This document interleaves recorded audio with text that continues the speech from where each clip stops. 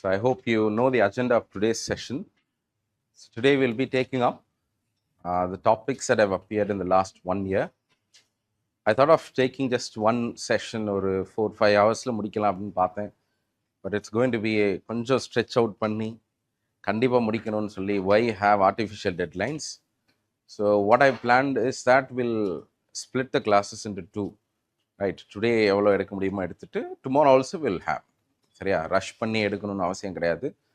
And also I have listed out all the அதாவது ஒரு current அஃபேர்ஸில் economic scope இருக்கக்கூடிய news paper clippings எல்லாமே நான் போட்டிருக்கிறேன். பட்ஜெட், எக்கனாமிக் சர்வே, இந்த மாதிரி கொஞ்சம் எலாபரேட்டாக டிஸ்கஸ் பண்ண வேண்டியது எல்லாம் we will not be doing right now. And also some other areas which may be well known or repetitive every month. For example, inflation index or GDP related context, most of which you will be covering in your basics, the trends. அதுவும் நம்ம எடுக்க போகிறதில்ல because every year these kinds of data is going to appear. சரியா? So அதில் தி Hindu and Indian express இதுலேருந்து வந்த சில important news ஹெட்லைன்ஸை நம்ம எடுத்து அதோட கான்டெக்ஸ்ட் என்ன, எதுக்கு வந்திருக்கு அப்படின்றத மட்டும் நம்ம டிஸ்கஸ் பண்ணலாம். Okay, fine. ஸோ ஒருவேளை in the course of a discussion, if you need any extra bit of information or let's say staticல உங்களுக்கு ஏதாவது டவுட் இருக்குன்னா feel free to ask. I'll explain. Okay, so எங்கெல்லாம் உங்களுக்கு அதை நம்ம மறுபடியும் ரீகால் பண்ணணுமோ அதை நம்ம பண்ணிடலாம். Okay, fine. So the first இங்கே பார்த்தீங்கன்னா இந்த ஜூன் மிட்லேருந்து நம்ம எடுத்திருக்கிறோம். From June onwards will be taking till March. ஜூன்லேருந்து மார்ச் வரைக்கும் நம்ம எடுப்போம். Today will take around 4 to 5 months. இன்னைக்கு நம்ம பார்த்துட்டு நெக்ஸ்ட் அக்டோபர்லேருந்து ஃபெப்ரவரி வரைக்கும் நாளை கூட நம்ம பார்க்கலாம். Okay, so see this. Private investments have slumped to 20-year low in the Q1 of last year. Okay. So எப்பவுமே உங்களுக்கு தெரியும் ஒரு ஜிடிபின்றது we do it on a basis of quarterly basis இல்லையா? So quarterly basis and annual basis, this is how GDP estimates have been published.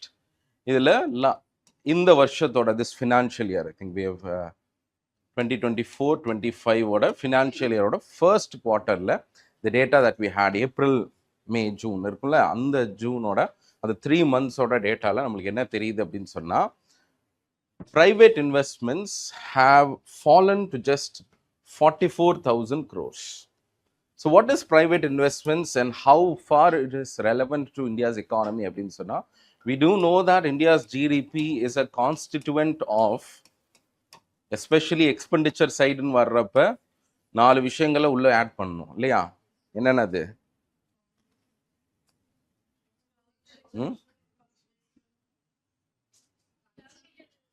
சொல்லுங்க. Okay, right. Let's say the C plus G plus I plus X minus M அப்படின்றது தான், which is of course a very ரொம்ப ஒரு வேகான terms. This is just for an understanding. But ரியாலிட்டியில் வந்து நம்ம என்ன யூஸ் பண்ணுவோம்னு சொன்னால், என்ன மாதிரியான வார்த்தைகள் யூஸ் பண்ணுறாங்க அப்படின்னு சொன்னால், they use a terminology so as to align with the global standards as well. That is why we are incorporating the system of national accounts 2008 அப்படின்ற இந்த ஸ்டாண்டர்டை இன்கார்பரேட் பண்ணி the terminologies that they are using அதை தான் நம்மளும் use பண்ணுறோம். For example, கன்சம்ஷன்ற வார்த்தைக்கு பதிலாக நம்ம என்ன யூஸ் பண்ணுறோம்? Private final consumption expenditure, government's final consumption expenditure, gross fixed capital formation, then export minus imports. Then where does this private investments come? Yes, so gross fixed capital formation la, in fact the highest component of gross fixed capital formation in fact comes from private capital formation. So private capital formation என்ன அப்படின்னு சொன்னால், அதில் corporate formation இருக்குது, house ஹோல்ட்ஸோட capital formation இருக்குது. சரியா? So அதில் நம்மளோட capital ஃபார்மேஷன்றது எப்படி வரும் அப்படின்னு சொன்னால், இந்த form of construction of new houses, இதெல்லாம் வந்து ஒரு ப்ரைவேட் இண்டிவிஜுவல் ஒரு household based fixed capital formation. Corporate லெவலில் இருக்கக்கூடிய ப்ரைவேட் ஃபார்ம்ஸ் பண்ணுறது இதில் வரும். இதில் என்ன இந்த நியூஸ் அப்படின்னு சொன்னால், ப்ரைவேட் இன்வெஸ்ட்மெண்ட் பிளான்ஸ்ன்றது it deals with corporates. So கார்ப்பரேட்ஸோட fresh investments have slumped to 44,000 crores, which is very, very less. If you can see, நீங்கள் இதெல்லாம் எடுத்து பார்த்தீங்கன்னா lakh crores-ல தான் இருக்கும். Sometimes 7 lakh crores, 8 lakh crores, அந்த அளவுக்கு இருந்த the volume was only just 44,000 crore, which is in fact 20 year, in the last 20 years, this is one of the least amount of investments that has been. So whether it was a point of concern, அந்த டைமில் நிறைய follow up articles எல்லாமே வந்திருக்கு. But today after 3 months, right, ஹைண்ட்சைட்டில் போய் பார்க்குறப்ப this is not has been a major issue. The thing being that why can you make guesses as to what could have been the possibility of this slump? ஏன் private investments இவ்வளோ கம்மியாக இருக்குது அப்படின்றது யாருக்காவது எதாவது கெஸ் பண்ண முடியுமா? Very good, right. It may be possibly because of elections. சரி, எலெக்ஷன்ஸ்னு ஒன்று வருது, ஒரு புது கவர்மெண்ட் முடிச்சு அதாவது சரி நியூ எலெக்ஷன்ஸ் வரப்போகுது, கவர்மெண்ட் மாறப்போதா என்னன்னு தெரியல. and therefore those who are willing to invest will keep a wait and watch policy. என்ன வருது, ஒருவேளை new government is coming, new policies R going to come அப்படின்னா அதுக்கு தகுந்த மாதிரி they have to realign their business strategies also. அதனால தான் June வரைக்குமே பெரிய லெவலில் இன்வெஸ்ட்மெண்ட்ஸ் நடக்கல. that was offset by record breaking investments in the next few quarters. சரியா? அதனால பொதுவாக நம்ம எடுத்து பார்க்குறோம்னா in this year, throughout this year, gross capital formation has not been a concern. It has been around 32%, which is of course healthy, but we are aspiring to reach at least 36% of GDP contribution from that end. But இன்னைக்கு 32 வர்றதுன்றது it is not a major concern நம்மளுக்கு. சரியா? ஆனால் இது வந்து ஒரு சின்ன ஒரு slump தான், and this has not been a major worrying trend for India. ஒருவேளை இது பிக்கப் ஆகலை அப்படின்னு சொன்னால், ரெக்கவர் ஆகலை அப்படின்னு சொன்னால், today will be waiting on, in fact, one of the greatest falls of GDP. மறுபடியும் கண்டிப்பாக ஜிடிபி ஃபால் ஆகிருக்கும் இஃப் நம்மளுக்கு இதில் இருந்து அகெயின் இன்வெஸ்ட்மெண்ட்ஸ் நடக்கலை அப்படின்னு சொன்னால். ஓகே, ஸோ இங்கே ஒரு வார்த்தை, இஸ் கைண்ட்ஸ் ஆஃப் டேர்ம்ஸ், இது என்ன அப்படின்றத நம்ம பார்க்கலாம். ஸோ ப்ரீமியமைசேஷன் ஸ்ட்ராட்டஜி அப்படின்ற ஒரு ஸ்ட்ராட்டஜியை பற்றி பேசியிருக்காங்க, especially in reference to well known telecom player. So ஏர்டெல்லோட ப்ரீமியமைசேஷன் அப்படி எதுக்காக அப்படின்னு சொன்னால் பாருங்க, கார்பரேட் பெர்ஃபார்மன்ஸை வச்செல்லாம் கேட்குறாங்க. So what could be this term? சரியா, இந்த டேர்மோட மீனிங் என்னவா இருக்கும் அப்படின்றத பார்க்கலாம்.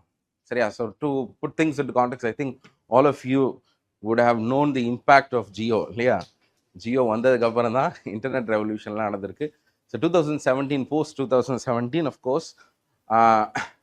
பட் இஃப் நீங்கள் வந்து ஒரு கம்பெனியாக நீங்கள் ஏர்டெல் மாதிரி கம்பெனி வச்சுருந்தீங்கன்னா நீங்கள் வந்து you will not be welcoming what Jio was doing. Okay, but anyhow அவங்க வந்து காம்படிட்டிவாக ரொம்ப கட் த்ரோட் காம்படிஷனில் they entered, they gave all the services free of cost.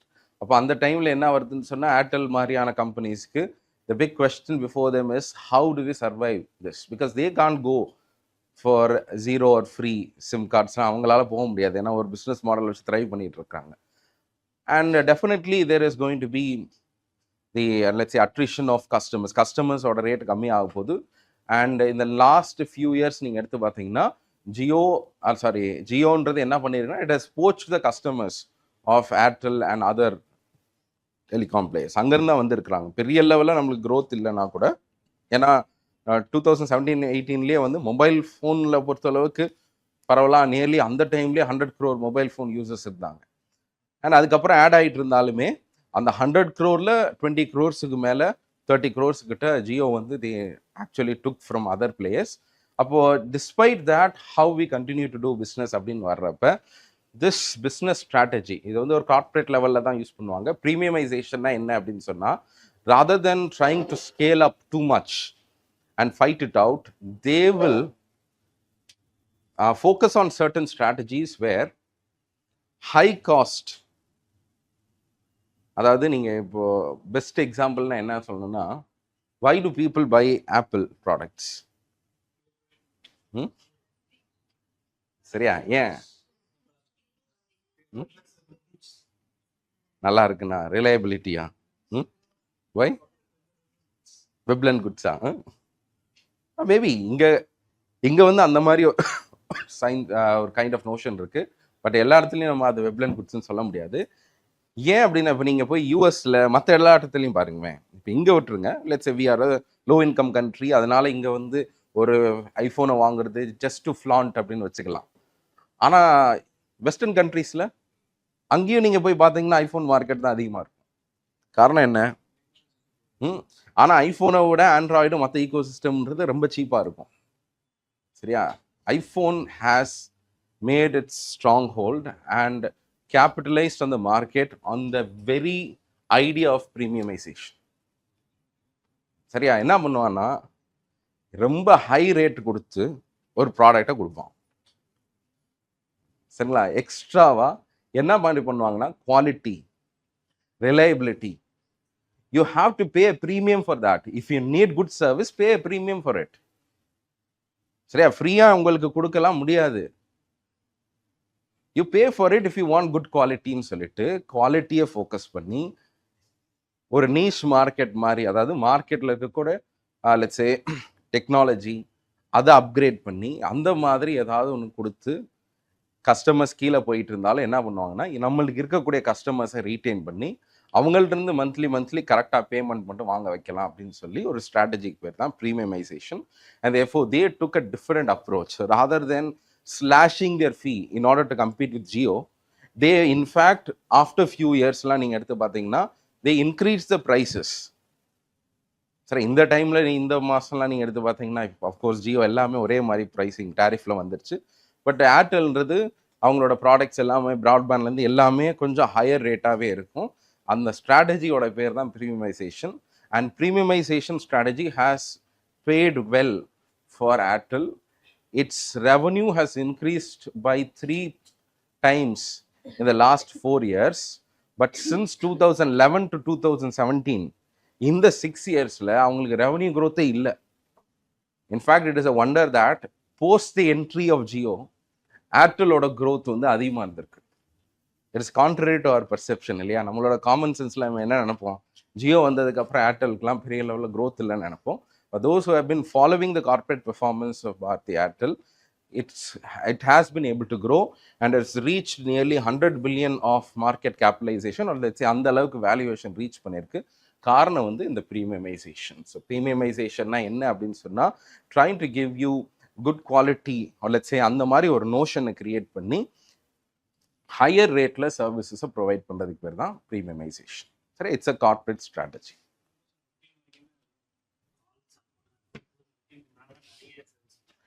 ஆமாம், ப்ளஸ் டெக்னாலஜி அப்படி மாறுறப்ப the host of services definitely going to widen. But அதையும் தாண்டி என்ன அப்படின்னு சொன்னால் உங்களுக்கு ஒருத்தர் வந்து ரொம்ப சீப்பாக கொடுத்துட்டு இருக்கப்ப நீங்கள் எப்படி இருக்கணும்னு சொன்னால் நீங்களும் சீப்பாக கொடுக்கணும்னு தானே நினைப்போம் நம்ம. For example, there are 2 rivals. பக்கத்து கடையில் 10 ரூபாய்க்கு டீ கொடுக்குறான்னா அப்போ நம்ம என்ன நினைப்போம்? நம்மளும் அவனுக்கு நல்ல க்ரோத் வந்துட்டு இருக்கு அப்படின்னா நம்ம என்ன நினைப்போம்? அடுத்த வருஷம் சர்வே ஆகணும்னா நம்மளும் என்ன பண்ணோம், கொஞ்சம் குறைக்கலாம், கொஞ்சம் கஸ்டமர்ஸை வர வைக்கலாம்னு நினைப்போம். We are taking the Starbucks route. சரியா? அவன் 10 ரூபாய்க்கு கொடுத்தா நான் 100 ரூபாய்க்கு கொடுப்பேன் அப்படின்னு சொல்லி பண்ணீங்கன்னா that is what is called as the premiumization strategy. Okay. So 2-3 news பேப்பர்ஸில் இந்த வார்த்தை வந்துருச்சு. Just is a bad loan problem shifting to individuals from industries. Of course, this context is against ஜூனில் வந்த financial stability report. Twice in a year, the Reserve Bank of India comes out with this report. Financial stability report அப்படின்னு சொல்லுவாங்க. June மந்தில் release பண்ணுவாங்க, அடுத்து ஜனவரி மந்தில் release பண்ணுவாங்க. இந்த June மந்தில் வந்த ஒரு ரிப்போர்ட்டில் சில கிரெடிட்டு, குவாலிட்டி ஆஃப் லோன்ஸ், இதை பற்றிலாம் ஒரு சின்ன டீட்டெயில் கொடுத்துருந்தாங்க. இதில் என்ன நம்மளுக்கு தெரியுது அப்படின்னு சொன்னால், what it highlighted was first record levels of slowdown in GNPA, gross NPAs.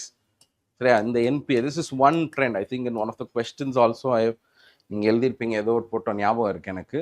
A trend that consistently non-performing assets have declined in India. Is it right? Yes. சரியா?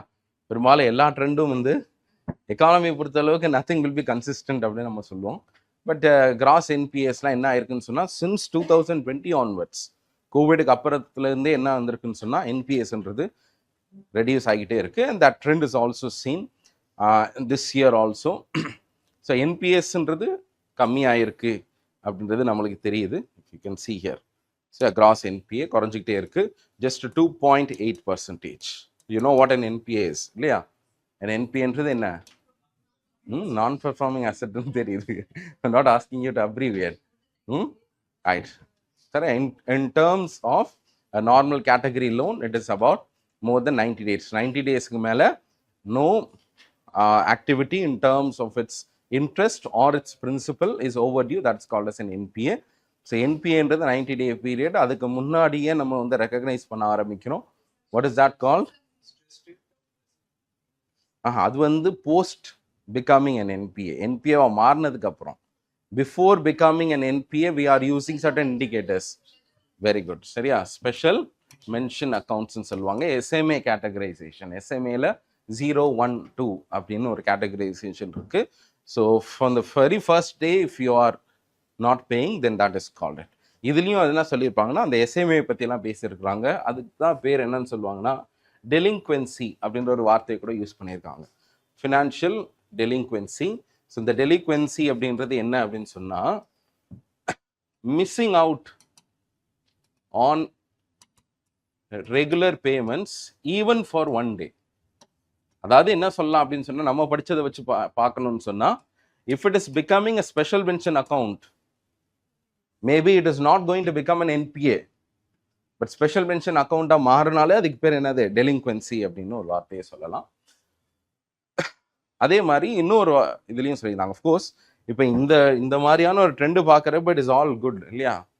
சரி, அதை it paints a very rosy picture. But என்ன சொல்லியிருக்காங்கன்னா it is worried about slippages and delinquency. ஏன் டெலிங்க்வென்சியை பற்றி பேசுகிறாங்கன்னா என்பிஏவாக மாறலைன்னா கூட there are many number of loans that are slowly aggregating into the SMAs. SMA 0-வா SMA 1-ஆ மாறிட்டு இருக்கு. அதே மாதிரி ஸ்லிப்பேஜ்ன்றது என்ன அப்படின்னு சொன்னால் in certain categories especially personal loans dispersal has become highest. இதுதான் இங்கே என்ன சொல்கிறாங்கன்னா பேட் லோனுன்றது இப்போது 2017 எடுத்து பார்த்தீங்கன்னா India had nearly 10% gross NPA. 10%க்கு மேலே இருந்துச்சு. அப்போது எதுக்கு இது காரணம் அப்படின்னு பார்க்குறப்ப ஓவர் லெவரேஜிங் ஆஃப் ஃபர்ம்ஸ் இந்த வார்த்தை யூஸ் பண்ணுவாங்க. Over leveraging of firms. Last years economic survey deleveraging அப்படின்றத பற்றி பேசியிருந்தாங்க. Deleveraging on both sides. Over leveraging of firms அப்படின்னு சொன்னால் the firms are taking loans beyond their capacity to pay back. சரியா?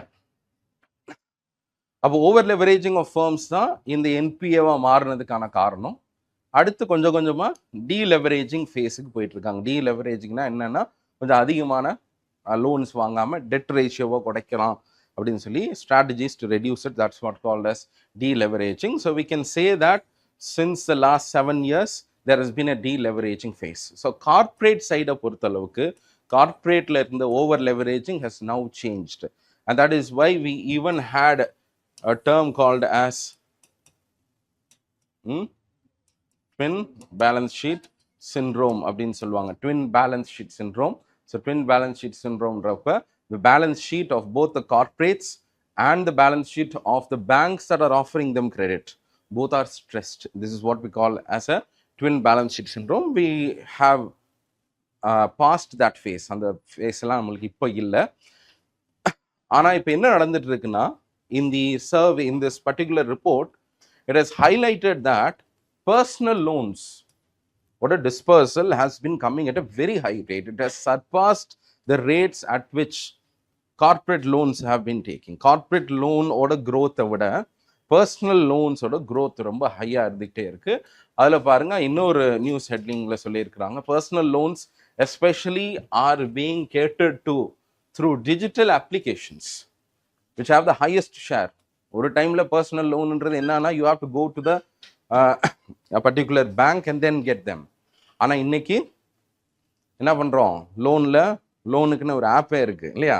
You can take any number of fintech apps இருக்குது. இந்த app மூலமாக தான் லோன் அப்ளிகேஷன்ஸ் ரொம்ப அதிகமாக இருக்குது அப்படின்னு சொல்கிறாங்க. This is also one point of concern. ஏன் அப்படின்னு சொன்னால் இன்னைக்கு நம்மளுக்கு டேட்டா ப்ரிவசி இந்த மாதிரி நிறைய issues are still there which are unresolved. அப்படி வர்றப்ப இது இருக்கும். Okay, so one highlight from this particular report, financial stability ரிப்போர்ட்டில் கிராஸ் என்பிஎஸ் குறைஞ்சிருந்தாலுமே வி நீட் நாட் பி ரொம்ப காம்ப்ளசண்ட்டாக இருக்குன்னு அவசியம் கிடையாது. The reason being that slippages and delinquencies of loan has been increasing. Okay.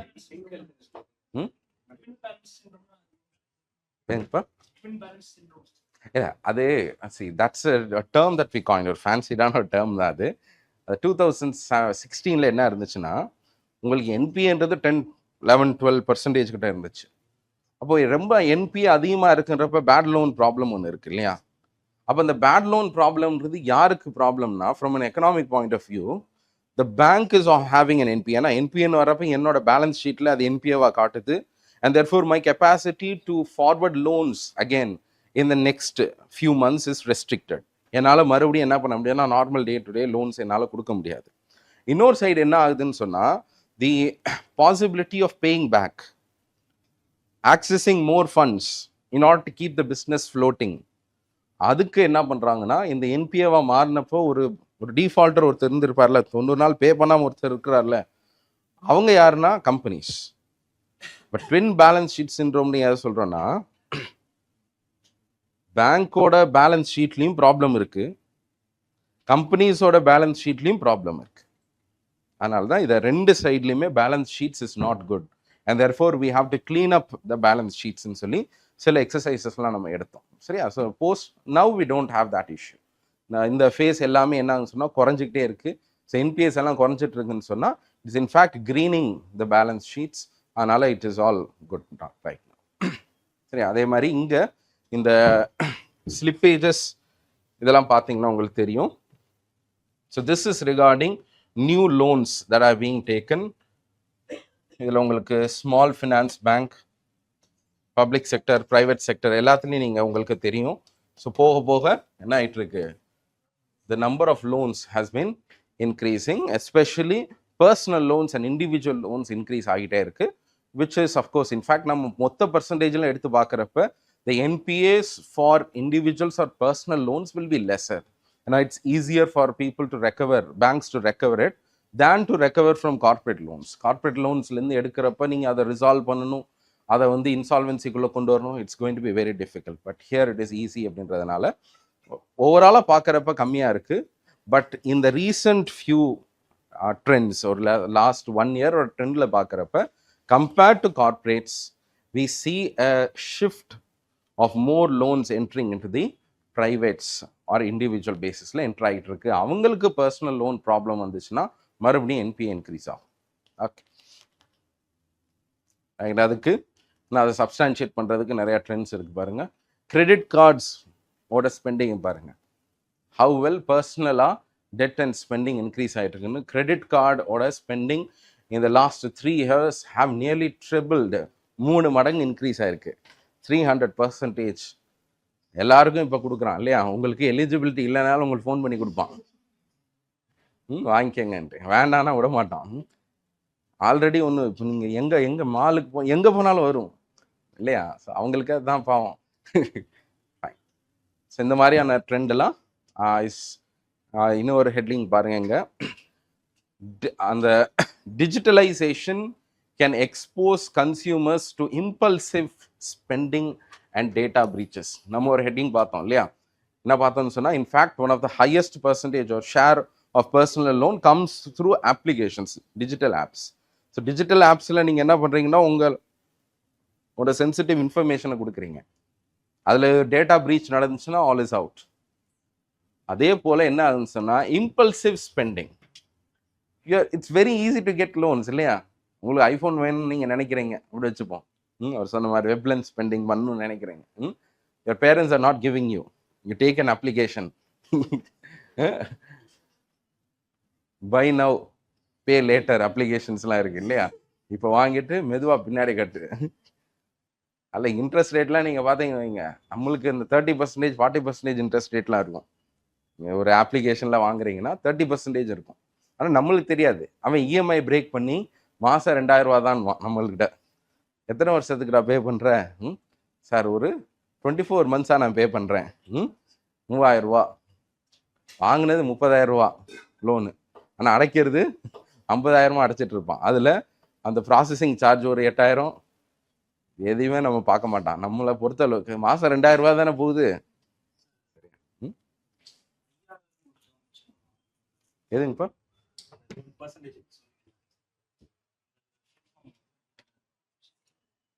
Incremental தான் இல்லை, எனக்கு நீங்கள் எந்த கான்டெக்ட்ல சொல்கிறீங்கன்னு தெரியல.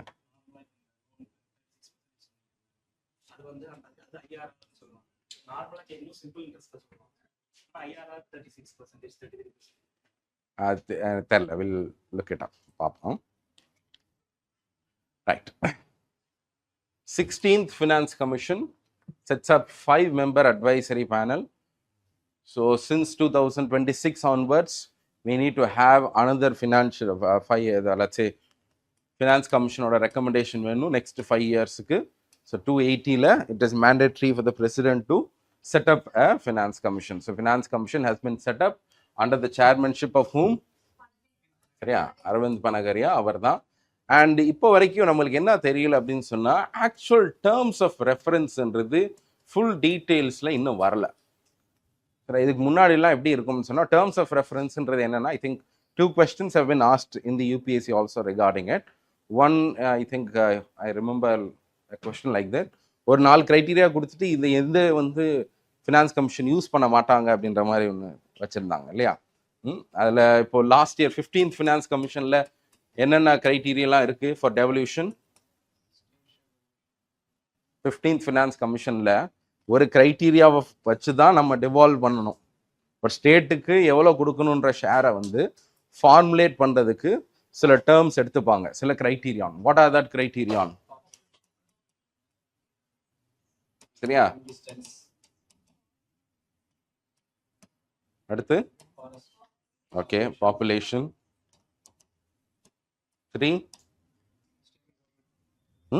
Stable government. அப்படிதான், அதான் வராது, அந்த ஆப்ஷன் இல்லை. இல்லை, வரக்கூடிய ஆக்சுவல் கிரைட்டீரியா என்னன்னு கேட்குறேன். Yes, forest and ecology. இது வந்து 14th ஃபினான்ஸ் கமிஷன்லேருந்து நம்ம இதை ஆட் பண்ணோம். சரியா, அடுத்து 4th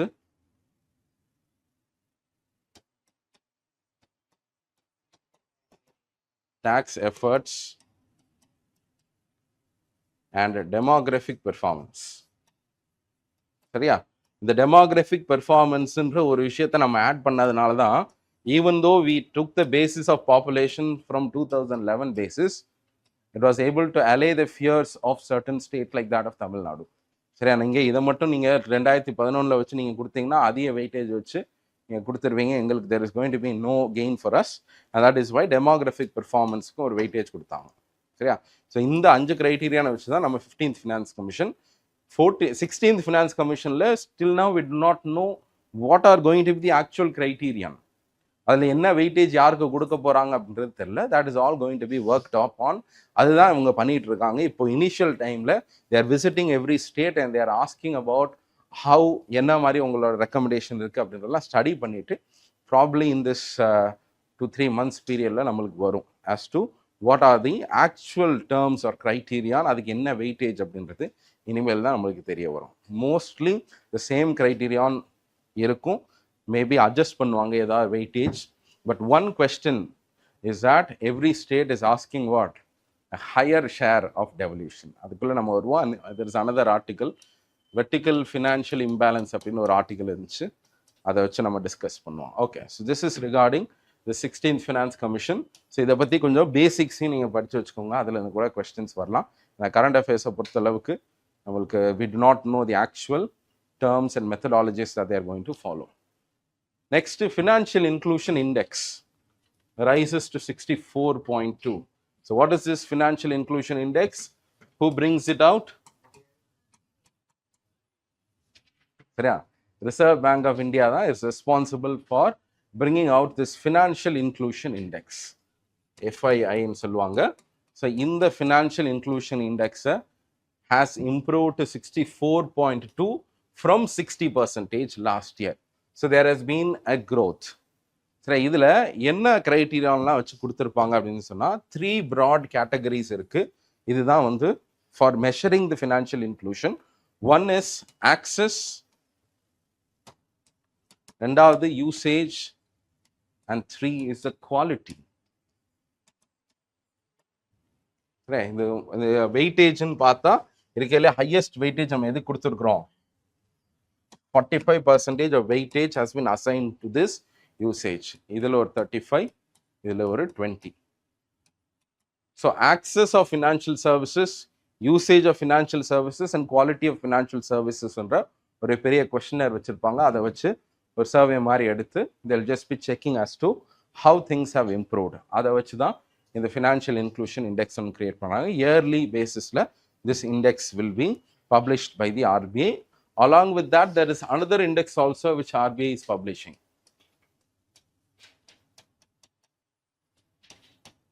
Then the digital payment index. The financial inclusion index mari digital payments index அப்படின்ற ஒரு இண்டெக்ஸும் RBI last 2-3 years ஃபாலோ பண்ணிட்டு இருக்காங்க. In both of these indexes, ஒரு இண்டெக்ஸ்ன்னு சொன்னாலே we should have a base year, isn't it?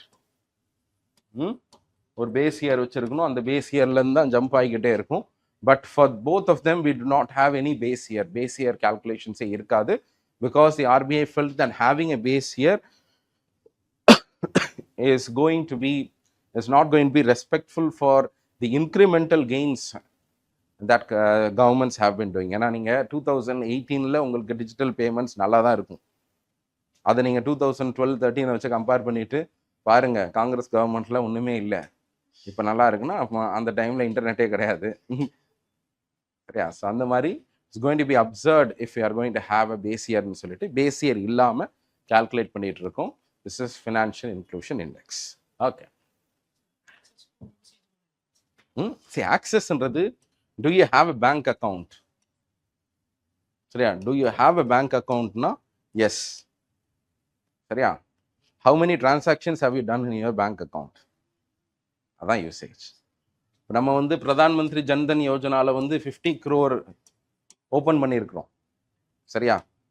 ஆனால் அந்த 50 crore ஒரு பெரிய ஃப்ளாகிங் கன்சர்ன் என்ன அப்படின்னு சொன்னால், அட்லீஸ்ட் இப்போ கொஞ்சம் மாறி இருக்கு because of the DBT transfers and all.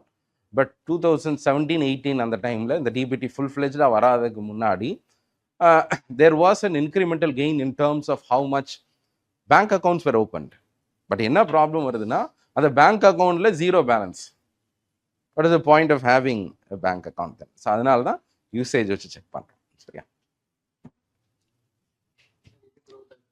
எதுங்கப்பா? Yes, digital payment index also இருக்கிறோம். ஸோ கன்சிஸ்டண்டாக க்ரோ ஆகிக்கிட்டே தான் இருக்குது. இந்த ரெண்டு இண்டெக்ஸுமே 0லேருந்து 100 வரைக்கும் மூவ் ஆகும். சரியா? Year on year all of them have been growing.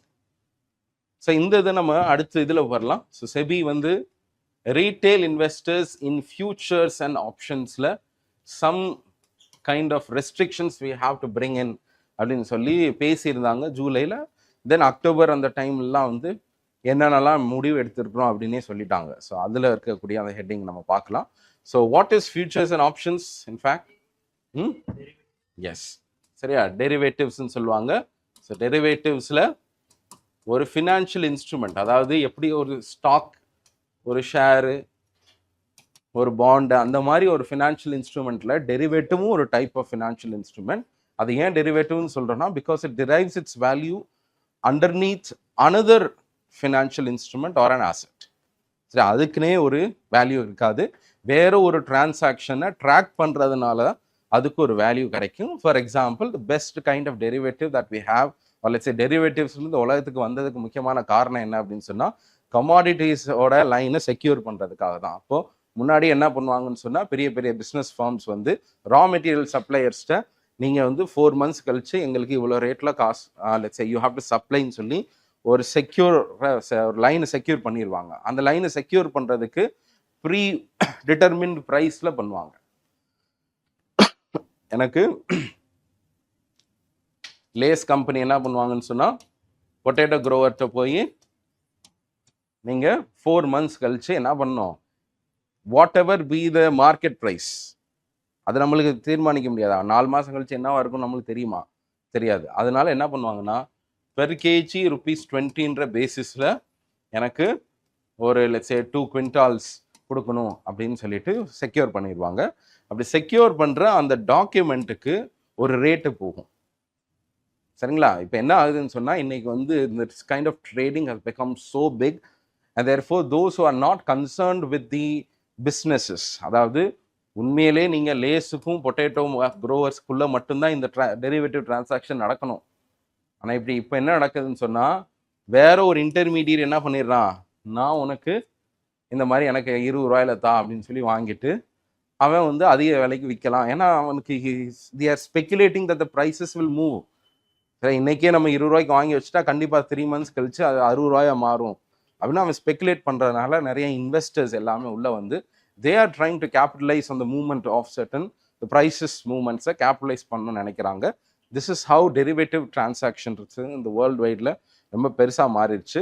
இந்த எக்ஸாம்பிள்ன்றது ஃபார்வர்ட்ஸ் அக்ரிமெண்ட்னு சொல்லுவாங்க. This the basic idea of a derivative.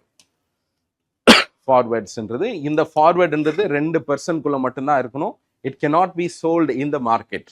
But when this forwards is saleable, வேற யாருக்கோ நீங்க கொடுத்து இந்த ஏ பியை நீங்க உங்களால மாத்திக்க முடிஞ்சுன்னா அதுக்கு பேர் தான் என்னது, ஃபியூச்சர்ஸ்.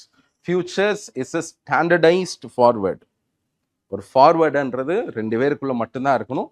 அதை ஸ்டாண்டர்டைஸ் பண்ணி நீங்க யாருனாலும் வாங்கிக்கலாம் அப்படின்ற மாதிரி வச்சிங்கன்னா அதுக்கு பேரு ஃபியூச்சர்ஸ். ஆப்ஷன்ஸ்ன்றது இன்னொரு type of derivative where a particular entity may exercise a right to buy if needed. சரி, இங்க வந்து கண்டிப்பா இவங்க 2 பேரும் ஃபார்வர்ட்ஸோ ஃபியூச்சர்ஸோ சைன் பண்ணிட்டா கண்டிப்பா கொடுத்தே ஆகணும். ஆனா ஆப்ஷன் சைன் பண்ணா என்ன அப்படின்னு சொன்னா, நான் வந்து ஒரு வேலை எக்ஸிக்யூட் பண்ணா மட்டும் இங்க கொடுக்கணும், அந்த மாதிரி இருக்கும். ஸோ அதான் வந்து ஆப்ஷன்ஸ்னு சொல்லுவாங்க. இங்க என்ன ப்ராப்ளம் அப்படின்னு சொன்னா, retail investors R participating more and more in this features and options. நான் ஏன்பா ஃபியூச்சர்ஸ் வாங்குறேன்? இப்போ ஒரு ஃபியூச்சர்ல நீங்க எடுத்து பார்த்தீங்கன்னா சும்மா சாதாரணமா இருக்காது.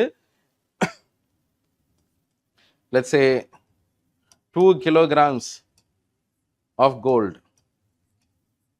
ஒரு கோல்டு செல்லர்கிட்ட நான் வந்து ஒரு 2 வருஷம் கழிச்சு லெட்ஸ் சே 3 months அப்புறம் 2 kilograms of gold at this rate நான் வாங்கிக்கிறேன்னு சொல்லி நீங்க சைன் பண்றீங்க.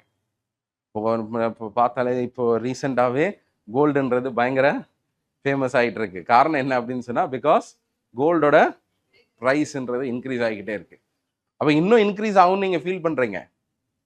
அப்போ இன்னைக்கோட ரேட்லயே நீங்க வாங்கிக்கல மாதிரி let's say you R entering into an agreement. 2 kilograms நீங்க வாங்கிக்கிறீங்க. 2 kilograms வாங்கணும்னா எவ்வளவு ரேட் கொடுத்து வாங்கணும்? எவ்வளவு ரேட் இன்னைக்கு? அவ்வளோ காம்ப்ளிகேட்டா இருக்குன்றனால தான் உங்கள்கிட்ட கேட்குறேன். அது தெரியுது.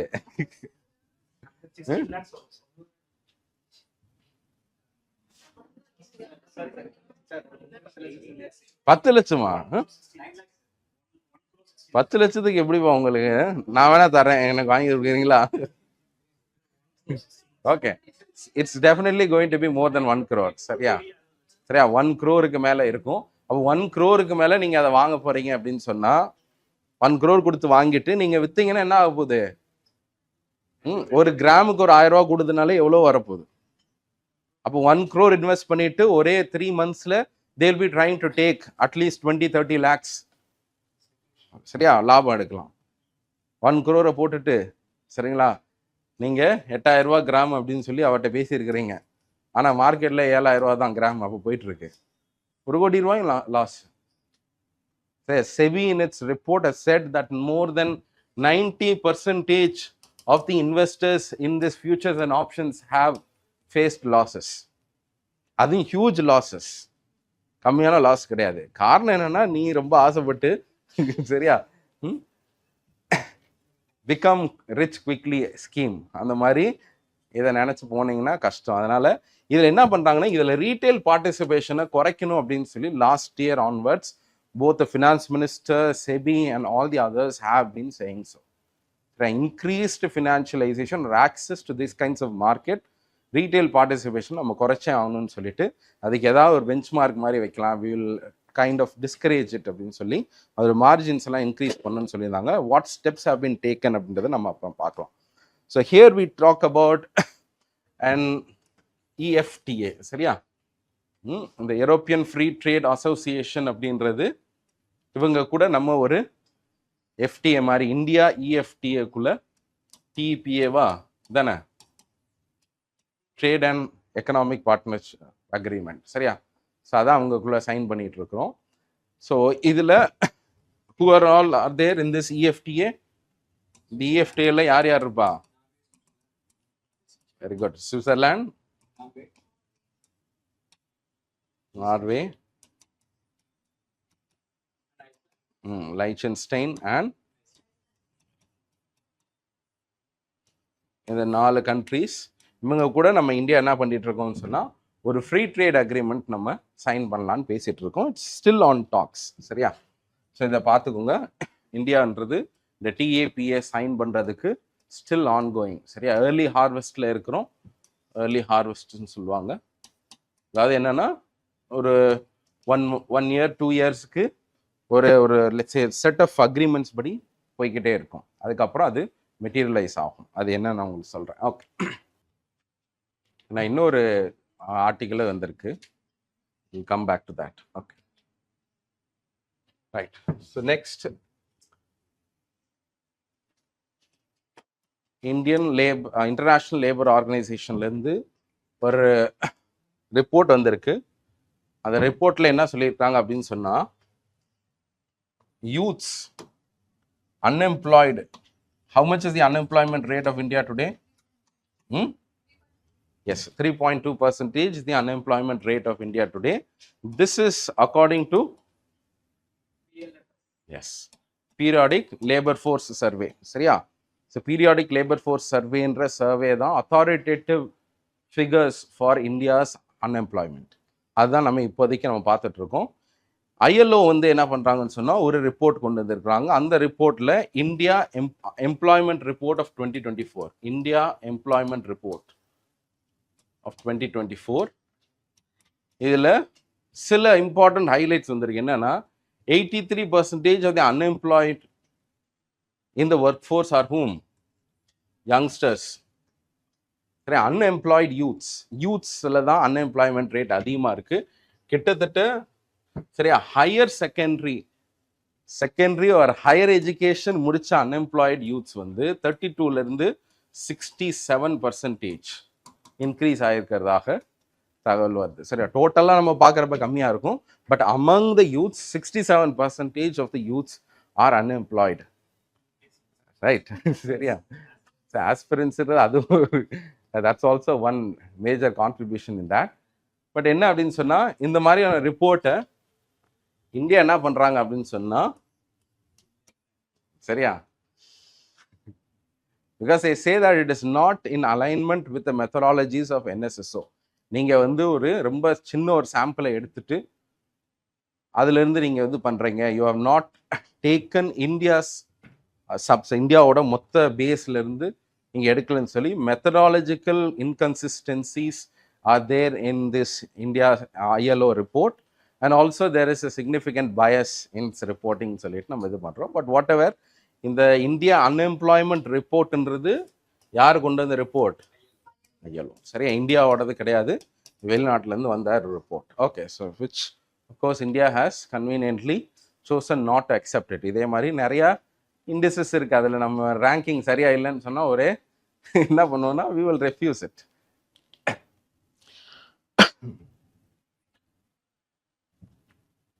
இன்சைடர் ட்ரேடிங்னா என்ன? SEBI tightens the news on insider trading. Right. சரி, unpublished price sensitive information. சரியா? unpublished price sensitive information சொல்லுவாங்க. இந்த இன்ஃபர்மேஷனை தெரிஞ்ச ஒரு ஆள் கம்பெனிக்குள்ள இருக்கிறாங்க. if they make any kind of decisions to invest they are called as insider trading. சரியா? Insider trading ன்றப்போ who are the connected persons?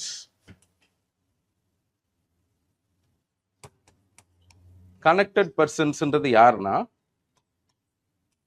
if you are the employee in an organization, if you are part of a management of the organization, then definitely you will be getting access to the unpublished information. Publish பண்றதுக்கு முன்னாடி உங்களுக்கு access இருக்கும்ல. அதனால they are all part of the connected persons and therefore they are not allowed to trade in the shares or securities of a particular company. சரியா? அதான் insider trading இருக்கக்கூடாதுன்னு சொல்லி they are barred. இதில் இன்னும் அது போகவும் என்ன ஆகிட்டு இருக்குன்னு சொன்னால், எப்படி பினாமி டிரான்சாக்ஷன்ஸ் இருக்கோ அதே மாதிரி இந்த ப்ரைஸ் சென்சிட்டிவ் இன்ஃபர்மேஷனை நான் தானே பண்ணக்கூடாது, எனக்கு தெரிஞ்ச ஒரு ஆள் இருக்காங்களே, சரியா, காசு நம்மளால் கண்டுபிடிக்க முடியாது. சரி, ஒரு பெரிய வால்யூம் நடந்துச்சுன்னா அதை யாராவது ட்ராக் பண்ணிடுவாங்க. But let's say relations in terms of siblings, spouse, அந்த மாதிரி இருந்தால் அவங்களும் they are considered as part of connected persons. And if they trade in the particular shares of a company before the publication of this price sensitive information, and they will be deemed to be an insider trading, which is illegal in India.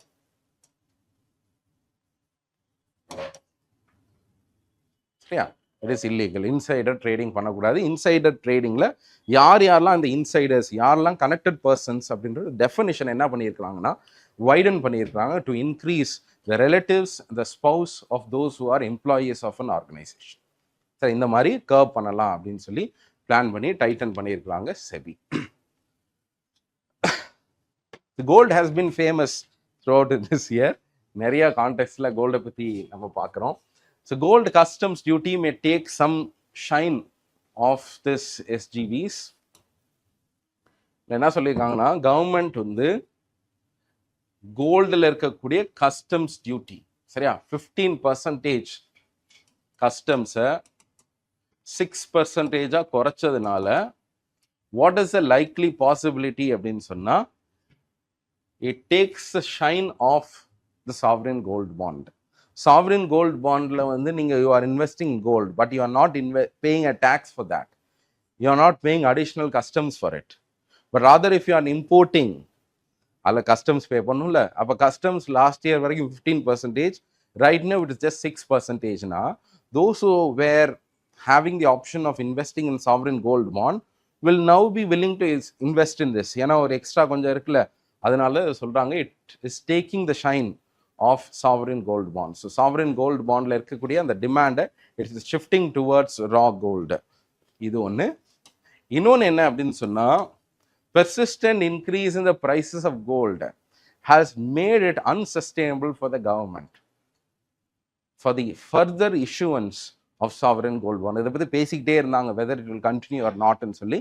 In this year's budget, the government has decided to not allocate, or let's say என்ன பண்ணலாம்னா, இப்போ இவ்வளோ நாங்கள் வந்து borrow பண்ண போகிறோம், இவ்வளோ government securities issue பண்ண போகிறோம், out of that this much amount we are going to issue in the form of sovereign gold bonds அப்படின்னு சொல்லி பட்ஜெட்டில் அறிவிப்பாங்க. No such announcement has been made this year, which is testament to the fact that the government has actually discontinued the sovereign gold bond. காரணம் என்ன அப்படின்னு சொன்னால், 60,000 crores வாங்கியிருக்கான், சரியா, in terms இந்த last few இயர்ஸில் ட்ரான்ச்சஸ் மூலமாக கொஞ்சம் கொஞ்சமாக ரிலீஸ் பண்ணி 60,000 crores இன்வெஸ்ட் பண்ணியிருக்கிறாங்க. 1.7 lakh crore ரீபே பண்ணணுமா, சரியா, 60, புரியல, இல்லை அது என்னன்னா இன்ட்ரெஸ்ட்லாம் இப்போ கொஞ்சம் கொஞ்சமாக பே பண்ணிகிட்டே இருப்பான்ல, சரி, இன்ட்ரெஸ்ட் மட்டுமே 70,000 crores தான் இன்ட்ரெஸ்ட். புரியல,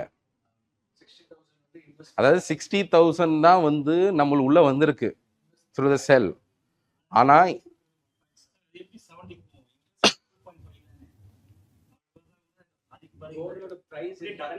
இல்லைப்பா, அதாவது என்னன்னா, த திங் நான் அது இதில் பார்த்தது என்னன்னா, 65,000 crores இந்த லாஸ்ட் 8 yearsல கவர்மெண்டோட அக்கௌண்ட்டுக்குள்ள வந்திருக்கு through the sale of sovereign gold bonds. 8 yearsல நம்ம ரீபே பண்ணணும், 8 years லாக்இன் பீரியட், அப்படி தானே? சரி, அந்த 8 இயர்ஸில் த காஸ்ட் ஆஃப் ஃபினான்சிங் இட் சரியா இஸ் 1.7 lakh crores அப்படின்னு சொல்லியிருக்காங்க. அதனால இனிமேல் நம்ம வந்து மறுபடியும் போட்டு அன்சஸ்டைனபிளாக போயிட வேண்டாம் அப்படின்னு சொல்கிறனால, ஒன்று எக்கனாமிக் பாயிண்ட் ஆஃப் வியூலேருந்து கவர்மெண்ட் என்ன ஃபீல் பண்ணுறாங்கன்னா, சாவரின் கோல்டு பாண்டை இனிமேல் நம்ம இஷ்யூ பண்ணோம்னா நம்ம மறுபடியும் கோல்டு டினாமினேஷனில் ரீபே பண்ணுறது ரொம்ப ரொம்ப கஷ்டம் சரியா, அதனால இது வேண்டான்னு சொல்லி நிப்பாட்டிட்டான் இந்த வருஷத்தில். சரியா, மேபி அடுத்து கொஞ்ச நாள் கழிச்சு ரிவைவ் பண்ணுவானா என்னன்னு தெரியல. பட் ரொம்ப ரொம்ப கம்மி 60,000 crores-ன்றதெல்லாம். ஏன்னா அதுக்கு டிமாண்டும் கொஞ்சம் ஓரளவுக்கு நம்ம எதிர்பார்த்த அளவுக்கு இல்லை. இம்போர்ட் ஆஃப் கோல்டை குறைக்கிற அளவுக்கு we are not having any investments in the sovereign gold bond. Okay, அதனால சாவரின் கோல்டு பாண்ட்ன்றது இந்த வருஷம் என்ன ஆயிடுச்சு, இதாகிடுச்சு. இப்போ நீங்கள் வாங்கணும் அப்படின்னு சொன்னால் பிரைமரி இஷ்யூவன்ஸில் வாங்க முடியாது. என்ன பண்ணலாம், sovereign gold bonds are tradable or not, they are tradable. அதனால தான் என்ன சொல்கிறாங்கன்னா, if you want to invest in gold, especially in the sovereign gold bond, you can do it through the secondary markets. சரியா, secondary மார்க்கெட்டில் வாங்கிக்கலாம். அதாவது என்னென்னா government வந்து அதை சொல்லவும் இல்லை சரியா. என்ன சொல்லியிருக்காங்கன்னா, sovereign gold bond is unsustainable அப்படின்னு சொல்லிட்டு ஃபினான்ஸ் மினிஸ்டர் சொல்லியிருக்காங்க. இந்த வருஷம் பட்ஜெட்லையும் இது பண்ணலன்றதுனால this is obviously a sign of discontinuation. சரியா, அதை வந்து என்னன்னா கவர்மெண்ட்ல சில நாள் ரொம்ப ஸ்ட்ராட்டஜிக்காக இருப்பாங்க. ஒரு விஷயத்தை ஸ்டார்ட் பண்ணுறப்ப பயங்கர ஃபேன்ஃபேரோட சொல்லுவாங்க, ஆனால் டிஸ்கண்டினியூ பண்ணுறப்ப அதை சொல்ல மாட்டான் சரியா, ரொம்ப சைலண்டாக டிஸ்கண்டினியூ பண்ணிடுவாங்க. இல்லைன்னா கேட்பீங்கல்ல நீங்களாம், டிஸ்கண்டினியூட் தான். ஆமாம், டிஸ்கண்டினியூட் அப்படின்ற ஒரு வார்த்தை இருந்துச்சுன்னா definitely. LPG subsidy is discontinued or not? யாருக்கு கொடுக்குறாங்க, உங்களுக்கு யாருக்கும் வந்திருக்கா என்ன?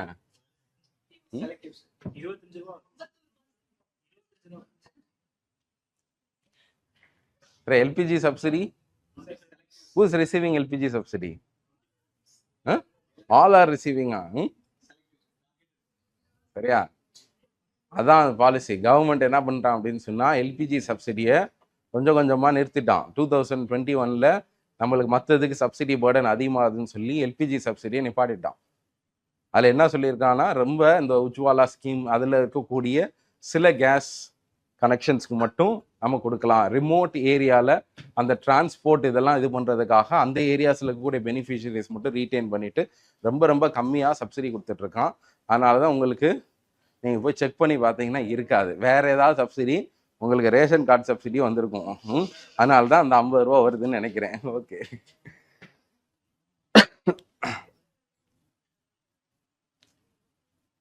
so what is yen carry trade? In the month of July, August, there was a great amount of, let's say, shock in the financial markets of many countries. இதெல்லாம் out பவுண்டாக இருந்துச்சு. இப்போ இந்தியாவாக இருக்கட்டும், யூஎஸ்ஆக இருக்கட்டும், எல்லாமே அந்த நல்ல எமர்ஜிங் மார்க்கெட்ஸ்லேருந்து வெளியே காசு போக ஆரம்பிச்சு, including India. And one of the primary reasons for that is that of the yen carry trade. What is yen carry trade அப்படின்னா, கேரி ட்ரேட் அப்படின்னு சொல்லுவாங்க. Carry trade, this is nothing but swapping or let's say exchanging your currencies. இப்போ for example ஜப்பான்ல வந்து accessing some finance or fund is very very easy. எதுக்குன்னா, சரியா, Japan was a country which was following nearly 2019-20ல -0.1% அப்படின்னு negative interest வச்சிருந்தான். Negative இன்ட்ரெஸ்ட்னா என்ன? சரி, நீங்கள் அவங்கள்ட்ட லோன் வாங்கினீங்கன்னா அவங்க உங்களுக்கு ஒரு இன்ட்ரெஸ்ட் கொடுப்பான். இது நல்லா இருக்கேன் வாங்க போகலாம் அப்படின்றீங்க இல்லையா, தருவாங்களான்றீங்களா? போங்க அங்கே போய். அப்போ இந்த மாதிரி நெகட்டிவ் இன்ட்ரெஸ்ட் ரேட்டை ஏன் ஃபாலோ பண்ணாங்கன்னா, கிட்டத்தட்ட தேர் க்ரோத் வாஸ் அன்சாச்சுரேட் ஆயிடுச்சு. க்ரோத்தே இல்லை, 0% க்ரோத். அவங்க வந்து 5 trillion எப்பயோ ரீச் பண்ணிட்டாங்க. There reach the 5 trillion mark way back. இப்போ 5 trillion கீழே போயிட்டு இருக்கலாம். சரிங்களா, கோவிடுக்கு அப்புறம் ஷ்ரிங்க் ஆச்சு. அப்போ there was no growth, no inflation for persistently for a long period of time. And therefore, to revive growth, they started to lower the interest rate. அப்படிதானே? தானே பண்ணணும். இன்ட்ரெஸ்ட் ரேட்டை லோவர் ஆக்கிக்கிட்டே இருக்கணும். எவ்வளோ தூரம் லோவர் ஆக்குவீங்க? 0 வரைக்கும் போயாச்சு. அதுக்கப்புறம் ஒன்றும் நடக்கலை. சரி வாங்க, நம்மக்கிட்ட நிறையா பணம் இருக்குது, வெளிநாட்டுக்காவது போட்டோம்னு சொல்லிட்டு மைனஸில் வச்ச உடனே என்ன பண்ணிட்டாங்க, மோஸ்ட் ஆஃப் த கம்பெனிஸ் எல்லாரும் அங்கே போவாங்க, லோன் எடுப்பாங்க. That money they will take out of Japan and invest in some other countries which are offering a higher interest rate. அங்கே -1ல் அவன் நம்மளுக்கு கொடுக்குறான்.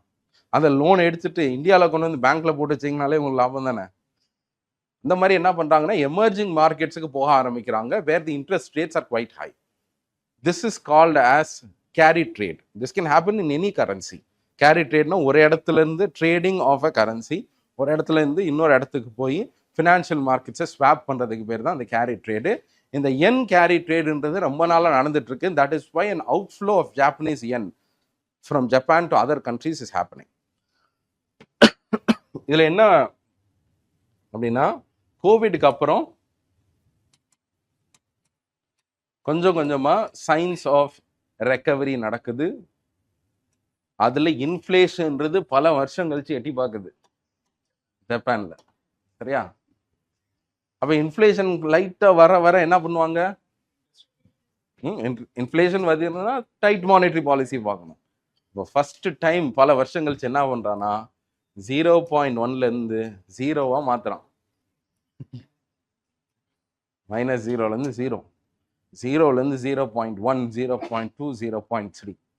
This happened in a spate of few months, and this triggered the stop of this yen carry trade.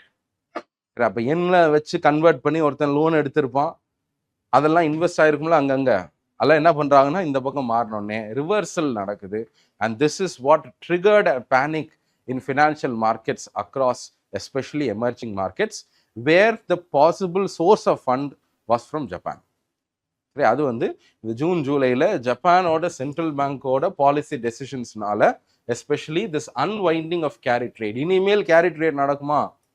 இவ்வளோ நாள் carry trade நடந்துச்சு, இனிமேல் இந்த கேரி ட்ரேடுன்றது கொஞ்சம் கொஞ்சமாக அன்வைண்ட் ஆகுது. And that is what it means. சரியா?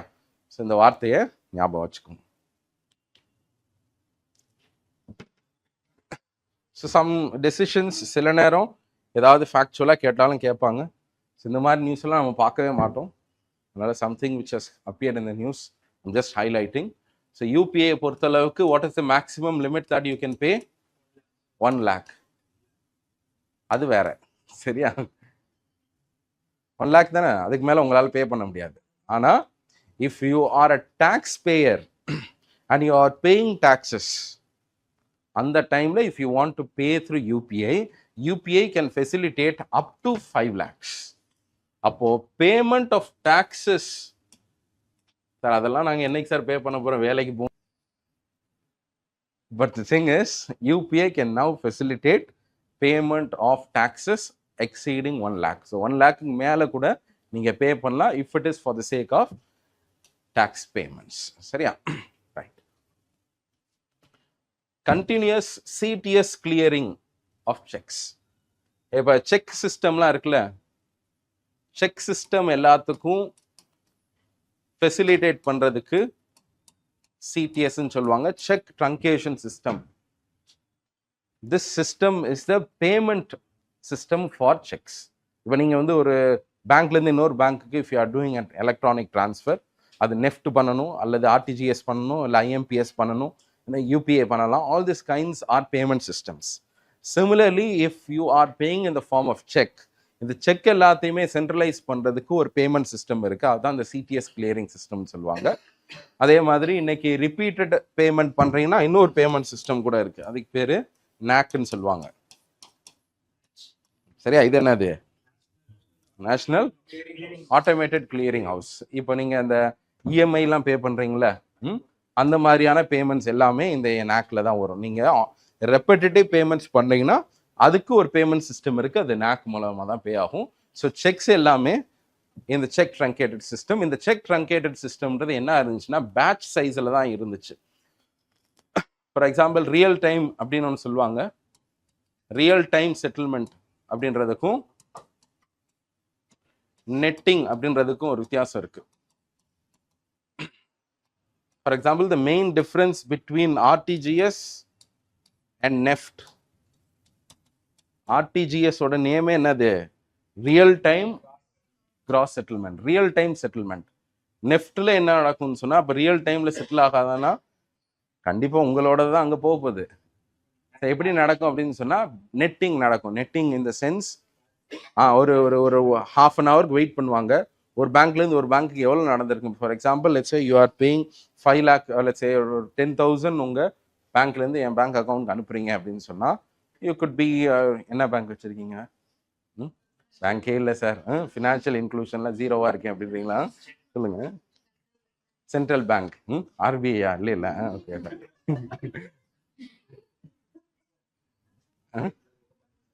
புரியல. அவங்களுக்கு வெளியே தான், எம்ப்ளாயீஸுக்கெல்லாம் வந்து ஆர்பிஐ கிட்ட கிடையாது. சரியா? பர்சனல்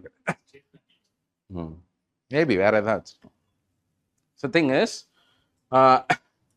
நீங்கள் எனக்கு அனுப்புறீங்க அப்படின்னு சொன்னால், சென்ட்ரல் பேங்க்லேருந்து ஒரு 10,000 ரூபா அனுப்புறீங்க, நான் வந்து இன்னொரு பர்சனுக்கு அனுப்புகிறேன், அவரும் சென்ட்ரல் பேங்க் வச்சுருக்காரு, நான் ஒரு 5,000 அனுப்புகிறேன்னு சொன்னால், இப்போ நீங்கள் எனக்கு அனுப்புறத அவங்க ப்ராசஸ் பண்ணி அதுக்கப்புறம் ப்ராசஸ் பண்ண மாட்டாங்க. ஒரு ஹாஃப் அன் ஹவருக்கு வெயிட் பண்ணுவாங்க.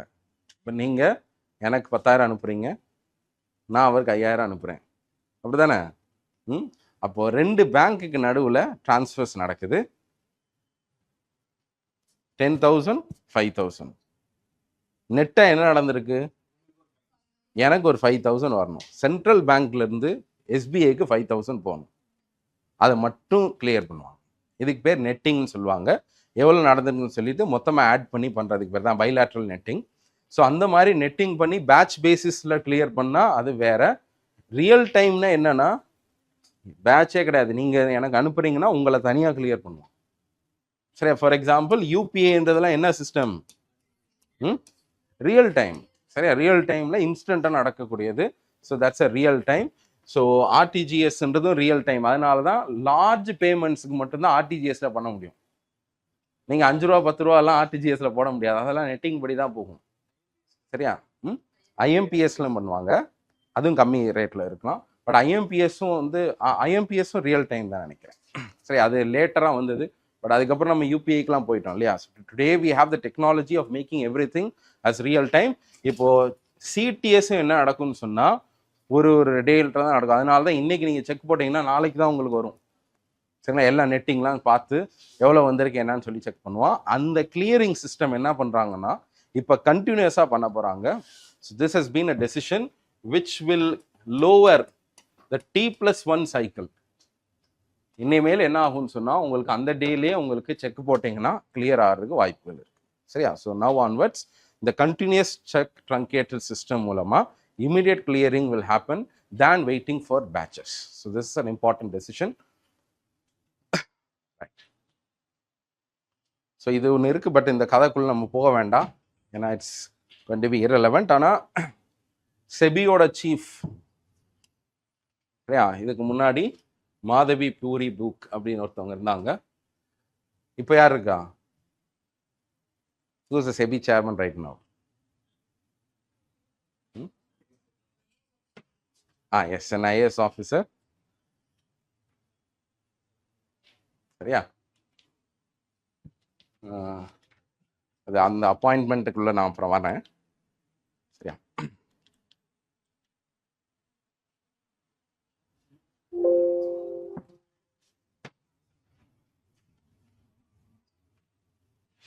ஓகே. ஸோ இந்த வருஷம் உங்களுக்கு 2 இம்பார்ட்டன்ட் ரெகுலேட்டரி பாடிஸில் சேர்மன் அப்பாயிண்ட் பண்ணியிருக்காங்க. ஆர்பிஐக்கும் கவர்னர் அப்பாயிண்ட் பண்ணியிருக்காங்க. செபியோட சேர்மனும் புதுசாக அப்பாயிண்ட் பண்ணியிருக்காங்க. சரியா? அந்த ஐ திங்க் அடுத்த ஸ்லைட்ஸில் உங்களுக்கு இருக்கும். ஸோ இதில் ஒரு சின்ன ஒரு இது, ஐ திங்க் இந்த அலிகேஷன்ஸ்குள்ளே போக வேண்டாம், சில டேர்ம்ஸ் இருந்துச்சு இந்த இதில்.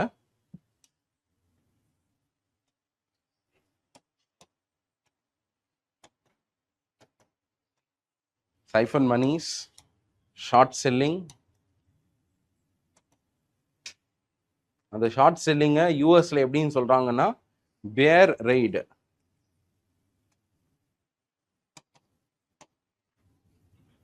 சரியா? ஒரு லாஸ்ட் இயர் முன்னாடி இப்போ நீங்கள் இந்த இதில் பார்த்தீங்கன்னா பாருங்க, அதானி உள்ள வராரு. சரியா? செபியோட சேர்மன் வர்றாங்க. நியூயார்க் பேஸ்ட் ஹிண்டன்பர்க் ரிசர்ச் வந்து எல்லாத்துக்கும் காரணம். ஸோ Hindenburg, ஸோ பேர் தான் research. So what they did is, I think some would be aware of it. 2023ல அதானிக்கு அகேன்ஸ்டா ஷார்ட் செல்லிங் பெட் பண்ணாங்க. ஷார்ட் செல்லிங் பெட்டிங்னா என்ன அப்படின்னு சொன்னா, ஷார்ட் செல்லிங்னா என்ன தெரியுமா? சரியா? ஷார்ட் செல்லிங்ன்றது it's a strategy of betting that this company's share will go low in the next few years. அப்போ அடுத்த வருஷம் இதோட ஷேர் ரொம்ப கம்மியா இருக்கும் அப்படின்னா, அந்த கம்மியா ஆகிறத வச்சு பெட் பண்ணி அதுல லாபம் சம்பாதிக்க பார்ப்பாங்க. எப்படி சம்பாதிக்க பார்ப்பாங்கன்னா, for example you are having shares of a company அப்படின்னு சொன்னா, they will take loan of your shares. ஒரு 1000 ஷேர் வச்சிருக்கீங்கன்னா பரவாயில்ல கொடுங்கன்னு சொல்லி இன்னைக்கு 2 லட்சம் ரூபா கொடுத்து வாங்கிடுவாங்க. அதை வாங்கிட்டு இன்னைக்கே வித்துருவான். அதை வித்துட்டு வெயிட் பண்ணிட்டே இருப்பான். ஏன்னா அவன் என்ன சொல்லியிருக்கிறான், கண்டிப்பாக ஷேரோட வேல்யூ குறையும். They will wait till 1 year or let's say 3 months, and once the share has become lesser, they will buy. அப்போ let's say ஷேரோட வேல்யூ பாதியா மாறிடுச்சுன்னு வச்சுப்போமே, அப்போ 2 lakh கொடுத்து நான் 1000 ஷேர் வாங்கியிருக்கிறேன், 200 ரூபா கொடுத்து வாங்கியிருக்கிறேன் அப்படின்னு சொன்னா, இனிமேல் அது 100 ரூபாயா மாறிடுச்சுன்னா I will be able to buy 2000 shares with the same amount. 2000 shares வாங்கிட்டு 1000 ஷேர்ஸை உங்களுக்கு அந்த பீரியட்ல ரிட்டர்ன் பண்ணிடுறது. This is a strategy called as short selling strategy. அவர் அது மட்டும் பண்ணல, நிறைய பண்ணார். சரியா? ஷார்ட் செல்லிங் மட்டும் இல்லை, அது ஆக்சுவலாக அவர் வந்து பம்ப் அண்ட் டம்ப் ஸ்கீம்னு சொல்லுவாங்க. அது என்னன்னா, ஆர்டிஃபிஷியலாக நிறைய டிமாண்டை கிரியேட் பண்ணி அதோட ப்ரைஸை ரொம்ப மேலே ஆக்கிட்டு அதுக்கப்புறம் மொத்தமாக செல் பண்ணிடுறது. இந்த பம்ப் அண்ட் டம்ப் ஸ்கீம்னு சொல்லுவாங்க. அது வேறு. சரி, ஷார்ட் செல்லிங்கிறது பெட்டிங் அகேன்ஸ்ட்.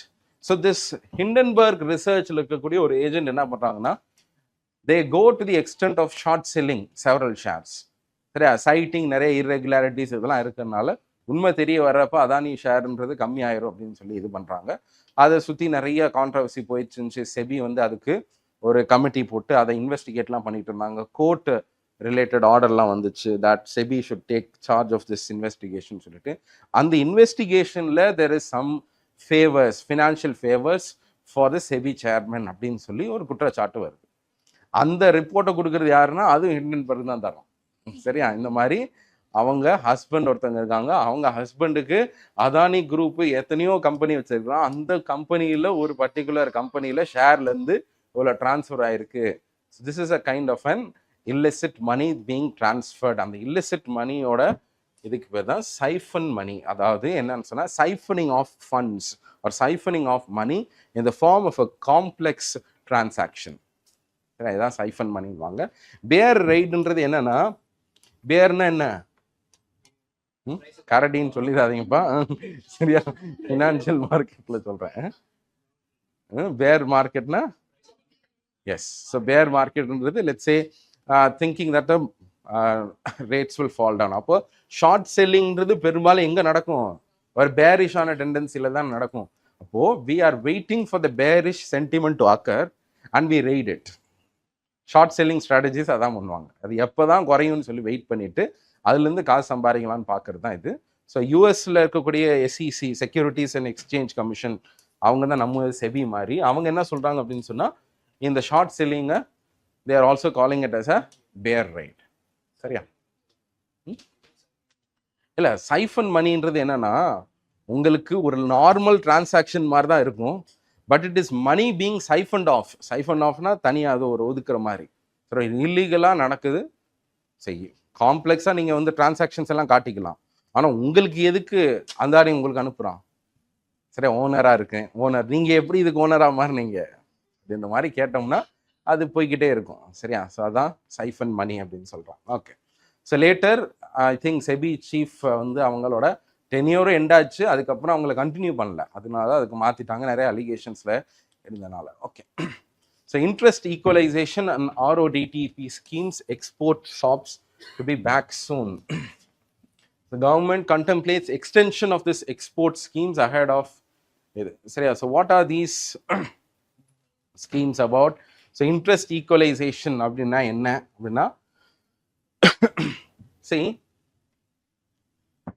இது ஒரு ஸ்கீம், இது ஒரு ஸ்கீம். ஸோ ஆர்ஓடிடிபி ஸ்கீம்ன்றது என்ன பண்ணுதுன்னு சொன்னால், இதுக்கு முன்னாடி எம்இஐஎஸ்ன்னு ஒரு ஸ்கீம் இருந்துச்சு, merchandise exports and import schemes சொல்லி அந்த ஸ்கீமில் இருக்கக்கூடிய அந்த இது எல்லாத்தையுமே ரிமூவ் பண்ணிட்டோம். Because MEIS was considered to be against the WTO rules. It was ruled in the WTO that the MEIS subsidies that are being given to Indian exporters are against the WTO norms. அதனால இந்த ஸ்கீமை நீங்கள் continue பண்ண முடியாதுன்னு சொன்னதுனால 2021லேருந்து நம்ம என்ன பண்ணுறோம்னு சொன்னால் remission of duties and taxes அப்படின்னு சொல்லி ஒரு ஃபார் எக்ஸ்போர்ட்ஸ் அப்படின்னு சொல்லி ஒரு ஸ்கீம் கொண்டு வரோம்.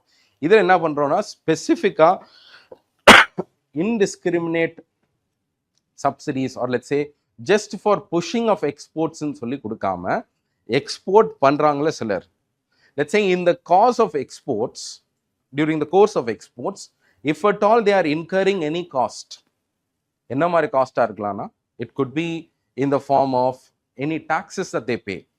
let's say இப்போ வந்து ஜிஎஸ்டின்றது அவங்களுக்கு எக்ஸ்போர்ட் பண்ணுறீங்கன்னா அது 0 ரேட்டட்னு சொல்லுவாங்க.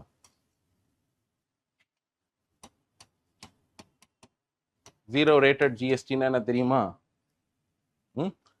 எக்ஸ்போர்ட்ல ஜிஎஸ்டி போடுவாங்களா? சரி, எக்ஸ்போர்ட்ல ஜிஎஸ்டி கிடையாது, அப்படிதானே? எக்ஸ்போர்ட்ல ஜிஎஸ்டி கிடையாதுன்னு வர்றப்ப நீங்க நிறைய பொருளை நீங்க வாங்கியிருப்பீங்க in order to produce certain things for exporting. Export பண்றப்போ உங்களுக்கு ஜிஎஸ்டி கிடைச்சா மட்டும்தான் நீங்க பே பண்ணியிருப்பீங்களே இன்டர்மீடியட் ஸ்டேஜில் ஒரு ஜிஎஸ்டி எல்லாம், அதை கிளைம் பண்ண முடியும் in the form of credit. சரி, டேக்ஸ் கிரெடிட்னு சொல்லுவாங்க, இன்புட் டேக்ஸ் கிரெடிட்ன்ட்டு. அந்த இன்புட் டேக்ஸ் கிரெடிட்டை உங்களால் கிளைம் பண்ணவே முடியாது if you R opting for 0 GST. ஆனால் நீங்கள் ஜிஎஸ்டியை உள்ளே வாங்கலைன்றப்ப எப்படி நீங்கள் அட்ஜஸ்ட் பண்ணுவீங்க? ஸோ அந்த மாதிரி வர்றதுனால என்ன பண்ணுறாங்கன்னா எக்ஸ்போர்ட்டுன்னு நடந்துச்சுனாலே even if no GST is levied, உங்களுக்கு உள்ளே வர்றது எல்லாத்தையுமே நீங்கள் டேக்ஸ் கிரெடிட்டாக எடுத்துக்கலாம். இந்த மாதிரியான சிஸ்டமை இப்போ ஜிஎஸ்டின்ற ஆர்கிடெக்சரில் வர்றது எல்லாம் பண்ணிடுறோம். Apart from that there could be many taxes which are still outside of the GST. Let's say ஜிஎஸ்டியில் இல்லாமல் லெட்ஸ் சே லோக்கல் லெவலில் சில டாக்ஸஸ் இருக்கலாம், ஸ்டேட் ஏதாவது ஒரு டாக்ஸ் லெவி பண்ணலாம். இந்த மாதிரி what ever be the taxes, if it is meant for an exporter அவரோட இதில் இவ்வளோ நான் டேக்ஸ் பே பண்ணியிருக்கிறேன் என்னோட இன்புட் சைட்லன்னு சொன்னால் அது எல்லாத்தையுமே ரெமிட் பண்ணுவாங்க கவர்மெண்ட். அப்போது இது என்ன நடக்குதுன்னா பெர்ஃபார்ம் பண்ணதுக்கப்புறம் கவர்மெண்ட்டை சப்சிடி வாங்குறதுக்கும் சப்சிடியை வாங்கிட்டு பெர்ஃபார்ம் பண்ணுறதுக்கும் வித்தியாசம் இருக்குது. சப்சிடியை வாங்கிட்டு பெர்ஃபார்ம் பண்ணால் ஒரு டிஸ்கிரிமினேஷன் இருக்குது, ஒரு ஃபேவர் இங்கே இருக்குது அப்படின்ற மாதிரி ஒரு let's say there could be a charge. But இதில் நம்ம பண்ண முடியாதுன்றனால தான் RODTEP scheme is in fact complying with WTO rule. சரி, எல்லா விதமான taxes, all types of taxes will be remitted back to the exporters. சரியா? ஸோ இந்த டாக்ஸஸில் சில எக்ஸம்ஷன்ஸ் கொடுத்துருந்தாங்க, சில கிளைம் பண்ண முடியாதுலாம் சொல்லியிருந்தாங்க, கொஞ்சம் கொஞ்சமாக கிராஜுவலாக இது பண்ணியிருந்தாங்க. But now it has been extended again. அதே மாதிரி இன்ட்ரெஸ்ட் ஈக்குவலைசேஷன் லெவின்னு சொல்லுவாங்க, இதுவும் ஒரு form of let's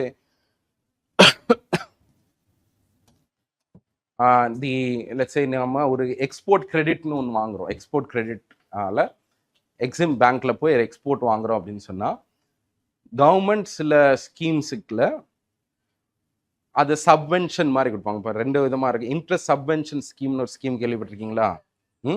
what is interest subvention? Let's say you are required to pay 7% of interest ரேட்னா அந்த 7% ஆஃப் இன்ட்ரெஸ்ட் ரேட்ல 3% சப்வென்ஷன் உங்களுக்கு கொடுக்குறாங்கன்னா அந்த 3% is taken by the government under certain conditions. அன்கண்டிஷனலாக கொடுக்க மாட்டாங்க, சர்டன் கண்டிஷன்ஸில் கொடுப்பாங்க. அதே மாதிரி தான் இங்கே நம்ம லோன் எடுக்கணும்ல, அந்த இன்ட்ரெஸ்ட் ஈக்குவலைசேஷனில் சில கேட்டகரிஸ் ஆஃப் MSMEs இதுக்கெல்லாம் the amount of interest that they pay will be paid back. எப்படி நம்ம ரெமிஷன் கொடுக்குறோமோ அதை வந்து அவங்களோட டாக்ஸஸை ரீபே பண்ணுறப்ப அதெல்லாம் ஈக்குவலைஸ் பண்ணிட்டு கொடுப்பாங்க. That is called as the interest equalisation scheme. It's all due to expire certain months. சரியா? 2024 எக்ஸ்பயர் பண்ண வேண்டியிருந்துச்சு, அதை நம்ம எக்ஸ்டெண்ட் பண்ணிக்கிட்டே இருக்கிறோம். That is why there is been a lobby for extension of the schemes. So RODTEPயும் extend ஆகுது. This interest equalisation scheme is also being extended. சரியா?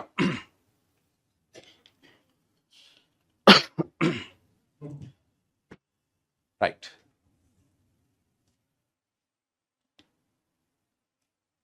The RBI issues LCR norms and assigns additional runoff rates for retail deposits. What does it mean? So before that, let's come to the basics of LCR. சரி, இது வந்து ஜூலையில் இதை பற்றி first notification வந்துச்சு. But அதுக்கான follow up action last வீக்கில் some 2 weeks ago news பேப்பரில் வந்துருந்துச்சு. As to how the government has RBI கொஞ்சம் சின்ன சேஞ்சஸ் பண்ணியிருக்கிறாங்க எல்சிஆரில். ஸோ வாட் இஸ் எல்சிஆர்னு பார்ப்போம்.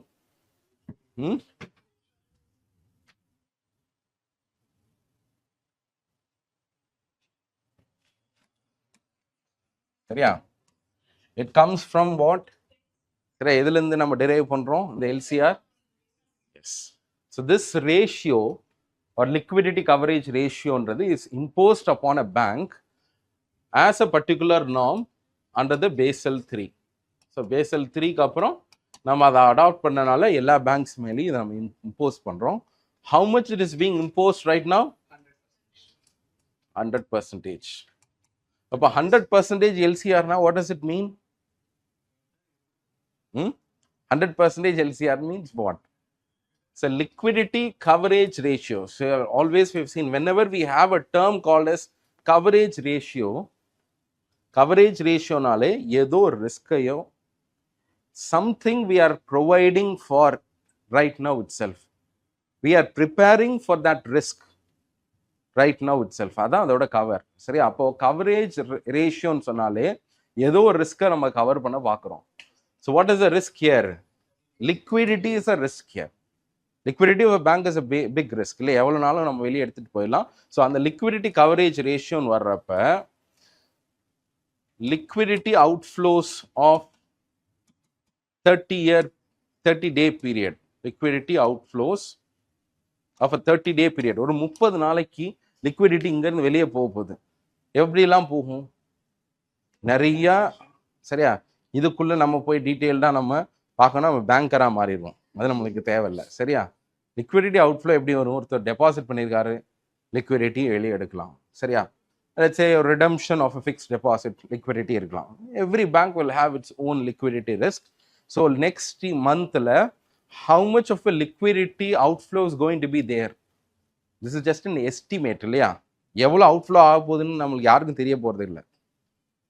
But how much it is going to be னா இருக்கக்கூடிய பேஸ் liabilities and assets வச்சு தான் அதை மெயின்டைன் பண்ணுவாங்க. So let's say 1 crore rupees is at a liquidity risk. வெளியே போகிறதுக்கு வாய்ப்புகள் இருக்குது அப்படின்னு சொன்னால் right now you need to have 1 crore rupee as high quality liquid assets. சரியா? இன்ஃபேக்ட் இந்தியாவில் வந்து இந்த ஹை குவாலிட்டி லிக்விட் அசட்ஸில் we can even use the SLR that we are having. Statutory liquidity ratioவில் ஒரு இது மெயின்டைன் பண்ணுவோம்ல, that also can be accounted for. இதெல்லாம் count பண்ணி போக நம்மளுக்கு நெக்ஸ்ட் மந்த் வந்து நம்மளுக்கு 1 கோடி ரூபா வெளியே போகிறதுக்கு வாய்ப்புகள் இருக்குன்னா நம்ம கையில் இப்போது ஒரு 1 crore-க்கான லிக்விடிட்டி இன்ஃப்ளோஸ் ஒரு ஹை குவாலிட்டி லிக்விட் அசட்ஸ் இருக்கிற மாதிரி நம்ம மெயின்டைன் பண்ணணும் நம்மளோட பிஸ்னஸை. சரியா? 90 ரூபாய் வச்சுட்டு லெட்ஸ் சே 90 lakhs தான் இருக்குது அப்படின்னு நம்ம பண்ணக்கூடாது. earlier it was less than 50 also sometimes. Banks were maintaining less than 50. அதை நம்ம இன்க்ரீஸ் பண்ணி 70, 80, 19 போட்டு 100-ஆ நம்ம since 2019 we have been implementing it. இந்த லிக்விடிட்டி கவரேஜில் என்ன நார்ம் வந்திருக்கு அப்படின்னு சொன்னால் why it is becoming a problem for banks-னா the RBI is saying that liquidity outflow அப்படின்ற ரிஸ்க் இருக்குல்ல, ரைட், இது எதெல்லாம் வரும் அப்படின்னு சொன்னால் இப்போ let's say you are having a savings account, you are having a fixed account. சரி, எதில் லிக்விடிட்டி அவுட்ஃப்ளோ ஜாஸ்தி? சேவிங்ஸில். அதில் யார் எப்படி எடுக்க போகணும்னு நம்மளுக்கே தெரியாது இல்லையா? அதனால் என்ன பண்ணுவாங்கன்னா ஒரு ஸ்டாண்டர்ட் ரேஷியோன்னு வச்சுருப்பாங்க. இப்போது ரீட்டெயில் டெபாசிட்ஸ்னு ஒன்று நடக்குது, especially if it is a savings account. அப்போ சேவிங்ஸ் அக்கௌண்ட் ஒரு டிமாண்ட் அக்கௌண்ட்டுன்னு வர்றப்ப ஒரு ரன் ஆஃப் ஃபேக்டர் அப்படின்னு ஒன்று வச்சுருப்பான்.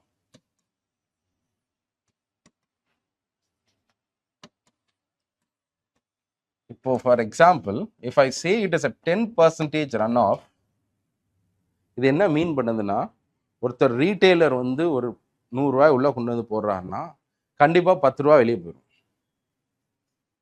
சரியா? So this is called as a run off. எக்ஸிஸ்டிங்காக ஒரு ரன் ஆஃப் வச்சுருப்பாங்க, ஒரு some criteria, let's say 50% run off வச்சுருக்காங்கன்னா அது போக அடிஷ்னலாக you have to extend this runoff by 10% or 15%. 10 to 15% runoff extend பண்ண போகிறோம் அப்படின்னு முடிவு பண்ணுறாங்க யார்? ஆர்பிஐ. ஸோ ஆர்பிஐ வந்து எக்ஸ்ட்ரா 5% பாருங்க, extra 15% for certain types of banks which are having internet and mobile banking. சரியா, இன்டர்நெட் அண்ட் மொபைல் பேங்கிங்னா உங்களுக்கு எக்ஸ்ட்ரா ரன் ஆஃப் நம்ம போடணும் அப்படின்னு சொல்லி 15% ரன் ஆஃப். சரியா, மற்ற ஸ்டேபிள் டெபாசிட்ஸுக்கு 10%, இந்த மாதிரி சில க்ரைட்டீரியா வச்சுருக்காங்க அவங்க பேங்கிங் டேர்ம்ஸில், யார் யாருக்கு எவ்வளோ வச்சுருக்கணும்னு சொல்லிட்டு அந்த ரன் ஆஃப் ஃபேக்டரை எக்ஸ்டெண்ட் பண்ணுறாங்க, இன்க்ரீஸ் பண்ணுறாங்க. If you R increasing it, then accordingly you need to set aside higher liquid assets. So if you are setting aside higher liquid assets, what it will do is, rather than converting it into loans, you have to convert it into government securities. அப்போதான் உங்களால் 100% maintain பண்ணணும். ஏன்னா உங்களுக்கு denominator increase ஆக போகுது post தி governments ஆர்பிஐயோட ரூலுக்கு அப்புறம். அப்போ இதில் என்ன பண்ணுறாங்கன்னா, இந்த மாதிரி ஒரு ரூல் கொண்டு வர்றதுனால டெஃபினெட்லி பேங்க்ஸோட lending capacity is going to come down. எல்சிஆரை இந்த மாதிரியான நியூ ஃப்ரேம்வொர்க்குள்ளே கொண்டு வரனால definitely it's going to come down. அப்போ என்ன பண்ணலாம் அப்படின்னு சொல்லி பேசி கடைசியாக இப்போது இந்த April 1 என்ன முடிவு பண்ணியிருக்காங்க அப்படின்னு சொன்னால், 2026 இந்த வருஷம் வேணாம், நெக்ஸ்ட் இயர்லேருந்து பண்ணுவோம். And that too we will not increase it by a factor of 5. let's have it ஒரு காமன் மிடில் கிரவுண்டில் வச்சு 2.5 ரன் ஆஃபாக எக்ஸ்டெண்ட் பண்ணிடலாம். இப்போ ஃபார் எக்ஸாம்பிள் 10% ரன் ஆஃப் இருக்குன்னு சொன்னால் 12.5 நம்ம மாற்றணும். சரியா, so already there is a detail guideline, யார் யாருக்கு எவ்வளோ ரன் ஆஃப் போடணும்னு சொல்லிட்டு. அந்த ரன் ஆஃப்ன்றது தான் என்ன பண்ணுதுன்னு சொன்னால், how much of liquidity outflows are likely to go அப்படின்ற ஒரு எஸ்டிமேட்டை கொண்டு வருது. அது கண்டிப்பாக இன்க்ரீஸ் ஆகிறதுக்கு வாய்ப்புகள் இருக்குது post this. So this last வீக்கில் அந்த April 21 முடிவு பண்ணாங்க இந்த மாதிரி 2.5 நம்ம இன்க்ரீஸ் பண்ணலான்னு. It gave some sort of relief to the banks. Okay, so this is regarding this LCR. சரியா, இது வரும். இது வந்து எதுக்காக எவ்வளோ கான்ட்ரடிக்ஷன் 1 இயர்லேயே வருதுன்னு பாருங்களேன். ஆகஸ்ட்டில் என்ன மாதிரி நியூஸ் வந்திருக்குன்னா, டெபாசிட்டர்ஸ் ரொம்ப கம்மியாக இருக்குன்றதுனால நிறைய கம்பீட் பண்ண வேண்டியது இருக்குது. பிகாஸ் NBFCs, சரியா, financial markets, they have been taking away the savings of customers. For example, increased retail participation in derivatives is taking out a chunk of your savings and giving it to some other sector rather than giving it to banks. அப்போ banks கிட்ட deposits இல்லை, இது எல்லாமே வேற இடத்துக்கு போகுது. Of course நம்ம NBFCஸோட ஷேர் இன்க்ரீஸ் பண்ணணும், ஃபினான்ஷியல் மார்க்கெட்டில் பார்ட்டிசிபேஷன் இன்க்ரீஸ் பண்ணணும், all of this is happening. But today எக்ஸசிவான ஃபினான்ஷியலைசேஷன் மற்ற மார்க்கெட்ஸுக்கு அதிகமாக போகிறதுனால பேங்க்ஸோட டெபாசிட் பேஸ் கம்மி ஆகுது. சரியா, ஸோ அதனால என்ன பண்ணுறாங்கன்னு சொன்னால், they are using different methods or novel methods to retain this depositors. ஆகஸ்டில் நியூஸ் வந்திருக்கா, டிசம்பர் ஜனவரியில் ஒரு நியூஸ் வந்திருக்கு. இந்தியாவில் ஃபினான்ஷியலைசேஷன்றது என்னன்னா, அதுவும் அந்த கிளிப்பிங் நான் வச்சிருக்கிறேன், சொல்கிறேன் உங்களுக்கு. ஃபினான்ஷியலைசேஷன் means more and more we are investing in finances. சரியா, இப்போ பேங்க்ல நீங்க சேவிங்ஸ் போறதும் இட்ஸ் கைண்ட் ஆஃப் இட். ஆனா வந்து இது என்னன்னா, உங்க பணமா வச்சிருக்கீங்க. But if you convert it to a financial asset, let's say ஒரு ஷேரா மாத்துறீங்க, ஒரு மியூச்சுவல் ஃபண்டா மாத்துறீங்க, அல்லது you convert into a derivative, that is called as financialization. கம்ப்ளீட்டா ரியல் செக்டர்ல இருந்து ஃபினான்ஷியல் செக்டரா மாத்துறோம். சரியா, அந்த the share of participation in this financial market becoming very excessive is what we call as financialization. சரியா, அது அந்த இதுவும் இருக்குது. இது என்னன்னா, இங்கே ஆகஸ்டில் இந்த மாதிரி வருதா, டெபாசிட் பேஸ் கம்மியாக இருக்கனால நிறையா ட்ரை பண்ணுறாங்கன்ட்டு டிசம்பரில் ஒரு நியூஸ் வந்திருக்கு. அதில் என்ன வந்திருக்குன்னு சொன்னால், இந்தியாவை பொறுத்தளவுக்கு deposits have increased the percentage than the credit. many years later என்ன ஆயிருக்குன்னு சொன்னால், deposits have outpaced the rate of credit. சரியா, மேபி இவங்க இந்த மாதிரிலாம் ரொம்ப ஸ்ட்ராட்டஜைஸ் பண்ணனால வந்துச்சா என்னன்னு தெரியல. ரைட். செபி பற்றி நம்ம சொன்னால செபி என்னென்னலாம் பண்ணியிருக்காங்கன்னு சொல்லிட்டு, ஸோ ரொம்ப ஃபினான்ஷியல் டெப்த்தாக இருக்கிற மாதிரி இருக்கும். பட் இதில் நம்மளுக்கு ஓரளவுக்கு புரிஞ்சுக்கிற மாதிரியான சில டேர்ம்ஸ் மட்டும் நம்ம பார்க்கலாம்.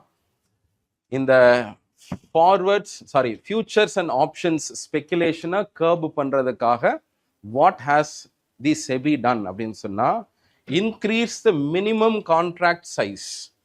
அதாவது ஒரு ஃபார்வர்ட்ஸ் கான்ட்ராக்ட் போடுறோம் அப்படின்னு சொன்னால், அந்த ஃபார்வர்ட்ஸ் கான்ட்ராக்ட்ன்றது 15 லேக்லேருந்து இப்போ என்ன இருக்கு 20 லேக்ஸாக நம்ம மாற்றுறோம். சரியா? அதுக்கப்புறம் கொஞ்சம் கொஞ்சமாக என்ன பண்ண போகிறோம்னா 30 லேக்ஸாக மாற்ற போகிறோம் நெக்ஸ்ட் இயரில். ஸோ 30 லேக்ஸ் தான் மினிமம் கான்ட்ராக்ட் சைஸ்னா, பிஸ்னஸ் பர்சன் தான் வந்துட்டு உள்ளே என்டர் ஆகணும். நம்ம வாட்டுக்கு வீடெல்லாம் விற்று சரியா உள்ளே என்டர் பண்ணக்கூடாது. சரியா? அதாவது meaning. So increasing the minimum contract size will act as a gate or a barrier for retail participants into this segment. Yeah. அதே மாதிரி இந்த பக்கம் பாருங்க, 2024-25 that is ஜூலையில் போட்ட பட்ஜெட்டில் ஃபினான்ஸ் மினிஸ்டர் என்ன பண்ணியிருக்காங்கன்னா, இந்த டிரான்சாக்ஷன்ஸ், அதாவது செக்யூரிட்டிஸ் டிரான்சாக்ஷன் டேக்ஸ்ன்னு சொல்லுவாங்க, செக்யூரிட்டிஸ் டிரான்சாக்ஷன் டேக்ஸ், இந்த securities transaction tax has also been increased for specific types of securities, especially derivative based securities. என்ன பண்ணியிருக்காங்கன்னா 0.02% சாரி 0.02லேருந்து 0.1% அந்த மாதிரி இன்க்ரீஸ் பண்ணியிருக்காங்க. செக்யூரிட்டிஸ் டிரான்சாக்ஷன் டேக்ஸ்னா என்ன தெரியும்னா, நீங்கள் ஒரு ஷேரை வாங்குறீங்க அப்படின்னு சொன்னால் அப்போ ஒரு டேக்ஸ் பே பண்ணும் 0.1%, அந்த மாதிரி 0.2% அந்த மாதிரி டேக்ஸ் பே பண்ணும். விற்கிறீங்கன்னா பண்ணும். இது எதுக்காகனா, this was mainly intended to curb or discourage the practice of intraday or speculative trading. சரியா? நீங்கள் ஏதோ ஒரு லாபத்துக்காக ட்ரேட் பண்ணுறோம் அந்த மாதிரியான பழக்கத்தை குறைக்கிறதுக்காக தான் இந்த செக்யூரிட்டிஸ் டிரான்சாக்ஷன் டேக்ஸ் கொண்டு வந்தோம். that also has been increased by SEBI. சரியா?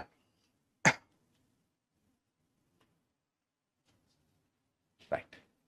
ஸோ தென் அந்த ஹெட்டிங் பாருங்க, states can directly buy rice from the Food Corporation of India, says the Food Minister. சரியா? States need not take part in the e-auction. Say, as part of the surplus stocks னு ஒன்று இருக்கு இல்லையா, நம்மளுக்கு buffer ஸ்டாக்னு ஒன்று சொல்லுவாங்க. So buffer ஸ்டாக்குக்கு மேலே தான் எப்போவுமே எஃப்சிஐயில் ஸ்டாக் இருக்கும். சரியா? Sometimes twice that of the buffer stock norms. நம்மளுக்கு பஃபர் ஸ்டாக்ல என்ன நார்ம் இருக்கோ அதுக்கு மேலே கிட்டத்தட்ட ட்வைஸாக நம்ம வச்சுருக்கிறோம் in terms of Food Corporation. So because of என்ன, அது காரணம் என்ன அப்படின்னு சொன்னால், நம்ம வந்து எம்எஸ்பி அப்படின்னு சொல்லி மேண்டேட் போட்டு அதை நம்ம அதிகமாக ப்ரொக்யூர் பண்ணுறதுனால அது பண்ணிகிட்ருக்கோம். ஸோ இந்த பஃபர் ஸ்டாக்குக்கு மேலே இருக்கக்கூடிய இந்த சர்ப்ளஸ் ஸ்டாக்ஸை லாஸ்ட் ஃபியூ இயர்ஸாக நம்ம என்ன பண்ணிகிட்ருக்கோம்னா, ஓப்பன் மார்க்கெட் என்ன ஸ்கீம் அது, ஓஎம்எஸ்எஸ்ன்னு என்ன, சரியா, open market sales scheme. Open market ஆப்ரேஷன்றது யாரோடது, சரியா? So that is different. So open market sales ஸ்கீம்ன்றது எஃப்சிஐயோட ஸ்கீம். வேர் ஓப்பன் மார்க்கெட்டில் சர்ப்ளஸ் ஸ்டாக்ஸை என்ன பண்ணுவாங்கன்னா உள்ளே கொண்டு வந்து உள்ளே போட்டுருவாங்க. So this kind of selling happens through an e auction. இந்த இ ஆக்ஷன் பண்ணுறதுக்குன்னு ஒருத்தர் இருக்கிறார். Who conducts the e auction of the FCI?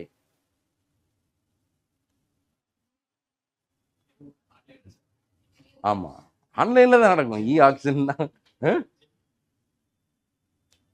சரியா? இந்த 100 days பசங்களுக்குலாம் அதை கொஸ்டினாகவும் கேட்டிருக்கிறேன். சரியா? சரி, எம் ஜங்ஷன் ஒரு பிளாட்ஃபார்மை செலக்ட் பண்ணியிருக்கோம் ஃபார் அ பீரியட் ஆஃப் 2025 வரைக்கும். சரி, 2025 இந்த லாஸ்ட் 3 இயர்ஸுக்கு இந்த எம் ஜங்ஷன்ற பிளாட்ஃபார்ம் தான் they facilitate the e-auction of this Food Corporation of India.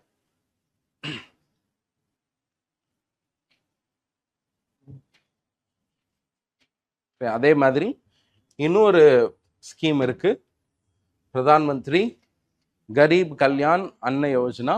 What is that? இந்த ஸ்கீம் என்னது? சாப்பாடு போடுறது. அப்படின்னா entire PDS Food Corporation of India எல்லாருமே சாப்பாடு தான் போடுவாங்க. சரி,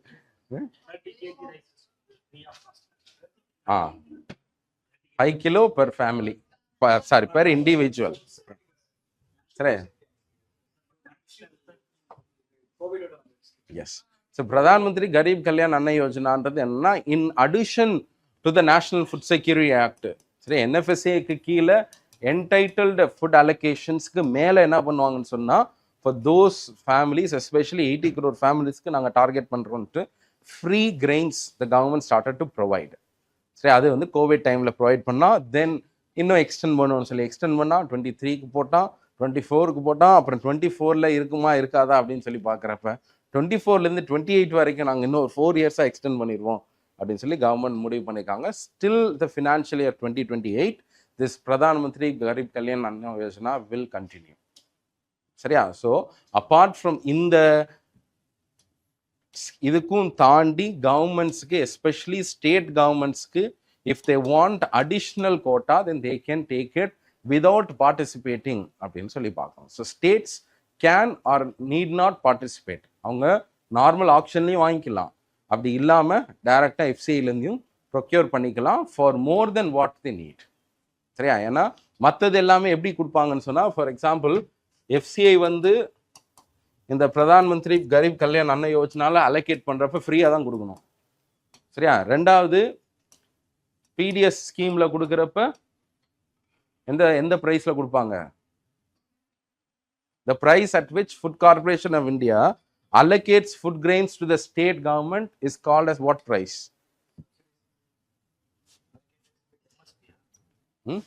MSP நம்ம வாங்குற பிரைஸ். சரி, கவர்மெண்ட் ப்ரொக்யூர் பண்ற பிரைஸ்.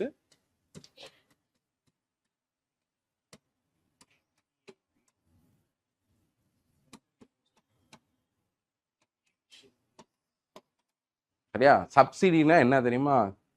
சப்சிடின்றது முக்கியமான சப்சிடின்றது subsidy burden of the Food Corporation of India is a gap between the central issue price and all the economic cost of procuring, storing and let's say transporting the food grains.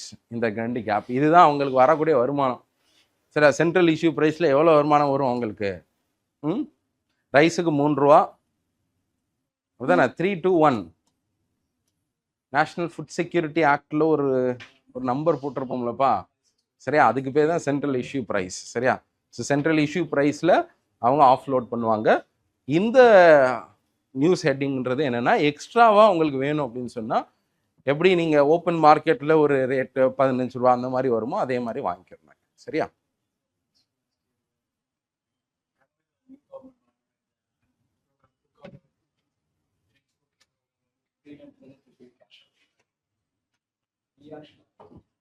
அதாவது let's say நீங்கள் வந்து ஒரு food procure பண்ணி உங்களால் கொடுக்க முடியலன்னா டைரெக்டாக காசாக கொடுத்துறது அது வேறு. சரி, அதை வந்து ப்ரொசீஜரல் கன்வீனியன்ஸ்க்காக. But if you want to give it as PDS and if you can procure it, you can procure it from it. எஃப்சிஐட்ட சர்ப்ளஸ் இருக்கிறப்ப நீங்கள் வாங்கிக்கலாம். சரியா?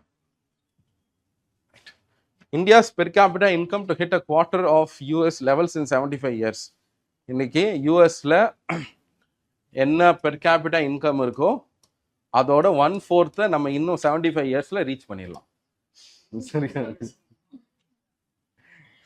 சரியா? So this is against a backdrop of the World Bank's World Development Report. சரியா?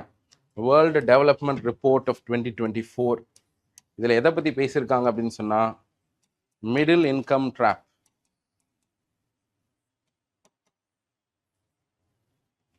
So what is this middle income trap அப்படின்னா, how does world bank classify countries? Developing அப்படின்றது இல்லை. சரியா? அந்த இதுவும் பண்ண மாட்டான். சரியா? என்ன பேசிஸ்ல பார்க்குறான்?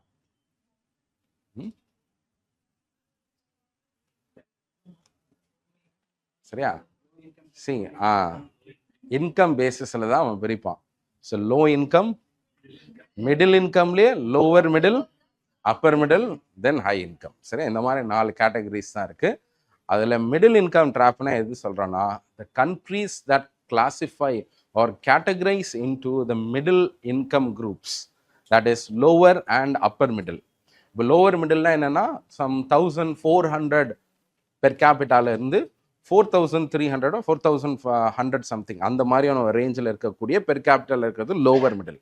How much is India's per capita right now? Hmm? Hmm? Good. $2,700 இப்போ. And therefore we are part of lower middle income. Lower மிடில்லேருந்து அப்பர் மிடில் போகணும் அப்படின்னு சொன்னால் 4,000 மேலேருந்து 14,000 வரைக்கும் போகணும். சரியா? அப்பர் மிடிலுக்கு போயிட்டோம். அப்பர் மிடில்லேருந்து இன்னும் என்ன பண்ணணும்? கிராஜுவேட் பண்ணி ஹையருக்கு போகணும்ல. இந்த லாஸ்ட் 30 years, சரியா, more than 100 countries have come into the middle income, but only few of them have gone outside of the middle income into high income. சரியா? இதுக்கு முன்னாடி கூட 30 countries வந்து ஹை இன்கம் போயிருக்கானா. இந்த லாஸ்ட் 30 yearsல 108 countries are today in this middle income, and the chances of them becoming higher income countries-ன்றது it's very very challenging அப்படின்னு சொல்கிறாங்க. இதுதான் மிடில் இன்கம் ட்ராப். இந்தியா வந்து மிடில் இன்கம் ட்ராப்பில் இருக்குமானா இருக்காமா? கண்டிப்பாக இருக்கிறோம். சரியா? சரியா? அட்லீஸ்ட் ஃபார் 75 years நம்ம மிடில் இன்கமில் தான் இருப்போம். அதுலேருந்து மைக்ரேட் ஆகிறது தான் ஒரு பெரிய சேலஞ்சாக இருக்க போகுது. சரியா? ஸோ அதனால் அதில் எப்படி என்ன மாதிரி ஸ்ட்ராட்டஜிஸ்லாம் ஃபாலோ பண்ணும் அப்படின்னு சொல்லியிருந்தாங்க. So this is regarding the world development reports. நேரம் அது ரிப்போர்ட் என்னன்னு கேட்கலாம். சரியா? யார் கொண்டு வராங்கன்னு கேட்கலாம். அதோட இன்சைட்ஸை வச்சு கூட கொஸ்டின்ஸ் வரலாம். ஸோ மிடில் இன்கம் ட்ராப்ன்றது இந்தியா வந்து மிடில் இன்கம் ட்ராப்பில் இருக்கிறோமானா, சரி, that's of course one opinion base தான். But we are part of the middle income.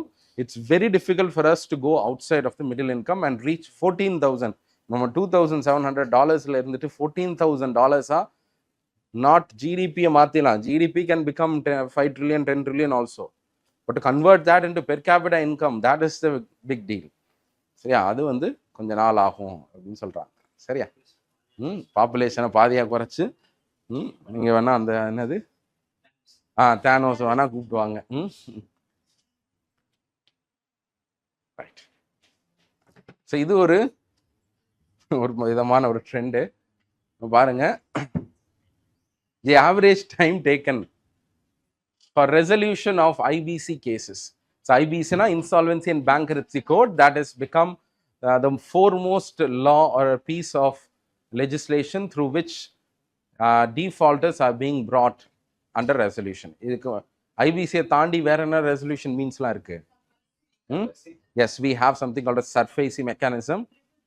Yes, DRT tribunals இருக்கு. அதை தாண்டி லோக் அதாலத்ஸ் இதெல்லாம் வச்சிருக்கிறோம். பட் பெரும்பாலும் லீகலாக நம்ம ரெக்கவர் பண்ணுறதுக்கு 2 விதமான இது தான் வச்சுருக்கிறோம். ஒன்று SARFAESI mechanism and this IBC mechanism. IBC is especially important from the view of corporate insolvency. So corporate இன்சால்வென்சியில் நம்ம ஐபிசி ப்ராசஸ் தான் ரொம்ப முக்கியமாக இருக்குது. இதில் நம்ம என்ன பார்க்குறோம் அப்படின்னு சொன்னால், ஹவு மெனி டேஸ் அப்படின்றத பார்க்கணும். ஐபிசியில் பாருங்கள், 180 + 90 days மேக்ஸிமம் இருந்துச்சு. அதை நம்ம இன்க்ரீஸ் பண்ணோம், 240 days நம்ம இன்க்ரீஸ் பண்ணோம்.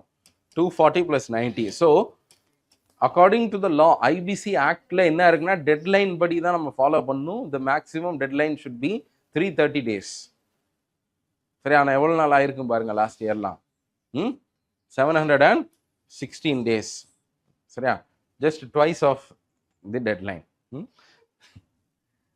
ஸோ இது ஒரு ட்ரெண்ட், ஒரு விதமான ட்ரெண்ட். என்ன அப்படின்னு சொன்னால், முன்னாடிலாம் பார்த்தீங்கன்னா கம்மியான டேஸ்லேயே நம்ம ரிசால்வ் பண்ணியிருக்கோம். பட் போக போக இன்னும் கொஞ்சம் அதிகமாகிட்டு இருக்கு. அதுக்கான காரணம் என்னன்னு சொன்னால், ஐபிசி அந்த ப்ராசஸில் இனிஷியல் டைம்ஸில் இருக்கிறப்ப கொஞ்சம் நல்லா சென்சிட்டிவாக, நல்ல இன்ஃபர்மேஷன் இருக்கக்கூடிய அந்த மாதிரியான கேசஸ் எல்லாம் உள்ளே கொண்டு வந்தோம்.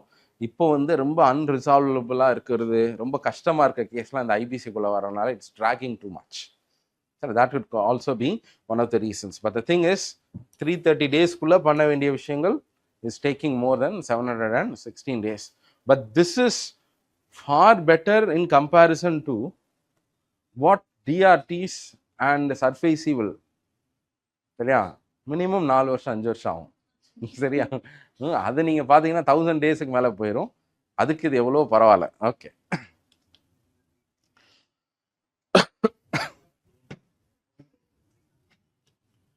Loan write-offs fall 18%. சரியா? ஸோ லோன் ரைட் ஆஃப்னா என்ன? What is the meaning of writing off? Yes, சரியா? ஸோ இதில் நீங்கள் எடுத்து பார்த்தீங்கன்னா லோன் ரைட் ஆஃப் வேறு என்ன டேர்ம்ஸ்? என்பிஎஸ் அப்படின்றது நம்மளுக்கு பார்க்குறோம். Okay, write off will reduce the NPA, fine. Then okay, what is NPA? சரியா? இப்போ இந்த ரைட்டிங் ஆஃப் அப்படின்றதுல இந்த ரேஷியோ இதில் பார்த்தீங்கனாலே தெரியும், சரிங்களா? இயர் பை இயர் என்ன இருக்கு, கொஞ்சம் இப்போ லாஸ்ட் இயர் 2022-23 விட அதுக்கு முந்தின வருஷம் என்ன இருக்கு, குறைஞ்சிருக்கு அப்படின்னு 1.7 lakh. ஸோ திஸ் ரைட்டிங் ஆஃப்னு வர்றப்ப there are 2 to 3 things that we need to know. One, liability of borrower doesn't come down due to it. சரியா? என்ன நடக்குதுன்னா ரைட்டிங் ஆஃப்ல என்ன பண்ணுறோன்னா ஒரு என்பிஏவாக இருந்துகிட்டே இருக்குது உங்கள் பேலன்ஸ் ஷீட்டில். அந்த பேலன்ஸ் ஷீட்டில் என்பிஏவாக இருந்துகிட்டேன்னா ரேஷியோ அதிகமாக இருக்கும். இப்போ என்ன பண்ணணும், அதை ரிமூவ் பண்ணணும். You have to clean up your balance sheets. In order to clean up the balance sheet, you will remove the entry. You cannot just remove the entry without doing any other thing. It can be counterbalanced by bringing in the amount that is required to match with it. அப்போ ஒரு 1 crore ஒரு என்பிஏவா இருந்துகிட்டே இருக்குன்னா நீங்க 1 crore உள்ள கொண்டு வந்தாதான் உங்களால ரைட் ஆஃப் பண்ண முடியும். How will we bring that 1 crore?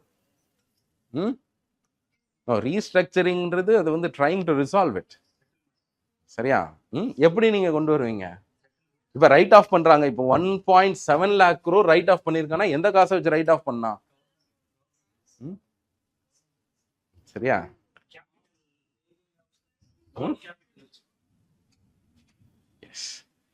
அதுக்கு பேர் தான் என்னன்னு சொன்னா,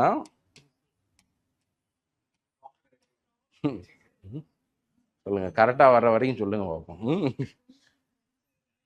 சொல்லுங்க, யாரு கரெக்டா சொன்னது? Yes, provision coverage ratio. பிசிஆர்ன்றது provision coverage ratio. What is provision coverage ratio now? Again, what are we trying to cover? So providing for the loans. Providing for what type of loans? சரியா? ஒரு NP increase ஆயிட்டு இருக்குன்னா அவர் கொடுப்பாரு நீங்க wait பண்ணிட்டு இருக்க கூடாது. அவன் கொடுக்காம போயிட்டா என்ன பண்ணுவ? அப்ப நான் எடுத்து வைக்கணும். அதனால you have to maintain or provide for an NPA. That is called as the provision coverage ratio.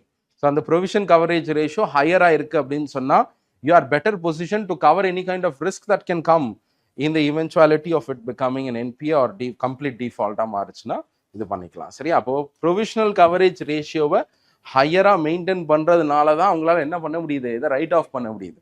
So out of the provisions that they have made, they will take some amount, put it into the bank and remove that 1 crore. So out of their own profits, they will cover it. So writing off பண்றது என்ன அப்படின்னு சொன்னா, நிறைய right of பண்றாங்கன்னா அவங்களோட ப்ரொவிஷன்லேருந்து அவங்களோட let's say ப்ராஃபிட்லேருந்து பேங்க்குள்ளே மறுபடியும் வந்துகிட்டே இருக்கும். If it is lesser, it means that the stress of a bank is down. சரியா? இது மட்டும் இல்லை, சில நேரம் வந்து ரைட் ஆஃப்ன்றது கம்மியாயிருக்கு ஆனால் என்பிஏ இன்க்ரீஸ் ஆயிருக்குன்னு சொன்னால் பேங்க்ஸோட பொட்டென்ஷியல் டு அப்சார்ப் லாஸ்ன்றது இல்லைன்னு அர்த்தம்.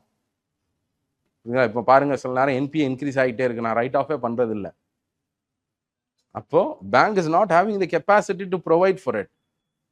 அதை அப்சார்ப் பண்ற டெண்டன்சி எனக்கு இல்லை அப்படின்னு நம்ம பார்க்குறோம். சரியா? So this is one thing. Okay,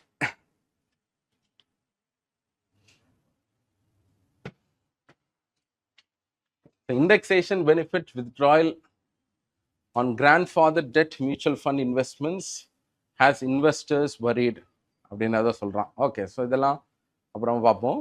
இதுல என்ன சொல்றான்?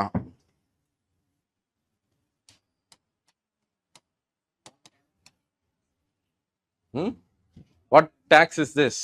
எல்டிசிஜி டாக்ஸ்னா என்ன? Capital gains tax. சரியா?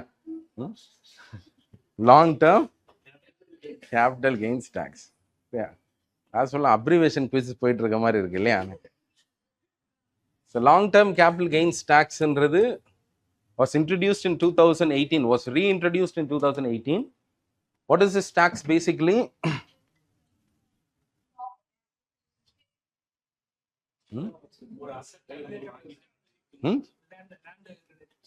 லேண்ட் ரிலேட்டட் மட்டும் இல்லை. சரியா? சரியா? Okay. It could be any financial asset. சரியா? அது ஃபினான்ஷியல் அசெட்டாக இருக்கலாம், or let's say real asset in the form of property and all. So property are an asset that you hold from which capital gains proceeds to you. Capital gains na அதை hold பண்ணி அதை செல் பண்றப்ப the difference between the rate at which you sell and the rate at which you bought, that is called as capital gain. அந்த capital gainல இருந்து நீங்க ஸ்பெசிஃபிக்கா tax கட்டணும். You can't include it with your taxes, let's say income that you get. LTCGக்கு இருக்கிறதுக்கு முன்னாடி எப்படி tax கட்டியிருப்போம்? இதை 2018 தான் கொண்டு வந்தோம். இதுக்கு முன்னாடி வந்து லெட்ஸ் சே ஒரு ஷேரை விற்கிறீங்க, ஒரு கெயின் வருது, அதில் டாக்ஸை கட்ட மாட்டோமா? ஒரு ப்ராப்பர்ட்டியை விற்கிறீங்க, டாக்ஸை கட்ட மாட்டோமா?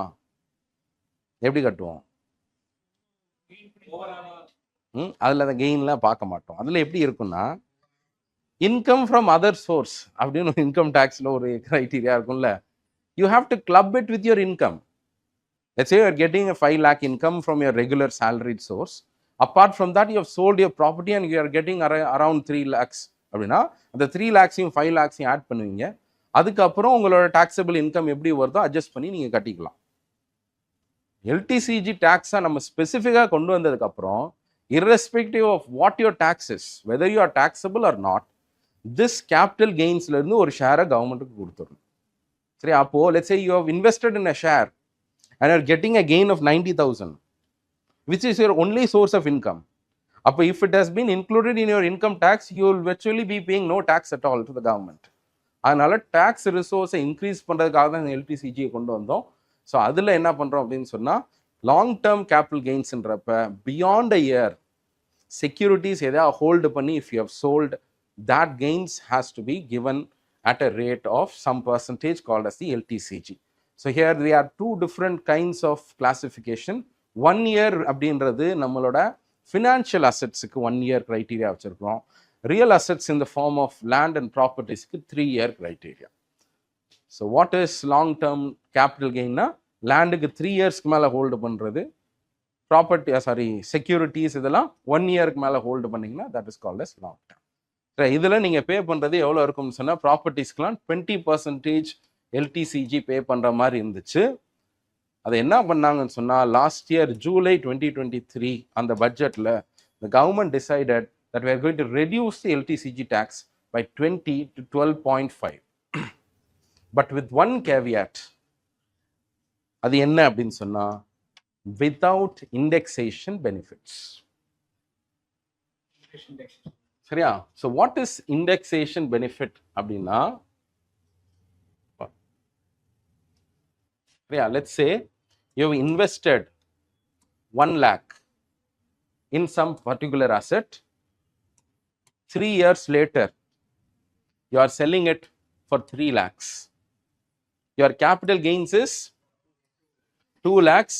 இந்த 2 lakhsல நீங்க பே பண்ணணும், அப்படிதானே? ஆனால் என்ன அப்படின்னு சொன்னால் to be fair enough, we will not just be doing like this. Let's say 30 years ago ஏதோ ஒரு லேண்ட் வாங்கியிருக்கீங்கன்னு வச்சு, சரியா, 10,000 ரூபா கொடுத்து வாங்கியிருக்கிறீங்க, இன்னைக்கு 2 கோடி ரூபாய்க்கு போகுது. அப்போ 1 கோடியே 90 லட்சத்தி அதுக்காக பே பண்ணுவோம்? It's unfair. ஏன்னா 30 years ago 10,000க்கான மதிப்பு எவ்வளோ இருந்துச்சு. அதனால என்ன பண்ணுவாங்கன்னா, in order to calculate or impute the actual capital gain, we will multiply அந்த first investment இருக்குல்ல, அதை வந்து indexation பண்ணுவாங்க. Indexation means multiplying with a ratio to account for the inflation. எந்த நம்பரை வச்சு மல்டிப்ளை பண்ணுவான்? அடுத்து கன்சியூமர் ப்ரைஸ் இண்டெக்ஸ் இருக்கு, சரியா, ஹோல்சேல் ப்ரைஸ் இண்டெக்ஸ் இருக்கு, அதெல்லாம் எதுவும் பண்ண மாட்டாங்க. For the sake of indexation, especially in terms of this tax related, income tax department will come out with its own index called as cost inflation index.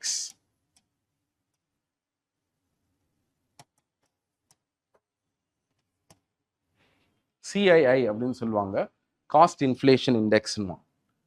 அந்த index வந்து இந்த மாதத்துக்கு எவ்வளோ, போன மாதத்துக்கு எவ்வளோன்னு சொல்லி ஒரு ரேஷியோ கொடுத்துட்டே இருப்பான். அப்போது நீங்கள் ஒரு டேட்டில் வச்சுருக்கீங்களா, ஒரு கட் ஆஃப் டேட் இருக்கும், that you have to multiply with the indexation ratio. And then for example 1 lakhன்றது அன்னைக்கு ஏதோ ஒரு இண்டெக்ஸேஷன் வருது, லெட்ஸ் சே 2 அப்படின்ற ஒரு ரேஷியோ வச்சு மல்டிப்ளை பண்றோம் அப்படின்னு சொன்னா, with indexation your capital gain will be not 2 lakhs. Indexation பண்ணா என்ன வந்திருக்கும், இது 1 அப்படின்றத காஸ்ட் இன்ஃப்ளேஷன் இண்டெக்ஸ்ன்றது 2 டைம்ஸ் அப்படின்னா 2 லேக்கா மாறும். You are selling it at 3 lakhs and therefore just 1 lakh will be your capital gain. அதுக்கு நீங்க 20% பே பண்ணா போதும். இப்போ என்ன முடிவு பண்றாங்க அப்படின்னு சொன்னா, need not pay 20%, just pay 12.5 but no indexation benefit. அப்போ பார்க்குறான், 10 வருஷத்துக்கு முன்னாடி வாங்கினதுக்கெல்லாம் நாங்கள் இண்டெக்ஸேஷன் பண்ணலைன்னா எங்கே போகிறதுன்னு கேட்குறான். சரியா? அதனால அந்த மாதிரியான கன்சர்ன்ஸ் இருப்பாங்கல்ல, அதுக்கு ஒரு கட் ஆஃப் டேட் போட்டு allowing those criteria of people or let's say any kind of with some special preference, or let's say bringing them outside the purview of it, of this particular announcement, இதுக்கு பேர் தான் grand ஃபாதரிங். Grand ஃபாதரிங்னா நீங்கள் வேற எதுவும் நினைச்சிட வேண்டாம். சரியா? இன்னும் பேரண்டே ஆகலை, நான் என்னைக்கு சார் கிராண்ட் ஃபாதர் ஆகுது? சார் கிராண்ட் ஃபாதரிங் கிளாஸ் அப்படின்றது என்னன்னு சொன்னால், பெரும்பாலும் டேக்ஸ் ரிலேட்டட்லாம் இதெல்லாம் பேசுவோம். This is to exempt. கிராண்ட் ஃபாதரிங்னா எக்ஸெம்டிங் அப்படின்னு அர்த்தம்.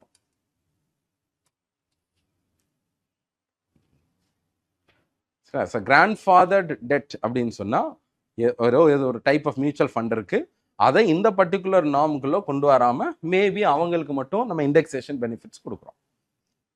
From 2024 onwards no indexation for new, but for certain criteria indexation நம்ம கொடுப்போம்னு சொல்றோம்ல, இதுக்கு பேர் தான் கிராண்ட் ஃபாதரிங் அப்படின்னு சொல்றோம். இது வந்து இந்த இதுக்கு மட்டும் இல்லை, for any particular tax laws if you are giving an exemption or giving ஒரு ஸ்பெஷலாக பைபாஸ் பண்றதுக்கு ஒரு ரூட் கொடுத்தாலே அதுக்கு பேர் கிராண்ட் ஃபாதரிங் அப்படின்னு சொல்லுவாங்க.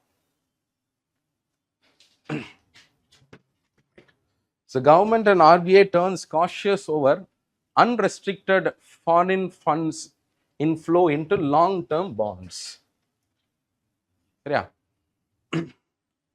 அதுல என்ன சொல்றான் பாருங்க, inclusion of Indian bonds will be staggered under this global diversified index emerging markets, GDIEM அப்படின்னு சொல்லுவாங்க.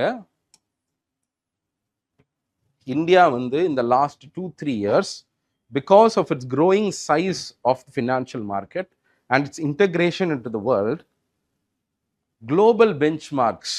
global benchmarkனா என்னன்னா, இப்படி இந்தியாவில் வந்து ட்ரெஷரி பில்க்குன்னு ஒரு ரேட் இருக்கு, ரெப்போ ரேட்ன்றது நம்மளோட பெஞ்ச்மார்க், அந்த மாதிரி குளோபலா there is going to be certain financial benchmarks. The benchmarks have been including India as a sign of a trust or credibility in its market. அதில் லாஸ்ட் இயரில் JP Morgan emerging market index அதில் add பண்ணாங்க. India's bond was included into it. Then this year global diversified index GBI-EM emerging market இதில் add பண்ணியிருக்கிறாங்க. FTSE Russell இது வந்து லண்டனோடது. இல்லை, இது வந்து என்னன்னா அவங்களோட ஸ்டாக் மார்க்கெட். இது எல்லாமே வந்து ப்ரைவேட்ன்றதை விட அஃப்கோர்ஸ் அங்கே இருக்கக்கூடிய ஸ்டாக் மார்க்கெட்ஸ் எல்லாமே ப்ரைவேட் ஆர்கனைசேஷன். இப்போ JP Morganன்றது என்னன்னா, அதெல்லாம் அது குளோபல் பேங்க் ஒன்று, அவங்க நிறைய ஃபினான்ஷியல் மார்க்கெட்ஸை கண்ட்ரோல் பண்ணுறதுனால அவங்க ஒரு இது வச்சுருக்குறாங்க. சரி, இந்த SNPன்னு சொல்லுவாங்க, அவங்க ஒரு கைண்ட் ஆஃப் ஃபினான்ஷியல் இன்ஸ்டிடியூஷன்ஸ். ஆனால் நம்ம ஊரை பொறுத்தளவுக்கு தான் கவர்மெண்ட் கண்ட்ரோல். வெளிநாட்டுக்கு போயிட்டீங்கனால எல்லாமே ப்ரைவேட் தான். ஸோ பெஞ்ச் மார்க்ஸ் எல்லாமே ப்ரைவேட்ஸ் தான் ப்ரொவைட் பண்ணுவாங்க. ஸோ FTSE ரசல் இந்த financial times security stock exchange FTSE அவங்களோடது. ஸோ இந்த மாதிரியான இதில் நம்ம ஆட் பண்ணிக்கிட்டே இருக்கிறதுனால this has enlarge the scope of participation into India's bond market. Especially government பாண்ட்ஸோட இன்க்ளூஷன்லாம் உள்ளே வர்றதுனால நிறைய investors into this has come. அதுதான் என்ன சொல்கிறாங்கன்னா, கொஞ்சம் ரொம்ப அன்ரெஸ்ட்ரிக்டடாக ஃபண்டு ஃப்ளோ ஆகிற மாதிரி இருக்குது. எதுக்குள்ள? லாங் டேர்ம் பாண்ட்ஸ்குள்ளே, especially because Indian bonds are now included in to this types of emerging market indices. So JP மார்கனில் ஆட் பண்ணியிருக்கோம், இந்த ஜிடிஐ இஎம்ல ஆட் பண்ணியிருக்கோம், எஃப்டிஎஸ்சி ரசலில் இந்த லாஸ்ட் 3 இயர்ஸில், லாஸ்ட் 2 இயர்ஸில் there's been several additions of India's bond. சரியா? அடுத்து பாருங்க, இது ஒரு சின்ன ஒரு ஜஸ்ட் ஒரு நியூஸ் தான்.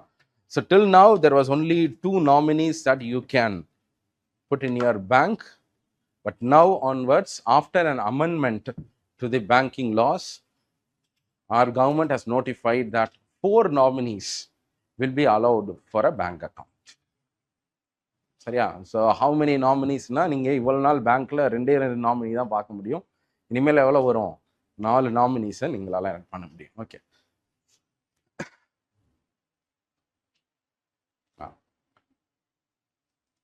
ரைட். ஸோ இதுதான் who is the SEBI chairman. தயவு செஞ்சு உங்களுக்கு ஹிந்தி தெரிலன்னா இந்த பேரை வாசிக்காதீங்க. Okay, right. ஸோ இவர் வந்து மார்ச்லேருந்து ஹீ டுக் ஓவர். அதே மாதிரி எஸ், செபியோட chairman who appoints them? Yes, central government through okay, appointments committee இருக்கும். இதில் என்ன சொல்லுவாங்கன்னா, இந்த ஃபினான்ஷியல் ரெகுலேட்டர்ஸ்க்காகவே financial sector regulatory appointments committee அப்படின்னு ஒரு கமிட்டி இருக்கும், எஃப்எஸ்ஆர்ஏசின்னு வாங்க. ஸோ இந்த கமிட்டி தான் ஃபர்ஸ்ட் இந்த சர்ச் பேனல்லாம் வச்சு they will search out, then they will forward it to the cabinet committee, appointments committee forward பண்ணுவாங்க. அவங்க அந்த நேம் லிஸ்ட்லேருந்து எடுத்து இது பண்ணுவாங்க. சரியா? For this is for the tenure for SEBI according to the SEBI Act is for a 3-year period, maximum of 65 years. Financial Sector Regulatory Appointment Committee.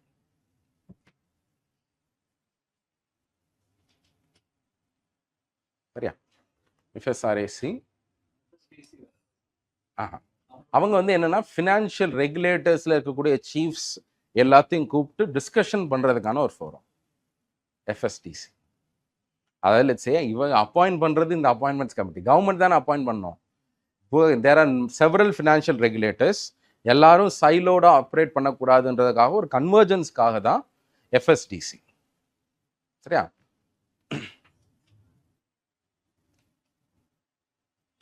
Right. So another one ஒரு இது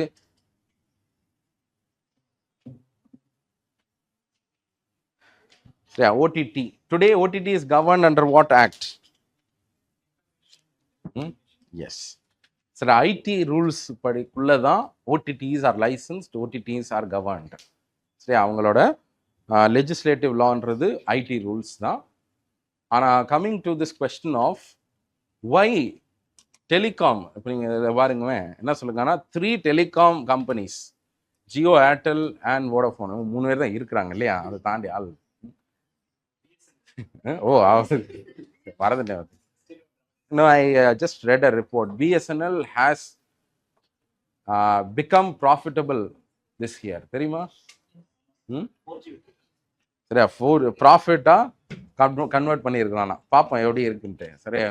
if at all BSNL is able to stage a comeback, அது வந்து இந்தியாவோட let's say பிஎஸ்யூவில் ஒரு பெரிய ஒரு ஹிஸ்ட்ரியாக இருக்கும். பார்ப்போம். ஸோ இவங்க என்ன பண்ணுறாங்கன்னா, ஓடிடின்றது டெலிகாம் ஆக்ட் 2023 நம்ம வந்து ரிவைஸ் பண்ணி நியூ ரூல்ஸ், நியூ டெஃபினேஷன்ஸ்லாம் கொண்டு வந்தோம்.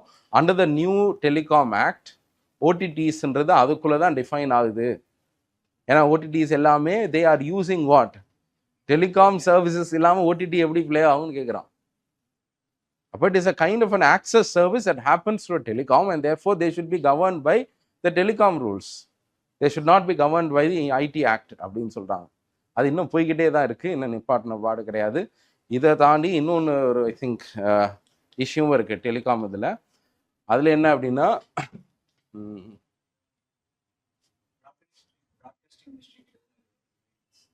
ஏங்கப்பா இல்லை அவங்க கைட்லைன்ஸ் கொடுக்கலாம், பட் வந்து அவங்க ஆப்ரேட் பண்ணுறது லைசன்ஸ் அது எல்லாமே வந்து ஐடி ரூல்ஸ் ஆக்டில் தான் வரும். ஓகே, நான் இன்னொரு கான்ட்ரவர்சி இருந்துச்சு. Let's say a tussle between telecom and the government in spectrum allocation. அதையும் நம்ம ஆட் பண்ணியிருக்கோம்.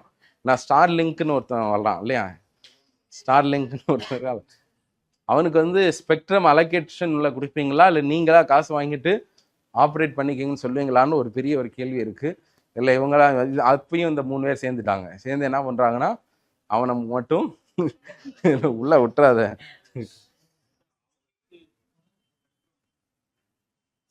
அதுதான் அது ஒரு இஷ்யூ போயிட்டு இருக்கு. அதாவது தேவையில்லை அவங்களுக்கு, சரியா? வெதர் தே ஷுட் பி சேட்டலைட்டுக்கு வந்து நான் எக்ஸ்க்ளூசிவ் இல்லையா, அவங்களுக்கு நீங்கள் தனியாக உங்களுக்கு பேண்ட்வித் எதுவுமே தேவையில்லை.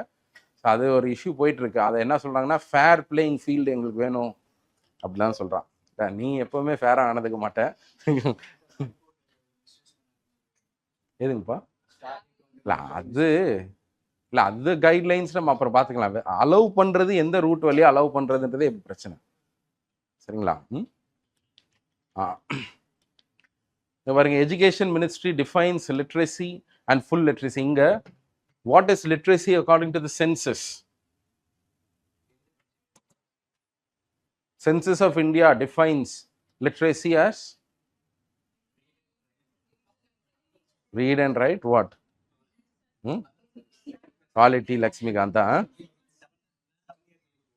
Persons above 7 years of age are able to read and write in any language with understanding.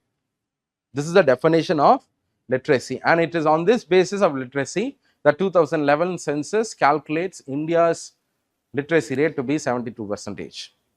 சரியா? 71.7. ஓகே. ஸோ அப்படி இருக்கிறப்ப இப்போ என்ன பண்ணுறோன்னு சொன்னால், ரீசெண்டாக நான் கவர்மெண்ட் நிறையா ஸ்கீம்ஸ் கொண்டு வராங்க, ஃபவுண்டேஷனல் லிட்ரஸி பற்றி பேசுகிறான், இந்த மாதிரி நிறைய விஷயங்கள் பேசுகிறனால எஜுகேஷனல் மினிஸ்ட்ரி என்ன சொல்கிறாங்கன்னா, they have given a new definition for literacy. Whether இந்த பேசிஸில் தான் நம்ம இனிமேல் நம்ம சென்சஸில் கொண்டு வருமான்றது அது வேற, பட் எஜுகேஷனல் ஸ்கீம்ஸோட அவுட்கம்ஸ் இருக்குல்ல, அந்த பேசிஸ்லாம் நம்ம இந்த டெஃபினேஷன் வச்சு தான் நம்ம பண்ண போகிறோம்.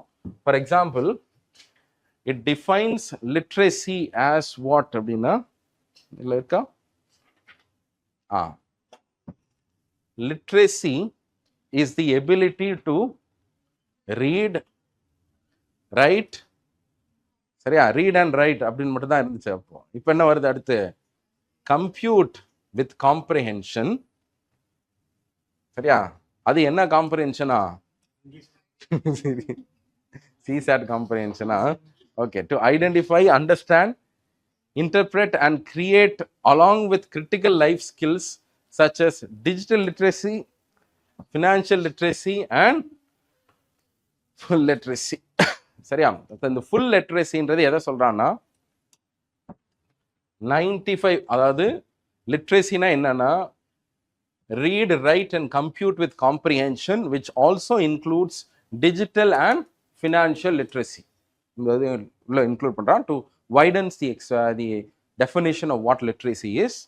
And full literacy na enna, if 95% of your population is literate according to this definition, then that state can claim itself to be full literacy.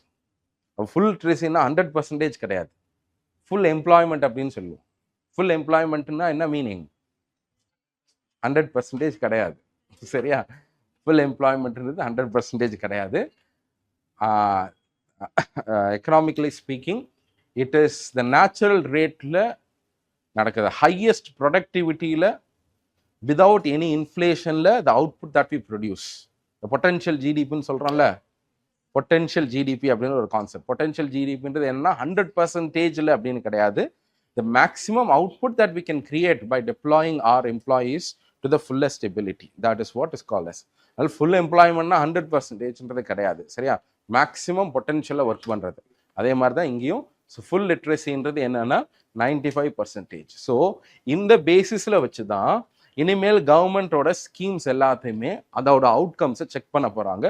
For example, the New India Literacy Program, the Nipun Bharat, Ullas scheme, adult literacy எல்லாத்தையும் improve பண்றதுக்கு இந்த மாதிரியான schemes-லாம் இருக்கு. So under these schemes, it will be monitored as to how it has improved the literacy levels and whether a particular state is achieving full literacy or not. சரியா? So New India Literacy Program ki கீழ adult literacy should be achieving what? Full literacy. So adults, all adults, 95% of the adults should have been literate according to this. சரியா? ஒருவேளை இனிமேல் ஆனால் இந்த வந்து என்னன்னா education ministry தான் அப்படி டிஃபைன் பண்ணியிருக்கிறாங்க. நம்மளுக்கு சென்சஸ் அப்படி டிஃபைன் பண்ணல. சென்சஸ் 2011 வேற மாதிரி தான் டிஃபைன் பண்ணியிருக்கிறோம். So automakers to offer discount for scrapping old vehicles. இப்போ லாஸ்ட் 2-3 இயர்ஸாக பெருசாக நியூஸில் இல்லை, இந்த வருஷம் வந்திருக்கு. Vehicle scrappage policy.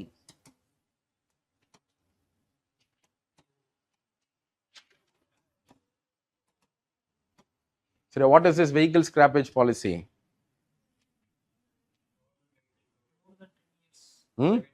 சரியா? 10 years, 15 years அந்த மாதிரி ஒரு இதில் பிரிப்போம். So let's say private own வெஹிக்கிள்ஸாக இருந்துச்சுன்னா 15 years, அப்படி இல்லைன்னா கமர்ஷியல் வெஹிக்கிளாக இருந்துச்சுன்னா 10 years பீரியடில். அதுக்கப்புறம் you can give it out for scrappage. So scrappage யூனிட்ஸ்ன்றது அங்கங்கே செட் பண்ணுவாங்க. அந்த ஸ்கிராப்பேஜ் இதுக்கு போனீங்கன்னா you can sell your particular for some fee. அந்த சர்டிஃபிகேட் எடுத்துகிட்டு போயிட்டு if you go to a new if you want to buy a new car, they will have to give you discounts. சரி, இந்த பேசிஸில் தான் நம்ம வந்து பயங்கரமாக இந்த ரீசைக்கிள் எக்கானமிலாம் பண்ண போகிறோம்னு சொல்லி பேசிகிட்டு இருந்தோம். ஃபஸ்ட்டு அதுக்கு என்ன வேணும்னா வெஹிக்கிள் ஸ்கிராப்பேஜ் பண்ணுறதுக்கு இந்த யூனிட்ஸ் எல்லாம் நம்ம செட் பண்ணணும், which is a difficult task in India. Secondly அதுக்கு கூட நம்ம ப்ரைவேட்ஸ் யாராவது வந்துட்டா கூட இப்போ பாருங்கள் எவ்வளோ பர்சன்டேஜ் டிஸ்கவுண்ட் கொடுக்க போகிறான்னா 1.5 to 3% டிஸ்கவுண்ட். அதில் மாருதி எல்லாம் சொல்லி மாருதி டாட்டா அவங்கலாம் சொல்லியிருக்காங்க. சரியா? நாங்கள் up to 1.5% or 20,000 whichever is lesser கொடுக்க போகிறோம். சரியா? Whichever is lesser. அப்போ 20,000 discount you'll be getting if you can scrap. ஆனால் ஸ்கிராப் பண்ணுறப்ப அவன் ஸ்கிராப் பண்ணுறவனும் ஒரு ரேட்டில் எடுத்துப்பாங்க. சரியா?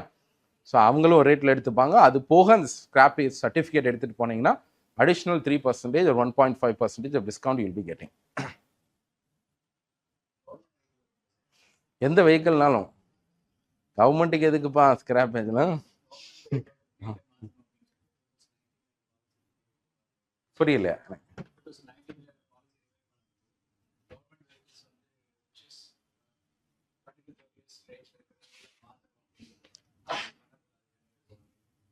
அது ஓகே. அதாவது என்னன்னா, see this is for creating a monetary incentive or recycle mechanism for automotive industry. சரிங்களா? அதில் வந்து இப்போ நீங்கள் வெளிநாட்டிலாம் நீங்கள் எடுத்து பார்த்தீங்கன்னா இந்த வெஹிக்கிள் ஸ்கிராப்பேஜ் பாலிசி ரொம்ப ஸ்ட்ராங்காக இருக்கும். நம்ம ஊரில் அந்த மாதிரி இல்லை. சரி, அதுக்காக தான் நம்ம அதை கொண்டு வந்தோம். Okay, just this are initial days, we have to wait and see, but it is just operating. அதுக்கு தான் இந்த இதெல்லாம் கவர்மெண்ட் வந்து அவங்க கொடுக்கலன்னா அவங்களை நட்ஜ் பண்ணிக்கிட்டே இருக்காங்க. சரி, அதனால தான் அவன் என்ன சொல்கிறான், பரவாயில்ல சரி நீங்கள் கொடுங்க, நான் 3% டிஸ்கவுண்ட் தரேன் அதெல்லாம் சொல்கிறான். Okay, so clean plant program அப்படின்ற ஒரு program, this is also announce in the July budget. ஸோ இது என்ன அப்படின்னு சொன்னால்,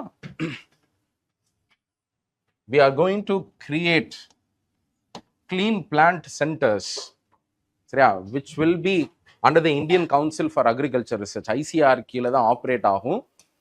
இதில் 9 இடத்துல நம்ம வந்து கிரியேட் பண்ண போகிறோம். ஸோ அதெல்லாம் பூனே, பெங்களூர், நாக்பூர், பிகானர், இது எல்லாமே. இதோட மெயின் எய்ம் என்ன அப்படின்னு சொன்னால், see ஃபர்ஸ்ட் நம்மளை பார்த்தீங்கன்னா ஜஸ்ட் ஒரு ஃபேக்ட் இதில் இருக்கும் பாருங்க. இந்தியா இஸ் அ மேஜர், அதாவது ஃப்ரூட்ஸ் அண்ட் வெஜிடபிள்ஸை பொறுத்தளவுக்கு India is a second largest horticultural producer, second to China. சைனாக்கு அப்புறம் நம்ம தான். Okay, fine. India is a major importer and exporter of fruits. Fruits எல்லாம் நம்ம தான் எக்ஸ்போர்ட் பண்ணுறோம், இம்போர்ட் பண்ணுறோம். நம்ம எக்ஸ்போர்ட் பண்ண ஃப்ரூட்டோட வேல்யூ எவ்வளோ? 1.15 பில்லியன். இம்போர்ட் பண்ணுற ஃப்ரூட்டோட வேல்யூ எவ்வளோ? சரியா, குவாலிட்டியும் அதிகம். Quantity is also high, quality is also high. The thing is that we have not achieved the kind of self sufficiency needed. ஏன்னா இதெல்லாம் எல்லாத்துலேயும் நம்ம செல்ஃப் சஃபிஷியன்சி அட்டைன் பண்ண முடியாது அக்ரிகல்ச்சர் ப்ராடக்ட்ஸை பொறுத்தளவுக்கு. But one thing is that இந்தியாவில் பொறுத்தளவுக்கு horticulture is growing at a very good rate compared to normal agricultural crops. Agriculture cropsன்றது 3.5 to 4 maximum grow ஆகுதுன்னு சொன்னால் horticulture is sometimes growing at 8% also. ஸோ இந்த மாதிரியான க்ரோத்தை வச்சுட்டு இருக்கப்ப still we have enormous potential to இது. ஸோ அதில் இருக்கக்கூடிய இந்த ஜெனட்டிக் டிஸார்டர்ஸாக இருக்கட்டும், சரி, வைரல் அட்டாக்ஸ், டிசீசஸ் வர்றது, இது எல்லாத்தையும் நம்ம ரிமூவ் பண்ணுறதுக்காக தான் இந்த க்ளீன் பிளான்ட் சென்டர்ஸ் அப்படின்றத கவர்மெண்ட் ஓப்பன் பண்ணுறாங்க, especially to give a fillip to this horticultural products. So mission for integrated development of horticulture is a mission basis for horticultural crops. So அவங்களுக்கு ஏஷியன் டெவலப்மெண்ட் பேங்கோட சேர்ந்து இந்த clean plant program launch பண்ண போகிறாங்க. Government has also allocated some amount. The remaining will come from the ADB. இவங்க 2 பேரும் சேர்ந்து நிறைய இடங்களில் இந்த க்ளீன் பிளான்ட் ப்ரோக்ராம் என்ன பண்ணுவாங்கன்னா, virus free high quality planting materials create பண்ணுறாங்க. சீடாக இருக்கட்டும், பிளான்டிங் மெட்டீரியலாக இருக்கட்டும், இது எல்லாத்தையும் கிரியேட் பண்ணி அங்கங்கே அந்தந்த சென்டர்ஸுக்கு அனுப்புறது தான் அவங்களோட வேலை. சரியா? So this is the clean plant program. Agriculture Infrastructure Fund was announced in 2021 mainly to boost the storage, சரியா, warehousing, இந்த மாதிரியான forward and backward linkages of அக்ரிகல்ச்சரை இன்னும் ஸ்ட்ரென்தன் பண்ணுறதுக்காக கொண்டு வந்தப்பட்ட ஒரு ஃபண்டு தான் infrastructure fund, which was imposed, given a corpus by the government and also was funded through the proceeds of the Agri Infrastructure Development Cess, AIDC அப்படின்னு சொல்லுவாங்க. In fact நம்ம அந்த கோல்டு இதுக்கெல்லாம் கஸ்டம்ஸ் டியூட்டி இருக்குல்ல, அதெல்லாம் ரெடியூஸ் பண்ணிட்டு அதை என்ன பண்ணுறோன்னு சொன்னால், இப்போ 10% இருக்குன்னா 10%லேருந்து 5 மாற்றிட்டு எக்ஸ்ட்ரா 2% அக்ரிகல்ச்சர் செஸ் போட்டுடுறோம். சரி, அந்த செஸ் எல்லாம் நம்ம வாங்குறதுனால என்ன ஆகுதுன்னு சொன்னால், another problem is that we are not sharing it with other states. சரியா?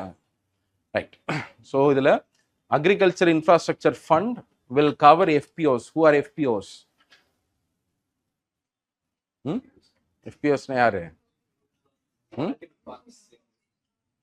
Farmer Producer Organizations அப்படின்றது it's a kind of a new approach of aggregating several farmers. அது வந்து பெரிய லெவலில் கோஆப்ரேட்டிவ் மாதிரியும் இல்லாமல் கார்ப்பரேட் கம்பெனிஸ் மாதிரியும் இல்லாமல் ஒரு சின்ன ஒரு குரூப் ஆஃப் இதை வந்து நம்ம ரெக்கக்னைஸ் பண்ணுறோம். That is called as FPOs.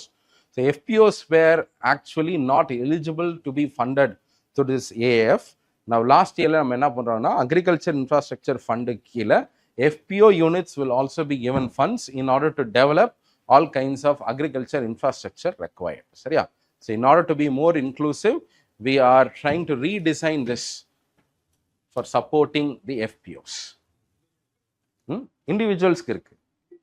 ஆமாம், இண்டிவிஜுவல்ஸ்க்கு தான் இருந்துச்சு. இண்டிவிஜுவல்ஸ்க்கு இருந்துச்சு, ஃபார்மர் இண்டிவிஜுவல்ஸ்க்கு இருக்கும். ஆமாம், PACs அதுக்கெல்லாம் இருக்கும்.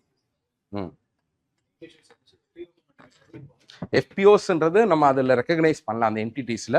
Now since this year onwards we are recognising them. So அவங்களுக்கு eligible, directly they are eligible. சரியா? I hope you would be knowing this particular issue இல்லையா?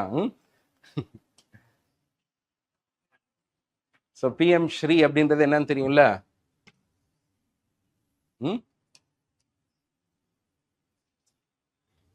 இது என்ன scheme? What is this PM Shri scheme? அது scheme. Option கொடுக்கணுமா? சரியா? PMனா என்னன்னு சொல்லிடுறேன். சரியா?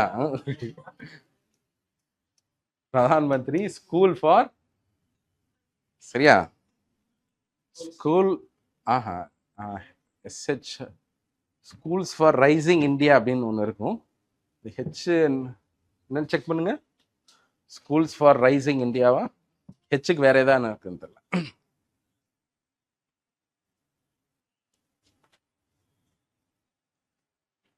சார் இது வந்து 2021 கொண்டு வந்த scheme, schools for rising India. அவ்வளோதானே? ஹெச்சுக்குன்னு தனியாக இல்லை இல்லையா? Okay, fine. So this 2021 for upgradation of government schools physical upgradation of government schools. We brought a new scheme called as PM Shri. இதில் இந்த மாடல் ஸ்கூல்ஸ் கட்டுறதுக்கு டெக்னாலஜிலாம் எல்லாம் கொண்டு வரதுக்காக கொண்டு வரப்பட்ட ஒரு ஸ்கீம். சமக்ரா சிக்ஷான்றது தான் அந்த over arching scheme under which the right to education இது எல்லாமே உள்ள வருது. சரியா? ஸோ என்ன சொல்கிறாங்கன்னா, PM ஸ்ரீக்கு நீங்கள் ஒத்துக்கிட்டா தான் என்ன பண்ணுவோம், சார் சமக்ரா சிக்ஷா ஸ்கீமோட தான் நாங்கள் கொடுப்போம்னு சொல்லி இதை டைப் பண்ணிட்டு இருந்தாங்க. அஃப்கோர்ஸ் அது கரெக்டாக தப்பான்னு நம்ம பேசுகிற டைம் கிடையாது இது. ஓகே, என்ன கேட்டால் தப்புன்னு தான் சொல்லுவேன். பாருங்க, UPA and RuPay will become truly global because now we have integrated with that of Pay Now. சிங்கப்பூரோட Pay Now-ஓட UPA நம்ம இன்டெகிரேட் பண்ணியிருக்கிறோம். அது போக நிறைய இடங்களில் பண்ணியிருக்கிறோம். சிங்கப்பூர், UAE, மொரிஷியஸ், நமீபியா, பெரு எல்லா இடங்களையும் என்ன பண்ணிட்டு இருக்காங்க, notable progress has been made. Apart from this unified payment சிஸ்டம்ஸை நம்ம எதுக்குள்ளே கொண்டு வந்திருக்கோம்னு சொன்னால் ப்ராஜெக்ட்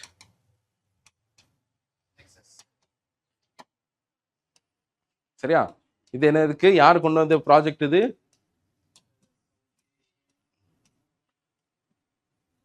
சரியா? Bank for international settlement DIS என்ன பண்றாங்கன்னா, அவங்க குளோபலா ஒரு ப்ராஜெக்ட் பண்ணிட்டு இருக்காங்க. அதான் ஏஷியானில் இருக்கக்கூடிய சில கண்ட்ரிஸ் எல்லாத்தையும் வச்சு அவங்களோட இன்ஸ்டன்ட் பேமெண்ட் சிஸ்டம்ஸ் இருக்கும்ல, UPA மாதிரியான அந்த பேமெண்ட் சிஸ்டம்ஸையும் நம்மள பேமெண்ட் சிஸ்டம்ஸையும் இன்டெகிரேட் பண்ணி ஏதாவது ஒரு லெட்ஸ் காமன் கிரவுண்டை அச்சீவ் பண்ண முடியுமா, ஒரு பிளக் அண்ட் பிளே மாடல் மாதிரி ஒன்று கொண்டு வர முடியுமா அப்படின்னு சொல்லி this is a new project in which RBI has entered. சரியா? ஸோ ப்ராஜெக்ட் நெக்ஸஸ்ல RBI is a part of it. இதே மாதிரி இன்னொரு ப்ராஜெக்ட் இருக்கு, trying to link the CBDCs together. சரியா? சென்ட்ரல் பேங்க் டிஜிட்டல் கரன்சி இருக்குல்ல, India central bank digital currency இருக்கா? Okay, சரியா, E-Rupee இருக்குல்ல நம்ம கிட்ட. ஓகே, அது எல்லாத்தையும் இன்டெகிரேட் பண்றதுக்கு இதே BIS என்ன பண்றாங்கன்னு சொன்னா ஒரு ப்ராஜெக்ட் வச்சிருக்காங்க. அதுக்கு பேர் M-Bridge. ஸோ இது ஒரு பயங்கர ஃபேன்ஃபேரோட லான்ச் பண்ணாங்க. சம் கண்ட்ரீஸ் எல்லாம் உள்ள வந்தாங்க. பட் இங்கே இந்தியா வந்து உள்ள போகல. India was not a part of this M-Bridge. India வந்து ப்ராஜெக்ட் நெக்ஸஸ் மட்டும் தான். Project nexus is not about cross border payments.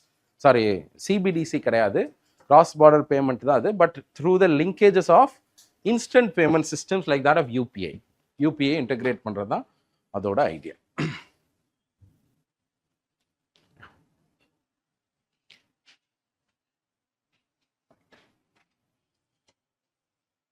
UPS unified payments pension scheme என்னன்னு தெரியுமா? Right. So we had the old pension scheme, சரியா, new pension scheme. இது ரெண்டையும் கலந்த ஒரு கலவை தான் என்னது, யூனிஃபைடு. ஸோ இந்த யூனிஃபைடு பென்ஷன் ஸ்கீம்ல என்ன இருக்கும் அப்படின்னு சொன்னா, here right now whether we are expanding it to all we do not know. Right now கொஞ்சம் கவர்மெண்ட் எம்ப்ளாயீஸ்க்கு மட்டும்தான் நம்ம இது பண்றோம். What they will receive is ஒரு கேரண்டீடு. இப்போ பார்த்தீங்கன்னா நியூ பென்ஷன் ஸ்கீம்ல கான்ட்ரிபியூஷன் பேஸ்ட் இல்லையா, on the basis of your contribution you may receive some funds. அதில் எவ்வளோ வரப்போகுது அப்படின்றது நம்மளுக்கு தெரியல. Do we need a break? Okay,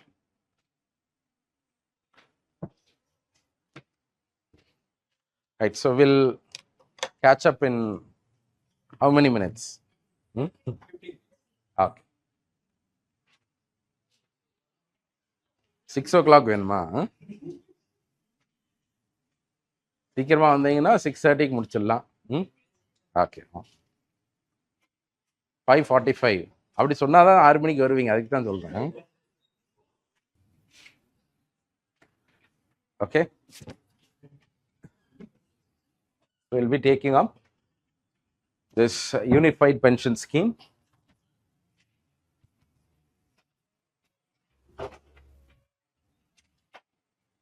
Okay, so the reason behind this unified pension scheme is to allay the fears of certain government employees that due to market conditions, their contributions that they do, self contributions that they make through the NPS பொறுத்த அளவுக்கு self contributions தான். உங்களுக்கு என்ன contribute பண்ணுறீங்களோ அது எந்த ஃபண்டில் நீங்கள் போடுறீங்களோ அதோட குவாண்டம் எப்படி இருக்கோ அதுக்கு தகுந்த மாதிரி தான் இருக்கும். It's completely subject to market. But the old pension scheme was outside of the market forces and therefore it was guaranteed to you. அப்போ சோஷியல் செக்யூரிட்டின்றது கேரண்டீடாக இருந்தால் தான் அது நல்லா இருக்கும். சரி, மேபி உங்களுக்கு மார்க்கெட் நல்லா இருந்துச்சுன்னா நல்லா வரும், இல்லைன்னா இல்லை அப்படின்னா அதுக்கு பேர் எப்படி சோஷியல் செக்யூரிட்டி ஆகும்? அதனால என்ன பண்ணுறாங்கன்னு சொன்னால், கொஞ்சம் இன்டர்னலாக கவர்மெண்ட் எம்ப்ளாயீஸ் எல்லாமே ஒரு லாபி பண்ணதுனாலையும் government decides to bring in this unified pension scheme as a confluence between these two. So இதில் என்ன வருதுன்னு சொன்னால், மார்க்கெட் பேசிஸில் உங்களுக்கு லாஸ்ட்டாக உங்களுக்கு பென்ஷன் வராது. You will be getting a guaranteed pension. சரி, அந்த கேரண்டீட் பென்ஷன்றது இப்போதைக்கு see how this is going to expand நம்மளுக்கு தெரியல. But as of now this unified pension scheme is an option for central government employees. அதில் already central government எம்ப்ளாயீஸில் national pension ஸ்கீமில் contribute பண்ணுறவங்களுக்கு they have given an option of converting it into a unified pension scheme. So unified pension ஸ்கீமில் first benefit என்ன அப்படின்னு சொன்னால், half of the basic pay that they get. அதான் old pension ஸ்கீம்லேயும், இந்த old pension ஸ்கீமில் லாஸ்ட்டாக ரிட்டையர்மெண்ட்டுக்கு முன்னாடி உங்களுக்கு பேசிக் பே என்னவோ அதில் ஹாஃப் வந்து உங்களுக்கு பென்ஷனாக கிடைக்கும்.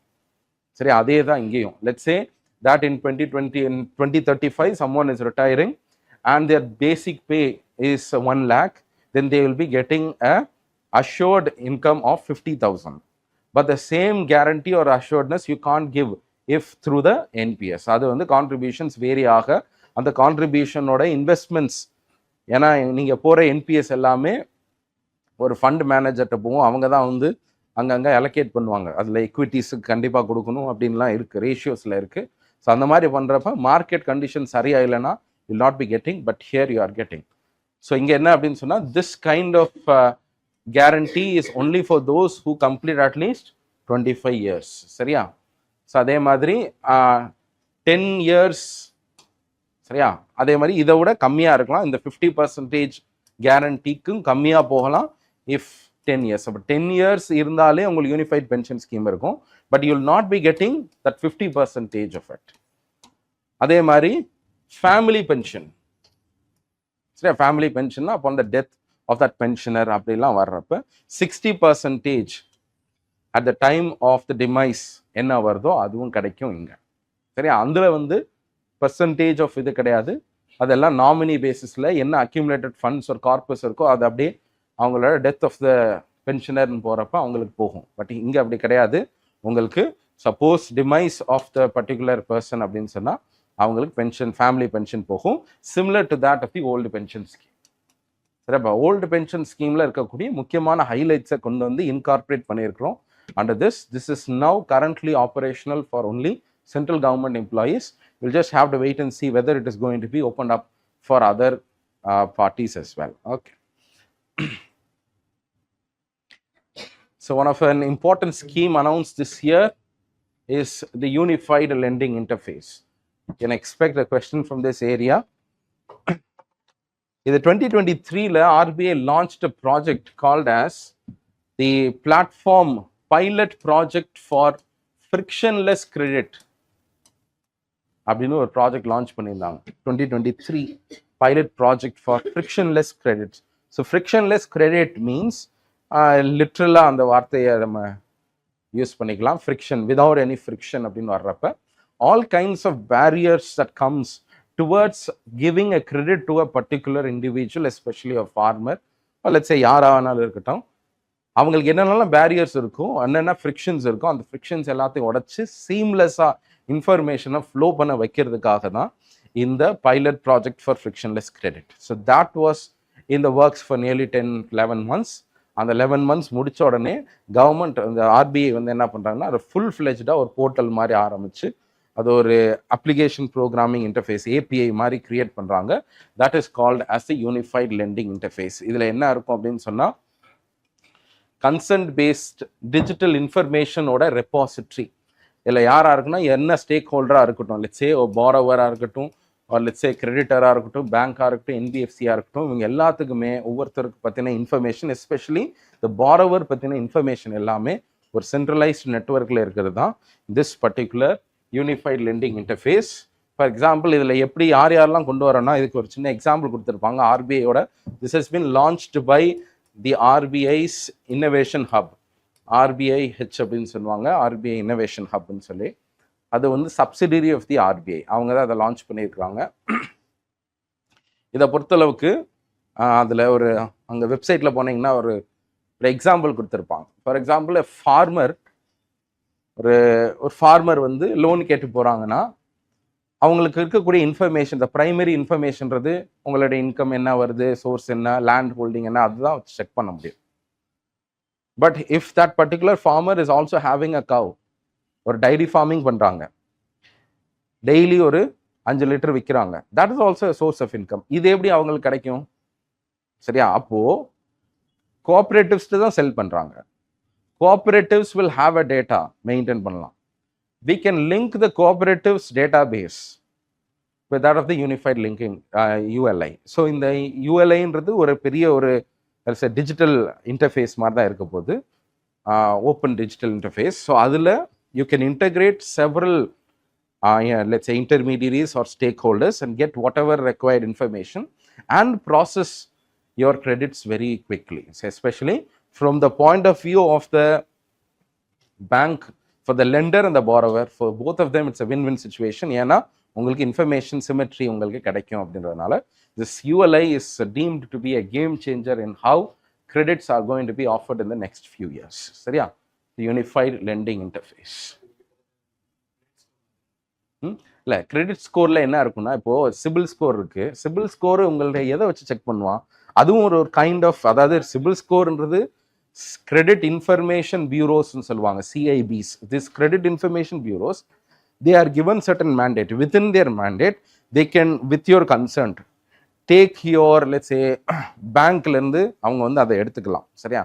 ஸோ அந்த மாதிரி அவங்களுக்கு கொடுத்துருக்கனால there are 3 to 4 major players only in India.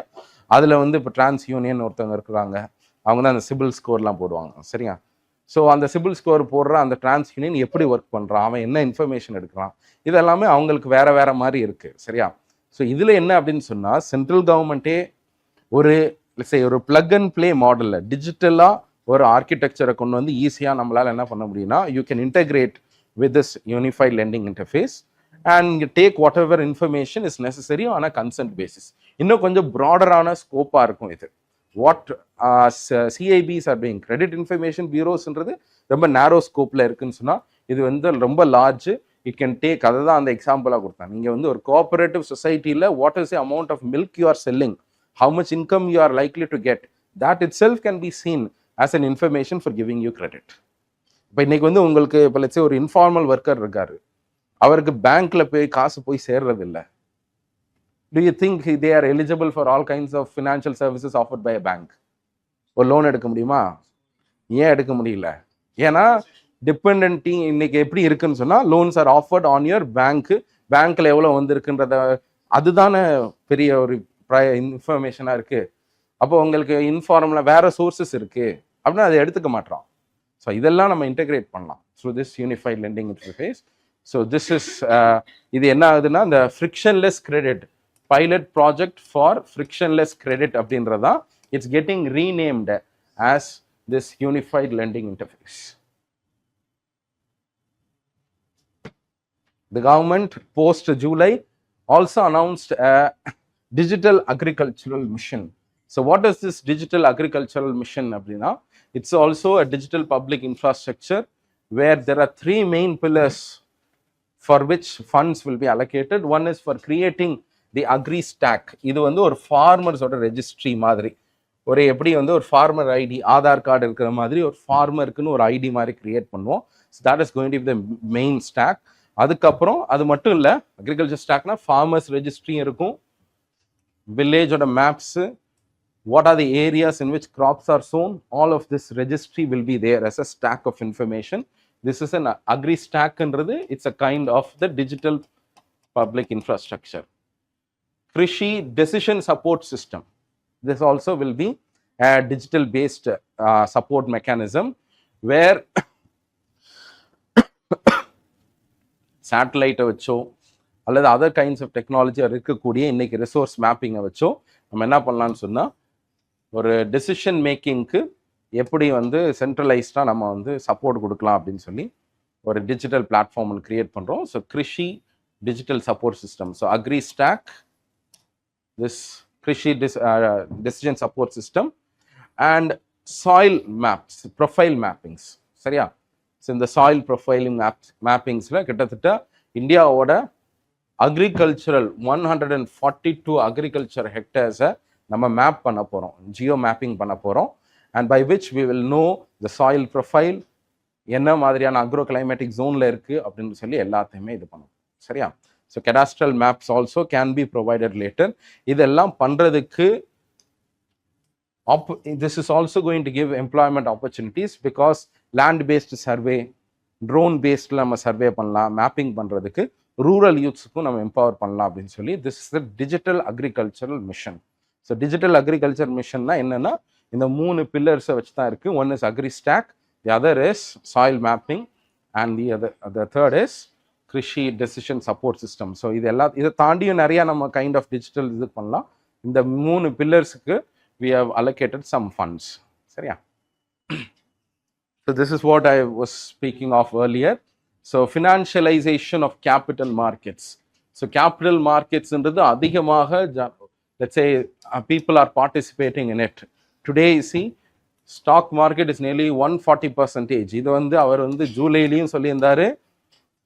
In economic survey of 2025 also he had written an entire chapter on how financialization of Indian market is a growing risk. So financialization அப்படின்னா அதிகமாக real செக்டர்லேருந்து financial மார்க்கெட்டுக்கு போக போக கொஞ்சம் savings getting last if at all சரியான ஒரு financial ஒரு first நடக்குது அப்படின்னு சொன்னால் it's going to be difficult. இதில் பார்த்தீங்கன்னா தெரியும் market capitalisation and how we are claiming that India's financialization is increasing அப்படின்றதுக்கு இதுதான் a testament to this fact. December 2019ல 77% of GDP, அதாவது இந்தியாவோட ஜிடிபியை கம்பேர் பண்ணுறப்ப ஒட்டுமொத்தமாக ஸ்டாக் மார்க்கெட்டில் இருக்கக்கூடிய எல்லா கம்பெனிஸோட வேல்யூவும் 77%. It was lower than the GDP of India. Today it is nearly 140% of the GDP. சரி, அப்போ என்ன நடக்குது? ஜிடிபின்றதா ரியல் இல்லையா? எல்லா சர்வீசஸ் எல்லாம் ஆஃபர் பண்ணதான் குட்ஸ் அண்ட் சர்வீசஸோட வேல்யூன்றது இவ்வளோ அமௌண்ட்னா அதை தாண்டி கம்பெனிஸோட வேல்யூ எனக்கு இருக்குது. அப்போ ஷேர்ஸ்ன்றது invisible, it's just a financial asset. So financial அசெட்டோட வேல்யூன்றது it's far outpacing that of the nominal ஜிடிபின்றதா ஒரு க்ரோயிங் கன்சர்னாக பார்க்குறோம். ஏன்னா ரொம்ப ஸ்பீடாக இந்த இன்க்ரீஸ் ஆகிருக்கு, கிட்டத்தட்ட டபுள் ஆகிருக்கு இல்லையா 4-5 இயர்ஸில். இதுதான் ஃபினான்ஷியலைசேஷன் நம்ம சொல்கிறோம். நம்ம மட்டும் ஒரு இது கிடையாது. இன்ஃபேக்ட் மற்ற கண்ட்ரீஸ்லாம் இங்கே பாருங்கள், யுனைடெட் ஸ்டேட்ஸ்லாம் நீங்கள் பார்த்தீங்கன்னா 200% மேலே இருக்கிறோம். ஸோ ஃபினான்ஷியலைசேஷன்றது என்னென்னா இந்த மாதிரி ஒரு பயங்கரமான ஒரு ஸ்பீடில் போகிறது தான் ஒரு பெரிய ஒரு ரிஸ்க்காக பார்க்குறோம். ஸோ இவ்வளோ இதில் இருந்துச்சுன்னு சொன்னால் லெட்ஸே ஒரு ரிசெஷன் மாதிரி வருது, ஒரு ஃபினான்ஷியல் செக்டரில் ஒரு சின்ன ஒரு டென்ட் வருது, லெட்ஸே ஒரு டேரிஃப் வார் நடக்குது அப்படின்னாங்களே பெரிய ரெப்பர்கஷன்ஸ் இருக்கும் இதில். ஆனால் ரியல் செக்டர் ஸ்ட்ராங்காக இருந்துச்சு அப்படின்னு சொன்னால் it will be immune to the global shocks to some extent. For example 2008ல் நம்ம நம்மளோட இன்ஸ்டிடியூஷன்ஸும் ஸ்ட்ராங்காக இருந்துச்சு, ப்ளஸ் நம்ம ரொம்ப ஓவர் ஃபினான்ஷியலாக இல்லை. That is why we were able to save ourselves. அப்போ இன்றைக்கி ஒரு பெரிய லெவலில் ஒரு ஷாக் வருது, ஃபினான்ஷியல் ஷாக் வருதுன்னு சொன்னால் நம்மளோட மார்க்கெட்ஸ் எல்லாமே ரொம்ப அடி வாங்கும். அதனால தான் பார்த்தீங்கன்னா இப்போ now I think now it's fine, but once this trade war started to open up, இந்தியாவோட ஸ்டாக் மார்க்கெட் பயங்கரமாக கிராஷ் ஆச்சு. இன்னைக்கு ஸ்டாக் மார்க்கெட் கிராஷ் ஆகிறப்ப 1 டேல இவ்வளோ பெர்சன்டேஜ் வருதுன்றப்ப 8 lakh crore will be wiped out. 8 lakh crore, 10 lakh crore. இது எங்கே போகுது இல்லை? ஃபினான்ஷியல் மார்க்கெட்ன்றது அதான், எல்லாத்தையுமே it will vanish things. Okay, அதே மாதிரி ஐ டோன்ட் திங்க் வெதர் இந்த பில்லு கொண்டு வரணும்னு சொல்லியிருக்கிறாங்க, but this is also an idea of building a public infrastructure for credit related information with a legal backup, ஒரு லீகலா லெஜிஸ்லேட்டிவ் மேண்டேட்டோட நேஷனல் ஃபினான்ஷியல் இன்ஃபர்மேஷன் பில் அப்படின்ற ஒரு ரெஜிஸ்ட்ரி அப்படின்னு ஒரு ரெஜிஸ்ட்ரியை கொண்டு வரணும் அப்படின்னு சொல்லி ரொம்ப நாள் ட்ரை பண்ணிட்டு இருக்கோம். இந்த வருஷமும் ஒரு பில்லை ப்ரொப்போஸ் பண்ணலான்னு சொல்லியிருந்தாங்க. But what this bill tries to attempt, அதை தான் நம்ம அந்த யூனிஃபைட் லெண்டிங் இன்டர்ஃபேஸ் மாதிரியான ஒரு சிஸ்டம் வச்சு கொண்டு வந்துட்டு இருக்கோம். But whether this is going to supplement it or not, we do not know, but this is a proposal given national financial information registry. இதோட எய்மும் கிட்டத்தட்ட நம்ம வந்து flow of credit and information related கிரெடிட்டை ஈஸியாக சென்ட்ரலைஸ்ட் ஒரு ரெப்பாசிட்டரியில் வச்சுக்கிறதுக்கு தான் இதோட நோக்கம். சரியா?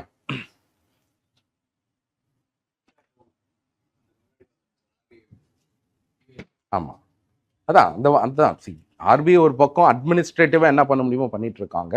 இந்த பக்கம் என்னன்னா maybe we are empowering and facilitating. நம்ம இந்த மாதிரி ஒன்று கொண்டு வந்து இந்த ரெஜிஸ்ட்ரியை வந்து யாரோ ஒரு பிளேயர்கிட்ட கொடுக்கலாம், ஒரு பெரிய ஐடி நெட்ஒர்க்கிட்ட கொடுத்து இன்னும் கொஞ்சம் இன்ஃபர்மேஷனை பெரிய லெவலில் கூட கலெக்ட் பண்ண வைக்கலாம்.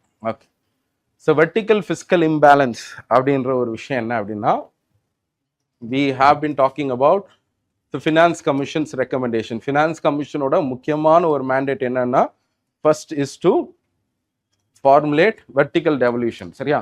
ஸோ வெர்டிக்கல் டெவல்யூஷன் எவ்வளோன்னு அவங்க சொல்லணும். இதில் நம்ம என்ன சொல்கிறோம் அப்படின்னு சொன்னால், என்ன சொல்கிறாங்க, ஸ்டேட்ஸுக்கு only 38% of the receipts they are collecting out of their own. 38% தான் அவங்க ஓனாக கலெக்ட் பண்ணுறாங்க. மீதி எல்லாமே யாரை டிபெண்ட் பண்ணி இருக்கிறான்? ஸ்டேட்டை சென்டரை டிபெண்ட் பண்ணி இருக்கிறான். This is what we call as vertical fiscal imbalance. ரொம்ப அதிகமாக மேலேருந்து தான் நம்பி இருக்கிறாங்க. This kind of tendencies because we are having a vertical fiscal imbalance. அந்த இம்பேலன்ஸை கரெக்ட் பண்ணணும் அப்படின்னு சொன்னால் இது ஒரு சும்மா ஒரு இது பண்ணியிருக்கிறாங்க பாருங்க. 2022-23 இதெல்லாம் 51% ஆஃப் டேக்ஸ் டெவல்யூஷன் இருந்தால் தான் this kind of vertical fiscal இம்பேலன்ஸை நம்ம ஆஃப்செட்டே பண்ண முடியும். ஹவு மச் வி வேர் எவ்வளோ டெவல்யூஷன் இருந்துச்சு லாஸ்ட் ஃபினான்ஸ் கமிஷனில்? 15th finance commission recommended how much?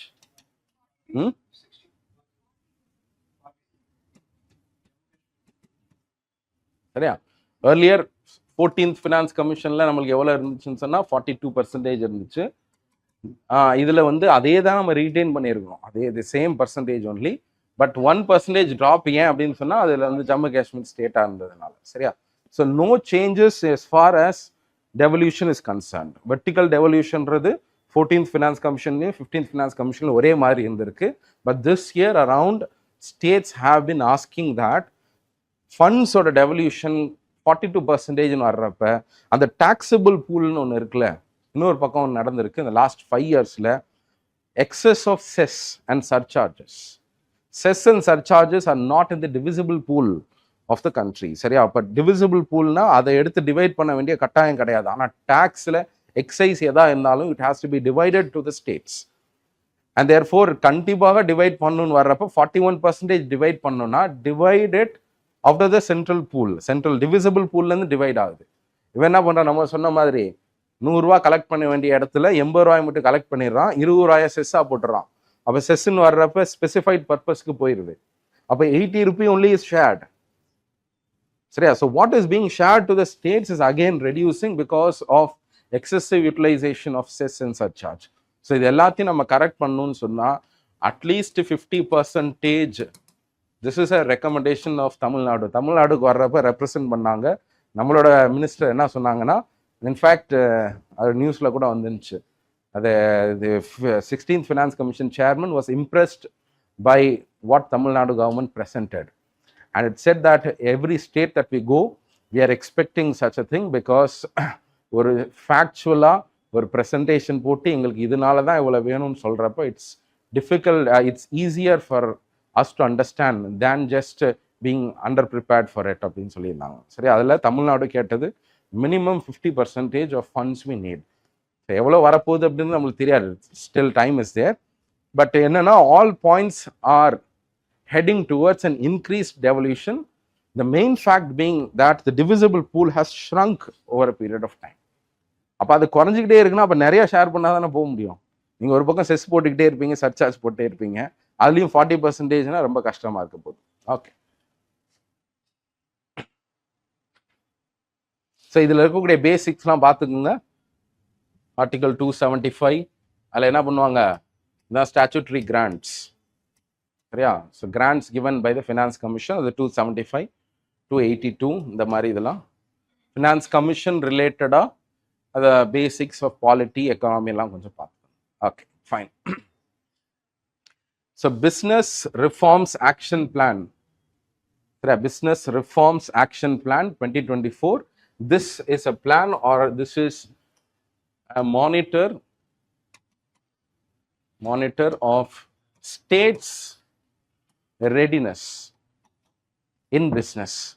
So this is a kind of, let's say, the BRAP பண்றது என்ன சொல்லலாம்னா India's substitute or India's equivalence of the EODB, ease of doing business அப்படின்னு ஒரு report வந்துட்டு இருந்துச்சு. Earlier it was done by World Bank. Now we have stopped it due to some data in discrepancy. அதுக்கு பதிலா அவங்க ஒரு report கொண்டு வந்திருக்காங்க. என்னது? அதுல இந்தியா இப்போதைக்கு கிடையாது. சொல்லுங்க சுகாசினி, கரெக்ட் தான். என்ன ரிப்போர்ட்? ரைட், சரியா? வேர்ல்டு பேங்க்ல 2020ல இந்த ease of doing business report வந்து இட் வாஸ் அண்டர் டிஸ்கிரிபன்சினால அதை ரிமூவ் பண்ணிட்டு for 2-3 years they were trying to change the methodology, and 2024ல they have come out with the first edition of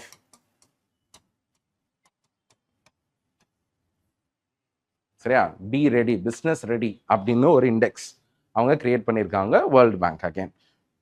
சரியா, இதில் என்னன்னா the first ranking of this countries-ல India இல்லை.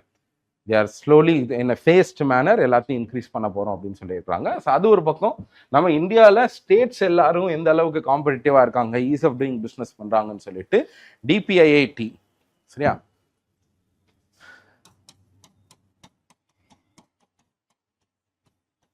Industries and Internal Trade Department, they have come out with this BRAP index. சரியா? So business reforms action planல BRAP index னு சொல்லிருக்காங்க. அதுல ரேங்கிங்கை பொறுத்த அளவுக்கு Andhra Pradesh top achiever, aspirant அந்த மாதிரி ஒரு 3-4 கேட்டகரியை வச்சிருக்காங்க. Okay,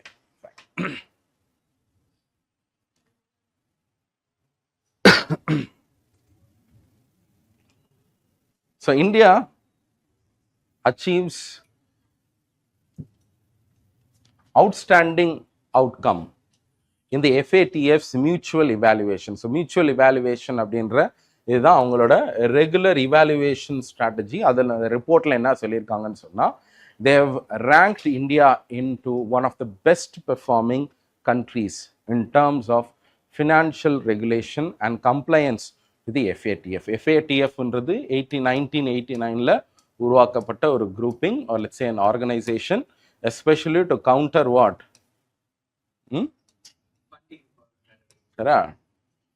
Terror funding and money laundering. சரியா, இந்த ரெண்டத்தையும் கவுண்டர் பண்றதுக்காக கொண்டு வரப்பட்ட ஒரு இதுதான். ஸோ எஃப்ஏடிஎஃப்ல தான் அந்த லிஸ்ட்லாம் வச்சிருப்பாங்க. அந்த லிஸ்ட்ல பிளாக் லிஸ்ட் அண்ட் கிரே லிஸ்ட்னு ஒன்று வச்சிருப்பாங்க. ஸோ அந்த லிஸ்ட்ல வரக்கூடிய சில ஸ்டேட்ஸ் ஆர் கண்ட்ரீஸ்க்கு என்ன இருக்கும்னு சொன்னால், some kind of sanctions will be there. That doesn't mean that you shouldn't give any money to that. அது வந்து மானிட்டர்டா எஃப்ஏடிஎஃப்ட ரிப்போர்ட் பண்ணி தான் நம்ம கொடுக்குற மாதிரி இருக்கும். Okay, fine. இந்த வருஷம் பாருங்க, Monaco and Venezuela have been entered into the grey list. சரியா, 2 கண்ட்ரி தான் இன்னும் பிளாக் லிஸ்ட்ல இருக்காங்க. One is north Korea and Iran. சரியா, ஈரான் தான். பாகிஸ்தான் கிரே லிஸ்ட்ல இருந்து வெளியே வந்துட்டாங்க. சரியா,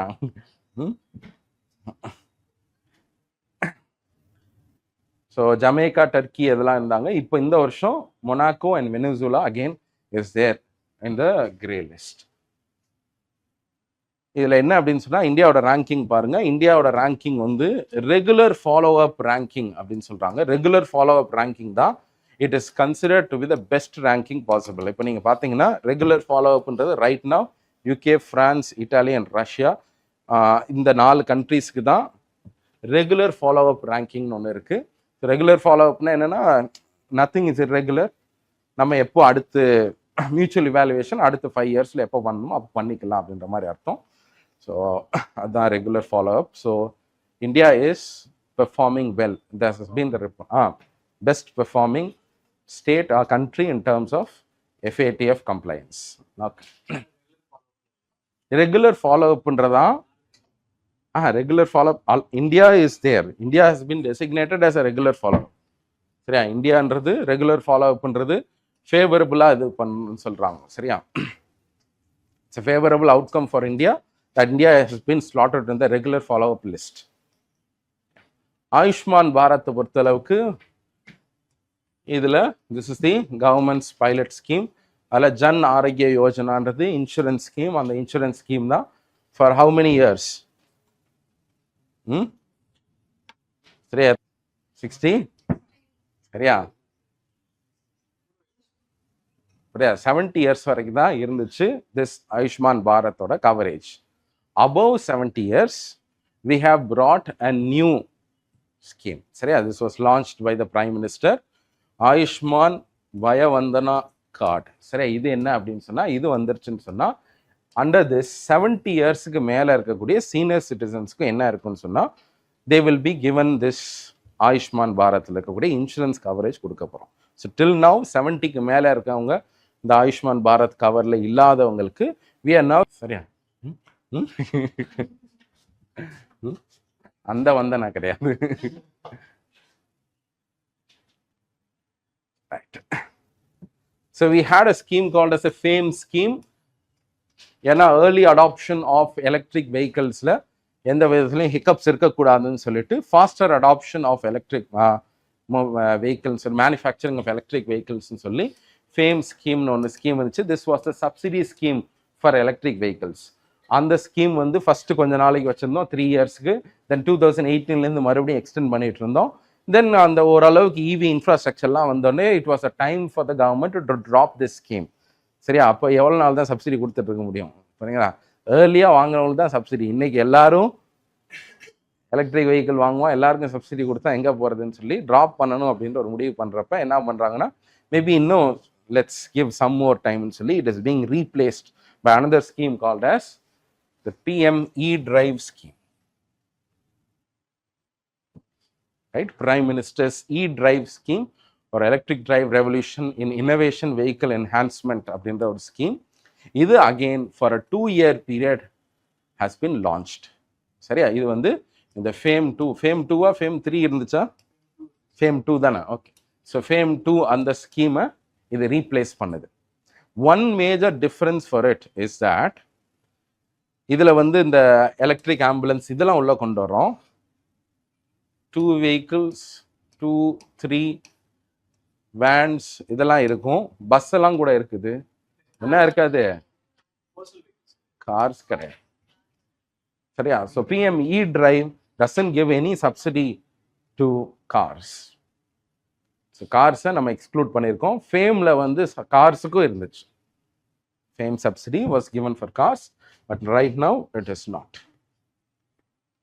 அதே மாதிரி இதில் the testing infrastructure எல்லாமே இது பண்ண போகிறாங்க. apart from just giving subsidy for the purchase of it, the infrastructure required for electric vehicles அதுலேயும் ஒரு budgetary allocation இதுலேருந்து போகும். சரியா, so this is related to the e-drive scheme. Prime Minister's e-drive windfalls tax. The windfall tax is nothing but actually special additional excise duty. அதுக்கு பேர். சரியா, so the government through an amendment in a finance act என்ன பண்ணுறாங்கன்னா,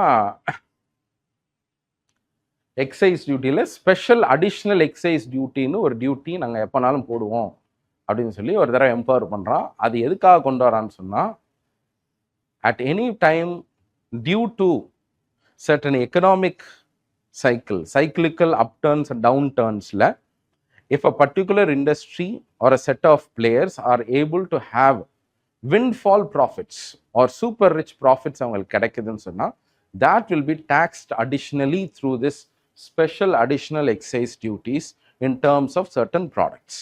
so அந்த ப்ராடக்டில் நம்ம 2022 மாட்டினது தான் யார்?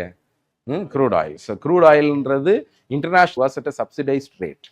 ஸோ அதில் என்ன பண்ணுறான் அப்படின்னு சொன்னால், கம்மியான விலைக்கு வாங்கிட்டு அதிகமான விலைக்கு நேபாளுக்கும் பூட்டானுக்கும் விற்கிறல, அப்படி விற்கிறப்ப எனக்கு கொஞ்சம் காசை கொடுன்னு சொல்லி நம்ம ஒரு எக்ஸ்ட்ரா அடிஷ்னல் டியூட்டிஸ் போட்டோம்.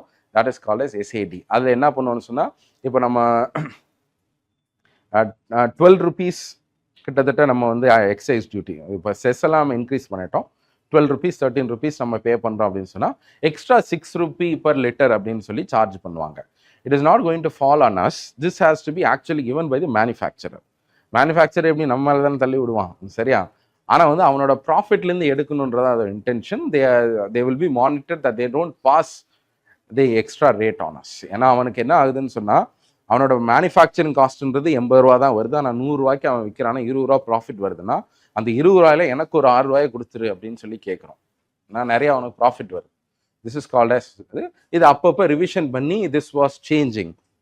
ஸோ 6 ரூபி இருந்துச்சு, 2 ரூபி, 3 ரூபின்னு மாறிக்கிட்டே இருந்துச்சு. So 2022 onwards we were revising this special additional excise duty and we finally decided to make it zero in December 2024.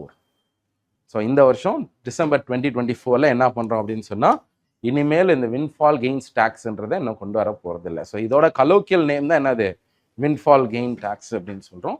So this has been removed so for. And also last year oil, minerals, exploration and development, I don't know the exact full name, Oil Minerals Act ன்னு சொல்லி ஒரு act கொண்டு வந்தோம், bill கொண்டு வந்திருந்தோம். சரியா? அதில் என்ன பண்ணுறோம் அப்படின்னு சொன்னால், one of the provisions for that is that we are treating oil and natural gas under this bill. Oil and natural gas-ஐ மற்ற மினரல்ஸ்லேருந்து டிஸ்டிங்க்டாக நம்ம கொண்டு வரோம். அண்ட் ஆல்சோ இதுக்கு வரக்கூடிய பாலிசி, மைனிங்கு, இதுக்கான ரைட்ஸ், எக்ஸ்ப்ளோரேஷன், இதெல்லாம் கொஞ்சம் டிஸ்டிங்க்டாகவும் நம்ம செப்பரேட்டாக கொண்டு வரணுன்றதுக்காக இந்த நியூ பில் கொண்டு வரோம். இந்த பில்லோட one empowering provision is that it is trying to give policy certainty to those players who are going to be involved in this mineral, oil and gas exploration. அதில் the minister said that post the implementation of this act, the government will not be able to suddenly announce windfall taxes on crude oil. ஏன் அப்படின்னு சொன்னால், நீங்கள் சரி ஏதோ ஒரு டைமில் எங்களுக்கு லாபம் வருது, நஷ்டம் வர டைமில் நீங்கள் யாரும் எங்ககிட்ட வரல, இப்போ லாபம் வர்றப்ப மட்டும் என்கிட்ட எடுத்துகிட்டு இருக்கியே, அப்போ it's a kind of a policy uncertainty தானே. ஸோ அதெல்லாம் இருக்காது அப்படின்னு சொல்லி அஷ்யூர் பண்ணியிருக்கிறாங்க because of the clauses or let's say legal provisions under this bill. அதனால் இனிமேல் ஃபியூச்சரில் கூட கவர்மெண்ட் வந்து அதை டீரெகுலேஷன் அப்படின்ற ஒரு பாலிசிஸில் என்ன பண்ணுறாங்கன்னா, தேவையில்லாமல் இந்த வின்ஃபால் டேக்ஸ் மாதிரி போடுறத நிப்பாட்ட போகிறோம் அப்படின்னு அறிவிச்சிருக்காங்க. சரியா? Right. So mainly to reduce the Burton. இது வந்து எப்படி ரெண்டு சைடில் வரப்போகுது என்ன அப்படின்னா, டபுள் எட்ஜ் ஸ்வர்ட் மாதிரி தான். ஒன் சைடு ப்ரோ எம்ப்ளாயர் சென்ட்ரிக்காக நம்ம பார்க்குறப்ப, எம்ப்ளாயர் என்ன பண்ணுறாங்க அப்படின்னு சொன்னால், they feel that recruitment of people or giving them salaries above 15,000 is going to be burdensome because we have to give them extra, நம்ம PF பெனிஃபிட்லாம் கொடுக்கணும், நம்மளோட கான்ட்ரிபியூஷன்லாம் கொடுக்கணும் அப்படின்னு சொல்லிட்டு பெரும்பாலும் அதுக்கு கம்மியாக கொடுப்பான், இல்லை இன்ஃபார்மலாகவே அவனே வச்சுப்பான். they will consider themselves to be informal. So அதை என்ன பண்ணலாம் அப்படின்னு சொன்னால், இதை நம்ம இன்க்ரீஸ் பண்ணலாம் த்ரெஷ்ஹோல்டை. only then it will become easier for the employers to recruit people and give them more salaries அப்படின்ற ஒரு பாயிண்ட் ஆஃப் வியூவில் the government is trying to increase the slab of this 15,000. அதாவது ஃபார்மல் எம்ப்ளாய்மெண்ட்டில் 15,000 ரூபி வாங்குறீங்கன்னு சொன்னால் you have to be given PF benefits. சரியா?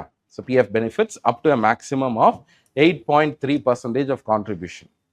சரியா? அந்த இதில் இந்த இன்க்ரீஸ் பண்ண போகிற லிமிட்டை maybe if it is increase to 20,000 then என்ன பண்ணலாம் அப்படின்னு சொன்னால் நிறைய ரெக்ரூட்மெண்ட் நடக்கிறதுக்கு வாய்ப்புகள் இருக்குது. So from the employer side இந்த கவர்மெண்ட் அது என்ன பண்ணுறாங்கன்னா, அவங்களோட ஹெசிடென்சியை உடைக்கிறதுக்காக இதை ஒரு ரிவிஷன் பண்ணணும் அப்படின்னு சொல்லி பேசியிருக்கிறாங்க. டில் நவ் ரிவிஷன் எதுவும் வரல. ஸ்டில் நிறைய இடத்துல இதை பற்றி பேசியிருக்கிறாங்க. இதில் அப்பப்போ ரெக்கர் ஆகிக்கிட்டே இருக்குது. But so far we do not know. சரியா? ஸோ PM ஆஷா ஸ்கீம், இதுக்கு கீழே ரெண்டு முக்கியமான ஸ்கீம்ஸ் இருக்குது. Price support scheme and price stabilisation market intervention scheme அப்படின்னு கூட ஒரு ஸ்கீம் இருக்கும். சரியா? இந்த மூணு ஸ்கீமையும் என்ன பண்ணுறாங்கன்னு சொன்னால், the government is going to further extend it. So the continuation of this PM Asha. This PM Asha is related to what? எதுக்காக? Yes, agriculture, especially horticultural crops-க்கு நம்ம என்ன பண்ணுறோம்னா ப்ரைஸ் ஸ்டெபிலிட்டி கொடுக்கறதுக்காக கொண்டு வரப்பட்ட இந்த ஸ்கீம் தான் இந்த ஆஷா. இந்த ஆஷாவில் தான் இந்த ப்ரைஸ் இந்த சப்போர்ட் ஸ்கீம் இருக்குல்ல, இந்த ப்ரைஸ் சப்போர்ட் ஸ்கீம் தான் இந்த ப்ரைஸ் டெஃபிஷியன்சி பேமெண்ட் ஸ்கீம், அதெல்லாம் அது கீழே வரும். The price deficiency payment scheme is a novel initiative of paying the deficiency of prices. MSP கொடுத்து procure பண்ணுறதுக்கு பதிலாக என்ன பண்ணுறாங்க அப்படின்னு சொன்னால், because we can't give MSP for crops, they are not legally mandated under the MSP. இப்போ எம்எஸ்பியும் கொடுக்க முடியாது, அவனுக்கும் ஸ்டேபிள் ப்ரைஸஸ் கொடுக்கணும் அப்படின்னு சொன்னால் நீங்கள் வந்து ஒரு கிலோ டொமேட்டோ வந்து 20 ரூபா அப்படின்னு சொன்னால் ஆனால் 10 ரூபாய்க்கு தான் போயிட்டு இருக்கு. அப்போ மார்க்கெட்டில் 10 ரூபாய்க்கு போகுது, ஆனால் நம்ம 20 ரூபா கொடுத்து வாங்கணும்னா ஆல்ரெடி எஃப்சிஐ கூட ரைஸ் குடோனே இப்போ இடம் இல்லை, தக்காளியெல்லாம் கொண்டு வந்து எங்கே வைப்பாங்க? சரியா? அதனால என்ன பண்ணோன்னா நீங்கள் மார்க்கெட்டில் வாங்கிக்கோங்க. The deficiency will be paid by the government. சரி, இதெல்லாம் இந்த price deficiency payment scheme. Price stabilisation ஃபண்டுன்றது என்ன அப்படின்னு சொன்னால், இந்த ஃபண்டை வச்சு நம்ம அக்ரிகல்ச்சர் ஸ்டோரேஜ், வேர் ஹவுசிங் இதெல்லாம் கட்டுறதுக்காக நம்ம இந்த ஃபண்டிங் மெக்கானிசம் யூஸ் பண்ணுவோம். ஸோ இது எல்லாம் சேர்ந்து அம்பர்லா ஸ்கீம் தான் இந்த PM Asha scheme. This scheme was to end in 2024. We have extended it further. So PM Asha scheme, which means horticultural crops எல்லாமே இதில் வரப்போகுது. இந்த டாப் அப்படின்னு சொல்லுவாங்க, TOP to total operation greens. Operation கிரீன்ஸ்னு ஒரு ஸ்கீம் இருக்கு. சரியா? அதெல்லாம் இதுக்கு கீழே வர்றது தான். சரியா? So this is related to horticultural and other crops. NPS Vatsalya. So what is this scheme? சரியா? என்பிஎஸ் வத்சாலியான்றது சைல்டுக்கு பென்ஷன். சரியா? வேற எங்களுக்கே இன்னும் பென்ஷன் போடல. எதுங்கப்பா? எனக்கு ஹிந்தி, யாருக்கா ஹிந்தி தெரியுமாப்பா? Vatsalya, what is the meaning of Vatsalya? Child, also சைல்டா? அது வயசாக குழந்தையா மாறிடுவாங்க அப்படின்றத நீங்க லிட்டரலா இன்டர்பிரட் பண்றீங்க. Okay, fine. எஸ். ஸோ இந்த வத்சாலியா ஸ்கீம்ன்றது லாஸ்ட் இயர் அனௌன்ஸ் பண்ணாங்க. ஸோ இதுவும் ஒரு kind of new pension scheme தான். இதில் வந்து என்னென்னா, சில்ட்ரனுக்கு மைனர்ஸாக இருந்தால் கூட நம்ம அவங்களுக்கு இது பண்ணலாம். மினிமம் 1000 rupees, மேக்ஸிமம் எவ்வளோ நாளும் போட்டுக்கலாம். There is no cap on the maximum limit. எவ்வளோ நாளும் நீங்கள் கான்ட்ரிபியூட் பண்ணிக்கலாம். சப்சிக்வெண்ட்டாக அடுத்தடுத்தும் நம்ம எவ்வளோ கான்ட்ரிபியூட் பண்ணுறோம் அப்படின்றதுல இது கிடையாது. So once upon entering a particular age 18 இயர்ஸுக்கு அப்புறம் நம்ம என்ன பண்ணலாம்னு சொன்னால், we can convert that into a normal NPS. சரியா? அப்போது 18 இயர்ஸ்லேயே நம்ம என்ன பண்ணுறோம்னா, we are safeguarding some amount of income. சரி, அதனால் எல்லாம் கேளுங்க போய் வீட்டில். சரியா? இனிமேல் நீங்க தான் போடணும், உங்களுக்கு யாரும் போட்டு தர மாட்டாங்க.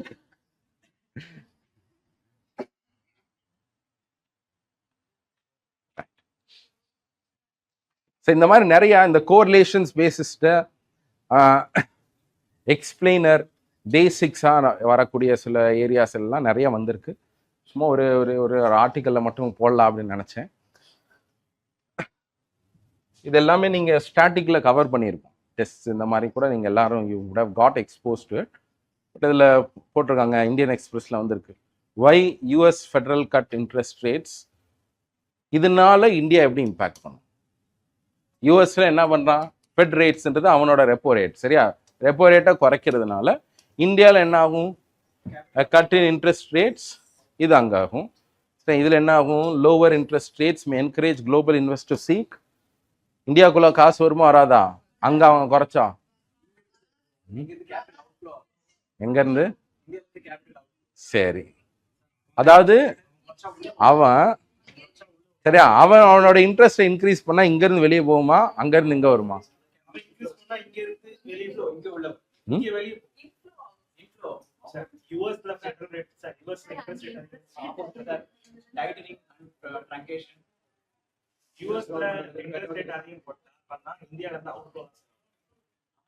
ஜெபலின்,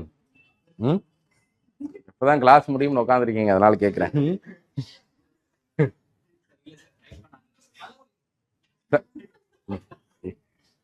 என்ன, நான் எப்படி இதை புரிஞ்சுக்கிறது?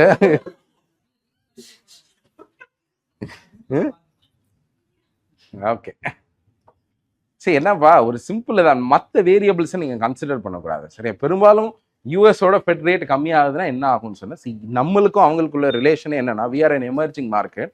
எமர்ஜிங் மார்க்கெட்டோட டைனமிக்ஸ்னு வர்றப்ப we are having an higher interest rate compared to countries like that of USA. இதெல்லாம் நம்ம என் கேரி ட்ரேட் பார்த்தோம், என் கேரி ட்ரேட் உடஞ்சிச்சு. ஏன்?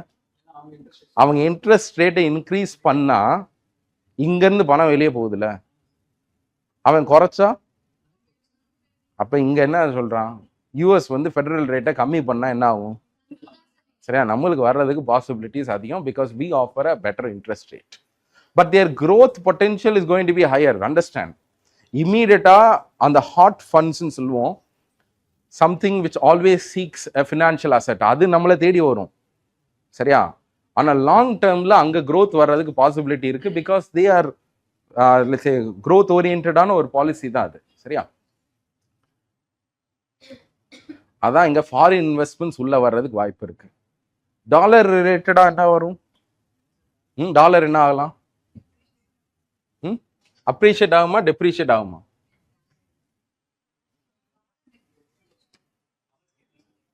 Against as. சரி, டாலர் விட்டுங்க, நம்ம என்ன ஆகும்? நம்ம அப்ரிஷியேட் ஆகுமா? ஏன்? ரெண்டு விஷயம். ஒன்று என்ன நடக்குதுன்னா, வெளிநாட்டிலேருந்து பணம் உள்ள வர்றதுனால there is an excessive flow of dollars coming in, which is going to increase the supply of dollars, effectively reducing the price that we pay for it. அப்போ reducing the price னா we are appreciating அர்த்தம். இன்னொரு விதத்தில் நீங்கள் பார்க்கலாம், அவங்களோட monetary பாலிசியில் easy monetary policy வச்சிருக்கிறதுனால, சீப் மானிட்டரி பாலிசி வச்சிருந்தா இன்ஃப்ளேஷன் நடக்குமா? சீப் மானிட்டரி பாலிசினா மேக்கிங் ஆர் மணி சீப்பர், அதான அதோட அர்த்தம். If they have made their money cheaper, நம்மளோட பாயிண்ட் ஆஃப் வியூல இருந்து அவன் சீப் தானே. சரியா, அப்போ அப்படியும் நம்ம பார்க்கலாம். அப்படி பார்த்தாலும் என்ன ஆகும்? they are going to be cheaper against us, which means we are going to become stronger. So என்ன ஆகலாம்? அப்ரிஷியேஷன் நடக்கிறதுக்கு வாய்ப்பு இருக்கு. the US dollar would become weaker. ஆனா என்ன அப்படின்னு சொன்னா, ஆர்பிஐல என்ன ப்ரெஷர் பில்ட் ஆகும் அப்படின்னா, இவங்களும் ரேட்டை கட் பண்ற மாதிரியான ஒரு சூழ்நிலை வரும் போக போக. ஏன் அப்படின்னா, லாங் டேர்ம்ல இம்மீடியட்டா உங்களுக்கு வந்தா கூட, if you have to sustain it, சரியா, நம்மளும் கட் பண்ணாதான் க்ரோத்தை நம்ம இது பண்ண முடியும். சரியா, அதனால இம்மீடியட்டா பார்க்குறப்ப, உங்களுக்கு கொஸ்டின்ஸா வர்றப்ப இதை ரெண்டை தான் நீங்க பார்க்கணும். அவங்க பெரும்பாலும் டெஸ்ட் பண்றப்ப என்ன கேட்பாங்கன்னா, மற்ற வேரியபிள்ஸ் எல்லாம் வச்சு செக் பண்ண மாட்டான், இதனால இது என்ன நடக்கும் அப்படிதான் செக் பண்ணுவோம். அதனால பார்த்தோம். Right, survey which is a little bit different from that of the employment unemployment survey which was carried earlier. So அதுக்கு முன்னாடி employment unemployment survey which was once in a 5-year document. 5 வருஷத்துக்கு ஒரு தடவை இந்தியாவில் employment என்ன நடந்திருக்கு அப்படின்னு தெரிஞ்சுக்கிறதுக்கு எதுக்கு கண்டுபிடிக்கணும்? சரியா, இன்னைக்கு நீங்க 2020 அன்எம்ப்ளாய்மெண்ட் எப்படி இருந்துச்சுன்னு இன்னைக்கு தெரிஞ்சுக்கலாம். சரியா, சரியா, அதனால என்ன பண்றாங்கன்னா, we have to reduce the frequency of how we estimate these kinds of important dataன்னு சொல்லிட்டு நம்ம அதை ரெடியூஸ் பண்றோம். அதை கொண்டு வரதுக்கு தான் periodic labour force. the very term periodic labour ஃபோர்ஸ்னா அப்பப்போ நம்ம அதை சர்வே எடுத்துக்கிட்டே இருப்போம் அப்படின்னு சொன்னாங்க. Because of the statistical problems that we had, நம்மளுக்கு manpower, department of statistics ஓட ஸ்ட்ரென்த் எல்லாம் கம்மியாக இருக்கிறதுனால, what we decided was that பிஎல்எஃப்எஸ்ல அர்பன்ல என்ன பண்ண போறோம், குவார்டர்லி பேசிஸ்லையும் ரூரல்ல ஆனுவல் பேசிஸ்லையும் நாங்கள் எடுக்க போகிறோம். அந்த பீரியாடிக் லேபர் ஃபோர்ஸில் all important data related to employment, that is worker population ratio, labour force participation rate, unemployment rate, இந்த மாதிரியான பேசிக் டீட்டெயில்ஸ் அண்ட் க்ரைட்டீரியா எல்லாத்தையுமே அவங்க கண்டுபிடிப்பாங்க. சரி, இது எல்லாமே உங்களுக்கு என்னன்னு தெரிஞ்சிருக்கணும்.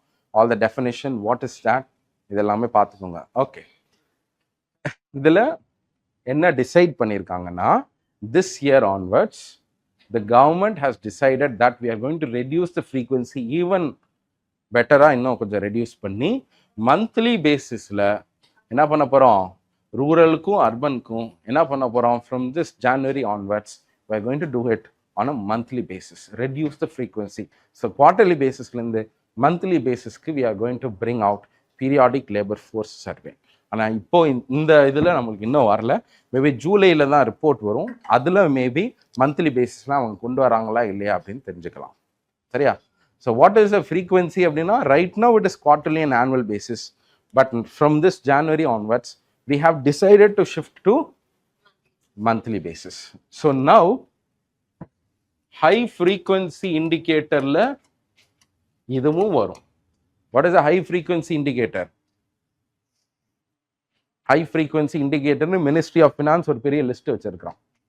எதுக்காக அப்படின்னு சொன்னால், certain indicators which are having a larger frequency, ரொம்ப லார்ஜ் ஃப்ரீக்வன்சி வச்சிருக்கிற இதுக்கு வந்து என்ன பண்ண முடியாதுன்னு சொன்னால், நம்மளால் வந்து அதை ரிலை பண்ண முடியாது, ப்ரோஆக்டிவாக பாலிசிஸை ஃப்ரேம் பண்ண முடியாது. அப்படின்றதுனால அதை எந்த அளவுக்கு கம்மியான ஃப்ரீக்வன்சியில் இருக்கக்கூடிய டேட்டாவை பார்த்துட்டே இருந்தால் தான் அப்கமிங் ரிஸ்க் என்னன்னு தெரியும்.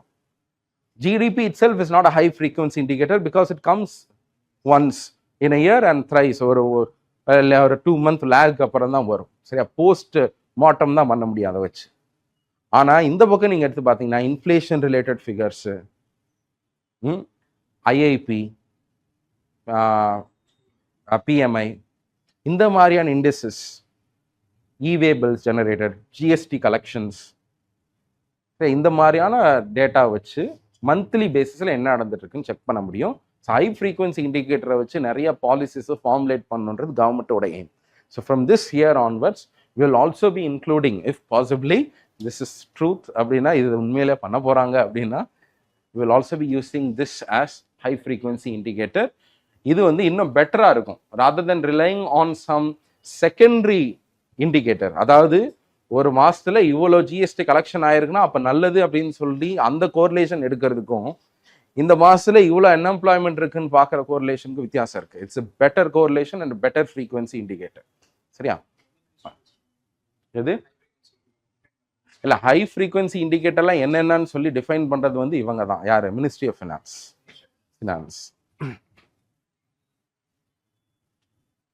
Another news heading, NBFC sector remains resilient under the scale-based regulations. அப்படின்னா RBI bulletin சொல்லுது. So what is the scale-based bulletin? Scale-based regulation நாங்கள் பண்ணதுலேருந்து NBFCs ஓரளவுக்கு ரெசிலியண்ட்டாக இருக்குன்னு சொல்லியிருக்கிறாங்க. We have commenced on the scale-based regulations for NBFCs since 2022 onwards. சரி, அப்போ scale பேஸ்ட்னா என்னன்னா, ஒரு பிரமிட் பேஸ்ட் ஸ்ட்ரக்சரில் வச்சு according to the scale of operations we are converting or having the list of NBFCs. எந்த ஸ்கேலில் இருக்கிறாங்களோ, 4 இருக்குல்ல, base layer, middle layer, upper and top layer. These are the 4 structures of NBFCs. முன்னாடி வந்து NBFCs எப்படி இருக்கும்னா ஃபங்க்ஷன் பேசிஸில் பிரித்து வச்சிருப்பான். ஒவ்வொரு ஃபங்க்ஷன்ஸ்க்கு ஒவ்வொரு கைட்லைன்ஸ் இருக்கும். ஃப்ரம் திஸ் 2022 onwards என்ன பண்ணுறான்னா, கைட்லைன்ஸ், ஸ்பெசிஃபிக் கைட்லைன்ஸ் அப்பார்ட், கம்பைண்டாக அவங்களை எப்படி ரெகுலேட் பண்ணலாம் அப்படின்னு சொன்னால், based on their turnover. ஒரு 100 crores ஒரு 1000 crores இருக்குன்னா அவங்க வந்து பேஸ் லேயர், 1000 crore மேலே அசெட் வச்சுருக்காங்கன்னா மிடில் லேயர். இந்த மாதிரி நம்ம வந்து based on the amount of turnover they are having and the size they are managing let us have. இது மட்டுமே கிடையாது, என்பிஎஃப்சிஸில் டெபாசிட் டேக்கிங்காக இருந்தீங்கன்னா irrespective of your size, சரியா, you will be considered as middle layer. சரியா, middle லேயரில் நீங்கள் வந்து இருப்பீங்க. நான் டெபாசிட் டேக்கிங் தான் இதெல்லாம். இப்போ இருக்கிறதுலே அதிகமாக இருக்கிறது எதில் தான் இருக்குது? 8000 கிட்டத்தட்ட லாஸ்ட் இயரோட டேட்டாவில் 8000 NBFCs ஆர் தேர் இந்த பேஸ் லேயர். மிடில் லேயரில் 400, அப்பர் லேயரில் 15, டாப் லேயரில் 0. It has to be ideally 0. This is the idea of RBI. RBI என்ன பண்ணுறாங்கன்னா, டாப் லேயரில் போகக்கூடாது. Because if the scale of operation is so big as that, convert it into a bank. Why keep it as an NBFC? இதை வந்து பாருங்க, நீங்கள் 1000 crore மேலே போய் அதுக்கப்புறம் அப்பர் லேயர்லாம் இருந்தாங்கன்னா, அப்பர் லேயருக்கு மேலே போனா 10,000, 15,000 crore, 1 lakh crore கூட போகலாம். 1 lakh crore மேலே போனா கூட you have to ideally convert it or bring them into better regulations, not give them light regulations like that of NBFC. அதனால NBFCஸை பொறுத்தளவுக்கு நம்ம இந்த மாதிரி ஸ்கேல் பேஸ்டு ரெகுலேஷன் பண்ணதுல இருந்து நம்பர் ஆஃப் ஃபெயிலியர்ஸ் கம்மியாக இருக்கு. சரியா, risks in NBFCs have come down. So it has been showing some sort of resilience அப்படின்னு நம்ம பார்க்குறோம்.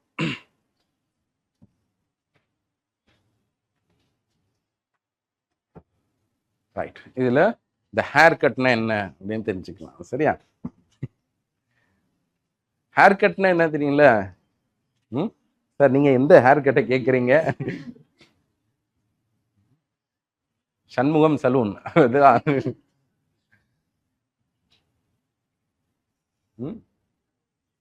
ரைட். டெப்லின், ஹேர் கட்டுக்கு எங்கே போவீங்க? பக்கத்துலையா? டோனியன் கைக்கு தான் போவீங்க அப்படின்னு கேள்விப்பட்டேனே. ரைட். ஸோ இங்கே பாருங்க, இது ஒரு 2-3 ப்ரொசீஜர் எப்படி என்ன பண்ணுறாங்கன்ட்டு இங்கே பாருங்க. டெட் ரீஸ்ட்ரக்சரிங் அப்படின்னு ஒரு விஷயம் நம்ம பார்க்குறோம். ஹேர் கட்னா என்னன்னா லாஸ்ன்றதை விட ரியலைசபிள் வேல்யூ எவ்வளோ, சரியா? அதாவது ஒரு 1000 கோடி நம்மளால எடுக்க முடியும், ஆனால் வந்தது 100 கோடி தான் அப்படின்னா you are having a hair cut off 900 crores. சரியா? இப்போ பாருங்க, ஸ்டேட் பேங்க் ஆஃப் இந்தியா என்ன பண்றான் அப்படின்னு சொன்னா, அவுட்ஸ்டாண்டிங் ஆஃப் டெட் 2200 crore வரணும். சரியா? அதுலேருந்து என்னவா மாற்றிருக்கிறான்? 464. கிட்டத்தட்ட உங்களுக்கு ஹேர் கட் அதில் ஓகே, ரொம்ப ஹை ஹேர் கட்டில் என்ன பண்ணுறாங்க அப்படின்னு சொன்னால், வெரி ஹை ஹேர் கட்டில் எஸ்பி என்ன பண்ணுறான், ஒரு பர்டிகுலர் இன்ஸ்டிடியூஷனுக்கு ரிசால்யூஷன் பண்ணுறான். 2000 கோடி வர இடத்துல 400 கோடி எடுக்கிறான்.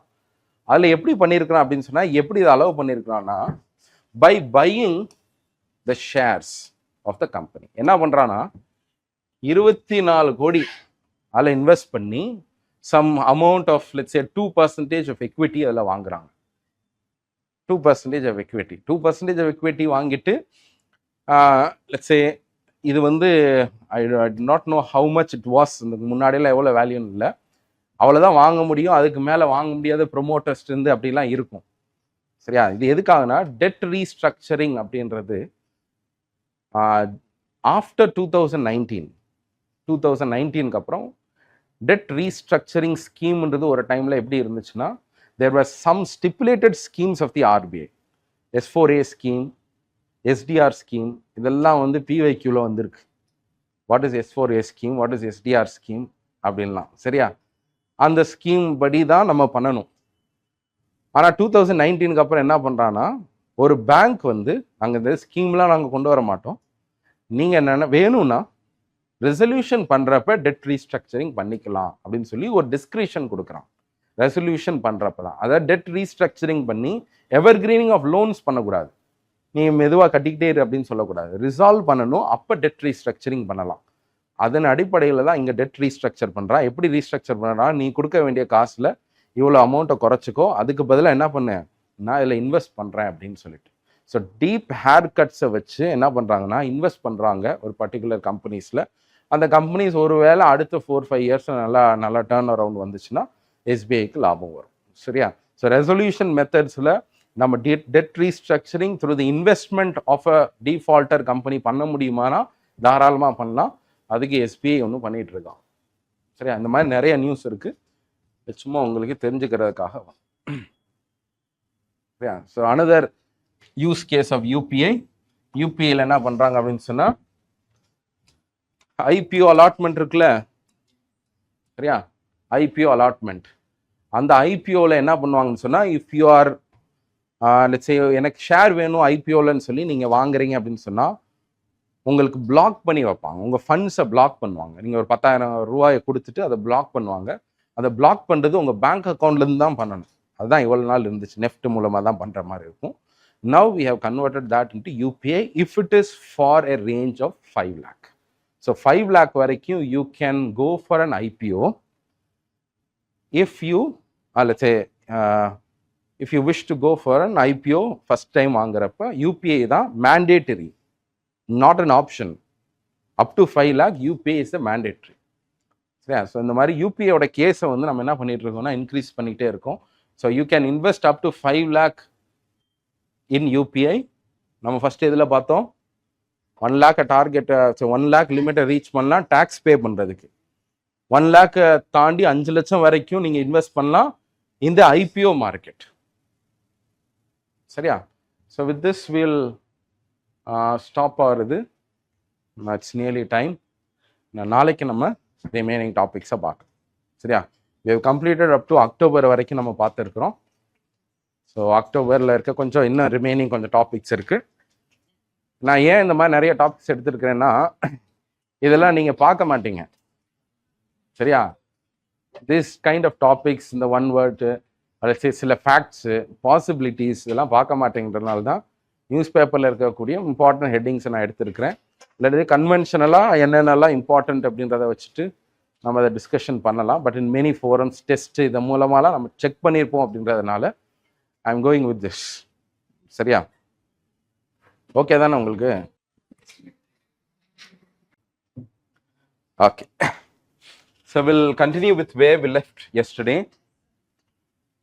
So India, Australia push forward on the CECA, Comprehensive Economic Cooperation Act. This agreement is a kind of an FTA. So idhula still we have not signed it.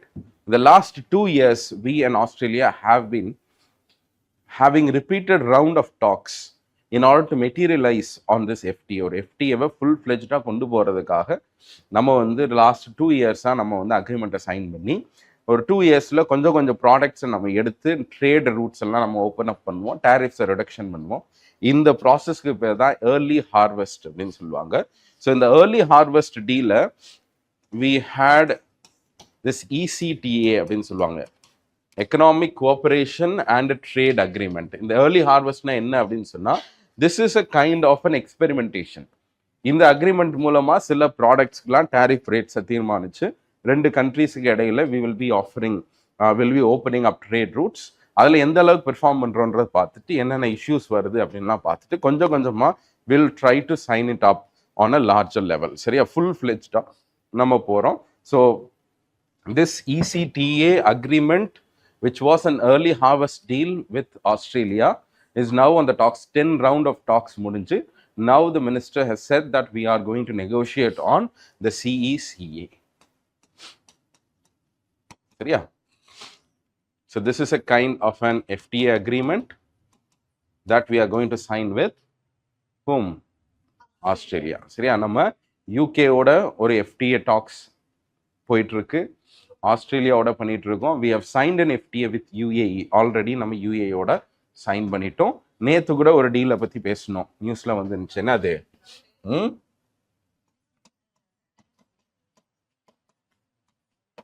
Trade and economic partnership agreement, TEPA அப்படின்னு சொல்றது. இது யாரோட?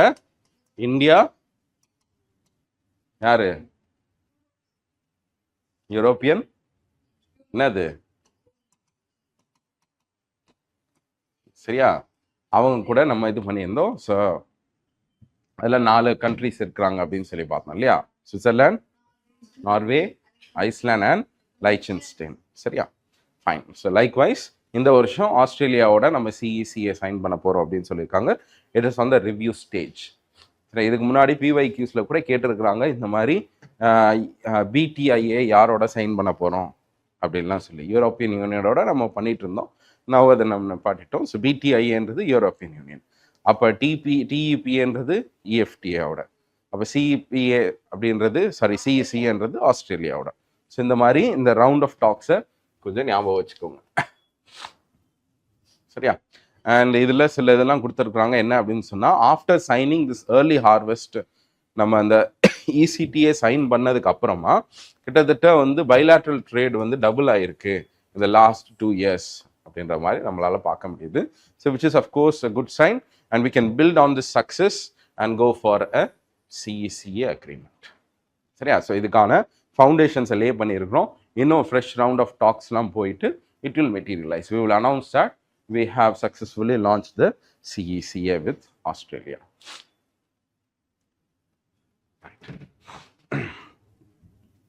So Punjab and ஹரியானாவை பொறுத்தளவுக்கு நம்மளுக்கு இந்த Bedi ஹார்வெஸ்டிங்கில் stubble burning இதெல்லாம் இருக்குது இல்லையா? ஸோ இதில் right now the paddy variety that we use, the most commonly யூஸ்டுன்றது இந்த பூசா 44 அப்படின்ற ஹைப்ரிட் வெரைட்டி தான் நம்ம யூஸ் பண்ணுறோம். But now IARI, Indian Agriculture Research Institute, has introduced a new variety called as the Pusa 2090. சரி, இந்த புசா 2019ன்றது இது ஒரு பெட்டர் சொல்யூஷனாக இருக்கும். Not just in terms of better yield, அதிகமான ஈல்டு மட்டும் கிடையாது, ஸ்டபிள் பர்னிங்கையும் குறைக்கிறதுக்கு வாய்ப்புகள் இருக்குது அப்படின்னு சொல்கிறாங்க. பிகாஸ் அது வந்து வாட்டரும் சேவ் பண்ணுது, அதோட ஸ்டபிள் வந்து ஈஸியாக நம்மளுக்கு வெளியே வந்துடும் அப்படின்ற மாதிரி சொல்கிறாங்க. ரொம்ப திக்காக இருக்காது அப்படின்றதுனால it is a better alternative to Pusa 44. சரியா? ஸோ இந்த பூசா 44 வந்து அதிகமாக யூஸ் பண்ணிட்டு இருந்தனால லாஸ்ட் இயர் ஆன்வர்ட்ஸ்லேருந்துலாம், ஸோ 2-3 இயர்ஸ் முன்னாடி பஞ்சாப் ஹரியானாவில் வந்து இந்த stubble பர்னிங்கை குறைக்கணுன்றதுக்காக they even put a ban on this variety. ஏன்னா அதோட ஸ்டபிள் வந்து கண்டிப்பாக எடுக்கவே முடியாது, பேர்ன் பண்ணுற மாதிரி தான் இருக்கும். அண்ட் தேர்ஃபோர் அதெல்லாம் பேன் பண்ணாங்க. ஸோ அதுக்கு அகேன்ஸ்டாக maybe this Pusa 2090 could be a better variant which has been launched by IARI. சரியா? ஸோ ஏர் பொல்யூஷனுக்கும் it's a solution and a better yield is also likely possible. So இதை ஞாபகம் வச்சுக்கோங்க. இது கொண்டு வந்தது எது?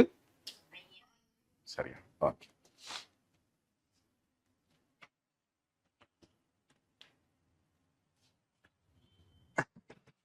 Minimum import price extension will boost local textile industries. சரியா? ஸோ நம்ம நேற்று கூட ஒரு இது பார்த்தோம். ஸோ அது எக்ஸ்போர்ட்டாக இம்போர்ட்டட் ஓரியன்டாக இருந்துச்சா அப்படின்னு பார்த்தோம்ல. ஒரு சிந்தட்டிக் டெக்ஸ்டைல் மேக்கர்ஸ் எல்லாமே அந்த குவாலிட்டி கண்ட்ரோல் ஆர்டருக்கு அகேன்ஸ்டாக திங்க் அது ரிலேட்டடாக மறுபடியும் ஒரு நியூஸ் ஹெட்டிங் கூட வந்துச்சு February மந்தில் கூட. அந்த இந்த குவாலிட்டி கண்ட்ரோல் ஆர்டர்ன்றது அந்த கான்டெக்ஸ்ட் நம்ம இதில் பார்த்தோம் அப்படின்னு சொன்னால், this quality control is meant for both exports and imports. Especially import of certain material requires a compulsory quality control certificate. சரியா? அந்த சர்டிஃபிகேட் இருந்தால் தான் சில இதை இம்போர்ட் பண்ண முடியும்னு சொல்லி அதை கொஞ்சம் அதிகமாக அப்பப்போ சில ப்ராடக்ட்ஸில் இம்போஸ் பண்ணுறாங்க, எஸ்பெஷலி ஆன் ரா மெட்டீரியல். அப்போ downstream requirement of textile manufacturers இந்தியாவில் பொறுத்தளவுக்கு நம்ம வி ஹாவ் நேச்சுரல் ஃபைபர்ஸ் அதிகமாக இருக்குது. மேன்மேட் ஃபைபர்ஸுக்கு நம்ம பெரிய லெவலில் இன்னும் வந்து we do not have sufficient இண்டஸ்ட்ரீஸ்ன்றனால அதுலேருந்தும் there is a greater share. இப்போ டெக்னிக்கல் டெக்ஸ்டைல்ஸாக இருக்கட்டும், மேன்மேட் ஃபைபர்ஸ்லேருந்து வரக்கூடிய டெக்ஸ்டைல்ஸாக இருக்கட்டும், textile manufacturing units are there, but we are sourcing raw material from abroad. This kind of bringing in this quality control orders sometimes is becoming a huge burden for the importers of raw material, whereby the import has also fallen. So import ன்றது ஒரு 40% drop ஆகுது அப்படின்னு சொன்னால் அவங்களால என்னவும் பண்ண முடியலன்னா அதை process பண்ணி டெக்ஸ்டைலாக மாற்ற முடியல, சரியா, ஃபினிஷ்டு ப்ராடக்ட்ஸாக மாற்ற முடியல. And therefore the export of manmade fibres is also dropping.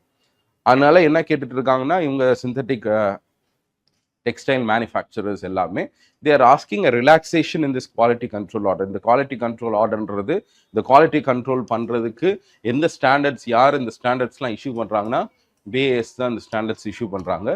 இதை வந்து குறைக்கணும் அப்படின்னு சொல்லி ஒரு பக்கம், this is one end where some are feeling a problem. எதுக்குப்பா குவாலிட்டி கண்ட்ரோல் ஆர்டர்ன்றதுப்பா? இப்போது நம்ம ஃபார் எக்ஸாம்பிள் இங்கேருந்து நம்ம ஒரு வெளிநாட்டுக்கு ஒரு பொருளை வந்து நம்ம எக்ஸ்போர்ட் பண்ணுறோம் அப்படின்னு சொன்னால் அந்த பொருள் சில பேசிக் ஸ்டாண்டர்ட்ஸை மீட் பண்ணணும் அப்படின்னு சொல்லி அவங்க இம்போஸ் பண்ணுவாங்க. அதே மாதிரி நம்மளும் என்ன பண்ணுறோன்னா வெளிநாட்டிலேருந்து வர்றது லோ குவாலிட்டியில் வந்துடக்கூடாதுன்றதுக்காகவும் we sometimes impose certain standards. அந்த ஸ்டாண்டர்ட்ஸில் கம்ப்ளை ஆகலை அப்படின்னு சொன்னால் those products it will be sent back. And those who are able to come to that standard, அதோட ப்ரைஸ் அதிகமாக இருக்கும். சரிங்களா? ஒரு இப்போ நல்ல மினிமம் இவ்வளோ குவாலிட்டி வேணும் அப்படின்னு நம்ம சொல்கிறோன்னு வச்சுக்கோமே, இவ்வளோ கிரேடு இருந்தால் தான் நான் வாங்குவேன் அப்படின்னு நம்ம சொல்லிட்டோம்னு சொன்னால் அப்போது அதை விட சீப்பான ஒரு கிரேடை நம்மளால் என்ன பண்ண முடியாது, வாங்கவே முடியாது. So there could be it's a kind of the quality control ஆர்டர்ஸ்ன்றது is acting as a non tariff barrier for us importing, and it's also hurting our textile exporters to some extent. அதே பக்கம் இன்னொரு பக்கம் நம்ம textile எக்ஸ்போர்ட்டர்ஸ்க்கு ஒரு help பண்ணுற விதமாக என்ன பண்ணுறோன்னா knitted ஃபேப்ரிக்ஸ், சரி ஃபேப்ரிக்ஸாக ஃபைபராக இல்லாமல் ஃபேப்ரிக்ஸாக கிளாத்தாக வரக்கூடிய 13 categories of knitted ஃபேப்ரிக்ஸ்க்கு we have imposed minimum import price. So minimum import ப்ரைஸ்ன்ற ஒரு ப்ரைஸை நம்ம போடுறோம் அப்படின்னு சொன்னால் what is likely to happen அப்படின்னா, ஃபார் எக்ஸாம்பிள் இதில் கொடுத்துருப்பாங்க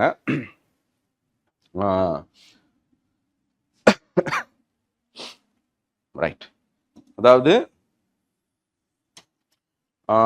மேன்மேட் ஃபைபர்ஸ் அண்டர் இந்த ஹெச்எஸ் கோடுன்னு சொல்லுவாங்க, ஹார்மனைஸ்ட் சிஸ்டம். இந்த ஹெச்எஸ்என் அப்படின்னு சொல்லுவாங்க. இதுதான் வந்து என்னன்னா ஒரு ப்ராடக்ட்டுக்கும் நம்ம வந்து கஸ்டம்ஸ் இம்போஸ் பண்ணுறதுக்கு ஹெச்எஸ் கோடுன்னு இருக்கும். ஸோ இதில் வந்து என்னென்ன கோடுன்னு சொல்லிட்டு எந்த மாதிரியான ப்ராடக்ட்ஸ்க்கெல்லாம் நம்மளுக்கு இம்போர்ட் ரெஸ்ட்ரிக்ஷன்ஸ் போடுறாங்க அப்படின்னு சொல்லி இருக்கும். So some 13 different products that belongs to this knitted fabric வெரைட்டியில் இருக்கிறவங்களுக்கு நம்ம என்ன பண்ணுறோன்னா மினிமமாக இவ்வளோ ப்ரைஸில் இம்போர்ட் பண்ணணும். அதுக்கு கீழே போச்சுன்னு சொன்னால் தே will B prohibited.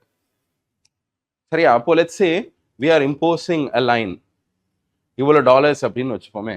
1 கிலோகிராமுக்கு let's say ஒரு $10 அப்படின்னா அப்போது $3 நம்ம இம்போர்ட் பண்ணிட்டு இருந்ததை இம்போர்ட் பண்ண முடியாது. So when we are doing so, cheaper variants we will not be able to import. So this gives, let's say, competition.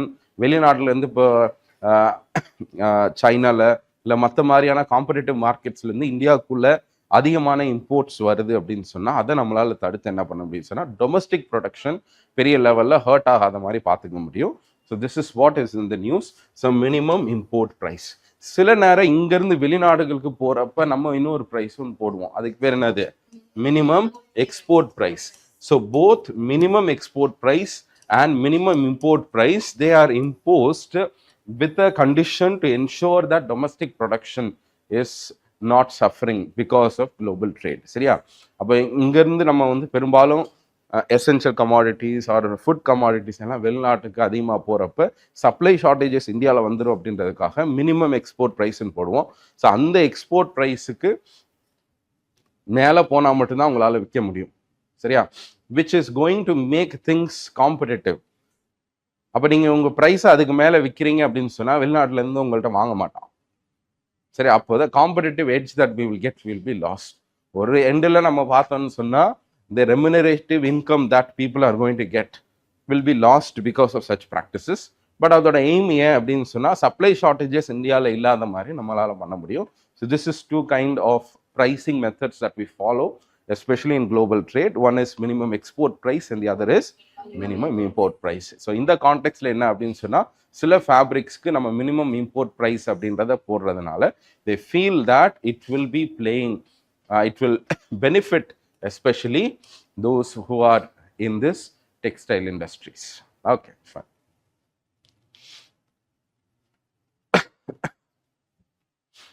RBI enhances the transaction limits on UPI 123 and UPI Lite. So what is UPI Lite and UPI 123? UPI 123 அப்படின்றது என்ன அப்படின்னு சொன்னால் இதுதான் வந்து இந்த feature ஃபோனில் use பண்ணுறது. சரியா? ஸ்மார்ட் ஃபோன் இல்லாமல் நார்மலாக அந்த USSD கோடை வச்சு உங்களால் பண்ண முடியும், அல்லது மிஸ்டு கால் கொடுத்து உங்களால் யூபிஐயில் ட்ரான்ஸ்ஃபர் பண்ண முடியும். சரியா? ஸோ இந்த UPI 123ல தான் ஆஃப்லைன் ஃபங்க்ஷனாலிட்டியும் இருக்குது அப்படின்னு நம்மளால் பார்க்க முடியுது. சரியா? in all the other cases offline functionality இருக்காது. இதில் மட்டும் UPI 123ல ஆஃப்லைன் ஃபங்க்ஷனாலிட்டி இருக்குது. you need not be connected to the internet. இதை வந்து நீங்கள் ஒரு மெசேஜ் கொடுத்தீங்கன்னா அத்தன்டிகேட் பண்ணி NPCIலேருந்து உங்களுக்கு வேற ஒரு இதுக்கு ட்ரான்ஸ்ஃபர் பண்ணிடுவாங்க, வாட் எவர் இட் இஸ். சரி, இந்த UPI 123ல எவ்வளோ பண்ண முடியும் அப்படின்னு சொன்னால் currently it was capped at 5,000. Maximum amount that you can send through this UPI 123 feature was 5,000 and now in order to broaden this we have increased it to 10,000. சரியா? ஒரு per டேக்கு நம்ம என்ன பண்ண முடியும்? 10,000 ரூபி வரைக்கும் நம்மளால செல் பண்ண முடியும் அண்டர் திஸ். அது UPI லைட்னா என்ன அப்படின்னு சொன்னால் this is a wallet like service. அது வந்து நீங்கள் யூஸ் பண்ணுற UPI மொபைல் யூஸ் அப்ளிகேஷன்ஸ் வச்சுருக்கக்கூடிய எந்த இதில் நீங்கள் யூஸ் பண்ணாலுமே அதில் என்ன இருக்கும் அப்படின்னு சொன்னால்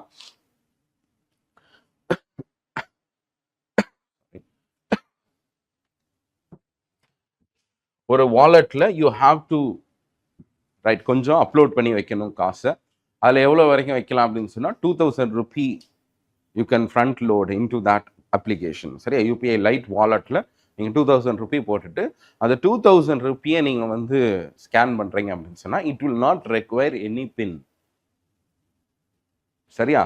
இதெல்லாம் எப்படி பண்ணுறாங்கன்னு சொன்னால் இதோட ஃபங்க்ஷனாலிட்டியை இன்னும் கொஞ்சம் ப்ராடன் பண்ணுறதுக்காக இந்த UPI லைட்டு ஃபேமிலி மெம்பர்ஸை லிங்க் பண்ணுறது இந்த மாதிரிலாம் வந்து RBI ஆல்ரெடி நம்ம இது பண்ணியிருந்தோம். ஸோ அதில் என்ன பண்ணலாம் அப்படின்னு சொன்னால் உங்கள் ஃபேமிலி மெம்பரை லிங்க் பண்ணி அவங்களோட அக்கௌண்ட் உங்கள் ஒரு லிமிட்லாம் போட்டு அந்த மாதிரியும் வந்து you can link your family. இது UPI லைட்ன்றது என்னென்னா பேசிக்லி உங்களோட இதில் நீங்கள் அந்த வாலெட் சர்வீஸில் அப்லோட் பண்ணிக்கலாம். அது வந்து 2000 ரூபி இருந்துச்சு. Now it has now been increased to 5000 and per transactions it is 1000. அப்போ 1000 ரூபி வரைக்கும் உங்களால் டிரான்சாக்ட் பண்ணிக்க முடியும் without the requirement of any PIN or let's say this kind of authentication security எதுவும் இல்லாமல் உங்களால் பண்ணிக்க முடியும். சரியா? ஸோ நீங்கள் லோ வேல்யூ டிரான்சாக்ஷன்ஸ் பண்ணுறீங்க அப்படின்னு சொன்னால் அதுக்கு ரிப்பீட்டடாக அந்த பின் போடணும்னு உங்களுக்கு அவசியம் இல்லை அப்படின்னா தாராளமாக யூபிஐ லைட் யூஸ் பண்ணிக்கலாம். From 2000 it is increase to 5000. Okay. So இந்த சின்ன எதுக்குப்பா சொல்லுங்க.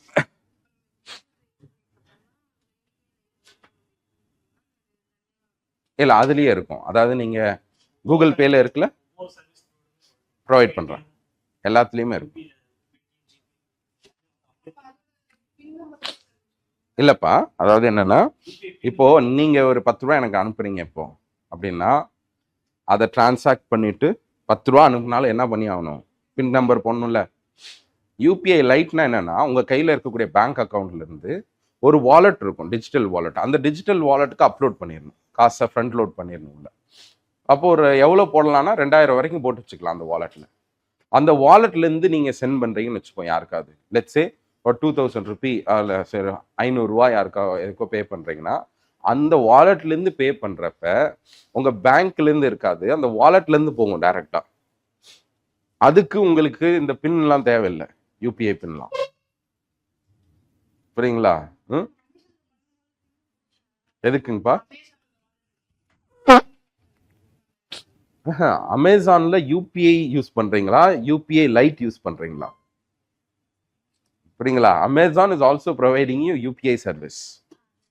நார்மல் யூபிஐ யூஸ் பண்றப்ப உங்களுக்கு அதாவது யூபிஐ வந்து நிறைய பேர் ப்ரொவைட் பண்றாங்க, வாட்ஸ்அப் ப்ரொவைட் பண்றான், நிறைய பிளேயர்ஸ் ப்ரொவைட் பண்றான். பட் அதுக்குள்ள நீங்க வந்து யூபிஐ லைட்னு ஒரு சர்வீஸை நீங்க ஆப்ட் பண்ணணும். அந்த வாலெட்னு ஒன்று இருக்கும், அந்த வாலெட்ல உங்க பேங்க் அக்கௌண்ட்ல இருந்து காசு போடணும். அந்த போட்டதுல இருந்து நீங்க என்ன பண்ணலாம்னா ஸ்கேன் பண்ணிக்கலாம், ஸ்கேன் பண்ணி பே பண்ணிக்கலாம். அதில் உங்களுக்கு இது கிடைக்காது. சரியா?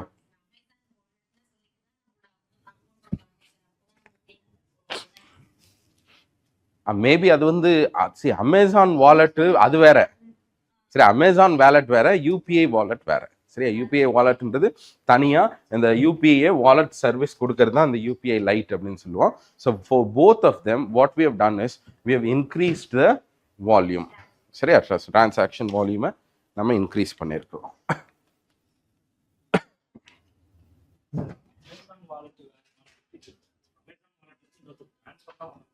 ஆமா ஆமா,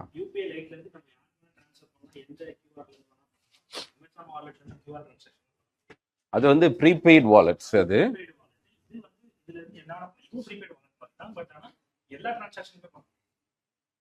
சரியா? அமேசான் வாலெட்ல போட்டீங்கன்னா அமேசான் சர்வீசஸ் மட்டும்தான் உங்களால் வாங்க முடியும். யூபிஐன்றது என்னன்னா உங்களுக்கு வந்து இப்போ நீங்கள் போகிறீங்க, கடைக்கு போகிறீங்க, ஸ்கேன் பண்ணுறீங்களே, அந்த ஸ்கேன் பண்ணுறப்ப நீங்கள் வந்து யூபிஐ லைட்லேருந்து ஸ்கேன் பண்ணிக்கலாம். அப்போ அதில் 2000 ரூபா இருக்குன்னா அதில் வச்சு நீங்கள் பண்ணீங்கன்னா ஒரு பின் கேட்காது. சரியா? So lenders have recovered nearly 3.5 trillion 8 years of this launch of this IBC. So 2016ல நம்ம இம்ப்ளிமெண்ட் பண்ண ஐபிசி கிட்டத்தட்ட 8 years ஆயிடுச்சு. the current chairman of IBBA என்னது? Insolvency and Bankruptcy Board of India.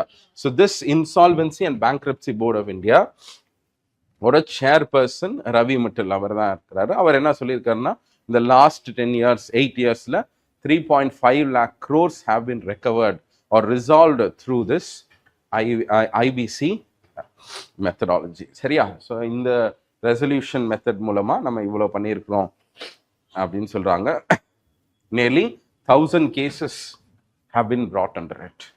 சரி, நேற்று கூட நம்ம பார்த்தோம் அதில் என்ன வந்துச்சு அப்படின்னு சொன்னால் the number of days that are taken அப்படின்றது 700 டேஸை கிராஸ் பண்ணியிருக்கு லாஸ்ட் இயரில்.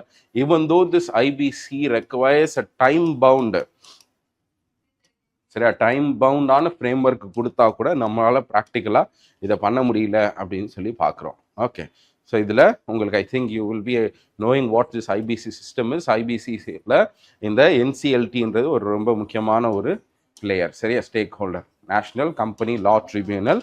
This is the adjudicating authority for corporate insolvency process. Corporate கம்பெனிஸை நம்ம இன்சால்வென்சிக்குள்ளே கொண்டு வர்றோம் அப்படின்னு சொன்னால் that is done through the NCLT. Okay, fine. So இது நம்ம நேத்து பார்த்தது தான். I think when we were discussing about India's being சரியா இந்த global market diversified emerging index GBI-EM சொல்லுவாங்க. இந்த இண்டெக்ஸில் ஆட் ஆயிருக்கு இந்தியாவோட இது அப்படின்னு சொல்லி இந்த பெஞ்ச் மார்க்கில் ஆட் பண்ணியிருக்கோம். இதுக்கு முன்னாடி வந்து நம்ம இதில் ஆட் பண்ணியிருக்கிறோம், ஜேபி மார்கன் அவங்களோட இதில் நம்ம ஆட் பண்ணியிருந்தோம். Now FTSE Russell is also added us, சரியா. ஸோ இந்த மாதிரியா நம்ம 3 குளோபல் பெஞ்ச் மார்க்ஸில் இந்தியாவோட பாண்ட் மார்க்கெட்ஸை உள்ளே ஆட் பண்ணுறதுனால ஒரு credibility கிரியேட் ஆகுது. And this is likely to pave way for investors from abroad to come inside India and invest in the bonds of Indian players. சரி, அதான் சொல்கிறாங்க they see inflows of nearly 4 billion. So இதில் தான் என்ன பண்ணுறாங்கன்னா this inclusion அதிகமாக டிமாண்டை create பண்ண போகுது அப்படின்றதுனாலையும் ப்ளஸ் 2020 கவர்மெண்ட் வந்து இந்த எஃபிஐ ரூட்டில் ஒரு சின்ன ஒரு சேஞ்சஸை கொண்டு வந்தாங்க. என்ன சேஞ்சஸ் கொண்டு வந்தாங்கன்னு சொன்னால் they announced a scheme called as fully accessible root.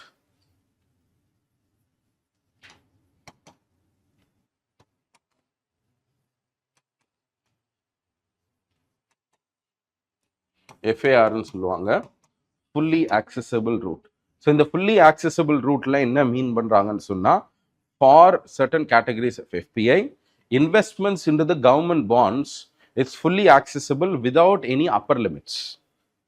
சரி, எந்த ரெஸ்ட்ரிக்ஷன்ஸும் இல்லாமல் எவ்வளோ நாளும் இன்வெஸ்ட் பண்ணிக்கலாம் அப்படின்ற மாதிரி நம்ம கவர்மெண்ட் பாண்ட்ஸில் நம்ம வந்து அன்ரெஸ்ட்ரிக்டடாக நம்ம கொண்டு வந்தோம். Partly because we wanted the funds from abroad to come and invest in India's bond. Because India's government let's say கவர்மெண்டோட ஃபிஸ்கல் டெபிசிட்லாம் அதிகமாக இன்க்ரீஸ் ஆகிட்டு இருந்துச்சு அந்த டைமில். அதனால் க்ரௌடிங் அவுட் எஃபெக்ட்லாம் வந்துடக்கூடாதுன்னு சொல்லிட்டு இந்த ப்ளஸ் அவுட்ஃப்ளோஸும் வந்துடக்கூடாதுன்னு சொல்லிட்டு நம்ம இந்த மாதிரி ஒரு இது பண்ணோம். பட் ரைட் நவ் இந்த inclusion of this global benchmarks along with FAR fully ஆக்சசிபிளாக இருக்கிறதுனால கொஞ்சம் அதிகமான சர்ஜ் ஆஃப் டிமாண்ட் வர்றதுக்கு வாய்ப்புகள் இருக்குன்னு சொல்லி இந்த எஃப்ஐஆரை கூட நம்ம ரிவ்யூ பண்ணுவோம், ஏதாவது கொஞ்சம் லிமிடேஷன்ஸ் போடலாம் அப்படின்னு சொல்லி ஆர்பிஐ சைடில் they are reviewing it right now. Okay,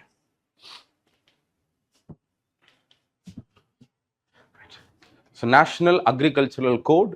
so this is a code which was announced by the government in its budget that it will be trying to bring out a national agriculture code. This agriculture code will actually be reviewed and set by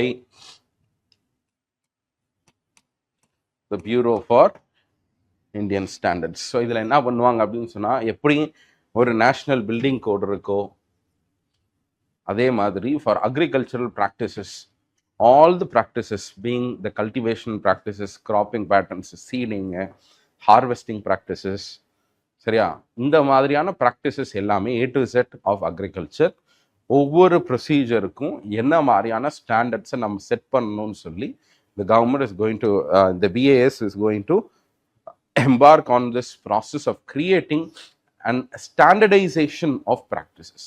so அந்த மாதிரி standardisation பண்ணுறப்ப என்ன இருக்கும்னு சொன்னால் it will be better for us to take more scientifically informed decisions. ஒரு ஃபார்மர்ஸ்க்கு என்ன பண்ணணும் இந்த ஏரியாவில் அப்படின்னு சொல்லி ஒரு இது பண்ண முடியும். ஒரு சின்ன ஒரு பொருள் தயாரிக்கிறதா இருக்கட்டும், ஒரு சீடாக இருக்கட்டும், இது எல்லாத்துலேயுமே ஒரு ஸ்டாண்டர்டைசேஷன் ஃபாலோ பண்ணால் it will be better for as.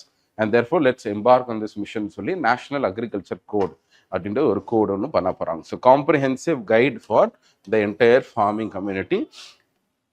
இதில் எல்லா ஆஸ்பெக்ட்ஸும் horizontal and vertical aspects of agriculture will all be embedded. அதில் ஸ்மார்ட் ஃபார்மிங்காக இருக்கட்டும், இப்போ இன்றைக்கி நிறையா வந்து let's say internet based, IoT based agriculture, digital agriculture இப்படியெல்லாம் நிறையா வருது.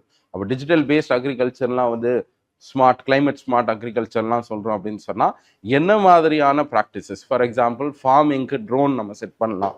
ஸோ அந்த ட்ரோனுக்கு என்ன மாதிரியான ஸ்டாண்டர்ட்ஸ் இருக்கணும், இந்த மாதிரி எல்லாம் ஒரு காம்ப்ரிஹென்சிவாக செட் பண்ண போகிறோம். So this particular decision has been taken by the government, and who has been responsible for this? BAS is responsible for this. Okay. Red flags have been raised over the silver imports from UAE through Gift City. So what it is அப்படின்றத நம்ம பார்ப்போம். So இந்த நியூஸையும் பாருங்க, தென் இதில் பாருங்க, sorry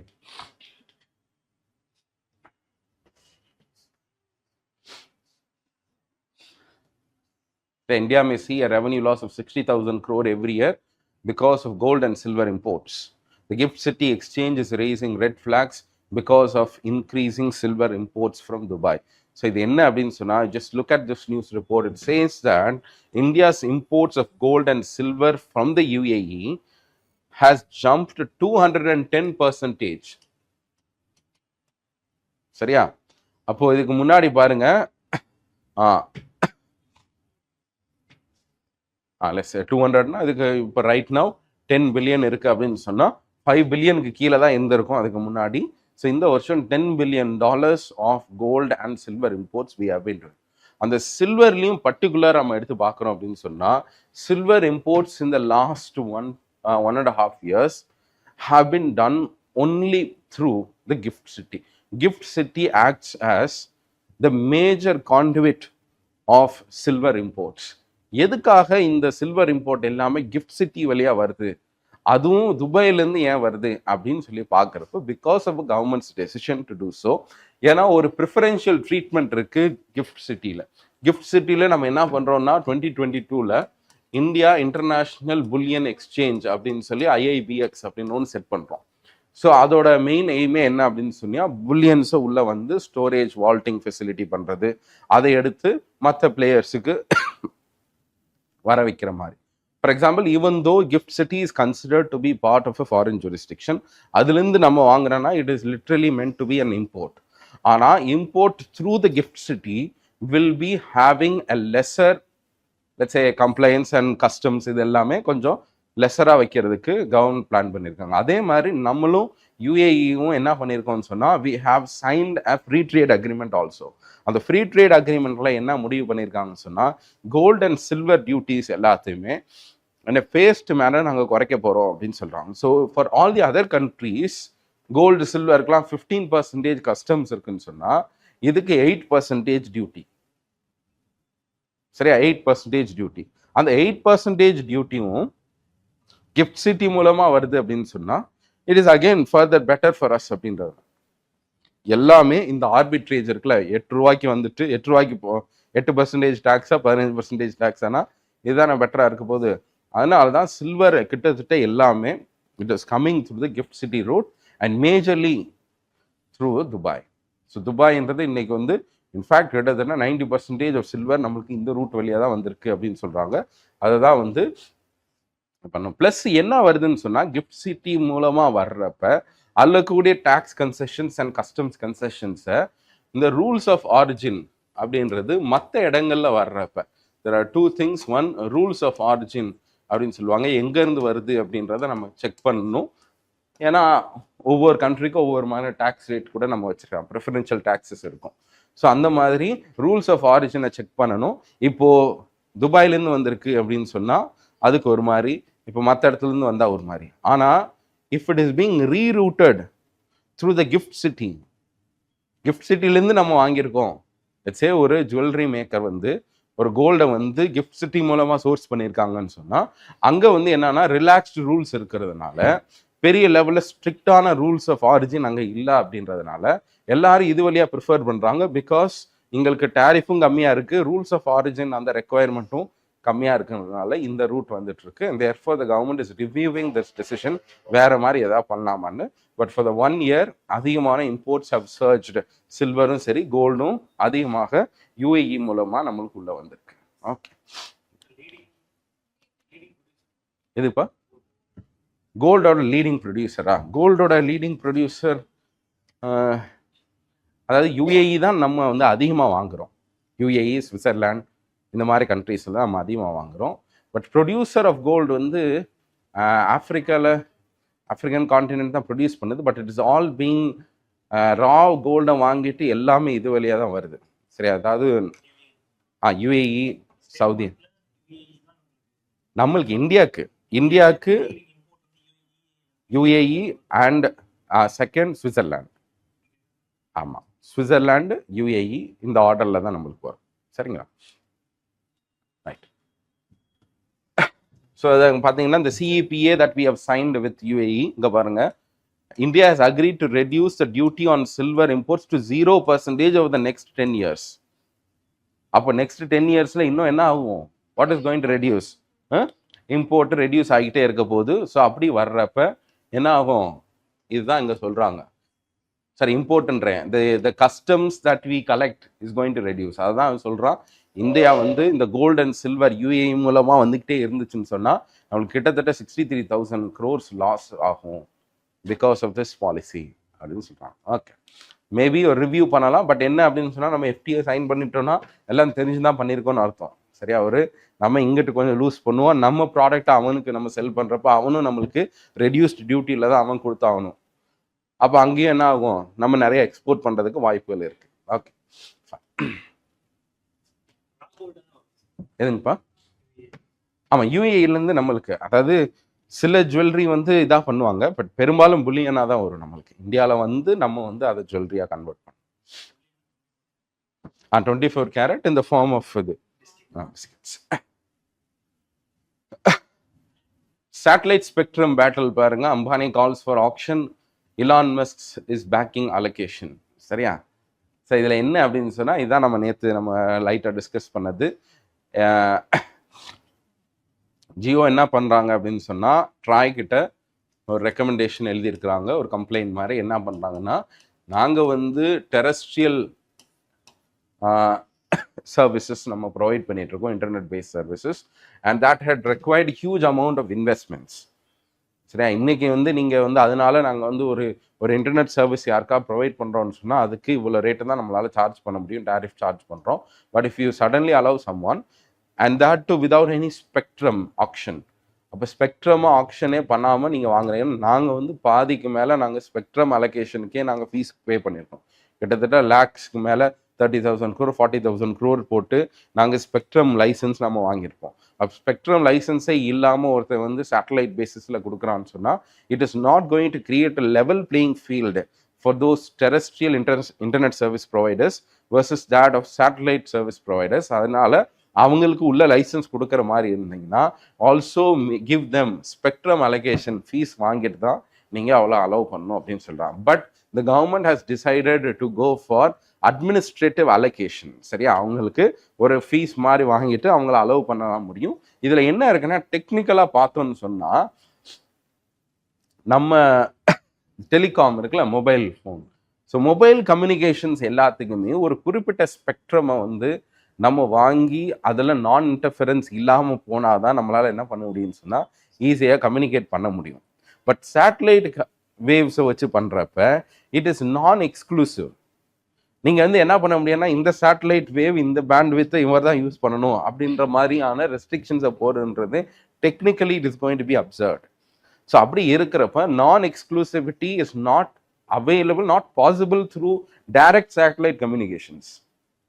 இல்லை, இப்போது இங்கே இருக்கக்கூடிய இடத்துல இருக்கக்கூடிய வேவ்ஸு, ரேடியோ வேவ்ஸை தான் நம்ம என்ன பண்ண முடியும்னா ஸ்பெக்ட்ரமாக பிரித்து இந்த ஸ்பெக்ட்ரமில் இந்த ஃப்ரீக்குவன்சியில் நீங்கள் வந்து டெலிகம்யூனிகேஷன் ரேடியோ வேவ் சென்ட் பண்ணிங்கன்னா நீங்கள் எவ்வளோ ஃபீ கொடுக்கணும் அப்படின்னு சொல்லி இது பண்ண முடியும். பட் சேட்டலைட்டுன்னு வர்றப்ப அதோட very technicality it is not possible அப்படின்னு வர்றதுனால the government has decided that let's not go for spectrum allocation for this and let's go for சரியா ஸ்பெக்ட்ரம் ஆக்ஷன் இல்லாமல் ஏலத்துக்கு மாதிரி விடாமல் அலோகேஷன் படி கொடுத்துடலாம் அப்படின்ற மாதிரி டிசைட் பண்ணியிருக்காங்க. அதுக்கு தான் ஜியோ என்ன பண்ணுறாங்கன்னா இந்த மாதிரி கொஞ்சம் கம்ப்ளைண்ட் பண்ணியிருக்காங்க, லெவல் பிளேயிங் ஃபீல்டு எங்களுக்கு வேணும் அப்படின்னு சொல்லிட்டு. சரி, it has contested the telecom regulators position that allocation of spectrum அப்படின்றது should be handle not through auctions. But நாங்கள் டெல்லியிலேருந்தே அவங்களுக்கு எப்படி கொடுக்கணும் அப்படின்றத நாங்கள் ஒரு ஃபீ வாங்கிட்டு கொடுத்துருவோம் அப்படின்னு சொன்னாங்க. இது என்ன பண்ணுதுன்னா, ஸ்டார் லிங்க் மட்டும் இல்லை, அமேசானுக்கு ப்ராஜெக்ட் குயிப்பர் அப்படின்னு ஒரு ப்ராஜெக்ட் இருக்குது. That is also satellite based இது. ஸோ இவங்களுக்கெல்லாம் வந்து ஈஸியாக உள்ளே வந்துட முடியும் அப்படின்ற மாதிரி ஒரு பயம் இருக்குது. ஸோ இப்போது என்ன நடந்திருக்கு அப்படின்னு சொன்னால், இது வந்து நவம்பர் டிசம்பர் அந்த டைமில் ட்ராயோட கன்சல்டேஷன் பேப்பர் வர்றப்ப இவங்க இந்த மாதிரியான ரிசர்வேஷன்ஸ்லாம் கொடுத்தாங்க. Right now surprisingly Bharti Airtel and Jio, both of them have signed an agreement with Starlink. சரியா? They said that நீங்க உள்ள வாங்க, பட் நாங்க உங்க சர்வீசஸை டிஸ்ட்ரிபியூட் பண்றோம். We will distribute your services. So Starlink மூலமா நாங்க இது பண்றோம் அப்படின்னு சொல்லி முடிவு பண்ணியிருக்காங்க. ஸோ மேபி என்ன மாதிரி வந்திருந்தாலும் so it will be better for them அப்படின்னு நம்ம பார்க்கணும். Okay, right. The next thing, next topic, economics Nobel Prize winners.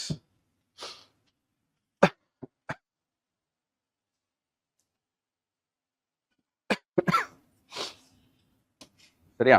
So இது இந்த வருஷம் டேரன் அசிமோக்லு,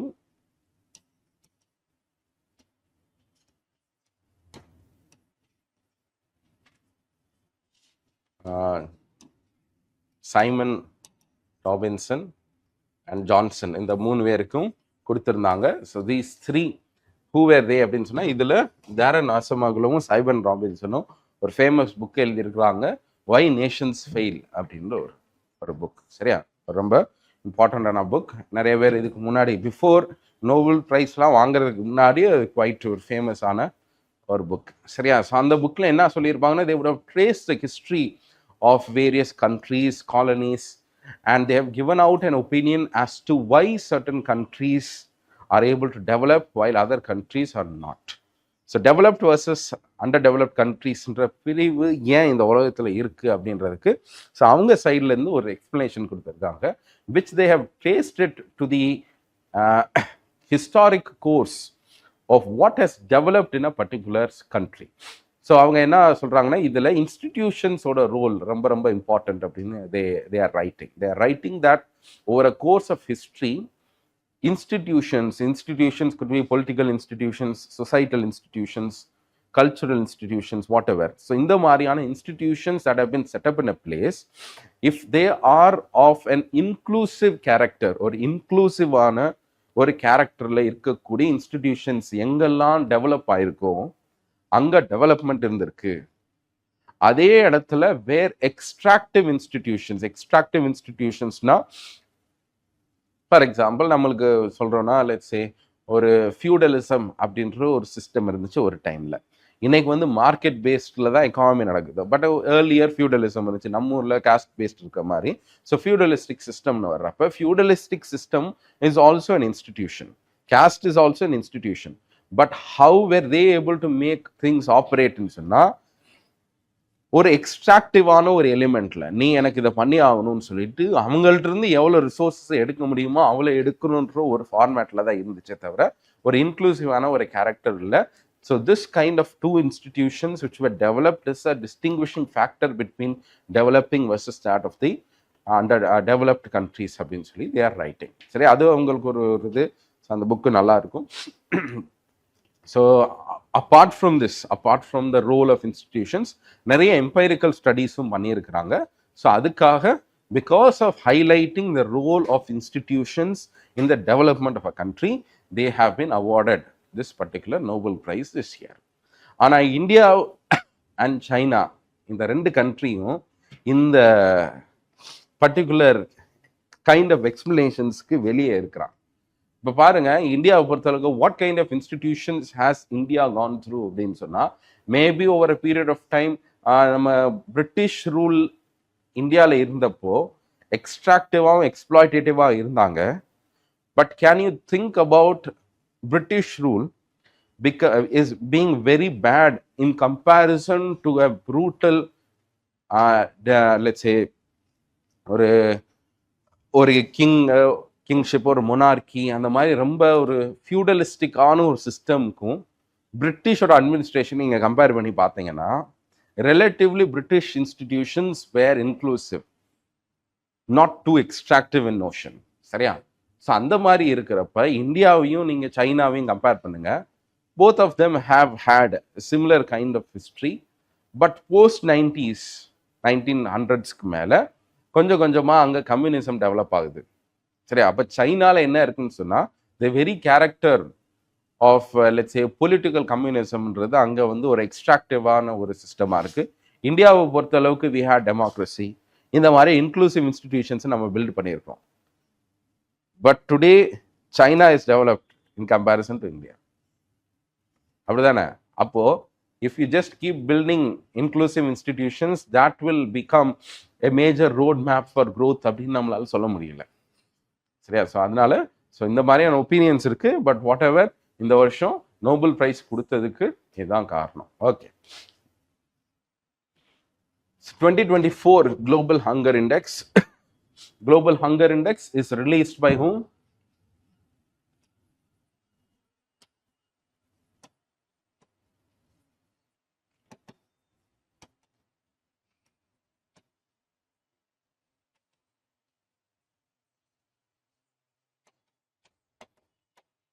ஒரு German NGO Welthungerhilfe and Concern Worldwide அப்படின்ற 2 organisations they release an index called as global hunger index every year.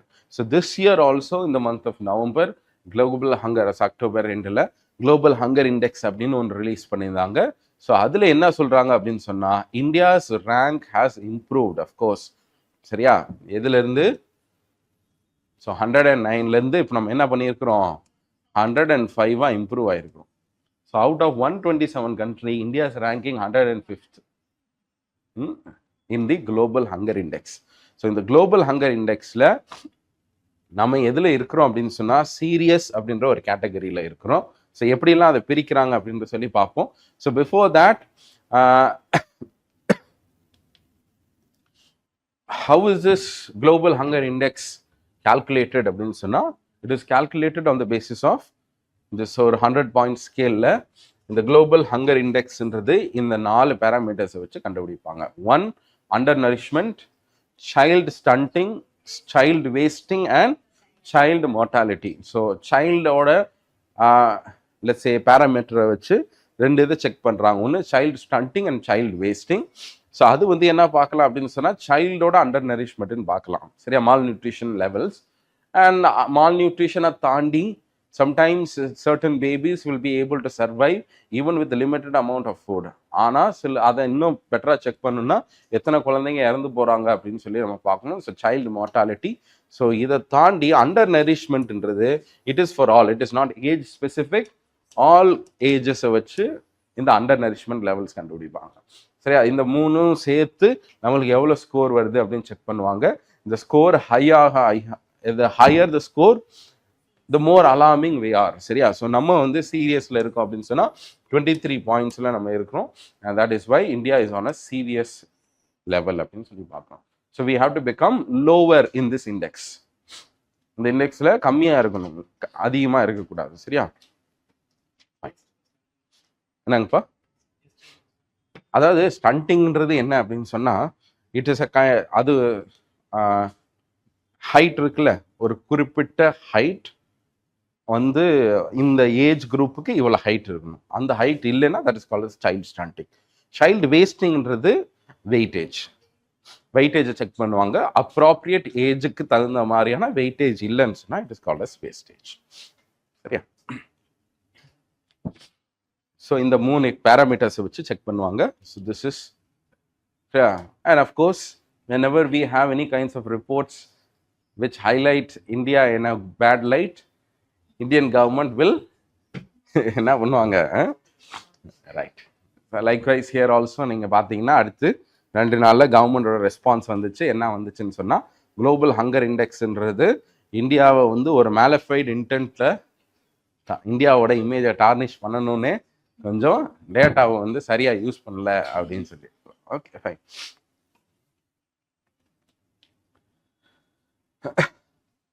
The next heading, direct taxes brings 57% of the total revenue and it is the highest in the 14 years. சரியா? இப்போ இந்த வருஷத்துல என்ன check பண்றான்னு பாருங்க. So direct and indirect டாக்ஸஸ்னு வர்றப்ப direct taxes 54 2018-19ல் 52 and 2020ல் நீங்கள் எடுத்து பார்த்தீங்கன்னா the share of taxes was higher from the indirect taxes than from the direct taxes. சரி, டைரக்ட் டாக்ஸ்லேருந்து கம்மியாக இருந்துச்சு. அது காரணம் என்ன அப்படின்னு சொன்னால் ப்ராஃபிட்டபிலிட்டி இதெல்லாம் கம்மியாகும், கார்பரேட் டாக்ஸஸ் எல்லாம் நம்ம ஸ்லாஷ் பண்ணியிருந்தோம், இந்த காரணங்கள்னால இருக்கலாம். And therefore we also had to rely upon indirect taxes. For example, excise duties, இதெல்லாம் தான் நம்ம அதிகமான டாக்ஸ் ரிசோர்ஸாக நம்ம பார்த்தோம். அண்ட் தட் இஸ் வை இந்த இடத்துல மட்டும் கொஞ்சம் அதிகமாக இருக்கும். ஸோ அதுக்கு அப்புறத்துலேருந்து கொஞ்சம் கொஞ்சமாக இம்ப்ரூவ் ஆயிருக்கு. ஸோ 57%ன்றது கிட்டத்தட்ட ஒரு நல்ல number. And the government in this year also has decided that we will have a higher percentage in terms of next year or budget estimateலையும் என்ன பண்ணுறாங்கன்னா எதுலேருந்து அதிகமாக எடுக்க போகிறோம், டைரக்ட் டாக்ஸ்லேருந்து அதிகமாக எடுக்க போகிறோம். That is 12% of GDP is going to be our tax collections. So tax to GDP ratio of the union government எவ்வளோ? சரியா, நெக்ஸ்ட் இயர் 12%. சரியா, யூனியன் கவர்மெண்ட் மட்டும்தான் இது. ஸ்டேட் கவர்மெண்ட்ஸை பார்த்தா அது வேற மாதிரி இருக்கும். ஸோ 11-12% தான் கவர்மெண்ட் எப்போவுமே மெயின்டைன் பண்ணியிருக்காங்க. 12%ன்றது ஒரு பெரிய விஷயம் தான். ஸோ இங்கே இந்த 12%ல் 7%க்கு மேலே நம்ம இதுலேருந்து எடுக்க போகிறோம், டைரக்ட் டாக்ஸ்லேருந்து 4.9% தான். So trend is continuing. சரியா, லாஸ்ட் இயரோட ஆக்சுவல் எஸ்டிமேட்லையும் நம்மளுக்கு highest number of percentages came from the direct next year also. So if there is a question, which is the biggest source of revenue for the government of India, it is direct taxes. Okay.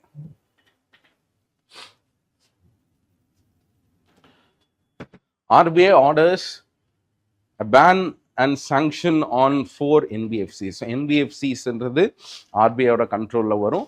Apart from NBFCs which have separate regulators. சரி, NBFCஸ்க்கு separated regulators இருந்தாங்கன்னா அது அவங்க கண்ட்ரோலில் போகும். எந்த ரெகுலேட்டருமே இல்லைன்னு சொன்னால் யாருக்குள்ள வருவாங்க, ஆர்பிஐக்கு கீழே வருவாங்க. சரியா, so any NBFC be for that matter, even though they are regulated, they by the respective they will have to be registered with the RBI. ஆர்பிஐட்ட லைசன்ஸ் வாங்கி தான் ஆப்ரேட் பண்ணுவாங்க. சரியா, ஸோ இங்கே நம்மளுக்கு என்ன நியூஸ் வந்திருக்குன்னா, ஒரு 4 என்பிஎஃப்சிஸ்க்கு சீஸ் அண்ட் டெசிஸ்ட் ஆர்டர் கொடுத்துருக்காங்க. அது இம்மீடியட்டாக என்ன பண்ணணும், நிப்பாட்டணும், உங்களோட இதுதான் நிப்பாட்டணும் அப்படின்னு சொல்லி ஆர்டர் வந்திருக்கு. ஸோ வாட் இட் மீன்ஸ் அப்படின்னா, எதுக்காக, வாட், சரியா, அஷ்யூரியஸ் பிரைசிங் அப்படின்னு சொன்னா அதிகமாக வட்டி வாங்குறது. சரியா, பிரைசிங்கிறது அவங்க என்ன pricing, what is the products they are selling is a financial product. So அந்த ஃபினான்ஷியல் ப்ராடக்ட்க்கு ரொம்ப அதிகமாக வட்டி வாங்குறாங்கன்னு சொன்னால் that is called as usurious lending. So இந்த அஷ்யூரியஸ் லெண்டிங்கில் சில இந்த என்பிஎஃப்சிஸில் some of them were microfinance institution. So microfinance இன்ஸ்டிடியூஷன்றப்ப கம்மியான லோன் தான் கொடுக்கணும். So according to the recent RBI rule, all loans categorically, all loans without collateral to households having an income of less than 3 lakhs is considered to be microfinance loans. சரியா, so microfinance இன்ஸ்டிடியூஷன்னா என்னன்னா, அவங்களுக்கு primary source of பிஸ்னஸே offering this kinds of microfinance loans தான்.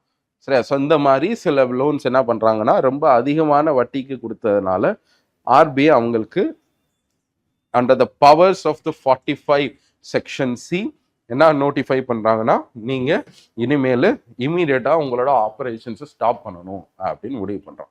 Stop பண்ணுறாங்கன்னா suspending of licence கிடையாது, immediately cheese your operations, நாங்கள் என்னன்னு பார்த்துட்டு எக்ஸ்பிளேஷன்ஸ்லாம் கொடுத்ததுக்கு அப்புறம் தான் நீ அடுத்து இது பண்ணணும் அப்படின்னு சொல்லிட்டு. So which means, so now comes this question, can RBI determine the rate at which banks and NBFCs are offering credit? பண்ண முடியுமா? நீங்க இந்த ரேட்ல தான் கொடுக்கணும் அப்படின்னு சொல்ல முடியுமா ஆர்பிஐ? அப்படி பண்ண மாட்டாங்க. சரியா, அதுதான் நம்ம 1990ஸ்க்கு அப்புறம் டீரெகுலேஷனுக்குள்ள போயிட்டோம். பட் என்ன ப்ரொவிஷன் இருக்கு அப்படின்னு சொன்னா, for the benefit of the customers, if a particular institution is not complying to the guideline, அதாவது இன்னைக்கு வந்து ஒரு லோன் கொடுக்குறோம்னா எந்த பேசிஸ்ல லோன் கொடுக்குறோம், what is the guideline? Loan நீங்க கொடுக்கலாம். சரியா, for example you're a bank, ஒரு பேங்க் வந்து ஒரு ப்ராடக்ட் ஒரு லோன் கொடுக்குறீங்கன்னா எந்த ரேட்ல லோன் கொடுக்குறோம்?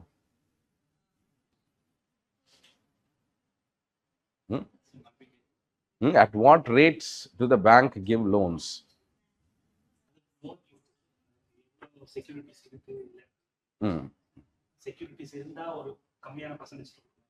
நீங்க என்ன பர்சன்டேஜ்னாலும் கொடுத்துக்கணுங்க.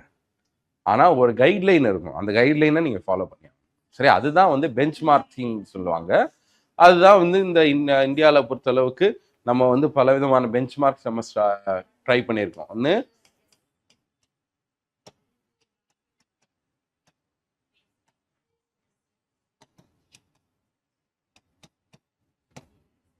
சரியா, இந்த மாதிரியான ரேட்ஸ்லாம் நம்ம ஃபாலோ பண்ணியிருக்கோம். சரியா, ஸோ பிபிஎல்ஆர், பேஸ் ரேட், எம்சிஎல்ஆர், இந்த மாதிரியான சிஸ்டம் ஆஃப் ப்ரைசிங் ஃபாலோ பண்ணி கடைசியில் இப்போ என்ன பண்ணுறோம்,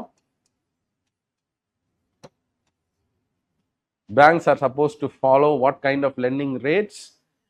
External benchmark based lending rates. So external benchmark based lending rates na அதோட மீனிங் என்னன்னு சொன்னா, உங்க கையில கண்ட்ரோல்ல இல்லாத ரேட்ஸை யூஸ் பண்ணும். For example repo rate use பண்ணிக்கலாம், ட்ரெஷரி பில்லோட ரேட் யூஸ் பண்ணிக்கலாம்.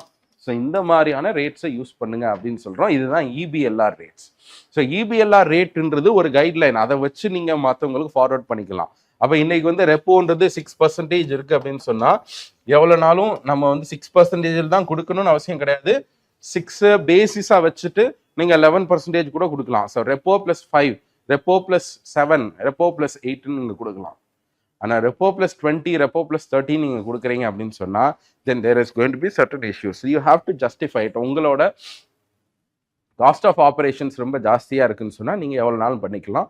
So RBI technically will not determine the rate at which banks or NBFC have to offer loans, but they have to comply with this basic standards. And if there are complaints to the RBI, ஆர்பிஐக்கு நீங்களும் நானும் எப்படி complaint பண்ண முடியும்? Very good. So we have a scheme called as the integrated ombudsman scheme for the RBI.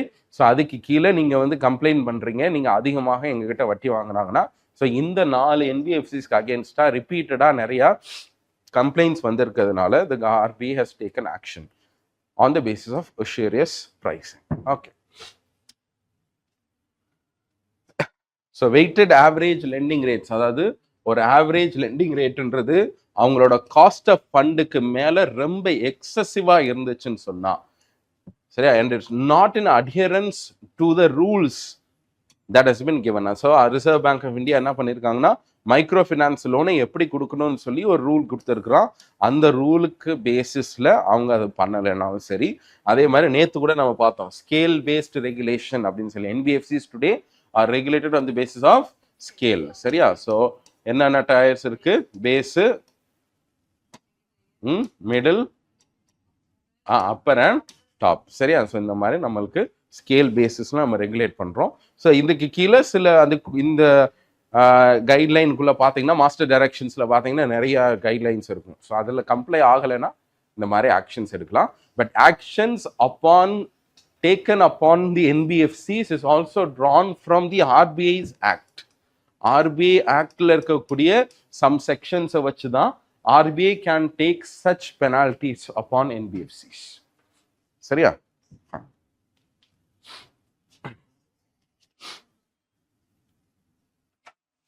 so Bima Sugam platform is ready for launch. So what is this Bima Sugam அப்படின்னு சொன்னா, insurance to all அப்படின்னு சொல்லி IRDA is having insurance for all.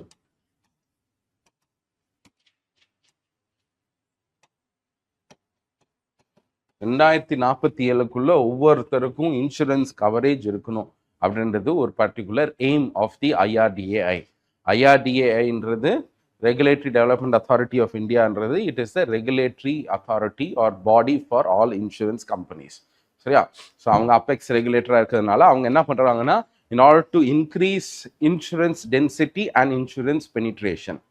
Insurance penetrationன்றது என்னது? What is insurance penetration?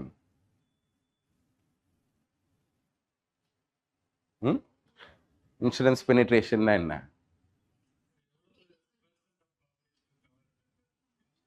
Very good. சரியா, so let's say as a set of the population, how much of the premiums that we are paying அப்படின்னு வர்றப்ப அந்த பர்சன்டேஜில் express பண்ணுறப்ப அதான் வந்து insurance penetration வாங்க. இன்சூரன்ஸ் டென்சிட்டின்றது என்னன்னா மொத்த ஜிடிபியில் எவ்வளவு நம்ம வந்து இன்சூரன்ஸ்க்காக வந்து பே பண்ணிட்டு இருக்கோம், அந்த காஸ்ட் தட் வி கிவ் அப்படின்றது தான் இது. சரியா?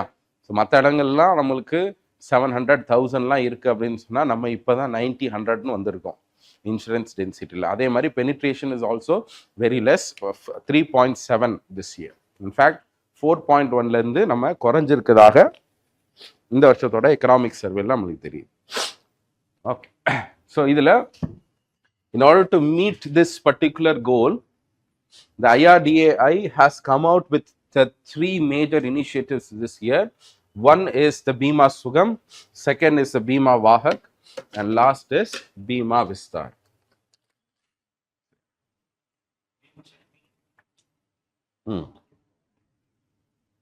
ஆனால் நிறையா இருக்கு, பட் இதை தான் இந்த ட்ரினிட்டி அப்படின்னு சொல்றாங்க. இந்த 3 தான் வந்து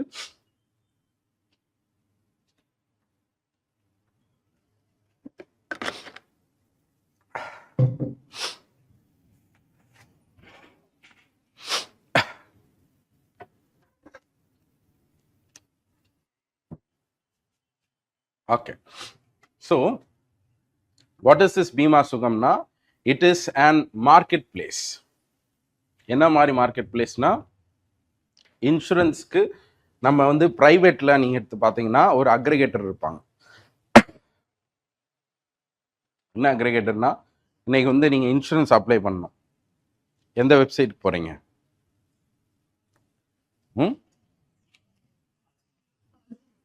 பாலிசி பைசா பஜார், பாலிசி பஜார் இருக்கலாம் போறோம். சரியா? எல்ஐசி ஏஜென்ட்ட போறீங்களா? So the thing is, the policy bazaar இருக்குல்ல, அது என்ன பண்ணுதுன்னா, it is a market aggregator. அவங்க வந்து என்ன பண்ண மாட்டாங்க, பாலிசிஸ் கொடுக்க மாட்டாங்க. அவங்க என்ன பண்றாங்கன்னா, நீங்க வந்து ஒரு ப்ராடக்ட்டை போட்டு it gives you the ability to check the prices. நீங்க போய் ஒரு கார் இன்சூரன்ஸ் போடுறீங்கன்னா உங்க நம்பரை போட்டு பார்க்குறீங்க, ஒரு லெட்ஸ் சே 2 வீலர் போட்டு பார்க்குறீங்கன்னா, நியூ இந்தியா அஷூரன்ஸில் இவ்வளோ, ஐசிஐசியில் இவ்வளோ, ஐசிஐசிஐ லாம்பார்டில் இவ்வளோ அப்படின்னு சொல்லி, டாடா ஏஜியில் இவ்வளோன்னு சொல்லி அந்த ப்ரைஸிங் எல்லாம் போடுவான். அப்போ உங்களுக்கு நீங்கள் படிச்சுட்டு அந்த டேர்ம்ஸ்லாம் பார்த்துட்டு உங்களுக்கு என்ன வேணுமோ எடுத்துக்கலாம். அப்படி இல்லைன்னா நீங்கள் இண்டிவிஜுவலாக போனீங்கன்னா உங்களுக்கு அந்த இன்ஃபர்மேஷன் கிடைக்காதுல்ல. ஸோ இந்த அக்ரிகேட்டர் வேலையே இந்த பைசா பஜார், பாலிசி பஜார் பண்ணுற மாதிரி கவர்மெண்ட் என்ன பண்ணுறாங்கன்னா, ஒரு காம்ப்ரிஹென்சிவான ஒரு market place for including all the information related to insurance products and services is what is called as the Bima Sugam portal. So Bima Sugamல என்ன இருக்குன்னா, இன்சூரன்ஸ் பாலிசிஸ்க்கு ஃபெசிலிட்டேட் பண்ணுற விதமாக எல்லாமே இருக்கும். So this is a digital public infrastructure.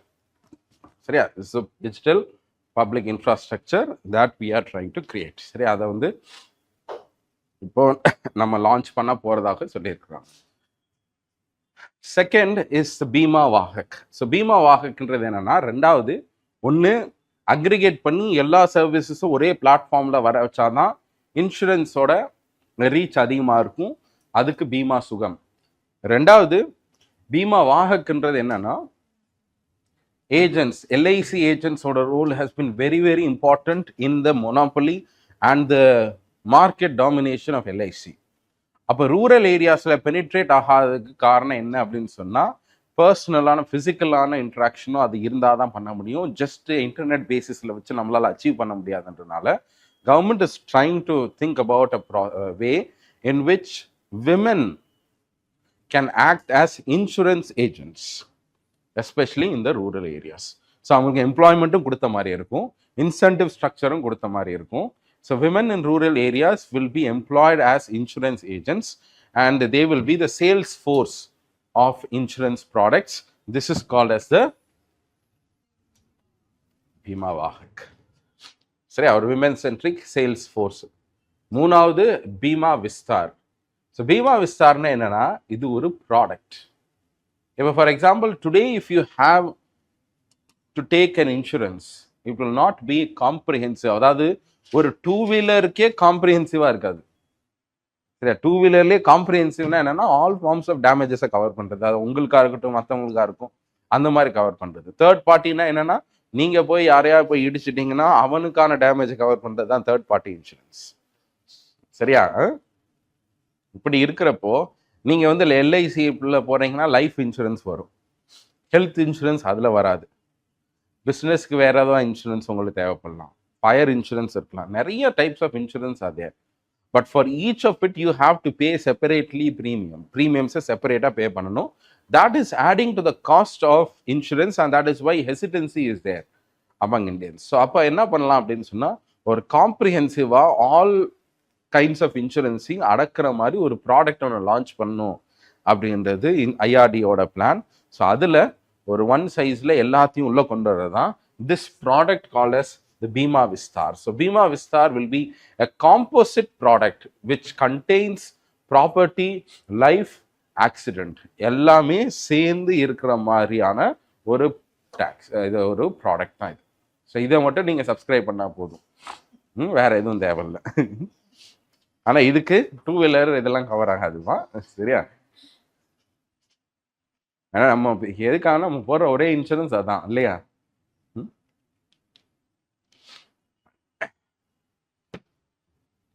So loans under the PM Mudra Yojana. So PM Mudra Yojana அப்படின்றது இந்த Mudra scheme அப்படின்றது it's a very important scheme in order to facilitate loans for the MSMEs. So முத்ராஸ்ன்றது முத்ரா ஸ்கீம்ன்றது என்ன அப்படின்னு சொன்னால் collateral free loans for MSMEs கொடுக்கறதுக்கு. So இதுக்காக நம்ம என்ன பண்ணுறோன்னா எம்எஸ்எம்இக்கு டெவலப் பண்ணுற மாதிரி refinance agency, MSME development refinance agency முத்ரான்னு ஒரு பேங்க்கவே கிரியேட் பண்ணுறோம். சரி, இந்த பேங்க் வந்து என்ன பண்ணும் அப்படின்னு சொன்னால், எப்படி வந்து நபார்டு இதெல்லாம் வந்து தனியாக ஒரு ரீஃபினான்சிங் கொடுக்குறாங்களோ ரூரல் டெவலப்மெண்ட்டுக்காக, இந்த முத்ரா பேங்க்ன்றது தான் வந்து ரீஃபினான்சிங் ஃபார் மற்ற பேங்க்ஸ்லேருந்து நீங்கள் முத்ரா லோன் வாங்கிக்கலாம். சரியா? அதை வந்து இவங்க ரீஃபினான்ஸ் பண்ணுவாங்க. சரியா? ஸோ இந்த மாதிரி ஒரு முத்ரா அப்படின்றவங்க இந்த லோன்ஸ் கொடுப்பாங்க. There are 3 types of loans called as a Shishu, Kishore and Tarun. சரியா? அந்த Shishu லோன்ன்றது என்னன்னா 50,000 வரைக்கும் அதுக்கு பேர் Shishu, 5 lakh வரைக்கும்னா அதுக்கு பேர் கிஷோர், 5 lakh to 10 lakhனா அதுக்கு பேர் தருண். சரி, இந்த மாதிரி 3 விதமான கேட்டகரி ஆஃப் லோன்ஸ் இருந்துச்சு. இந்த வருஷம் 2024 உள்ள பட்ஜெட்டில் என்ன கவர்மெண்ட் அறிவிச்சிருக்காங்கன்னா, நாங்கள் அதை என்ஹான்ஸ் பண்ண போகிறோம் and we are going to include another category called as the Tarun Plus category. So அந்த தருண் ப்ளஸ் கேட்டகரியில் என்ன பண்ண போகிறோம் அப்படின்னு சொன்னால், it will be included from 10 to 20 lakhs. So Mudra லோன்ஸ்ன்றது இப்போ maximum limit under Mudra loans has been now extended to 20 lakhs. So 20 lakhsன்றது collateral free loans for up to 6 years வரைக்குமே it will be guaranteed by a credit guarantee fund. So இந்த credit guarantee ஃபண்டுன்றது credit guarantee fund for micro units அப்படின்ற ஒரு ஃபண்டை create பண்ணியிருக்கோம். இந்த ஃபண்டுக்கு கீழே அது கேரண்டீடாக இருக்கும். சரியா? So all this Mudra loans are also having the guarantee by the government and that is why offering loans upon this product is easier for banks. இல்லைன்னா கொலாட்ரல் ஃப்ரீ லோன்ஸ் எப்படி கொடுக்க முடியும் அவனால? சரியா? Fine. Livestock census and why is it conducted? The government has decided that it will bring out a livestock census. So what is this livestock census? This இது வந்து 21st livestock census. India ஓட 21st livestock census. இது வந்து எத்தனை வருஷத்துக்கு ஒரு தடவை நடக்கும்? Once in a 5 year. சரியா? ஸோ இந்தியாவோட லைவ் ஸ்டாக் கிட்டத்தட்ட இந்த வருஷம் என்ன பண்ண போறோம்னா 16 species of livestock are going to be tracked. சரியா? இல்லை உங்களுக்கு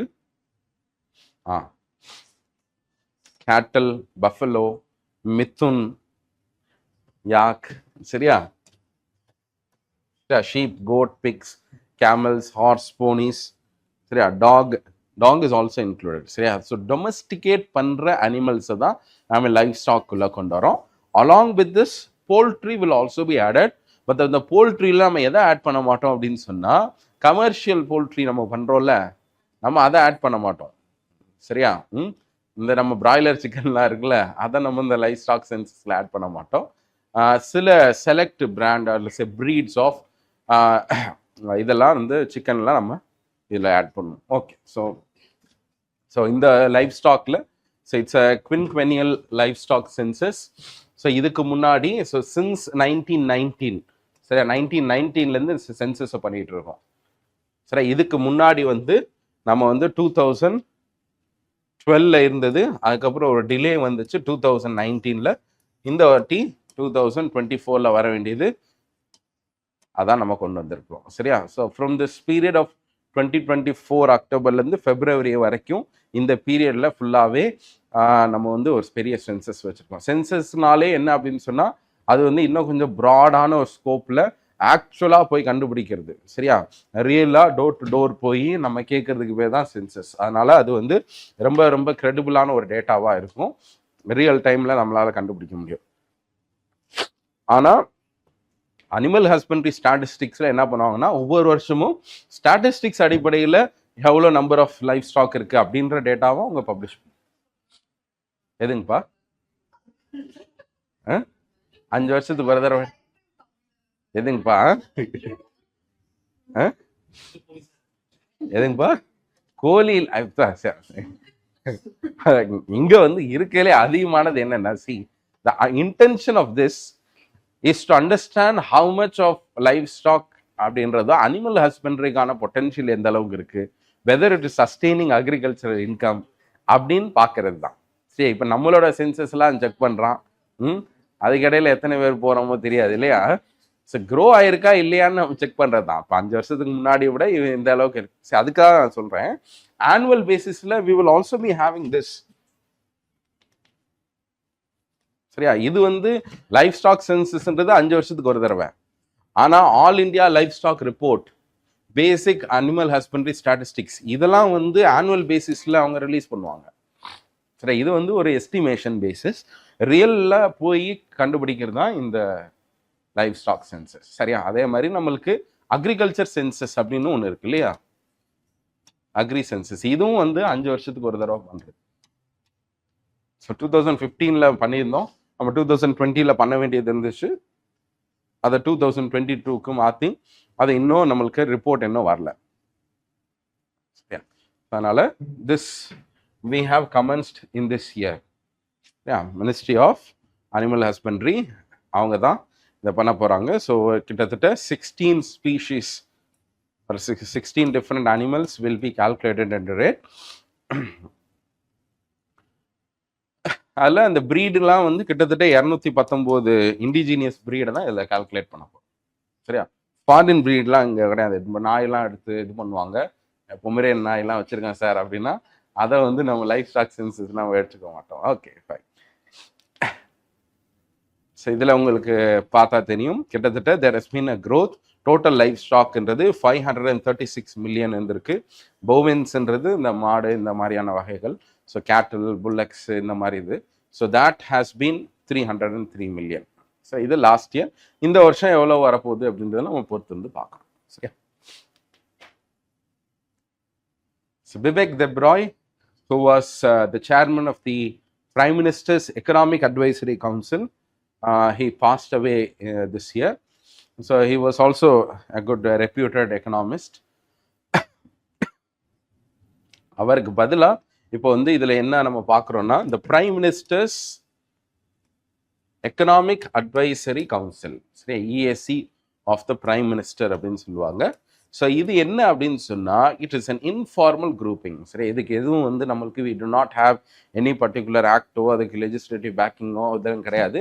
சும்மா எக்ஸிக்யூட்டிவ் பேசிஸில் 1980s Indira Gandhi when she became the prime minister again after a period of let's say கொஞ்சம் ஒரு ஸ்ட்ரகிள், அந்த டைமில் எமர்ஜென்சிலாம் முடிச்சு அவங்க வர்றப்ப இந்தியாவோட எக்கானமியோட ஷேப் நல்லா இல்லை அப்படின்றதுக்காக she wanted a team and she formed this Prime Minister's Economic Advisory Council.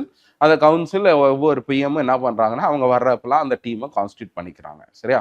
So prime மினிஸ்டருக்கு ஒரு அட்டாச்ட் ஆஃபீஸில் அவங்களுக்கு தேவையான ரிசோர்ஸ் மெட்டீரியல் கொடுக்கறது, அவங்கள கன்சல்ட் பண்ணுறது, அவர் ஏதாவது டவுட் வேணுன்னா அவங்கள்ட்ட கேட்டுப்பாங்க.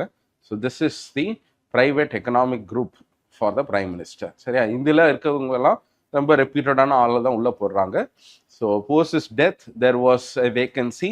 அதனால அங்கே என்ன பண்ணுறாங்க அப்படின்னு சொன்னால் சஞ்சய் மிஸ்ரா அப்படின்றவரை கொண்டு வந்து இந்த பிரைம் மினிஸ்டர் இந்த இவரோட வேக்கன்சியில் கொண்டு வராங்க. சரியா, so he was the chairman of this prime minister economic advisory council. After his death யார் அதை வந்து இப்போ இது பண்ணுறாங்க அப்படின்னு சொன்னால் சுமன் பெரி அப்படின்றவர் தான் இன்னைக்கு சேர்மனாக இருக்காரு. சரியா, ஒரு சேர்மன், ஃபுல் டைம் மெம்பர்ஸ் 2 பேர் இருக்கிறாங்க, பார்ட் டைம் மெம்பர்ஸ் ஒரு 4-5 பேர் இருக்கிறாங்க. So this is house government வந்து எவ்வளோ நாள் எப்படினாலும் கான்ஸ்டியூட் பண்ணிக்கலாம் இதை. ஸோ ஒரு டீம் தான், ஒரு 7-8 பேர் இருப்பாங்க இந்த டீமில். இதில் இந்த சுமன் பெரி வந்து he is also a member or the vice chairman of NITI Aayog also. அவர் 2 இதில் இன்னைக்கு இருக்காரு, நித்தி ஆயோக்லேயும் இருக்காரு, இதுக்கும் மெம்பராக இருக்கார். ஓகே, ஷமிகா ரவி தானே?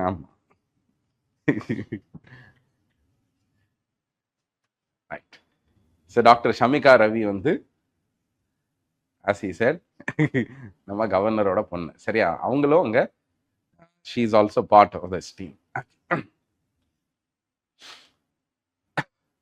So India's oil import dependency has increased to 88.2% this year. So just look at the charts, we can see that 2018லேருந்து நீங்கள் எடுத்து பார்த்தீங்கன்னா ஆயில் இம்போர்ட்ன்றது இன்க்ரீஸ் ஆகிக்கிட்டே இருக்குது. The major reason for that could be of a reduced domestic production in India. So reduced oil production அப்படின்றதுனால டெஃபினட்டாக நம்மளுக்கு rising aspirations, rising imports demand இருக்கும். So we are producing, we are importing. So one of the major reasons why we have not imported a lot, sorry, we have not focused on production of oil within India, or let's say exploration or illa offshore fields, இந்த மாதிரி இதை நம்ம ஏன் பண்ணுறதுக்கு ஸ்கோப்போ இது இல்லை அப்படின்னு சொன்னால், because today it's economically better for us to import than to all of this. சரியா, நம்மளுக்கு எவ்வளோ வருஷங்களாக நம்ம ட்ரை பண்ணிட்டு தான் இருக்கிறோம். ஆஃப் ஷோரில் கூட நம்மளால் there is potential of extracting oil, but அந்த economic cost and burden is going to be very high அப்படின்றதுனால, எஸ்பெஷலி ரஷ்யாவிலிருந்து நம்மளுக்கு சீப்பான ஆயில் இருக்கிறதுனால வி ஆர் இம்போர்ட்டிங் இட். சரியா, பட் ரைட் நவ் நம்மளுக்கு இம்போர்ட் டிபெண்டன்சின்றது ரொம்ப ரொம்ப ஹையாக இருக்குது. 88% we are depend on countries for our oil. அதில் 2 டைனமிக்ஸ் இப்போ ரீசெண்டாக நம்ம லாஸ்ட் இயரில் நம்ம கொஞ்சம் வித்தியாசமான ஒரு ட்ரெண்டு பார்க்குறோம். One is that Russia is the largest partner of India in terms of import. சரியா, சவுதி அரேபியாவை நம்ம கீழே தள்ளிட்டு இது யார் வந்து இருக்கிறா, இப்போ ரஷ்யா தான் இன்னைக்கு 35% க்ரூட் ஆயிலை அவங்க தான் ப்ரொடியூஸ் பண்ணுறாங்க, இது கொடுத்துட்ருக்காங்க. டிசம்பரில் ஆஃப்டர் ட்ரம்ப்ஸ் அட்மினிஸ்ட்ரேஷன் அண்ட் அதில் மறுபடியும் ரஷ்யாவுக்கு அகேன்ஸ்டாக சாங்ஷன்ஸ் போடணும் அப்படின்னு வர்றப்ப, அண்ட் ஆல்சோ இந்தியாவுக்கும் லாஸ்ட் 2-3 இயர்ஸ்க்கு அப்புறம் அந்த fall out of the rouble settlement அது வந்து பெரிய லெவலில் நமக்கு சக்ஸஸ்ஃபுல்லாக இல்லாததுனால கொஞ்சம் கொஞ்சமாக மறுபடியும் டைவர்சிஃபை பண்ணணுன்ற ஒரு சூழ்நிலை. And also because of the Trump's administration அவங்க வந்து நம்மளை வந்து இருக்கக்கூடிய அந்த ட்ரேட் பேலன்ஸ் நம்ம வந்து we are in fact the largest trading partner of India is who's the largest trading partner of India?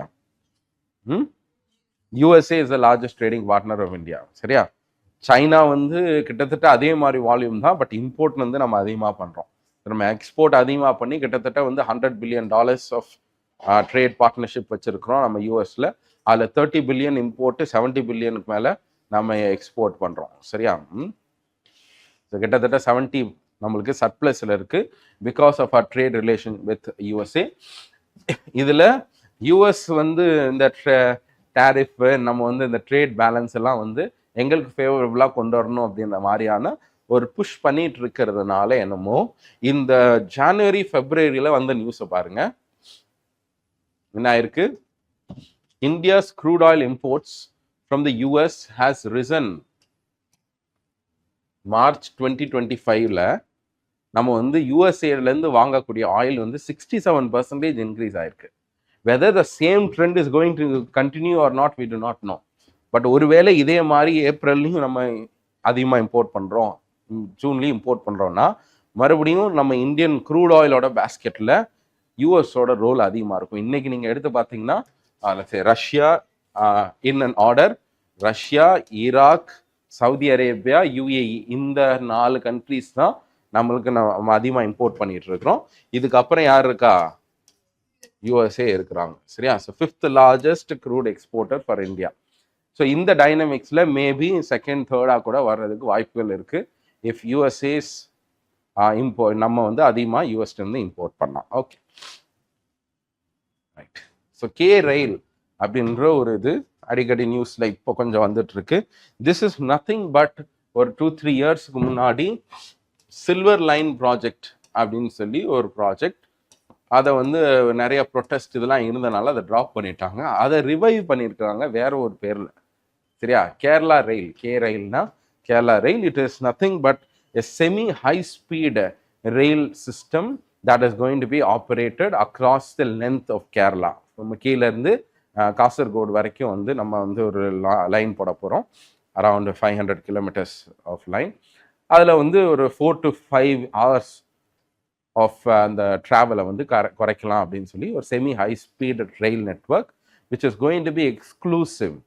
இப்போ இது என்னன்னா, இந்த சில்வர் லைன் ப்ராஜெக்ட்ன்றது என்னன்னா, இந்தியன் ரயில்வேஸ் தனியாக ஆப்ரேட் ஆகும். இதை தனியாக வந்து பண்ண போகிறாங்க. Just like say Mumbai Ahmedabad, சரியா, புல்லட் ட்ரெயின் இருக்குல்ல, ஸோ அந்த ஹை ஸ்பீட் ரயில் நெட்வொர்க் மாதிரி ரயில்வே வந்து இவங்களும் பண்ணணும் அப்படின்னு சொல்லி பிளான் பண்ணிட்டு இருக்காங்க. பட் அதுக்கு வந்து லேண்ட் அக்விசிஷன், இருக்கக்கூடிய டெரெயின் எல்லாம் டிஃபிகல்ட்டாக இருக்கிறதுனால கொஞ்சம் ப்ராஜெக்ட் ரொம்ப அதிகமாகும் அப்படின்னு சொல்கிறாங்க. 60,000 crores. Some are saying it will take at least 1 lakh crores for the entire implementation of this project. But central government என்ன பண்ணுறாங்க, நாங்கள் சப்போர்ட் பண்ணுறோம் அப்படின்ற மாதிரி revival of this project, silver line ப்ராஜெக்ட்ன்றது இப்போ மறுபடியும் கே ரயில் ப்ராஜெக்ட் அப்படின்ற ஒரு நேமில் நம்ம ஒரு ரீசர்ஃபேஸ் பண்ணிட்டு இருக்கு. ஸோ இதில் சதர்ன் ரயில்வேஸ் வந்து ஏன்னா அவங்க கூட வந்து கொலாபரேட் பண்ணுற மாதிரி பிளான் பண்ணிட்டு இருக்காங்க. அதில் என்ன பண்ணுறாங்கன்னா, இதான் ரீசெண்டாக வந்த நியூஸை பாருங்க. Kerala rejects the railways suggestion to integrate the silver line with the existing network. அவங்க என்ன சொல்கிறாங்க, நீங்கள் வந்து இருக்கக்கூடிய நார்மல் ரயில்வே லைனோட அதை இன்டெகிரேட் பண்ணிருங்க அப்படின்னு சொல்லி. பட் கேரளா என்ன பண்ணுறாங்கன்னா, அங்கே ஸ்டாண்டர்டான செப்பரேட்டாக லைன் போடணும். சரி, அது ஒரு தனி காரிடராக இருக்கட்டும், இதுக்குள்ளே கொண்டு வர வேண்டாம் அப்படின்னு சொல்கிறாங்க. பிகாஸ் ஆல்ரெடி டிராஃபிக் மூவ்மெண்ட்லாம் இது பண்ணுறது கஷ்டமாக இருக்கும். அண்ட் ஆல்சோ ஸ்ரீதரன் என்ன அவர் இன்னும் அபவுட் ஹிம் இல்லையா, ஸோ டெல்லி மெட்ரோவோட ஆர்கிடெக்ட் அவர் தான். ஸோ அவர் என்ன பிளான் பண்ணுங்க, he is also consultant of this K rail. He has felt that bringing cargo, அதாவது எக்ஸிஸ்டிங் நெட்வொர்க்கில் கார்கோ, பேசஞ்சர் ப்ளஸ் இந்த கே ரயில் ப்ராஜெக்ட் எல்லாத்தையும் கொண்டு வர்றது வந்து டிராஃபிக் மேனேஜ்மெண்ட்ன்றது ரொம்ப கஷ்டமாக இருக்கும் அப்படின்ற மாதிரி அவர் சொல்லியிருக்காரு. சரியா? ஃபைன். ஸோ ஜஸ்ட் ஒரு இதுக்கு silver line K line project அப்படின்னா என்னன்னு பார்த்து வச்சுக்கோங்க. So new asset class between mutual funds and PMS, இந்த ரெண்டுத்துக்கும் நடுவில் நம்ம ஒரு இது கொண்டு வந்திருக்கிறோம். ஸோ வாட் இஸ் திஸ் அப்படின்னு சொன்னால், ஓகே. சரி, இது ஒன்றும் இல்லை, நம்ம நேற்று பார்த்த மாதிரி தான். நேற்று ஒரு ஹெட்டிங் பார்த்தோம்ல, டெபாசிட்ன்றது டெபாசிட்ஸை உள்ளே கொண்டு வர்றதுக்காக பேங்க்ஸ் நிறைய ஸ்ட்ராட்டஜிஸை ஃபாலோ பண்ணிட்டு இருக்காங்க. ஏன்னா அதிகமாக க்ரோத் வந்து பேங்க்கில் இல்லாத நான் பேங்கிங் ஃபினான்ஷியல் மார்க்கெட் அப்படி போயிட்டு இருக்கு அப்படின்னு சொல்லி. ஸோ மியூச்சுவல் ஃபண்டோட, ஐ திங்க் லாஸ்ட் வீக் கூட நியூஸ் பேப்பரில் ஒரு ஆர்டிக்கல் வந்துச்சு, மியூச்சுவல் ஃபண்டோட deposit growth has increased at a higher rate compared to the deposits of banks. பேங்க்ஸோட டெபாசிட் வந்து 8%, சாரி, பேங்க்ஸோட டெபாசிட் இயர் ஆன் இயரில் 7% ட்ராப் ஆயிருக்கு.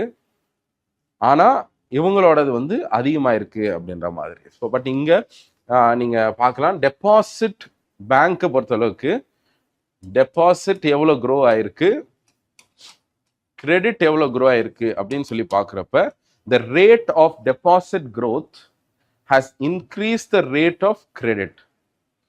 கிரெடிட் growth விட டெபாசிட் ரேட்ஸ் அதிகமாக இருக்கு அப்படின்ற மாதிரி ஒரு நியூஸ் வருது. சரியா? ஸோ முன்னாடி டெபாசிட்ஸ் வர்றதே கஷ்டமா இருந்துச்சு, இப்போ டெபாசிட்ஸ் அதிகமாக வந்திருக்கலாம். பட் இதுக்கு 2 காரணங்கள் சொல்றாங்க பாருங்க. It can be attributed to one, என்னவா இருக்கலாம், ஏன் டெபாசிட் ரேட்ஸ் இன்க்ரீஸ் ஆகுது? சரியா, நீங்க டெபாசிட் பண்ணா உங்களுக்கு வரக்கூடிய வட்டி அதிகமாகுது.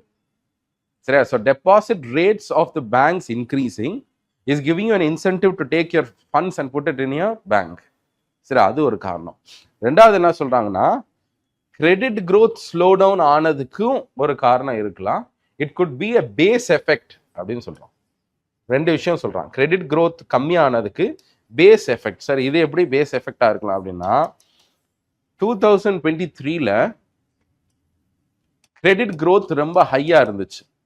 ஏன் ஹையா இருந்துச்சு அப்படின்னு சொன்னா, அந்த வருஷம் ஒரு முக்கியமான ஒரு மெர்ஜரை கொண்டு வந்தாங்க.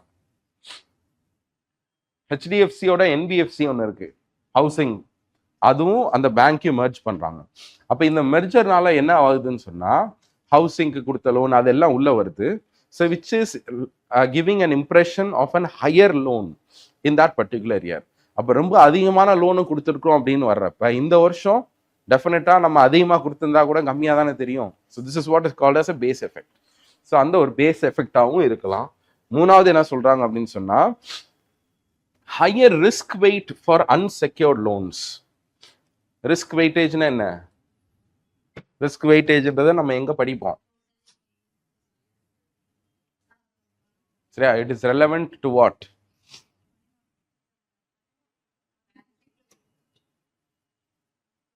இந்த ரிஸ்க் வெயிட்டேஜ்ன்றத ஒரு பர்டிகுலர்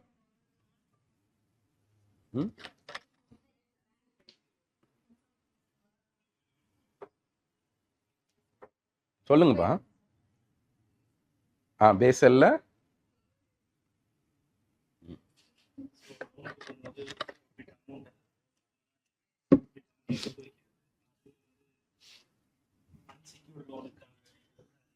சரியா? சி, இந்த ரிஸ்க் வெயிட்டேஜ்ன்றதுப்பா,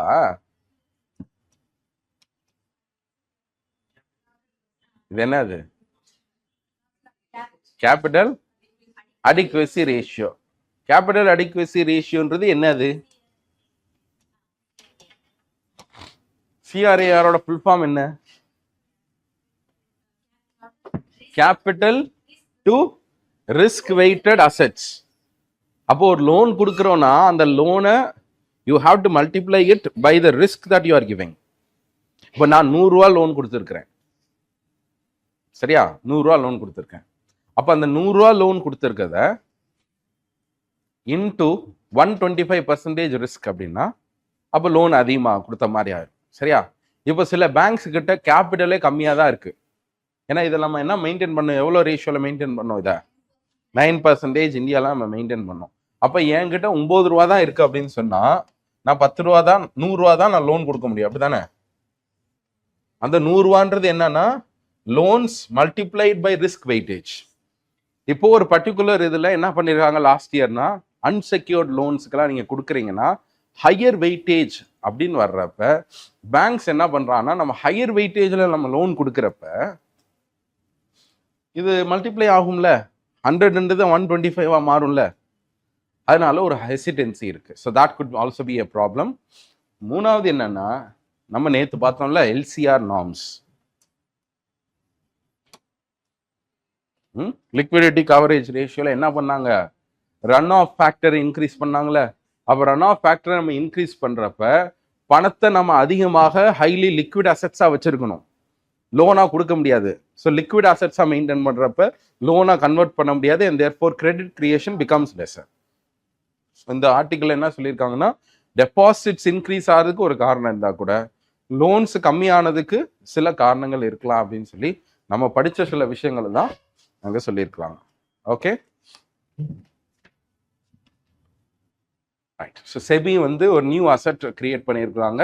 இது என்ன அசெட் கிளாஸ் அப்படின்னு சொன்னா, நீங்களும் நானும் இன்வெஸ்ட் பண்றதுக்கு ஒரு ஃபண்ட் ஆஃப் ஃபண்ட்ஸ் இருக்கு. அதுக்கு பேர் என்ன அப்படின்னு சொன்னா மியூச்சுவல் ஃபண்ட். ஸோ மியூச்சுவல் ஃபண்ட்ல you can invest as low as 100 rupees. சரியா? 100 rupee கூட இன்வெஸ்ட் பண்ண முடியும் மியூச்சுவல் ஃபண்ட்ஸ்ல. ஓகே சார், இல்லை சார் நான் அதிகமாக பணம் வச்சிருக்கிறேன், ஆனால் நான் வந்து அதை ஃபண்டை வந்து யார்ட்டையா கொடுத்து மேனேஜ் பண்ணோம். ஆனால் மியூச்சுவல் ஃபண்ட் ஒரு ஆப்ஷன் இருக்கு. அப்படி இல்லையா, உங்க ஃபண்டை வந்து இன்னும் கொஞ்சம் கேபிட்டல் மார்க்கெட்டுக்குள்ள போடணுமா, ரொம்ப அதிகமாக வச்சிருக்கேன், வேற ஏதாவது பண்ணலாமாண்ணா, நான் ஏஞ்சல் ஃபண்ட் மாதிரி ஒன்று கிரியேட் பண்ணணும், தாராளமாக பண்ணிக்கலாம். You can create an angel fund if you want. இல்லை சார், ஏஞ்சல் ஃபண்டுக்கும் மேலே போய் நான் வெஞ்சர் கேபிட்டலாகவே கிரியேட் பண்ண போகிறேன், தாராளமாக பண்ணுங்க. சரி, you can create venture capital fund, you can create angel investment fund. இல்லை சார், தனியாக நான் ஒரு 5 கோடிக்கு எடுத்துட்டு நான் ஹெட்ஜ் ஃபண்டிங் மாதிரி ஒன்று பண்ண போகிறேன், டெட் ஃபண்ட் மாதிரி ஒன்று கிரியேட் பண்ண போகிறேன், தாராளமாக பண்ணிக்கோங்க. இது எல்லாமே செபியோட ஆல்டர்னேட் இன்வெஸ்ட்மெண்ட் ஃபண்ட்ஸ் அப்படின்னு ஒரு கேட்டகரிக்குள்ள வரும்.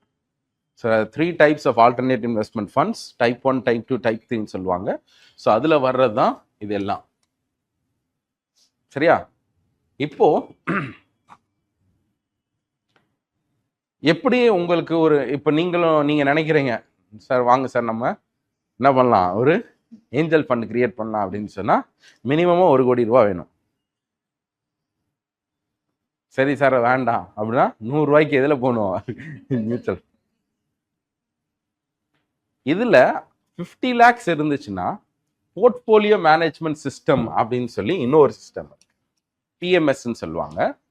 இது என்னன்னா ஒரு என்டிட்டியோ ஒரு செபி ரெஜிஸ்டர்டு ஒரு பர்சன்ட்டையோ நம்ம என்ன பண்ணலாம்னா நம்ம அந்த காசை கொடுத்து அவங்கள மேனேஜ் பண்ண வைக்கலாம். இது ஒரு இண்டிவிஜுவல் பேசிஸில் ஹை நெட்வொர்த் இண்டிவிஜுவல்ஸ் வச்சுருக்குறாங்கன்னா அவங்க ரொம்ப ரிஸ்கியாக ஒரு ஏஞ்சல் ஃபண்டோ ஒரு வெஞ்சர் கேபிட்டலுக்குள்ளே போகாமல் வேற யார்ட்டையா கொடுத்து மேனேஜ் பண்ண சொல்லுவாங்க. அதாவது மியூச்சுவல் ஃபண்ட் மாதிரி மொத்த பெரிய பூல்குள்ளே போகாமல் இந்தப்பா நீ பார்த்து கொஞ்சம் மேனேஜ் பண்ணிக்கன்னு சொல்லுவாங்க. That is called as portfolio management. இப்போ அதுக்கு மினிமம் எவ்வளோ இருக்குன்னா 50 lakhs. அப்போது ஒரு சைடு என்ன இருக்குது அப்படின்னு சொன்னால் mutual fund very low, higher எண்டாக நம்மளுக்கு ஆல்டர்னேட் இன்வெஸ்ட்மெண்ட் ஃபண்ட் இருக்குது, அதை விட கொஞ்சம் கம்மியாக பிஎம்எஸ் இருக்குது. இப்போ உங்ககிட்ட ஒரு 20 lakhs சேவிங்ஸ் வருது. இதை நீங்கள் கேபிட்டல் மார்க்கெட்டுக்குள்ளே போடணும்னா மியூச்சுவல் ஃபண்டில் தான் போட்டாங்க. சரியா? இப்போ இவங்களுக்கு என்ன பண்ணலாம்னா எக்ஸ்க்ளூசிவாக இன்னொரு ஃபண்டு மாதிரி கிரியேட் பண்ணலாம் அப்படின்னு சொல்லி இன்வெஸ்ட்மெண்ட் ஸ்ட்ராட்டஜி ஃபண்ட் அப்படின்னு ஒரு ஃபண்டை ப்ரப்போஸ் பண்ணியிருக்கிறாங்க செபி. சரி, so this stands in the middle between mutual funds and BMS alternate investment fund. இது ரெண்டுத்துக்கும் நடுவில் இது வருது. சரியா? So it can have a minimum amount of 10 lakh. சரியா? ஸோ 10 lakhலேருந்து 50 lakh வரைக்கும் இது போகலாம். ஸோ 10 lakh மேலே வச்சுருந்தீங்கனாலே என்ன பண்ணலாம்னா அந்த நியூ கைண்ட் ஆஃப் ஃபண்ட் மேனேஜர்கிட்ட நீங்கள் காசை கொடுத்து அவங்கள மேனேஜ் பண்ண வைக்கலாம். ஆமாம் ஆமாம், அக்செப்ட் பண்ணி தான். சரி, அதாவது நீங்கள் என்னன்னா இப்போ 1000 கோடி ஃபண்டு இருக்கு மியூச்சுவல் ஃபண்டு, அதில் போய் என்னோட 10 லட்ச ரூபா இருக்குன்னா ஒரு பெரிய கடலில் போய் இது ஆயிடுது. அதில் ஒரு பெரிய மீன் வந்தால் எனக்கு வராது. ஆனால் நீங்கள் ஒரு 10 லட்ச ரூபாய் தனியாக போய் ஒருத்தர்கிட்ட கொடுத்து அவர் உங்களுக்கு மேனேஜ் பண்ணார்னா maybe there could be better outcomes for. சரி, அந்த மாதிரி நீங்கள் வேணும்னா பண்ணிக்கலாம். Okay.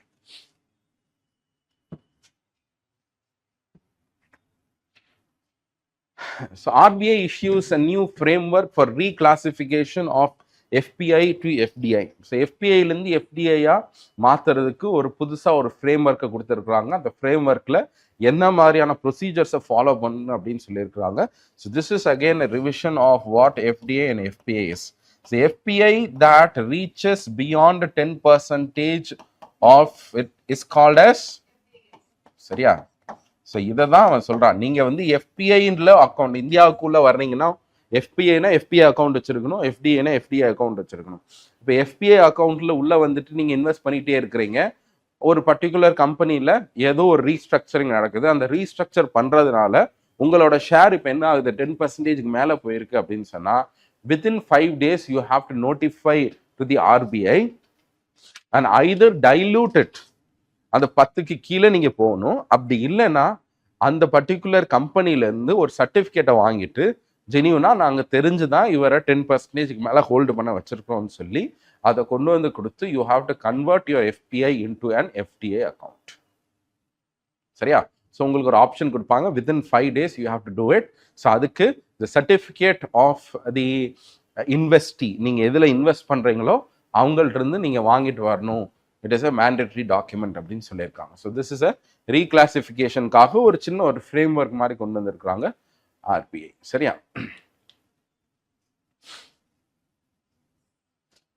Domestic systemically important banks. Why are these banks too big to fail? இதில் யார் யார் இருக்கிறா டொமஸ்டிக் சிஸ்டமிக்கலி இம்பார்ட்டன்ட் பேங்க்ல? சரியா? சரியா? ஸோ 3 banks அந்த 3 பேங்க் நீங்க எடுத்து பார்த்தீங்கன்னா SBI is in bucket 4, HDFC in the third bucket, ICICI in bucket 1. சரியா? இந்த 2023ல நம்ம HDFCயும் HDFC பேங்க்கையும் நம்ம மெர்ஜ் பண்ணதுக்கு அப்புறம் தான் HDFCயோட சைஸ் பெருசாச்சு. அதுக்கு முன்னாடி வரைக்கும் இவங்க 2 பேருமே ஒரே பக்கெட்ல தான் இருந்தாங்க. ஸோ 2023ஓட லிஸ்ட்லேயே இவங்க பக்கெட் 3க்கு போயிட்டாங்க. இந்த வருஷமும் அதே மாதிரி தான். ஹையர் த பக்கெட், அதாவது சிஸ்டமிக்கலி இம்பார்ட்டன்ட் பேங்க்ஸ்னா அவங்க வந்து அவங்களோட நெட்வொர்க் ரொம்ப அதிகமாக இருக்கு. 2% ஆஃப் ஜிடிபிக்கு மேலே அவங்க கிட்ட என்ன இருக்கு, ஃபண்ட்ஸ் அவங்க மேனேஜ் பண்றாங்க அப்படின்னா அதுதான் வந்து நம்ம DSIPs, டொமஸ்டிக் சிஸ்டமிக்கலி இம்பார்ட்டன்ட் பேங்க்னு வைக்கிறோம். இந்த ரெகக்னிஷன் எதுக்காக அப்படின்னு சொன்னா, in order to make them have higher prudential norms. For example, Basel norms-க்கு கீழே நம்மக்கிட்ட என்ன இருக்குன்னு சொன்னால், இந்த CAR-ஐ தாண்டி CCBன்னு ஒன்று வச்சுருக்கோம். கேபிட்டல் கன்சர்வேஷன் பஃபர்னு ஒரு பஃபரை நம்ம மெயின்டைன் பண்ண வைப்போம். அது எல்லா பேங்க்ஸ்க்கும் மேண்டேட்ரி. இந்த CCB-யை தாண்டியும் நம்ம என்ன பண்ணலாம் அப்படின்னு சொன்னால், டிஸ்கிரிஷனரியாக சில பேங்க்ஸ் மேலே எக்ஸ்ட்ராவாக இம்போஸ் பண்ணலாம்.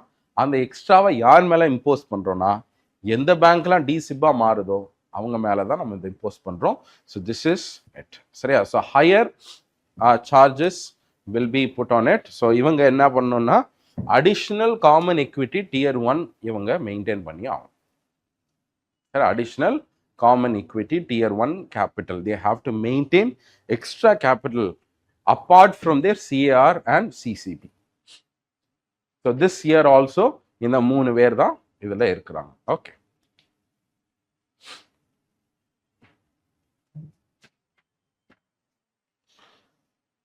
ஸோ எக்கனாமிக் காரிடர்ஸை பொறுத்தளவுக்கு ஸோ இங்கே நம்ம 2 விஷயம் பார்க்குறோம். Chennai Vladivostok eastern maritime corridor has been operational. அதை தாண்டி வேற என்ன காரிடரை பற்றி பேசியிருக்கோம்?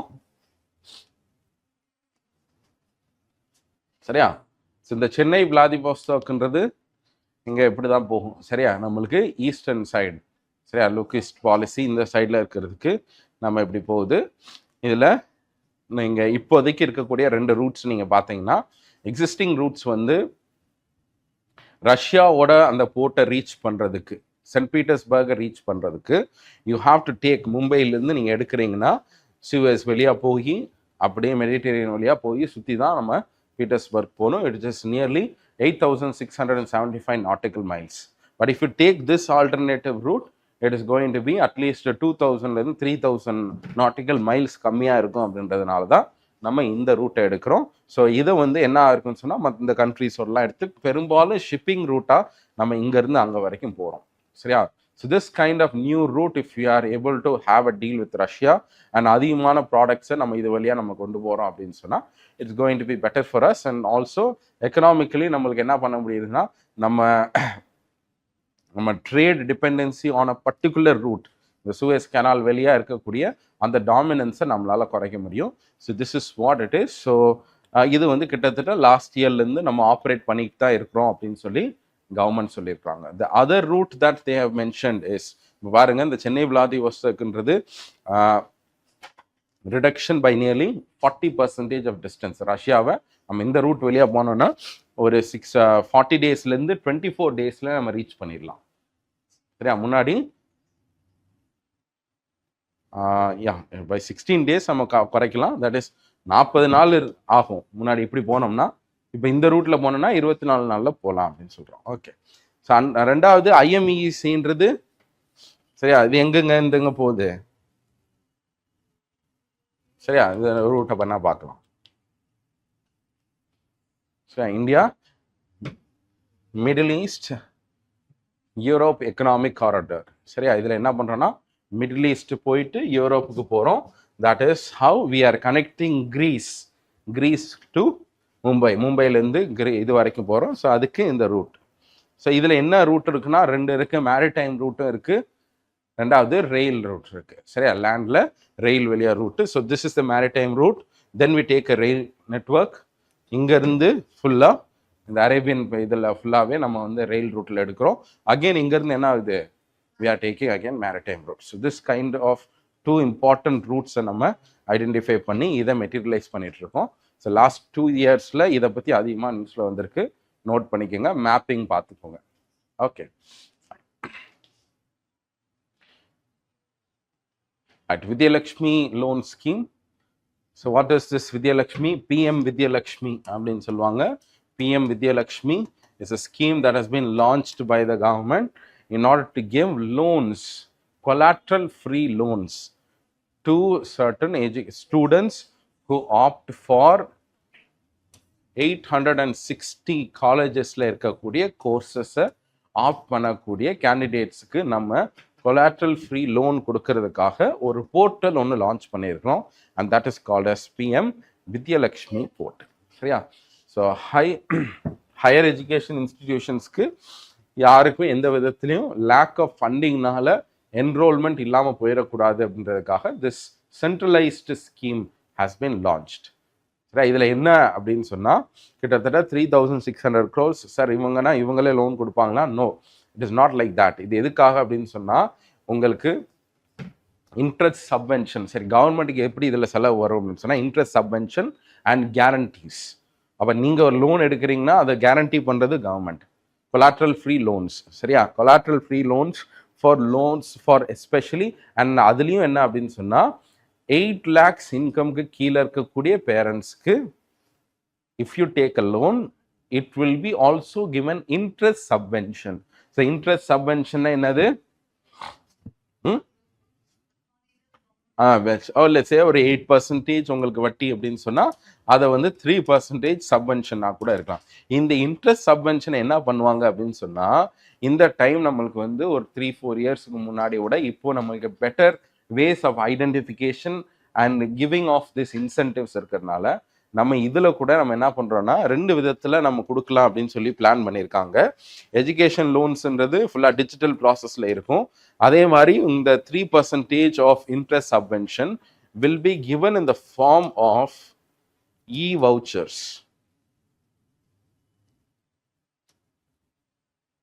சரியா? What is the e-voucher that we are having right now? சொல்லுங்க. கரெக்ட் தான். என்னது?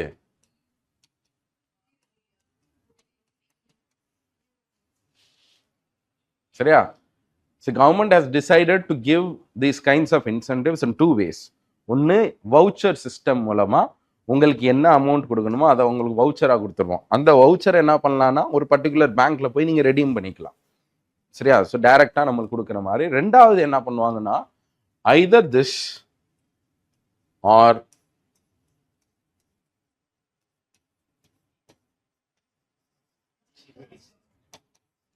சிபிடிசி வாலெட்ஸ் மூலமா உங்களுக்கு கொடுக்க போறோம். சரியா? ஸோ டிஜிட்டல் கரன்சிஸ் மூலமா இதுதான் உங்களுக்கு ஒரு லாஸ்ட் இயரோட கொஸ்டின். லாஸ்ட் இயர் அதுக்கு முந்தின வருஷமோ சிபிடிசிஸ் ஆர் ப்ரோக்ராமபிள் அப்படின்னு ஒரு கொஸ்டின் வந்திருக்கும். ஒரு statement CBDC programmable with an expiry date. Yes, you can do it. சரியா? அதனால சிபிடிசி கூட அந்த மாதிரி வச்சு ஒரு எக்ஸ்பைரி டேட்டோட வச்சு கூட நம்ம என்ன பண்ணலாம்னா உங்களுக்கு கொடுக்கலாம். சரியா? So this is the details about this PM Vidyalakshmi. இதில் இந்த கிட்டத்தட்ட 860 ஹையர் எஜுகேஷன் இன்ஸ்டிடியூஷன்ஸ்க்கு நம்ம இதில் கொடுக்க போகிறோம். So collateral free and guaranteed free loans which means the government will guarantee it. Guarantee free லோன்ஸ்னால் இப்போ நீங்கள் லோன் எடுக்கிறீங்கன்னு சொன்னால் பெரும்பாலும் உங்களுக்கு உங்கள் அப்பாவோ யாரோ ஒருத்தவங்க கேரண்டியாக கொடுக்கணும். சரியா? அந்த கேரண்டியும் இப்போ தேவையில்லை. That is the main highlight of this Vidyalakshmi portal. Yes, 860 colleges எல்லாமே இந்த NIRF rankingல இருக்கக்கூடிய காலேஜஸ். அதில் இருக்கக்கூடிய காலேஜஸ்ல நம்மளுக்கு இன்ஜினியரிங் எல்லாமே பிரிச்சிருக்கிறாங்க. சரியா? What is Global Alliance Against Hunger and Poverty? So global alliance against hunger and poverty அப்படின்ற ஒரு அலையன்ஸை பிரேசிலில் லான்ச் பண்ணியிருக்கிறாங்க G20 ஓட சைட்லைன்ஸில். சரியா? India has also become member of this particular alliance. இது எதுக்காக இப்போ கொண்டு வந்து அலையன்ஸ் வைக்கணும் அப்படின்னு சொன்னால் just look at this. What they are saying is நம்ம 2030 நம்ம என்ன பண்ணணும்னு சொன்னால் பாவர்ட்டி அண்ட் ஹங்கரை நம்ம எண்டு பண்ணுற மாதிரியான சஸ்டைனபிள் டெவலப்மெண்ட் கோல்ஸை நம்ம ஃபாலோ பண்ணிட்டு இருக்கோம். But especially that particular target has received a setback post கோவிடுக்கு அப்புறம் பெரும்பாலான கண்ட்ரீஸில் நம்மளால் என்ன பண்ண முடியலன்னு சொன்னால் the kind of progress that we were achieving towards the eradication of poverty and hunger has received a setback so அதனால நம்ம மறுபடியும் இதுக்கு ஒரு புது அலையன்ஸ் மாதிரி ஒன்று கிரியேட் பண்ணி இதுக்கு ஃபண்டிங்கோ இதுக்கு ரிலேட்டடான சப்போர்ட் எல்லாம் நம்ம தீவிரமாக பார்க்கணும்னு சொல்லியிருக்காங்க. So this is the global alliance against hunger and poverty floated by Brazil during its G20 presidency, which India is also a member to. சரியா? ஸோ இதில் என்ன சொல்கிறாங்கன்னா 2030 டார்கெட்டில் இப்போதைக்கு 620 மில்லியன் இருக்கிறாங்க.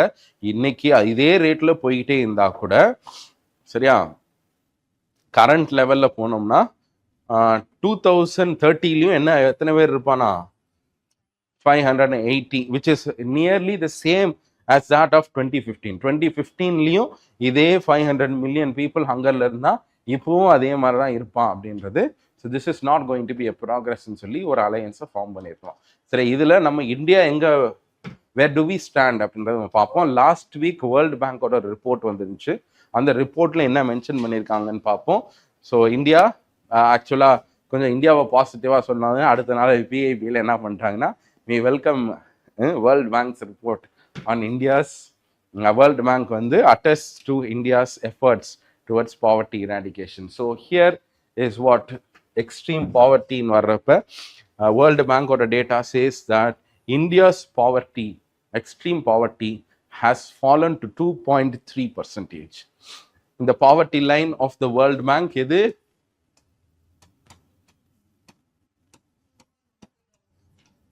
சரியா, இதுதான் இன்டர்நேஷனல் பாவர்ட்டி லைன். இதை வந்து நம்ம எப்படி செக் பண்ணோம்னா பிபிபி டேர்ம்ஸில் செக் பண்ணோம். சரியா, ஸோ அந்த மாதிரி செக் பண்ணுறப்ப அந்த அடிப்படையில் இந்தியாவோட பாவர்ட்டி எவ்வளோன்னு அவங்க செக் பண்ணுறாங்கன்னா இந்த வருஷம் எவ்வளோ வந்திருக்கு 2.3% ட்ராப் ஆயிருக்கு. பட் அப்பார்ட் ஃப்ரம் திஸ், ஏன்னா வந்து நிறைய கண்ட்ரிஸ் ஓரளவு க்ரோத் இருந்துட்டு இருக்கிறதுனால இந்த 2.3ன்றது இந்த பாவர்ட்டி லைன், ஒரு எக்ஸ்ட்ரீம் பாவர்ட்டியை குறிக்கிற மாதிரி ஒரு லைன். இதில் மிடில் கிளாஸ் பாவர்ட்டி அப்படின்ற ஒரு டேர்மை கூட எடுத்து அதன் அடிப்படையில் டிஃப்ரெண்ட் டைமென்ஷன்ஸ் ஆஃப் பாவர்ட்டி எவ்வளோ இருக்குது அப்படின்னு சொல்லி பார்க்குறாங்க. So lower middle income class poverty line இதில் வந்து $3.65. இந்த ரேட்டில் பார்த்தோன்னா இந்தியாவில் எவ்வளோ இருக்கும் poverty 28%. Multidimensional poverty according to world bank we are 15%. இந்தியாவில் யார் மல்டி டைமென்ஷனல் பாவர்ட்டி போடுறது? நித்தி ஆயோக். சரியா, ஸோ நித்தி ஆயோக்ல லாஸ்ட் இயர், இந்த வருஷம் வரல, லாஸ்ட் இயர் வந்துருந்துச்சு 11.45% சம்திங், 11%க்கு மேலே தான் நம்மளுக்கு என்ன வச்சிருக்கிறோம், மல்டி டைமென்ஷனல் பாவர்ட்டி இண்டெக்ஸ் வச்சிருக்கோம். அதே மாதிரி இந்தியாவோட மல்டி டைமென்ஷனல் பாவர்ட்டி இண்டெக்ஸ்க்கும் குளோபல் மல்டி டைமென்ஷனல் பாவர்ட்டி இண்டெக்ஸ்க்கும் ஒரு சின்ன வித்தியாசம் இருக்கு.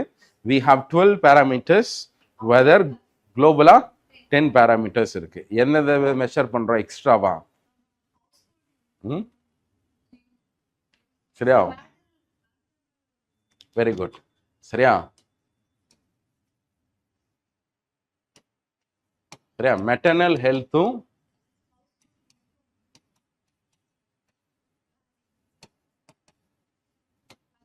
சரியா, ஆக்சஸ் டு பேங்க், இந்த ரெண்டு பேராமீட்டர்ஸையும் நம்ம ஒரு டெப்ரிவேஷனாக நம்ம பார்க்கணும். Okay, so just remember this. இந்த மாதிரிலாம் சில நேரம் எங்கேயோ இருக்கக்கூடிய நீங்கள் என்னென்னமோ அலையன்ஸு அந்த ஃபோரம்லாம் படிச்சுட்டு போவீங்க. யூபிஎஸ்சியோட பழக்கமே என்னென்னா சம்மந்தமே இல்லாத ஏதோ ஒரு அலையன்ஸு ஒரு ட்ரீட்டி இதை வச்சு கேட்பாங்க. சரியா, ஸோ ரொம்ப முக்கியமாக இல்லைன்னா கூட இது வந்து நம்ம சைன் பண்ணியிருக்கோம், இந்தியாவும் அதில் பாட்டாக இருக்குது, நோட் பண்ணிக்கோங்க. Okay, one nation, one subscription. So we'll just have a break then and we'll resume. Okay. எத்தனை மணிக்கு வாங்க? தேங்க்யூண்ணா, கிளம்புற மாதிரி சொல்றீங்களே எல்லாரும்.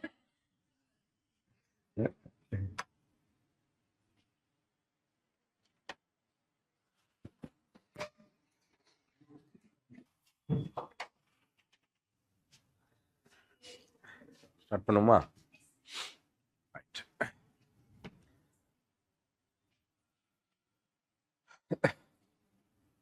So government has launched a scheme called as the One Nation, One Subscription. So இது என்ன அப்படின்னு சொன்னா, especially to improve the quality of accessing of research or let's say research related library documents higher educational இன்ஸ்டிடியூஷன்ஸில் இருக்கக்கூடிய candidates and students access பண்ணுறதுக்காக ஒரு one nation one subscription அப்படின்ற ஒரு சிஸ்டம் இன்ட்ரடியூஸ் பண்ணியிருக்கோம். Mainly to let's say improve the quality of research, right, and access to other kinds of scientific material. இதுக்காகலாம் இது பண்ணுறதுக்கு தான் இது பண்ணியிருக்கோம்.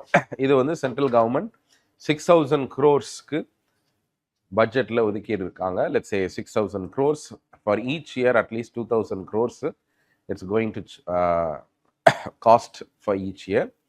இல்லை என்ன பிளான் அப்படின்னு சொன்னால், public institutions understand this one nation one subscription will only be available for public institutions. So government colleges, இந்த மாதிரியான higher education institutionsக்கு மட்டும், the colleges especially in the tier 1, tier 2 and tier 3.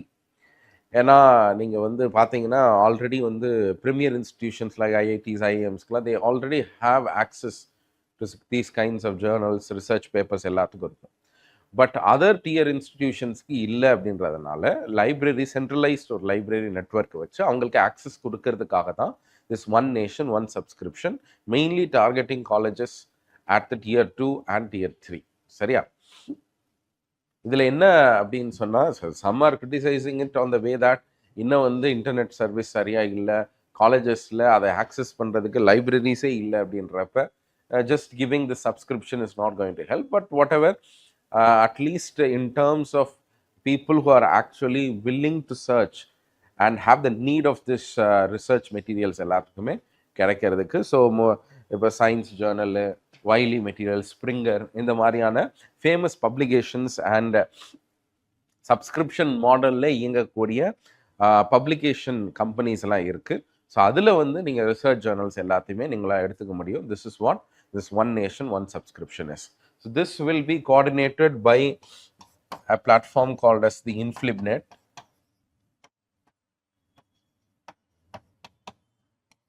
InflibNet அப்படின்னு சொல்கிறாங்க. இது என்னென்னா ஒரு லைப்ரரி நெட்வொர்க், கவர்மெண்ட்டுக்கு கீழே ஆப்ரேட் ஆகக்கூடிய ஒரு லைப்ரரி நெட்வொர்க். அவங்க தான் வந்து இந்த ஒன் நேஷன் ஒன் சப்ஸ்கிரிப்ஷனோட சென்ட்ரலைஸ்டு ஏஜென்சியாக ஆக்ட் பண்ண போகிறாங்க. இல்லை என்ன அப்படின்னு சொன்னால், இன்னொரு கிரிட்டிசிசம் என்னென்னா, whether the government is only going to get limited access or let's say centralizing tendency இருக்கிறதுனால ஒரு கவர்மெண்ட்டோட அஜெண்டாக்கு சூட் ஆகிற மாதிரியான சில ஜேர்னல்ஸ் எல்லாம் ரெஸ்ட்ரிக்ட் பண்ணுவாங்களா அப்படின்ற மாதிரி சில கன்சர்ன்ஸ் ஆகுது. பட் அதெல்லாம் ஒன்றும் இப்போதைக்கு இது பண்ண வேண்டாம். Let's see how it pans out. But this particular scheme is going to be very important in terms of how our let's say students, especially college going students, are accessing important resources for their research and for their studies. Okay.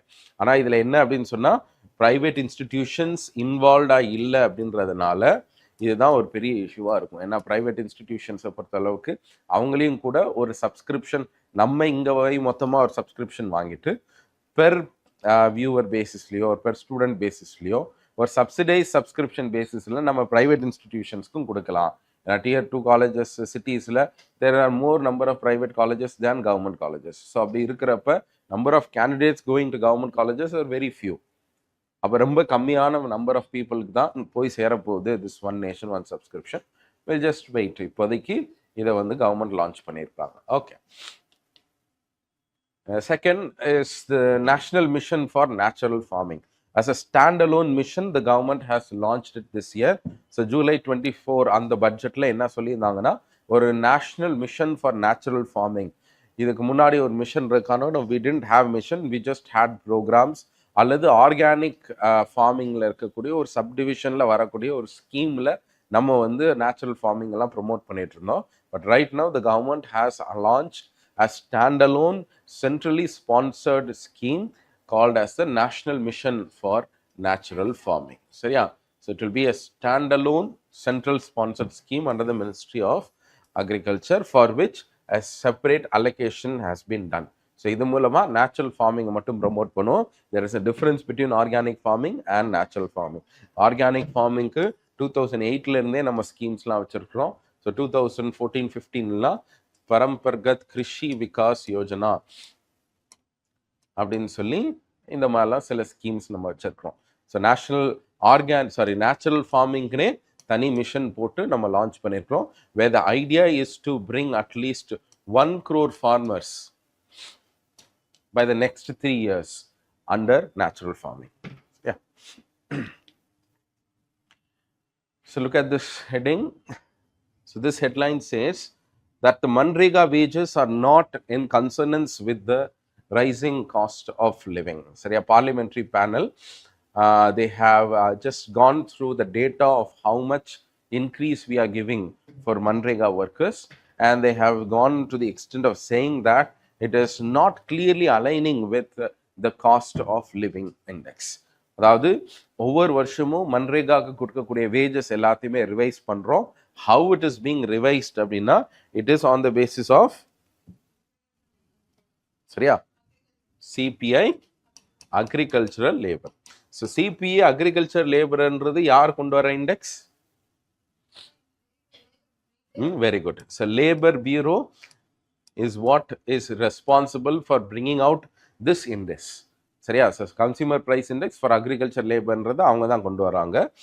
இதோட base இயர்லாம் 1987ல இருக்கும். ஆனா for the sake of calculating Manrega wages, we have revised it. இதில் இருக்கக்கூடிய நம்ம 2009-10 ஓட base இயரை வச்சு தான் நம்ம கால்குலேட் பண்ணிட்டு இருக்கோம்.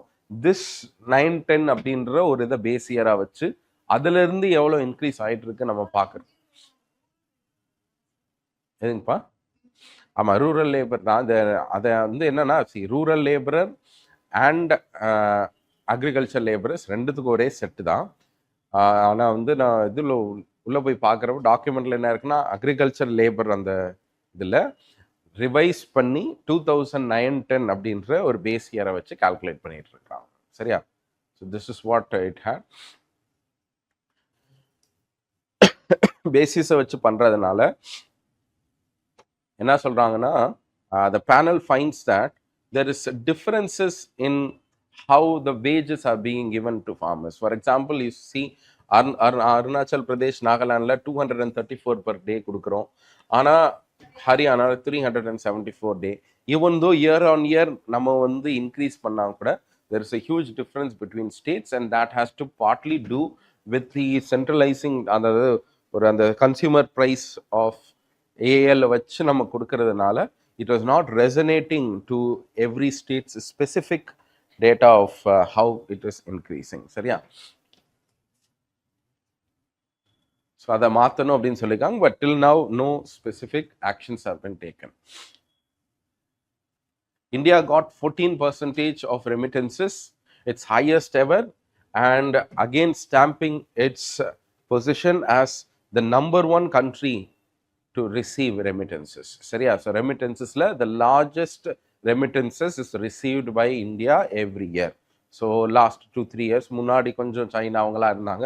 அதுக்கப்புறம் இந்தியா தான் கன்சிஸ்டண்ட்டாக நம்ம தான் அதிகமாக இருக்கும். கிட்டத்தட்ட 14% of remittance இந்தியாவுக்குள்ள தான் வருது. சரியா? ஸோ செகண்ட் லார்ஜஸ்ட் ரிசீவர் யாரு? மெக்சிகோ. ஸோ மெக்சிகோ, தென் சைனா.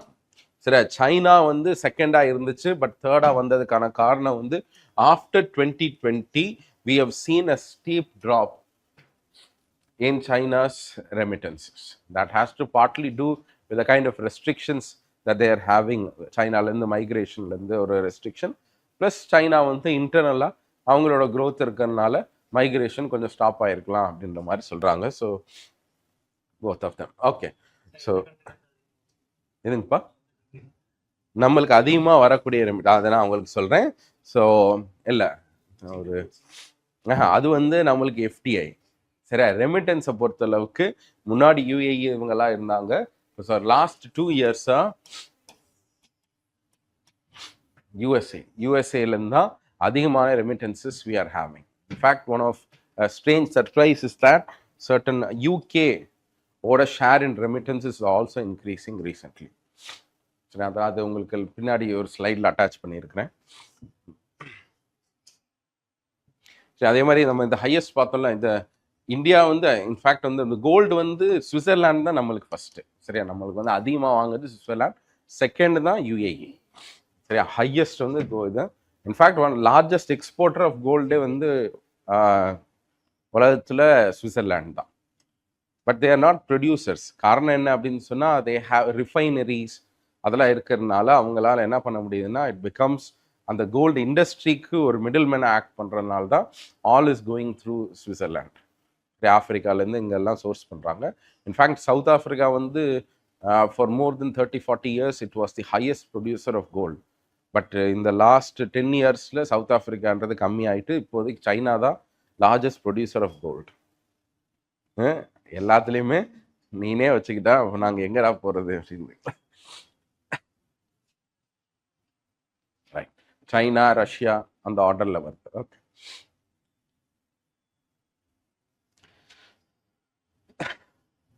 ஸோ ரெமிட்டன்ஸ்ன்னு வர்றப்ப இந்த மாதிரியான ஹையஸ்ட் ரெசிபியன்ட் ஆஃப் ரெமிட்டன்சஸ்ன்னு வர்றப்ப it gives us some comfort in terms of the current account that we are maintaining. ஏன்னா கரண்ட் அக்கௌண்ட்டில் ரெமிட்டன்சஸ் எல்லாம் அதுக்குள்ளே தானே வருது, கரண்ட் அக்கௌண்ட்டில் பேலன்ஸ் ஆஃப் பேமெண்ட். அதனால் ஹையராக நம்ம ரிசீவ் பண்ணுறனால தான் ஓரளவுக்கு கரண்ட் அக்கௌண்ட்டில் டெபிசிட் ரொம்ப வைடன் ஆகாமல் நம்மளுக்கு இருக்குது. சரியா, ஒருவேளை ரெமிட்டன்ஸு ஸ்டாப் ஆயிடுச்சுன்னா ரொம்ப நம்மளுக்கு gap பெருசாயிடும். Right. So the month of December, we actually appointed a new RBI governor. So Sanjay Malhotra, who was the revenue secretary, has become the RBI governor, and the outgoing person was Shaktikanta Das, who was in the helm for many years. கிட்டத்தட்ட 6 yearsக்கு மேல அவர் இருந்தாரு. But according to the RBI Act of Section 8, வந்து there shall be a board of directors. அதாவது board of directorsனு ஒருத்தவங்க இருப்பாங்க ஆர்பிஐக்கு. So அதில் யார் யாரெல்லாம் இருப்பாங்கன்னா governor and 4 deputy governors. Apart from that local போர்ட்லேருந்து ஒவ்வொரு ரீஜன்லேருந்து லோக்கல் போர்ட்ஸ் இருப்பாங்க. அந்த லோக்கல் போர்ட்ஸ்லேருந்து ஒரு நாமினி.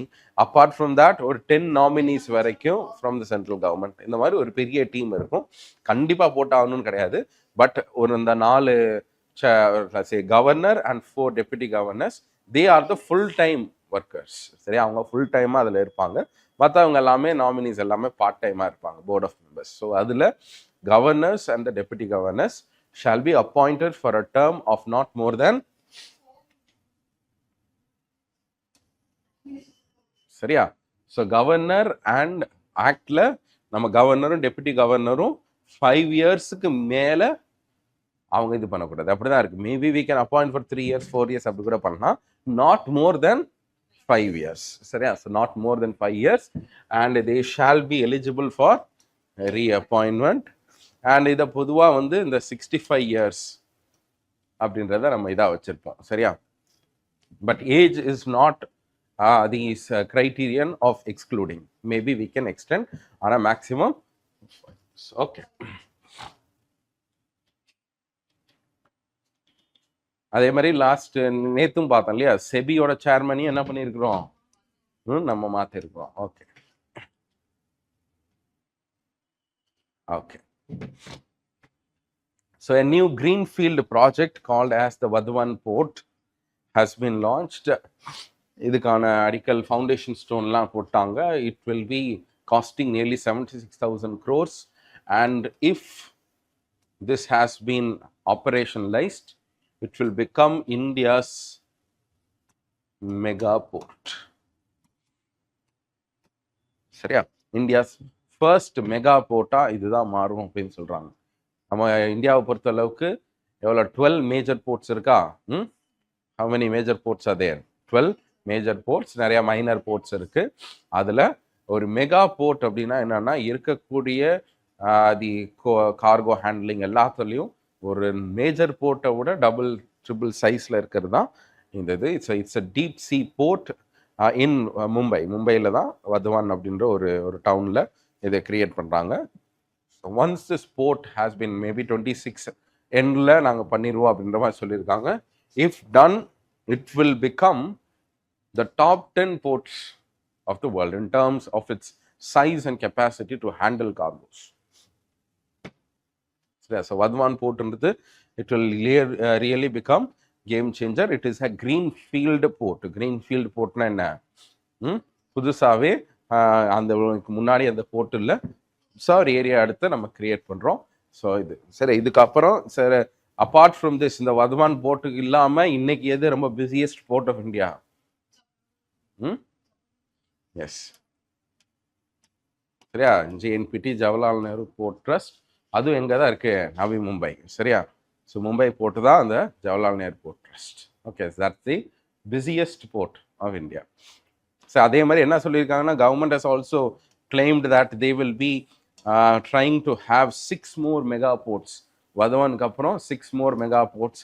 இப்போ ஈஸ்டர்ன் சைடில், சாரி வெஸ்டர்ன் சைடில் நம்ம ஒரு போர்ட் கொண்டு வந்ததுக்கப்புறம் ஈஸ்டர்ன் சைட்லையும் நம்ம கொண்டு வரலாம் அப்படின்லாம் பேசிகிட்டு இருக்காங்க. பார்ப்போம் எப்படி போகுதுன்னு. Okay, so this is a greenfield port, understand. So RBI launches a platform called as Mule Hunter. So who are the Mule Hunters? mulehunter.ai அப்படின்னு சொல்லி, சரியா?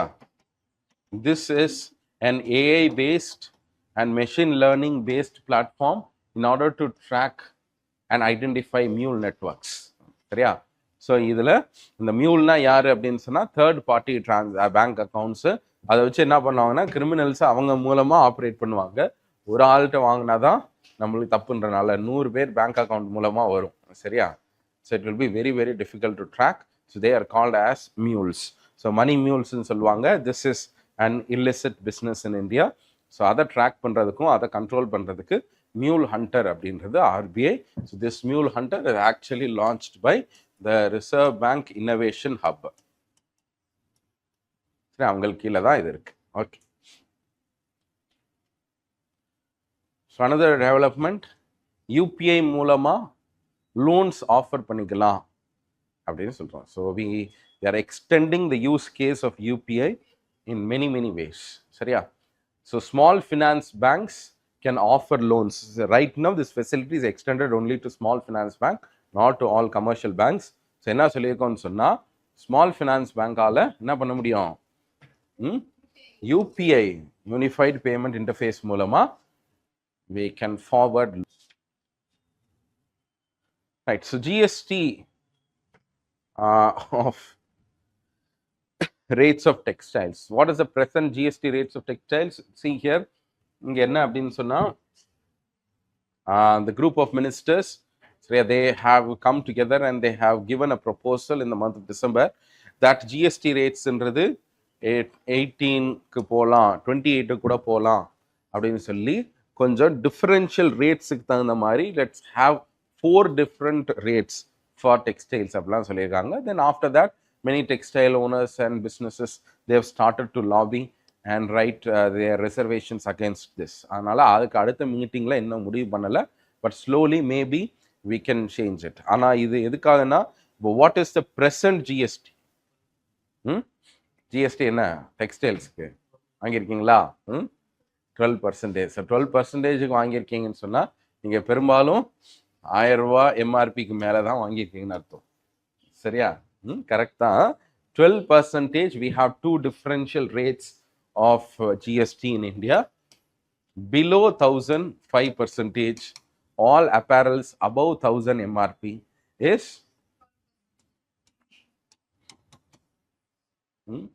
அப்போ 999 அப்படின்னு போடலாமா சார்? 999 போட்டுக்கலாம்.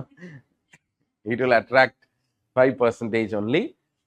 அதனால தான் பெரும்பாலும் என்ன பண்ணுவான்னு சொன்னால் 1999 அப்படின்னு போட்டு ஆஃபர்னு போட்டு. சரியா? So this is the differential rate. இந்த 2 ரேட் இருக்கு. அதை வந்து ஹார்மனைஸ் பண்ணுறதுக்கு பதிலாக இன்னும் 4 பிரிச்சிடலாம். 1000க்கு மேலே ஒரு ரேட்டு, சரியா? அதுக்கப்புறம் 10,000க்கு மேலே ஒரு ரேட்டுன்னு பிரிக்கலாம் அப்படின்னு சொல்லி பேசிட்டு இருக்கிறாங்க. ஓகே,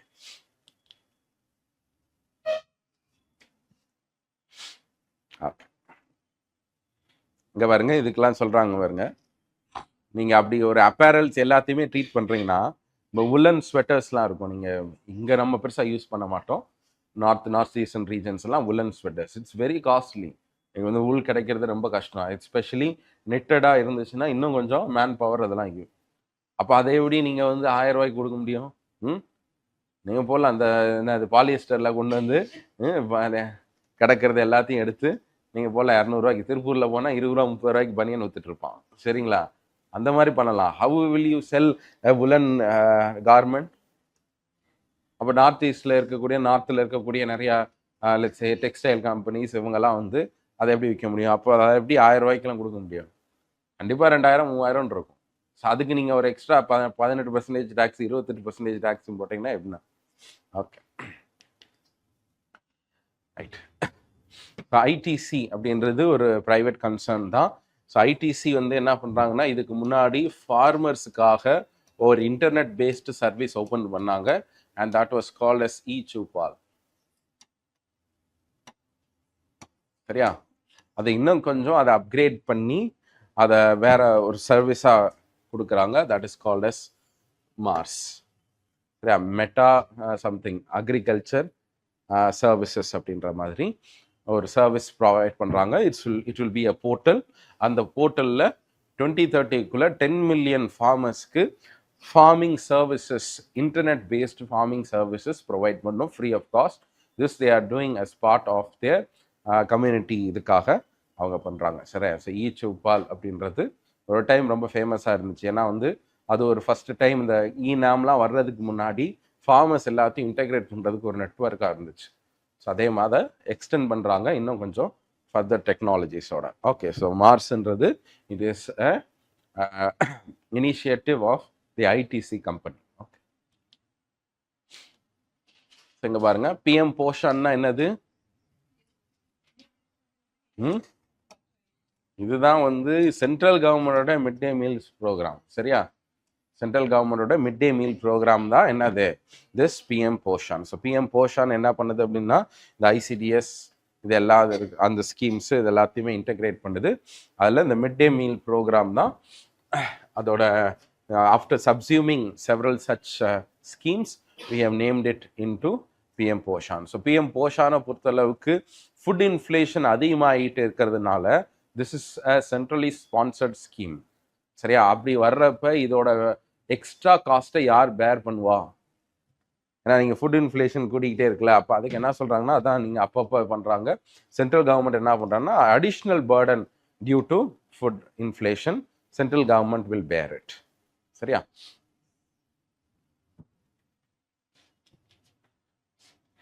இது வந்து அண்டர் த ஸ்கீம், இந்த பாலவர்த்திகா இந்த ஸ்கீமு கீழே கிளாஸஸ் 1லேருந்து 8 வரைக்கும் இருக்க குழந்தைங்களுக்கு ஒரு ஹாட் குக்டு மீல் ஸ்பெஷலி நூனில் ப்ரொவைட் பண்ணுவாங்க. ஓகே,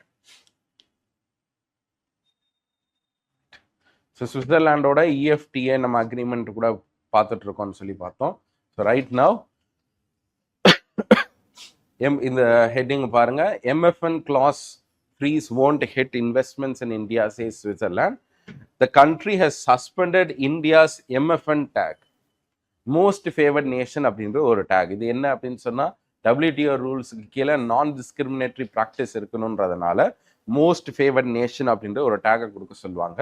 ஸோ யார் யாருக்கெல்லாம் MFN ஸ்டேட்டஸ் கொடுத்துருக்கோமோ அவங்க எல்லாத்தையும் நம்ம ஈக்குவலாக ட்ரீட் பண்ணணும். பட் இந்த equality is also subject to certain exemptions. For example FTA இந்த மாதிரி நீங்கள் பண்ணீங்கன்னா அவங்கள வேற மாதிரி கூட நம்ம ட்ரீட் பண்ணிக்கலாம். சரியா?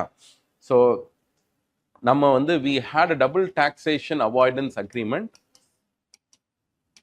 with that of Switzerland.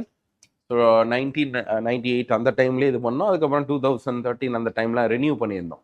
So double taxation avoidance அக்ரிமெண்ட்டில் என்ன பண்ணுறோம் அப்படின்னு சொன்னால், நம்ம ஒப்பந்தம் போட்டிருக்கோம். எப்படி ஒப்பந்தம் போட்டிருக்கோன்னா, நீங்கள் மற்ற கண்ட்ரீஸ்லேருந்து ஒருத்தர் உள்ளே வந்து இன்வெஸ்ட் பண்ணுறாருன்னா அவருக்கு என்ன டேக்ஸ் போடுறீங்களோ அந்த மோஸ்ட் ஃபேவர்ட் நேஷன் யாருக்கு நீங்கள் கொடுத்துருங்களோ அதேபடி எங்களுக்கும் கொடுங்கன்னு சொல்லிட்டு, அதில் even though we have not explicitly mention the term most favoured nation in the double taxation avoidance agreement, Switzerland has been extending to us this status, most favored nation அந்த tag கீழே மற்ற countries எல்லாத்துக்குமே, மற்ற கண்ட்ரீஸ்லேருந்து யாராவது அவங்க invest பண்ணுறாங்கன்னு சொன்னால் அதில் இன்வெஸ்ட் பண்ணிவிட்டு அவங்களுக்கு லாபம் போகல, டிவிடெண்ட் போய் சேரும்ல, அந்த டிவிடெண்ட் பேமெண்ட்ஸில் அதான் அந்த டபுள் டாக்ஸேஷன். இங்கே டேக்ஸ் பண்ணிட்டா அங்கேயும் டேக்ஸ் பண்ணக்கூடாது அப்படின்னு சொல்லிட்டு அந்த டிவிடெண்ட்டை நல்லா கொடுக்கணுன்றதுக்காக 5% அவங்க வந்து டேக்ஸ் போட்டாங்க நிறையா. ஏன்னா சுவிட்சர்லாந்து வந்து டேக்ஸ் ஹேவன்றனால ரொம்ப கம்மியாக இருக்கும் டாக்ஸஸ்.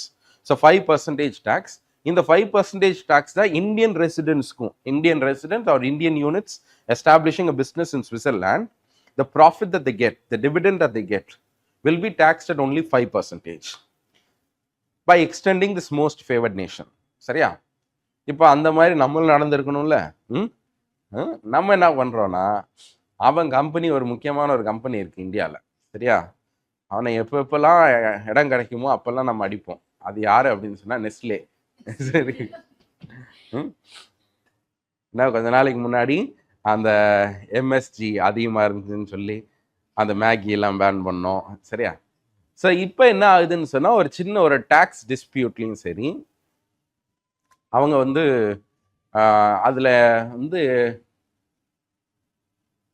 சுப்ரீம் கோர்ட்டில் கேஸ் போய் சுப்ரீம் கோர்ட் இன்டர்பிரட்டட் தட் நெஸ்லேக்கு நீங்கள் ஃபேவரபிளான இது கொடுக்கணும்னு அவசியம் கிடையாது, because there is no explicit mention of most favoured nation. Double taxation avoidance agreement போட்டிருக்கிறீங்க, அதில் மோஸ்ட் ஃபேவர்ட் நேஷன் ஒன்று இல்லவே இல்லை அந்த இதில். அப்போ ஏன் நீங்கள் அவங்களுக்கு கம்மியான இது பண்ணணும் அப்படின்னு சொல்லி அதிகமான டேக்ஸ் தான் நீங்கள் சப்மிட் கொடுக்கணும் அப்படின்னு சொல்லி சுப்ரீம் கோர்ட் ரூல் கொடுக்குது. அவன் சும்மா இருப்பானா இப்போ? அப்படியா வர்ற சரி அப்படின்னு சொல்லி அவன் என்ன பண்ணுறான், சரி இனிமேல் நாங்கள் ஜனவரி 1 இந்தியாவை நாங்கள் மோஸ்ட் ஃபேவர்ட் நேஷனாக கன்சிடர் பண்ண மாட்டோம் அப்படின்னு சொல்லி அந்த டேகை ரிமூவ் பண்ணுறான். ஸோ இது எல்லாம் எங்கே நடந்துட்டு இருக்குன்னா, இந்த லாஸ்ட் 2-3 இயர்ஸாக நம்ம இஎஃப்டிஓட அக்ரிமெண்ட் போட்டு ஒரு பிளாக் கூட நம்ம வந்து எஃப்டிஏ பண்ணலாம் அப்படின்னு சொல்லி பேசிகிட்டு இருக்கிறப்ப this is going to be a setback. But luckily நம்ம வந்து ட்ரேட் நெகோசியேஷன்ஸ் பண்ணி அவங்க கூட நம்ம இஎஃப்டிஏ இன்னும் கொஞ்சம் பெட்டர் ஆக்கலாம், ப்ராஸ்பெக்ட் பண்ணலாம், வேறு மாதிரி கூட நம்ம ரிவைஸ் பண்ணலாம் அப்படின்னு சொல்லி பேசிகிட்டு இருக்கிறதுனால what they have done is they have considered to us that most favored nation அந்த எக்ஸம்ஷன் இனிமேல் நாங்கள் இந்த டிவிடெண்ட் இருக்குல்ல, இந்த ப்ராஃபிட்ஸ் அதுக்கு மட்டும் அப்ளை பண்ண மாட்டோம், இந்த டேரிஃப்ஸ் அதுக்கெலாம் கூட we will consider you to be most favored nation அப்படின்னு சொல்லி பண்ணியிருக்காங்க. சரியா? ஸோ அதனால தான் என்ன சொல்கிறாங்கன்னா, this is not going to be a setback. ஏன்னா இஎஃப்டி அக்ரிமெண்ட் பண்ணிட்டு இருக்கிறோம், இந்த கோர்ட்டுக்கும் சில நேரம் வேறு வேலை இருக்காது. சரியா? ஏன்னா நினச்சி பாருங்க, ஒரு கண்ட்ரியோட நம்ம ஒரு ட்ரேட் டீல்லாம் போடுறோம், அவங்க பாட்டுக்கு ஒரு லாவை பார்த்துட்டு இது தட் தேவ் செட் தட் யூனிலேட்டரலாக பண்ணக்கூடாது, இந்தியாவில் எங்கேயுமே நம்ம நோட்டிஃபை பண்ணலை, we have to notify it எக்ஸ்பிளிசிட்டாக. நம்ம வந்து மோஸ்ட் ஃபேவர்ட் நேஷன் நம்ம சொல்லியிருந்தா தான் இந்த பெனிஃபிட்ஸ் எல்லாம் நம்ம வந்து நெஸ்லே கம்பெனிக்கு கொடுக்க முடியும் அப்படின்னு சொல்லிட்டாங்க. சரியா?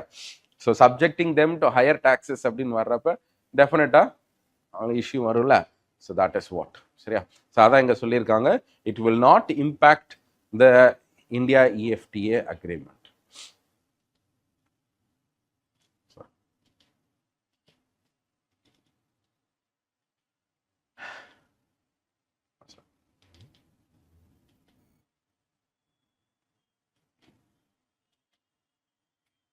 பார்த்துட்டோம்ல இதுனா.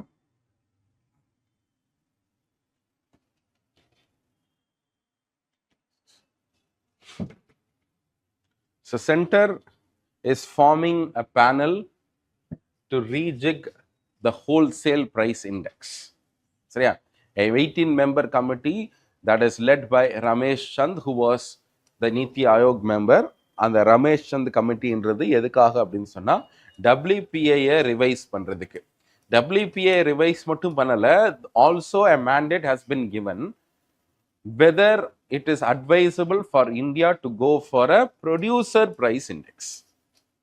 இந்தியாவில் இன்னைக்கு வந்து 2 விதமான இண்டிசஸ் தான் இருக்கு, ஒன்று ஹோல்சேல் பிரைஸ் இண்டெக்ஸ், இன்னொன்று WPA அண்ட் CPAன்னு இருக்கு. சரியா? ஒன்று ஹோல்சேல் மார்க்கெட், இன்னொன்று ரீட்டைல் மார்க்கெட். அப்போ ஹோல்சேல் மார்க்கெட்னு வர்றப்ப லார்ஜ் மார்க்கெட்ஸில் என்ன வந்திருக்கோ அதை நாம் கேப்சர் பண்ணுறோம்.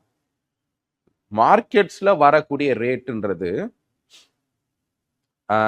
in other countries, if you could see, they have stopped using wholesale price index and they have shifted to producer price index.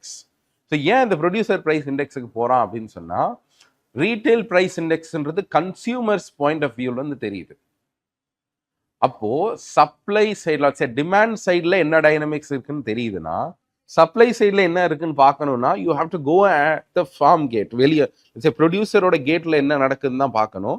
ப்ரொடியூசர்ஸ்லேருந்து வெளியே வந்து ஒரு ஹோல்சேல் மார்க்கெட்டுக்குள்ளே வந்திருக்குன்னா அதில் டிரான்ஸ்போர்ட் இருக்கும், லாஜிஸ்டிக்ஸ் இருக்கும், வேறு ஏதாவது டாக்ஸஸ் கூட எம்பட் ஆகிருக்கலாம். There could be a lot of things.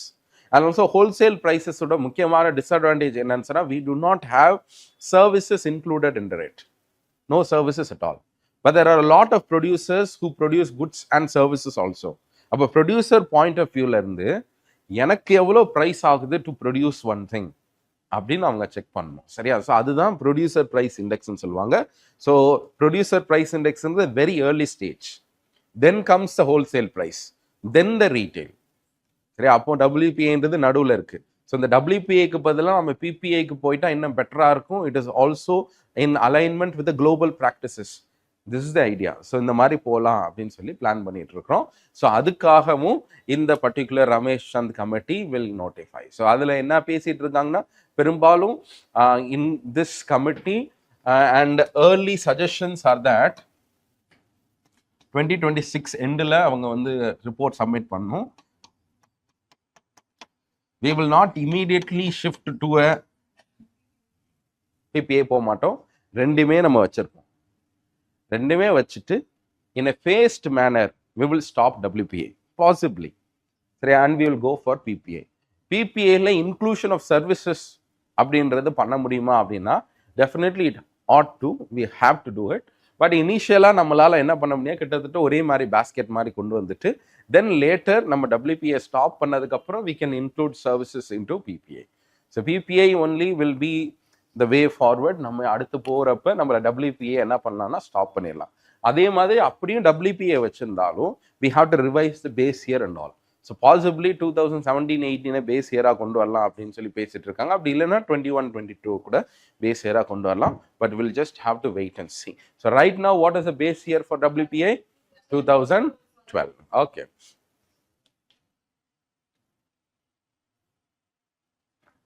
Right. So new Manrega wage payment is not significantly better. So what is the new Manrega wage payment now? Since January 1, 2024 onwards, we have made all Manrega payment only through the Aadhaar based payment system, ABPS ன்னு சொல்லுவாங்க.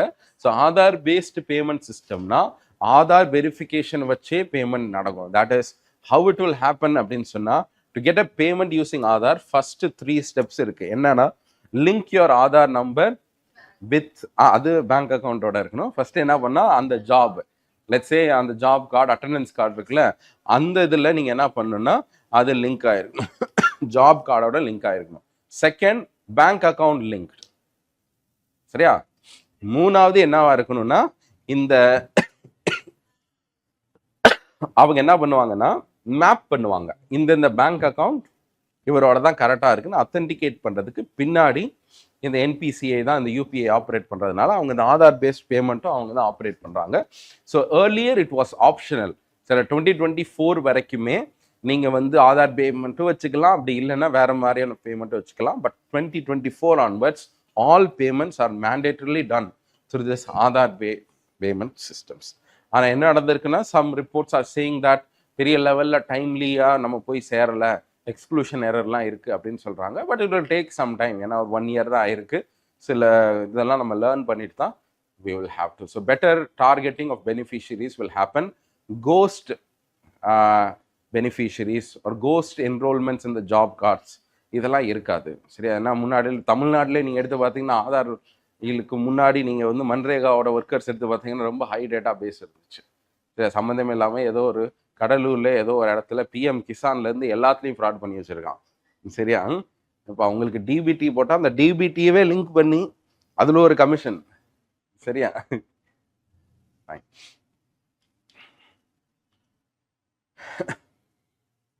Next, PM internship scheme. So announced last year in the July budget, PM internship scheme. In the PM internship scheme is also touted to be one of the major schemes to improve the skills of students. சரியா?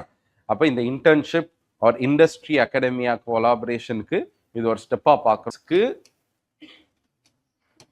இன்டர்ன்ஸை அனுப்புகிறோம், ஸ்டூடெண்ட்ஸை. சரியா? இந்த interns அனுப்புறது, internship அனுப்பி அவங்க வந்து அதில் கற்றுக்கணும். இன்டர்ன்ஸ்னு உள்ளே வந்தாலே சம் அமௌண்ட் ஆஃப் பேமெண்ட்லாம் கொடுக்கணும்ல, அந்த பேமெண்ட்டை கவர்மெண்ட் கொடுத்துப்பாங்க. சரியா? எவ்வளோ கொடுக்குறாங்க அப்படின்னு சொன்னால் 5,000 rupees பெர் மந்த் இன்டர்ன்ஷிப்புக்கு சப்சிடி மாதிரி அவங்க கொடுப்பாங்க. சரியா? So the cost of internship அதெல்லாம் இருக்காது.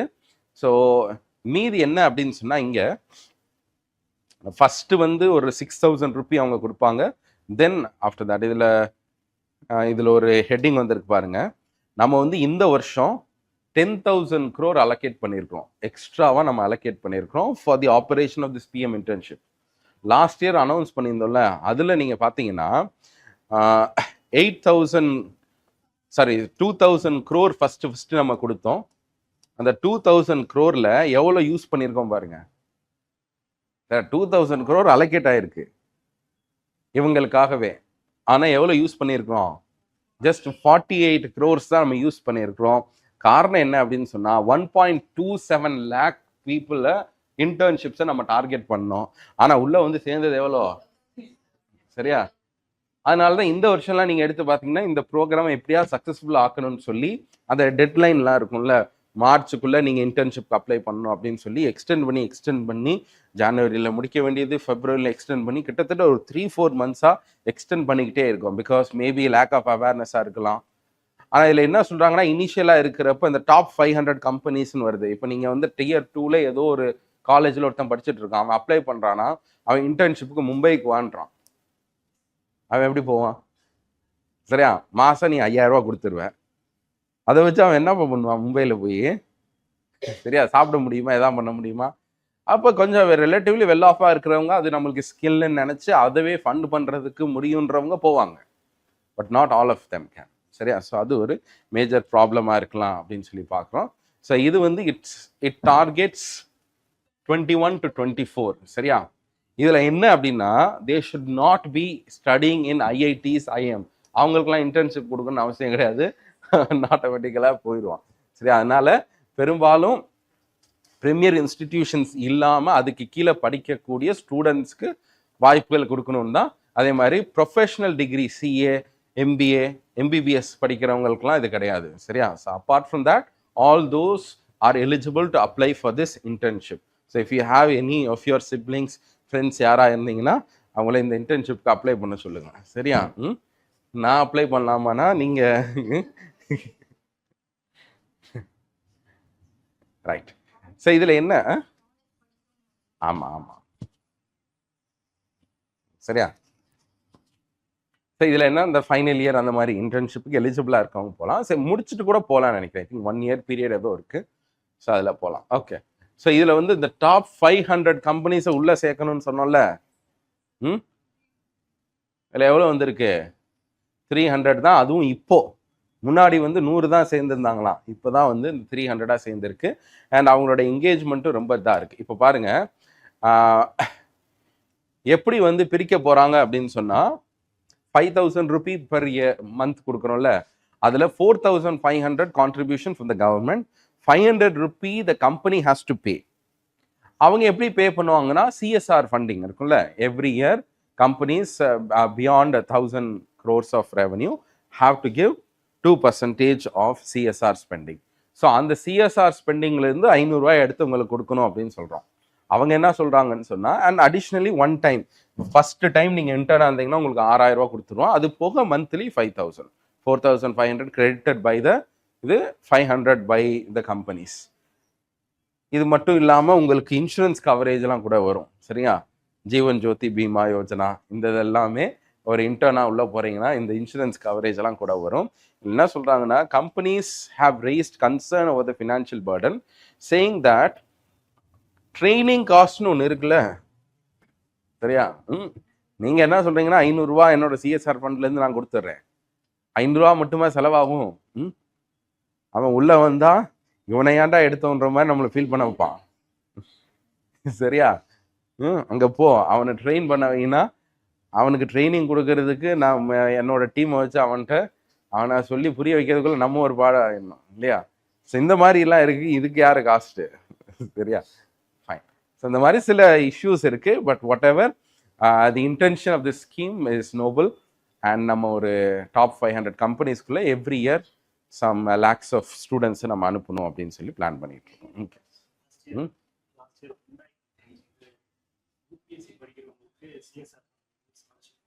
கொடுத்தாங்களா? அப்படியா? அது தெரியல யாருன்ட்டு. அப்படியா? சரி சரி. ஆமாம், அது ஐ திங்க் ஆமாம் லாஸ்ட் இயர் ஏதோ இது பண்ணியிருந்தாங்களே. எவ்ரி இயர் அவங்க பண்ணுறாங்க என்ன?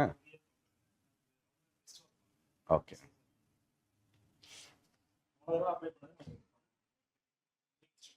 Okay okay. எதுங்கப்பா? எதுப்பா? இதா ட்ரைனிங் பீரியட்? ஆமாம், 1 year மேக்ஸிமம். சரியா 6 monthsலேருந்து 1 year அந்த டைம்குள்ள. சரிதா? ஓகே.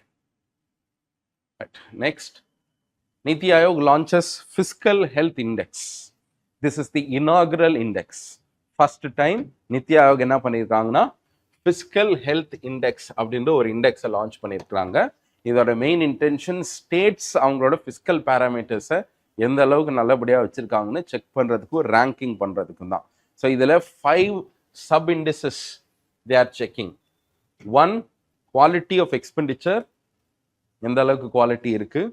ரெவன்யூ மொபிலைசேஷன் எந்த அளவுக்கு இருக்கு, fiscal prudence, debt index, debt sustainability, இந்த மாதிரி அவங்களுக்கு இந்த 4 பேராமீட்டர்ஸை வச்சு அது ஃபிஸ்கல் டெபிசிட்டாக இருக்கட்டும், ஜிடிபி எக்ஸ்பெண்டிச்சர்லேருந்து அவங்களுக்கு ரெவன்யூ எவ்வளோ வந்திருக்கு, இந்த மாதிரியான பேராமீட்டர்ஸ் வச்சுலாம் செக் பண்ணி ஃபிஸ்கல் ஹெல்த் இண்டெக்ஸ் அப்படின்னு ஒரு இண்டெக்ஸில் ரேங்கிங் பண்ணுறாங்க.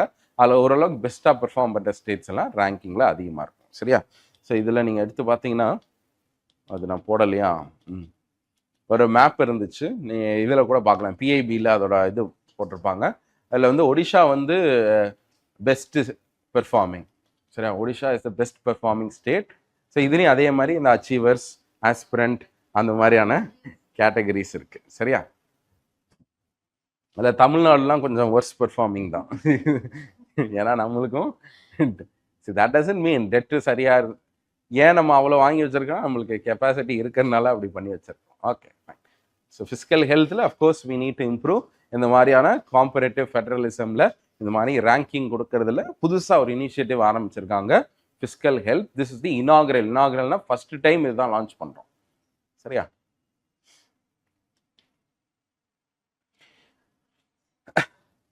ரைட். ஸோ லிக்விடிட்டி ப்ராப்ளம் அப்படின்றத பாருங்க. சீரியஸாக how serious the liquidity problem is. Indian banking system encountered its worst liquidity crunch in more than a decade. கிட்டத்தட்ட 10 வருஷத்துக்கு அப்புறம் ஜனவரி 2025ல ரொம்ப அதிகமான லிக்விடிட்டி டெபிசிட்டை பார்த்துச்சு. காரணம் என்ன அப்படின்னு சொன்னால், massive sell of in the capital market. சரியா? அதிகமாக இங்கேருந்து வெளிநாட்டுக்கு பணம் போச்சு. நம்மளுக்கு ட்ரேடு, இந்த அன்சர்டன்டிஸ், டேரிஃப் ரிலேட்டட் இஷ்யூஸ், சரியா, இந்த மாதிரியான விஷயங்கள்னால அதிகமான செல் ஆஃப் நடந்தது. ப்ளஸ் நம்மளுக்கு இன்டர்னலாகவே நம்மளால் என்ன பண்ண முடியும்னா, டெபாசிட் மொபிலைசேஷன்லேருந்து கிரெடிட் க்ரோத் எல்லாமே கொஞ்சம் மியூட்டடாக இருந்ததுனால we were not able to create an enough liquidity surplus to manage it. So one of the worst levels of liquidity deficit was facing India in 2025. சரி, கிட்டத்தட்ட 3.1 lakh crores, சரியா, 3.15 lakh crores of deficit was there. Sorry, right. So இதில் வந்து இதுக்கு காரணம் என்ன அப்படின்னு சொன்னால், so deficit led to increased dependency on bank on market borrowing. So deficit அதிகமாக இருக்குனாலே என்ன பண்ணி ஆகணும், ரொம்ப லிக்விடிட்டி டெஃபிசிட் இருக்குன்னா பேங்க்ஸ் என்ன பண்ணுவாங்க, ரெப்போ ரேட்டில் ஆர்பிஐட்ட வாங்கணும். அப்படி இல்லைன்னா இன்டர் பேங்க் மார்க்கெட்டை டிபெண்ட் பண்ணி இருக்கணும். சரியா? இப்போ இன்டர் பேங்க் மார்க்கெட்டில் டிபெண்ட் பண்ணால் அதுக்கு பேர் என்ன, அது இன்டர் பேங்க் ரேட் தானே. அதுக்கு பேர் கால் மணி ரேட்டுன்னு சொல்லுவாங்கல்ல. So inter bank rate or call money rates எல்லாமே ஹையராக இருந்துச்சு because of excess demand for funds. In fact it was consistently above the repo rate of 6.5. அன்னைக்கு 6.5 இருந்துச்சு, அதுக்கு மேலே இருந்துச்சு அப்படின்னு சொல்கிறாங்க. சரி, 6.25 குறைச்சாங்க. அதுக்கப்புறமும் கூட த கால் மணி ரேட்ஸ்லாம் was higher than that of the repo rate because of excessive demand and liquidity deficit period. So இந்த மாதிரி இருக்கிறப்ப ஆர்பிஐ என்ன பண்ணணும், சரி, we have to inject a durable solution இல்லையா, லிக்விடிட்டி சர்ப்ளஸை உள்ளே கொண்டு வரணும், லிக்விடிட்டி மணி உள்ளே கொண்டு வரணும். ஸோ அப்போ என்ன பண்ணலாம், ஒன்று ரெப்போ ரேட்டை என்ன பண்ணணும், ரெப்போ ரேட்ஸை கம்மி பண்ணணும், so that liquidity is there. Second, அது 2 மாதங்க அப்புறம் தான் பண்ணணும், ஓப்பன் மார்க்கெட் ஆப்ரேஷன்ஸில் உள்ளே இறங்கி நிறையா பண்ணணும். And also there is an excess demand for dollars, அதனாலையும் இந்த லிக்விடிட்டி ப்ராப்ளம் வருது. அப்போ என்ன பண்ணணும், டாலரை இன்ஃபியூஸ் பண்ணணும். ஸோ டாலரை இன்ஃபியூஸ் பண்ணணும்னா என்ன சொல்கிறாங்கன்னா, என்கிட்ட இருக்க டாலர்ஸ் எல்லாத்தையுமே பேங்க் நீ எப்போனாலும் வாங்கிக்கலாம், இதுக்கு ஒரு ஸ்வாப் அக்ரிமெண்ட் போட்டுக்கிறான், நீ வந்து திரும்ப தர்றப்ப எந்த ரேட்டில் தரணும்லாம் நீ இன்னும் பயப்பட வேண்டாம்.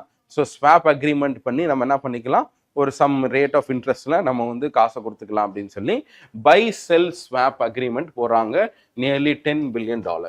ஸோ அப்பார்ட் ஃப்ரம் தேட் நிறையா மற்ற ஆப்ரேஷன்ஸ் கூட கேரி அவுட் பண்ணாங்க. For example variable rate repo. Variable rate ரெப்போனா இப்போ ஏன் வந்து ரெப்போ ரேட்ன்றது 6.25 நம்ம வந்து ஜனவரியில் வச்சிருந்தோம், ஆனால் கால் மணி ரேட்லாம் அதிகமாக இருக்கு. காரணம் என்ன? டிமாண்ட் அப்படி இருக்கு. அப்போ என்ன பண்றாங்கன்னா அதுக்கு மேலே கூட போகலாம். அப்போ என்ன பண்றோம்? we are allowing the rates to vary. அப்போ ஃபிக்ஸ்டு ரெப்போ ரேட்ன்ற ஒரு ரேட் இருக்கு, அதை விட அதிகமாகவும் கம்மியாகவும் போற மாதிரி வேரியபிள் ரேட் ரெப்போல நம்ம கொடுக்குறோம். Okay fine. So these were some actions taken by the RBI to meet a very worsening condition of liquidity deficit in the market. So அதனால தான் நீங்கள் ஏப்ரல்ல நியூஸ் வந்துருச்சு, என்ன வந்திருக்கு? liquidity injections have helped out to wipe out this liquidity crunch in India. சரியா? So dollar swap agreements, variable repo rates, open market operations, இது மூலமா நம்ம என்ன பண்ணியிருக்கிறோம்? லிக்விடிட்டியை இன்ஜெக்ட் பண்ணிக்கிட்டே இருந்திருக்கிறோம்.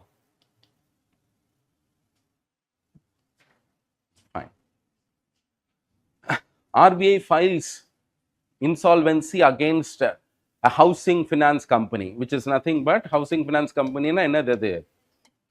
NBFCs. Housing finance companies are regulated by whom? NHB கிடையாது. NHB இருந்து நம்ம என்ன பண்ணியாச்சு? RBI ட்ட கொடுத்தாச்சு. சரியா? NHBன்றது இன்னைக்கு அவங்களோட டெவலப்மெண்ட் எல்லாம் பார்த்துக்கிறாங்களே தவிர சூப்பர்வைசரா இருக்கிறது கிடையாது, RBI தான் இருக்கிறாங்க. சரியா? ஸோ இதுல ஒரு NBFCயை நம்ம இன்சால்வென்சி ப்ரொசீடிங்குள்ள கொண்டு வரலாமானா, can we? The insolvency and bankruptcy code என்ன பண்ணுதுன்னா, ஒரு கம்பெனி டிஃபால்ட் ஆயிடுச்சுன்னு சொன்னா அதை இந்த மாதிரியான ப்ராசஸ்குள்ள கொண்டு வரலாம்னு சொல்லி ஸ்ட்ரிக்ட் ஒரு லைன் ஆஃப் ப்ரொசீஜர்ஸ் கொடுக்குது. Corporate insolvency. அந்த corporate insolvency was not applicable to NBFCs or banks. Financial கம்பெனிஸ்க்கு அது அப்ளிகபிள் இல்லை. ஆனால் நம்ம என்ன பண்ணுறோம்னா 2019-20க்கு அப்புறம் சுப்ரீம் கோர்ட்லும் சரி RBIயோட முடிவுனால என்ன பண்ணுறோம் அப்படின்னு சொன்னால், we can also bring these companies only if the regulator wants it. ஏன்னா ஒரு கார்ப்பரேட் இன்சால்வென்சின்றப்ப கார்ப்பரேட் டெட்டர், அது கிரெடிட்டர், இவங்களால என்ன பண்ண முடியும்? எப்போ இவர் எனக்கு காசு தரலன்னு சொல்லி எனக்கு ஒரு பிரச்சனை வந்தால் தானே நான் கொண்டு போக முடியும். நான் ஒரு கிரெடிட்டர் உங்களுக்கு. அப்போ ஒரு NBFCக்கு நான் டெபாசிட் பண்ணியிருக்கிறேன், முத்தூட் ஃபினான்ஸ்லாம் நாங்கள் காசு போட்டு வச்சிருக்கிறேன். ஏதோ ஒரு பிரச்சனைனால அவங்க கொடுக்க முடியல, கொஞ்ச நாள் ஃப்ரீஸ் பண்ணி வச்சிருக்காங்க. அப்போ நான் போய் ஒரு IBCயில் இவங்களை கொண்டு வாங்கன்னு போட முடியுமானா, நோ, ஐ கேனாட். அப்போ who is responsible for bringing an NBFC or a banking company under the IBC na? Regulators can. Financial regulators can only bring. அப்போ ஒரு மியூச்சுவல் ஃபண்ட் ஆர்கனைசேஷனை செபி நினைச்சா உள்ள கொண்டு வரலாம், ஒரு NBFCயை RBI நினைச்சா கொண்டு வரலாம். அதனால இந்த மாதிரி கம்பெனிஸோட டெட்டரோ கிரெடிட்டர்ஸோ யாரும் இது பண்ண முடியாது. ரெகுலேட்டர்ஸ் மட்டும்தான் என்ன பண்ண முடியும்? they can bring them. So that is what we did in the 2019 rules. சரியா? So liquidation proceedings of financial service providers அப்படின்னு ஒரு ரூல் கொண்டு வந்து இதுல RBI and other regulatorsக்கு empower பண்ணோம். So it is on this basis that this company has been superseded by the RBI. RBI supersede பண்ணதுன்னா என்னன்னா, by the powers of the RBI Act அவங்களோட board of management எல்லாத்தையும் தூக்கிட்டு அவங்க வந்து அதில் சூப்பர்சீட் பண்ணுவாங்க. Even recently ஒரு கோஆப்ரேட்டிவ் பேங்கையும் கூட என்ன பண்ணாங்கன்னா, நியூ இந்தியா கோஆப்ரேட்டிவ் பேங்க்ன்றது ஒரு சின்ன ஒரு அவங்க லிக்விடிட்டி கிரைசிஸில் போச்சு. அப்போ அதை எல்லாத்தையும் ஃப்ரீஸ் பண்ணி இவங்க மேனேஜ்மெண்ட்டை டேக் ஓவர் பண்ணுறாங்க. So power of supersession is given to the RBI under the RBI act. சரியா?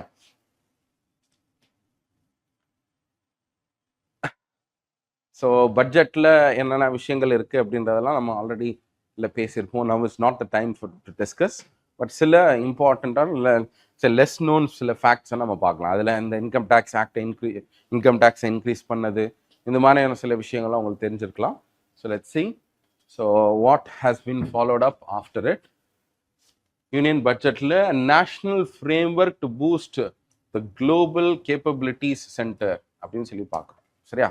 So what are these global capability center na enna appdin sonna, these are offshore units.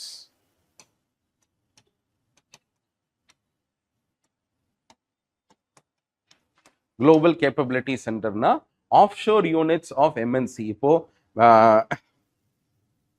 for example let's say Apple ra or company irukku, அவங்க வந்து இந்தியாவில் என்ன பண்ணலன்னா manufacturing unit அவங்கள்ட்ட இல்லை.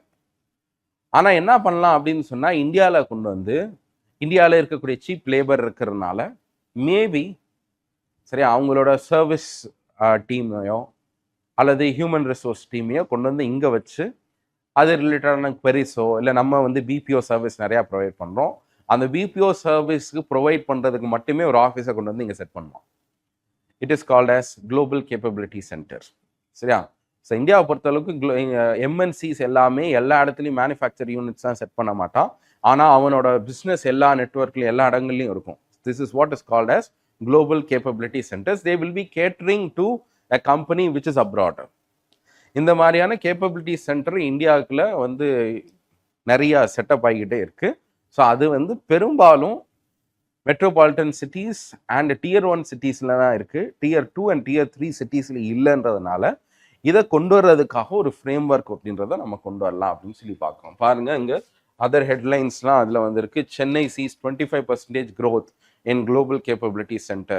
Gujarat government is trying to set up 250 global capability center. In fact வந்து சவுத்தில் சென்னையில் தான் அதிகமாக தமிழ்நாடுல குளோபல் கேப்பபிலிட்டி சென்டருக்கு கிட்டத்தட்ட 380 400 கிட்ட இருக்குது அப்படின்னு சொல்கிறாங்க கேப்பபிலிட்டி சென்டர்ஸ். ஓகே, அதனால தான் இப்போ ஏதோ ஒரு பேங்க் இருக்கும், அவங்கெல்லாம் வந்து அவங்களோட பேங்கிங் யூனிட்டை கொண்டு வந்து பேங்காக வச்சுருக்க மாட்டான், ஆனால் ஆஃபீஸ் வச்சுருப்பான்.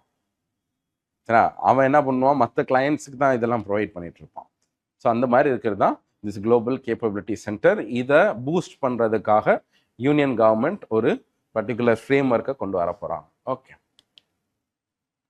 So and also in this budget we have again reclassified the norms for MSME classification. So எம்எஸ்எம்இல இன்வெஸ்ட்மெண்ட் அண்ட் டர்ன் ஓவர் ரெண்டும் சேர்த்தது பேர் தான், அந்த 2 கிரைட்டீரியா மீட் பண்ணாதான் மைக்ரோ ஸ்மால் இதுன்னு சொல்லுவாங்க. இதுக்கு முன்னாடி எப்படி இருந்துச்சுன்னா 1 crore of investment and 5 crore of turnover. 1 கோடி ரூபா நான் இன்வெஸ்ட் பண்ணியிருக்கிறேன் இந்த வருஷம், ஆனால் அந்த வருஷம் எனக்கு 5 கோடி ரூபா எனக்கு டர்ன் ஓவர் வந்திருக்கு. ப்ராஃபிட் வேற, டர்ன் ஓவர் வேற. டர்ன் ஓவர்ன்றது எவ்வளோ உள்ள ரெவன்யூ வந்திருக்குன்னு பார்க்குறது. சரியா? ஸோ இந்த அளவுக்கு வந்திருக்குன்னா, ஸோ இப்படி 2 கிரைட்டீரியா மீட் ஆனாதான் நான் யாரு மைக்ரோ. சரியா? ஒருவேளை அதுக்கு மேலே போய் நான் வந்து 10 crore இன்வெஸ்ட்மெண்ட் பண்ணி 50 crore வரைக்கும் எனக்கு வந்திருக்கு அப்படின்னு சொன்னால் தென் ஐ எம் அ ஸ்மால். சரியா? ஸோ 50 crore அண்ட் 250 பெரும்பாலும் எப்படி இருக்குன்னா இது எல்லாமே 1 10 50 அப்படின்னு மாறும். 1 10 50 இது எல்லாமே இன்டூ 5 times. சரியா? டர்ன் ஓவர் எல்லாமே உங்களோட இன்வெஸ்ட்மெண்ட்டை விட 5 times வரைக்கும் போகலாம் அப்படின்றது தான் பழைய கிரைட்டீரியா. இப்போ இந்த வருஷம் பட்ஜெட்டில் எப்படி அறிவிச்சிருக்கோம் அப்படின்னு சொன்னால், I think based on this classification UPSC is also asked a question. அப்படிதானே கேட்டிருக்கான். விச் இஸ், அதாவது all units which are having a turnover of 225 crores are designated as small enterprises அப்படின்ற மாதிரி ஒரு ஸ்டேட்மெண்ட் வந்திருக்கு. ஐ திங்க் லாஸ்ட் 2 years அதான் PYQல இருக்கும். சரியா? ஸோ 5 crore இந்த மாதிரி இருந்ததை நம்ம என்ன பண்ணியிருக்கிறோம், இன்னும் என்ஹான்ஸ் பண்ணியிருக்கோம் இந்த லிமிட்டை. So enterprises having a limit of up to 2.5 crore and revised turnover limit of 10 crore. சரியா? ஸோ இதை என்ன பண்ணியிருக்கோம்னு சொன்னால், இன்வெஸ்ட்மெண்ட்ஸ் எல்லாத்தையுமே 2.5 times மல்டிப்ளை பண்ணியிருக்கிறோம். இந்த டர்ன் ஓவர் எல்லாத்தையுமே 2 times மல்டிப்ளை பண்ணியிருக்கோம். அவ்வளோதான் பண்ணியிருக்கோம். சரியா? ஸோ இங்கே 1 crore has become 2.5, 10 crore has become 25, 50 crore has become 125. சரியா? இதில் நீங்கள் 5 crore-ன்றது 10 ஆகும், 50 crore-ன்றது 100, இங்கே 500. ஸோ இன்னைக்கு மீடியம் என்டர்பிரைஸ்னால் என்னென்னா, enterprise having up to 500 crores of revenue and let's say 125 crores of investment. So 120 கோடி போட்டு நீங்க இன்வெஸ்ட் பண்றீங்கன்னா you will be considered not a large enterprise, you will be considered as a medium enterprise today. சரியா?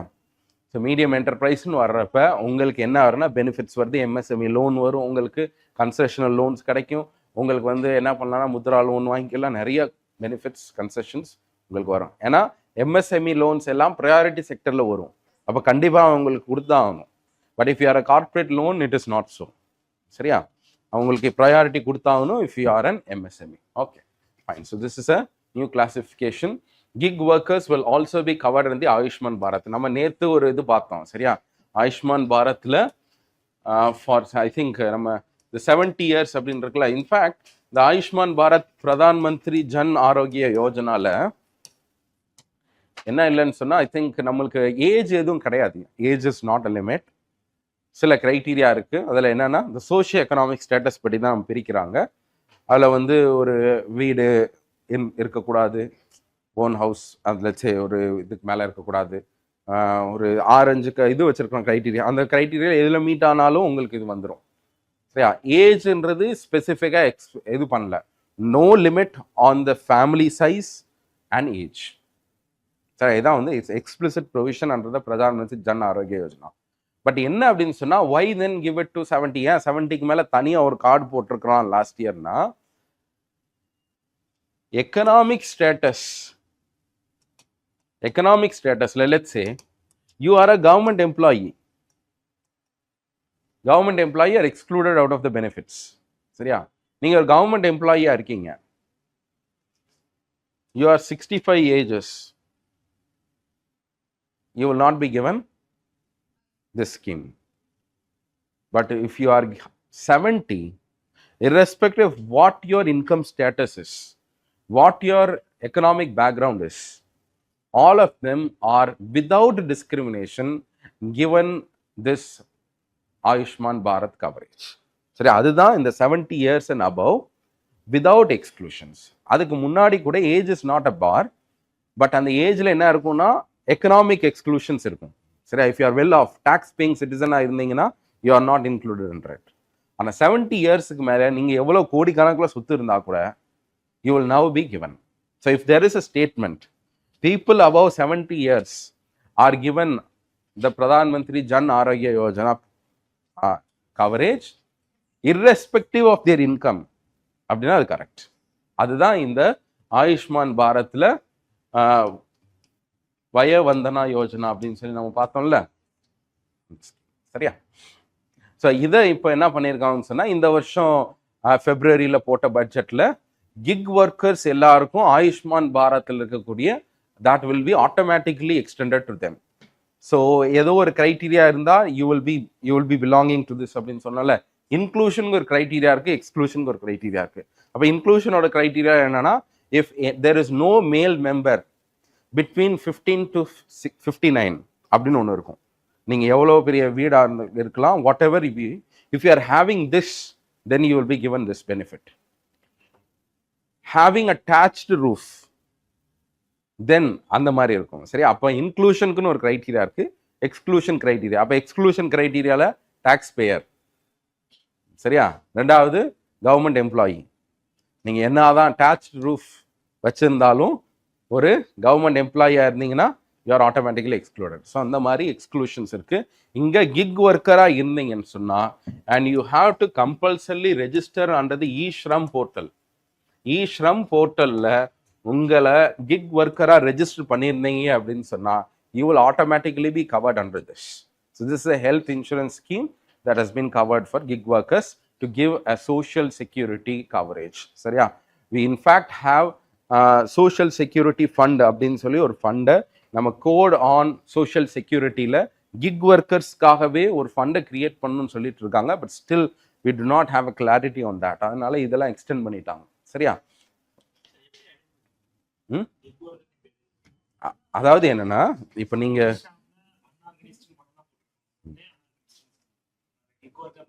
அல்ல, அதாவது gig ஒர்க்கர்னா for example இ-ஷ்ரம்ல, because we do not practically நம்ம போய் அதில் ரெஜிஸ்டர் பண்ணாதான் என்னென்ன கேட்குறான்னு தெரியும். இல்லை என்ன சொல்லியிருக்காங்க அப்படின்னு சொன்னால், mandatorily gig workers will be included provided they are registered with the e-Shram portal.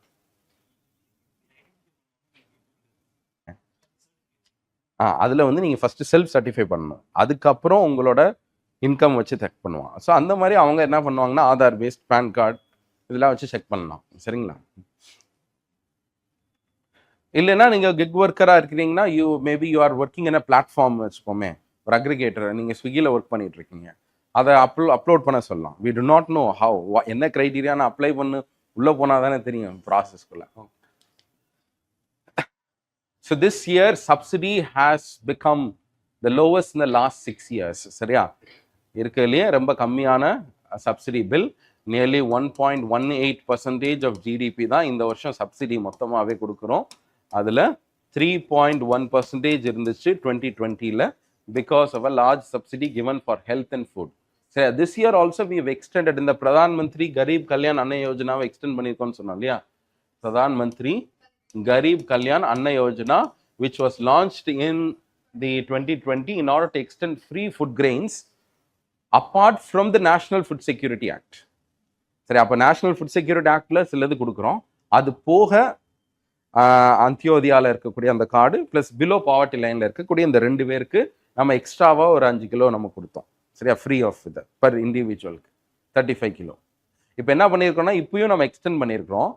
This எப்படி எக்ஸ்டெண்ட் பண்ணியிருக்கோம்னா under this program the national food security ஆக்ட்ல இருக்கக்கூடிய அந்த என்டைட்டில்மெண்ட் இருக்குல்ல, பிலோ பாவர்ட்டி லைனுக்குன்னு ஒரு கொடுக்கணும்ல, அவங்களுக்கு மட்டும் ஃப்ரீயாக கொடுக்க போகிறோம். சரியா? அவங்களுக்கு எப்படி இருந்துச்சுன்னா முன்னாடி நார்மலாக வர்றதும் வரும், அது போக எக்ஸ்ட்ராவாக என்ன வரும். சரியா? இப்போ என்ன பண்ணுறோம்னா அதை நார்மலாக வர்றதுவே இந்த ஸ்கீம் மூலமாக சேனலைஸ் பண்ணுறோம். அதனால் இதனால பெரிய லெவலில் இப்போதைக்கு பேர்டன் இல்லை. That is perhaps one of the reason for this drop. சரியா? அதே மாதிரி ஹெல்த் இதெல்லாமே நம்ம சப்சிடிஸ் எல்லாத்தையுமே குறைச்சிருக்கிறோம். சோஷியல் செக்டரை பொறுத்தளவுக்கு a slight marginal drop in terms of expenditure. Okay, ஏங்கப்பா? ஆமாம், அதாவது எம்எஸ்பின்னா இந்த எக்கனாமிக் பேர்டன் ஆஃப் இது எல்லாமே சப்சிடியில் தான் வரும்.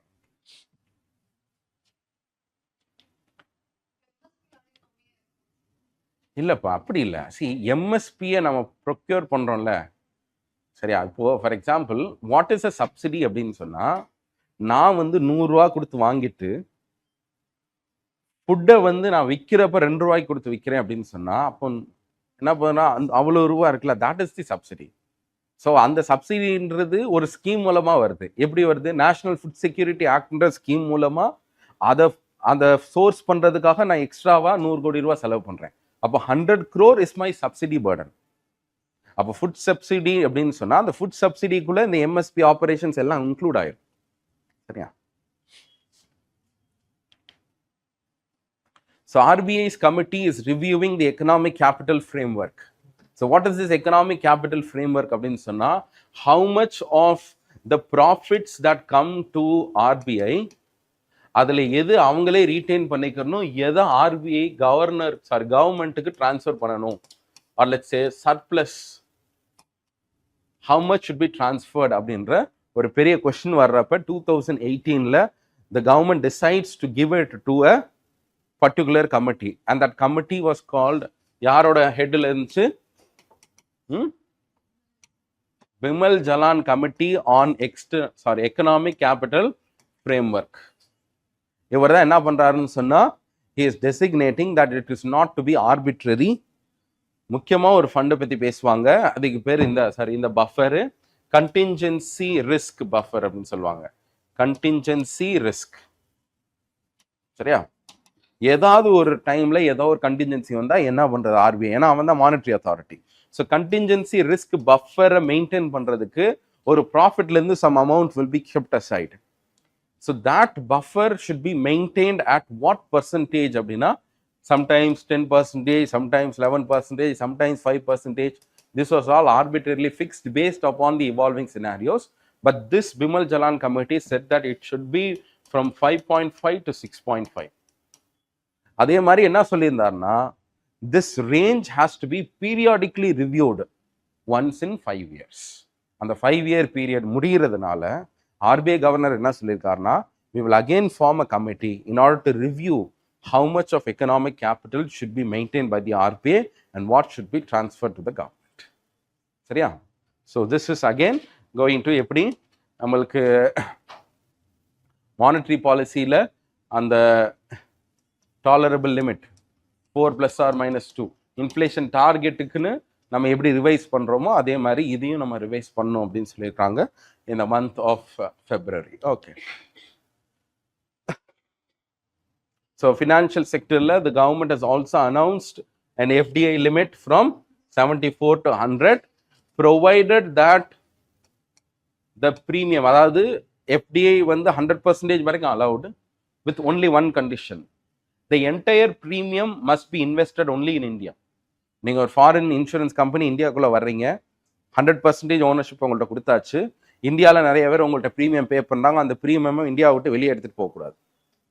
சரியா? ஸோ 100% ரீஇன்வெஸ்ட்மெண்ட் ஆஃப் ப்ரீமியம்ஸ்னா மட்டும் உங்களுக்கு 100% ரூட் இருக்கு. So this sector has been fully opened. சரியா?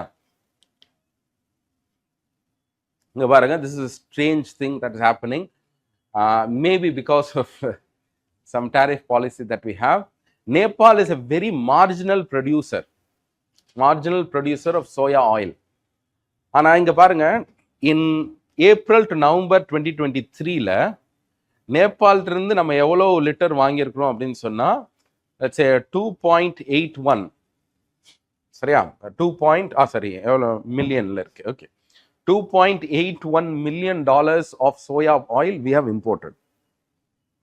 அதே பீரியடா அடுத்த வருஷம் பாருங்க.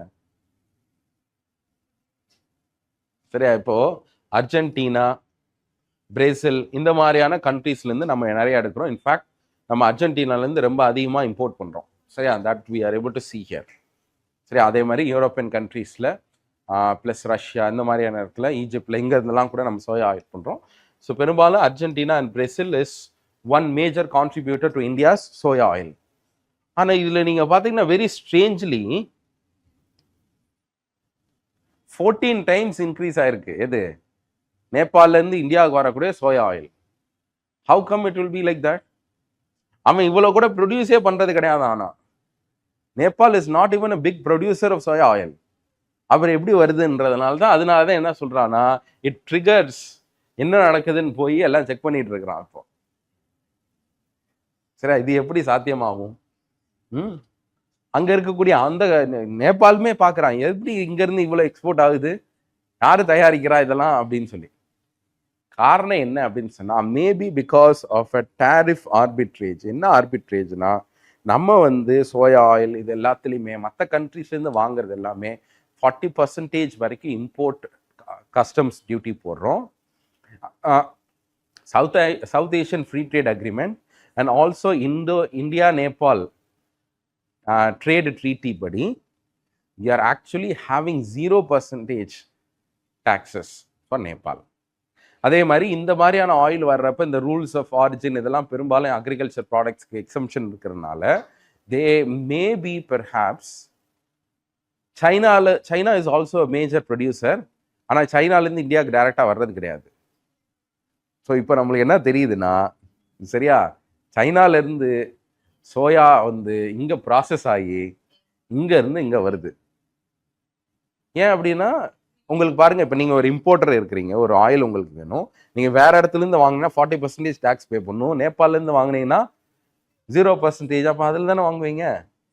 சரியா? அதனால அதை ரிவ்யூ பண்ணி மறுபடியும் என்ன பண்ணலாம் அப்படின்னு சொன்னால், டிஃபரன்ஷியல் டேக்ஸ் போட்டு ஏதோ பண்ணலாம். ஸோ இது ஒரு ரெட் ஃப்ளாகாக இருக்குது அப்படின்னு சொல்லி போத் சைட்ஸ் தே ஹாவ். இதுல என்ன அப்படின்னு சொன்னா, இந்த South Asian free trade agreement, Nepal India treaty of trade signed in 2009, இதெல்லாம் இம்பார்ட்டன்ட். சரியா?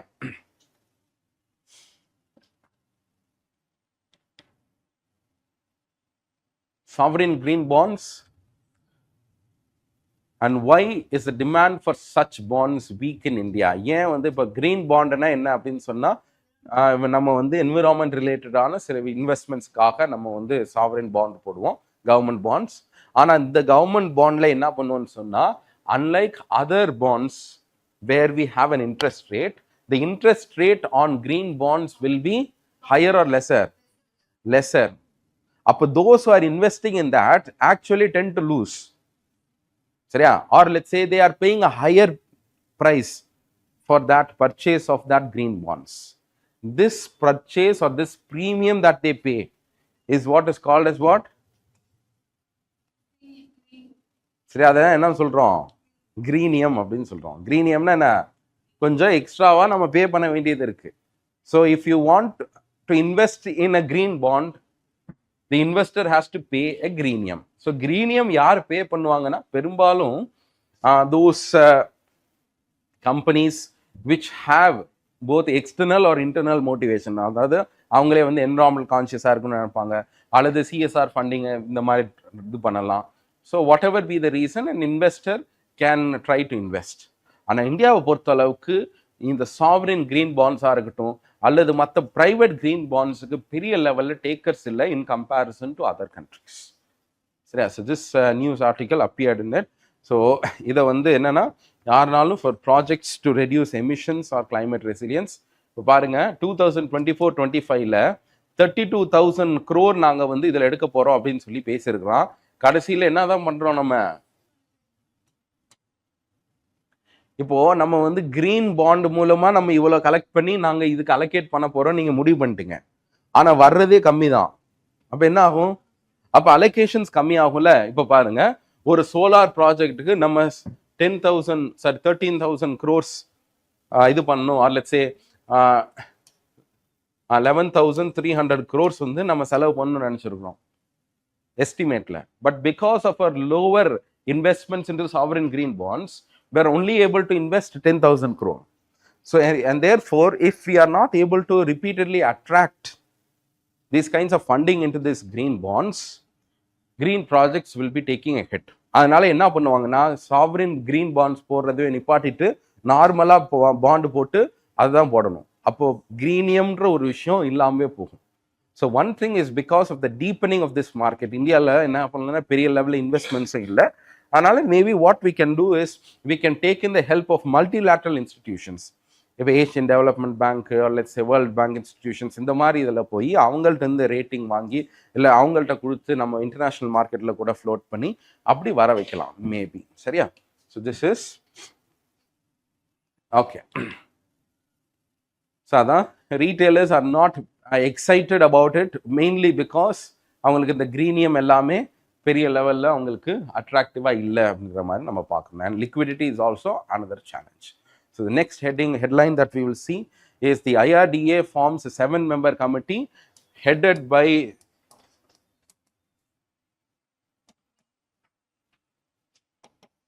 the earlier he was once the chairman of SBI. சரி, அவரோட தலைமையில் IRDA என்ன பண்ணியிருக்குன்னா இவ்வளோ ஸ்கீம்ஸ் நாங்கள் லான்ச் பண்ண போகிறோம். காம்போசிட் லைசன்ஸ்னா என்ன அப்படின்னு சொன்னால் earlier you need to have 2 different licence to operate. Life insurance பண்ணணும்னா லைஃப் லைசன்ஸ் வேணும், மற்ற நான் லைஃப்னா தனியாக லைசன்ஸ் வாங்கணும். இப்படி இருந்துச்சு. இப்போ நவ் இண்டஸ்ட்ரி பிளேயர்ஸ்க்கு எல்லாத்துக்கும் காம்போசிட் லைசன்ஸ் கொடுக்கலாம்னு நினைக்கிறோம். So these are all some reforms that we have. So major reforms include composite licence, differential capital for different sorts of insurance companies, சரியா, இன்சால்வென்சி நார்ம்ஸு, இன்வெஸ்ட்மெண்ட் ரெகுலேஷன், இந்த மாதிரி நிறைய products ரிலேட்டட்லையும் நிறைய reforms கொண்டு வரணும். இப்போ நம்ம வந்து பீமா சுகம், பீமா வாஹக், இந்த மாதிரிலாம் நம்ம பேசணும் இல்லையா, பீமா விஸ்தார், இந்த மாதிரியான சில schemes and reforms. How well it is going to be taken, இதை இன்னும் கொஞ்சம் வேற ஏதாவது பண்ணணுமான்னு சொல்லிட்டு IRDA has formed a review committee for insurance reforms headed by whom? Dinesh Kara. இது நம்ம பார்த்துருக்கிறோம். Again rupee dollar swap agreements in order to டாலரோட டிமாண்டை மீட் பண்ணுறதுக்காக இதை பண்ணுறோம். ஓகே, இது ஒரு சின்ன ஒரு இது. ஸோ ஆர்பிஐயோட அந்த குவாலிட்டி ஆஃப் பப்ளிக் எக்ஸ்பெண்டிச்சர் அப்படின்னு சொல்லி ஒரு ரிப்போர்ட் வந்துருந்துச்சு.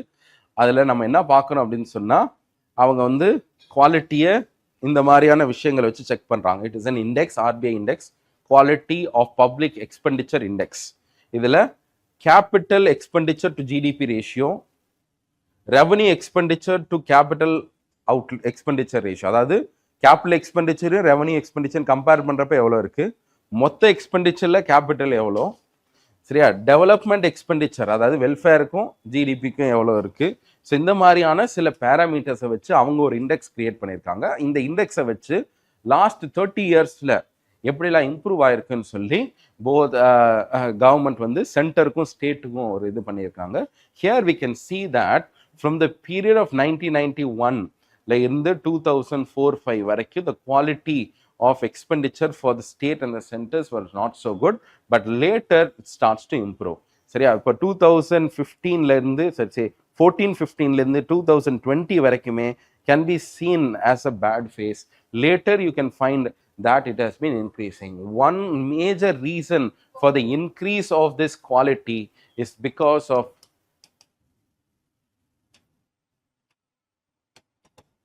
earlier 2013லாம் it just used to be 1.2 to 1.5% of GDP தான் நம்ம கேபிட்டலுக்காக ஸ்பெண்ட் பண்ணோம். Now we are spending close to 4% of GDP, which is in fact a high increase. So quality expenditure ன்னு வர்றப்ப definitely capital expenditure தான் is a better quality expenditure. சரியா? So இது எதுக்காகனா both in the states as well as in the center, the quality of public expenditure has been improving in the last few years, as has been disclosed by the RBI's Quality of Public Expenditure Index. சரியா? சரி, இதுவும் வந்து it is still not நம்ம இது பண்ணிக்கலாம். But இந்த DICGC என்னன்னு தெரியும்ல? டிஐசிஜிசின்றது உங்களோட டெபாசிட்ஸ் எல்லாத்துக்குமே எந்த அளவுக்கு இன்சூரன்ஸ் கவரேஜ் கொடுக்குறா அப்படின்னு சொல்லி பார்க்குறோம். How much it is being given right now? 5 lakhs. சரியா? இந்த 5 lakhs இன்க்ரீஸ் பண்ணணும் அப்படின்னு சொல்லி பேசிட்டு இருக்கிறாங்க. லெட்ஸ் see அப்படின்னு சொல்லி. ஓகே, இப்போ பாருங்க, ரிஸ்க் வெயிட் நம்ம பார்த்தோம்ல. இதுக்கு முன்னாடி ரிஸ்க் வெயிட்டேஜ் டு அன்செக்யூர்ட் லோன்ஸுக்கு ஹையராக அனுப்பியிருந்தான்னு சொன்னோம்ல. அதே மாதிரி லாஸ்ட் இயர் என்ன பண்ணியிருந்தாங்கன்னா risk weightage to NBFC loans, அதாவது ஒரு பேங்க் வந்து என்பிஎஃப்சிக்கு லோன் கொடுக்குறான்னா அதோட ரிஸ்க் வெயிட்டேஜை 100லேருந்து 125% மாற்றிருந்தான். சரியா? இதனால என்ன ஆகுதுன்னு சொன்னால் கொஞ்சம் எக்ஸ்போஷரும் அதிகமாக இருக்குது, ப்ளஸ் ஹெசிடென்சி டு கிவ் லோன்ஸாக இருக்குன்றனால இப்போ இது இன்க்ரீஸ் ஆகுதுன்னா அதுக்கு தகுந்த மாதிரி ஹையர் கேபிட்டலும் நம்ம மெயின்டைன் பண்ணணும். And therefore the RBI has decided that from April onwards again, சரியா, we will reverse it and bring it back to 100%. சரியா? ஸோ லோவர் ஆக்குறோம் அப்படின்னு சொல்லி இது பண்ணுறோம். ஸோ இன்க்ரீஸை நம்ம மறுபடியும் ரீசெட் பண்ணியிருக்கோம். சரியா? இதில் பாருங்க, do we have a full capital account convertibility? full capital convertibility இந்தியாவில் இருக்கா? எஸ்ஸா. கரண்ட் அக்கௌண்ட் கன்வெர்டிபிலிட்டி தான் நம்ம ஃபுல்லாக வச்சிருக்கிறோம். கேபிட்டல் அக்கௌண்ட் கன்வெர்டிபிலிட்டி இல்லை. We cannot convert whatever you want for capital sake. சரியா? அதுதான் நம்மளுக்கு.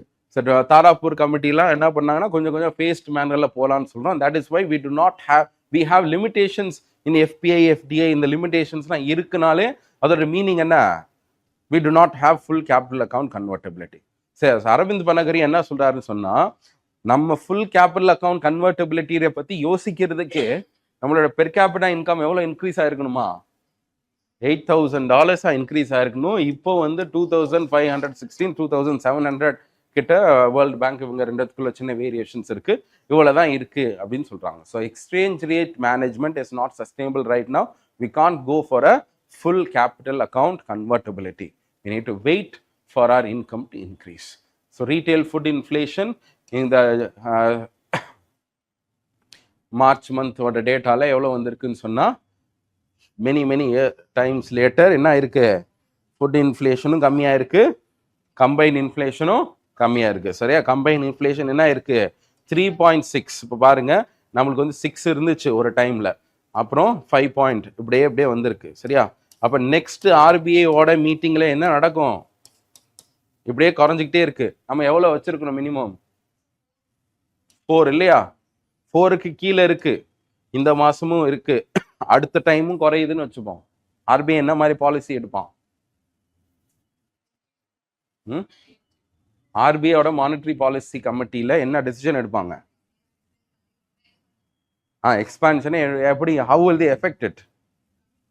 என்ன டெசிஷன், முக்கியமான டெசிஷன் என்ன எடுப்பாங்க? மானிட்டரி பாலிசி கமிட்டி கூடி என்ன பண்ணுவாங்க? டீ சாப்பிட்டு பண்ணு சாப்பிட்டு வீட்டுக்கு போயிடுவாங்களா? என்ன பண்ணுவாங்க? சரியா? ரெப்போ ரேட்டுன்றதை டிசைட் பண்ணும்ல.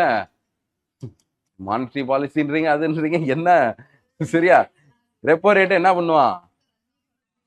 ரைட். சரியா? ஸோ இந்த மாதிரியான டேட்டா வச்சு நம்மளே என்ன பண்ணலாம்? you yourself can become RBI governors. Members ஆகலாம்.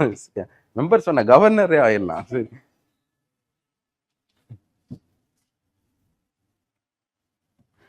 பாருங்க, RBI scans bank derivative amidst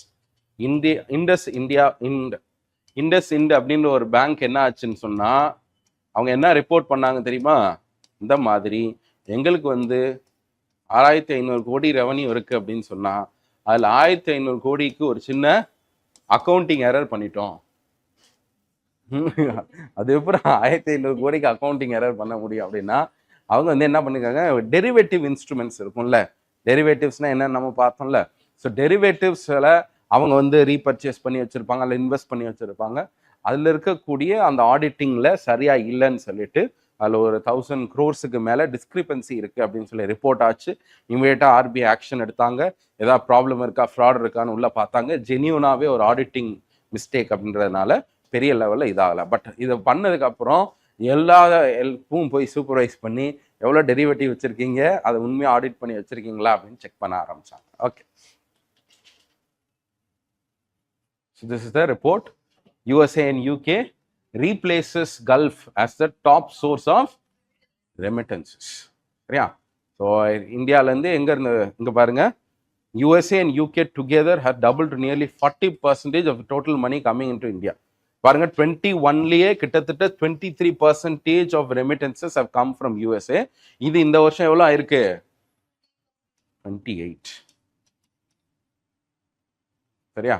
அதே மாதிரி யூகேலையும் என்ன இருக்கு பாருங்க, 10% அங்கே வருது. அப்போ 28% யூஎஸ்ஏலேருந்து, 10% 11% யூகேலேருந்து வருது.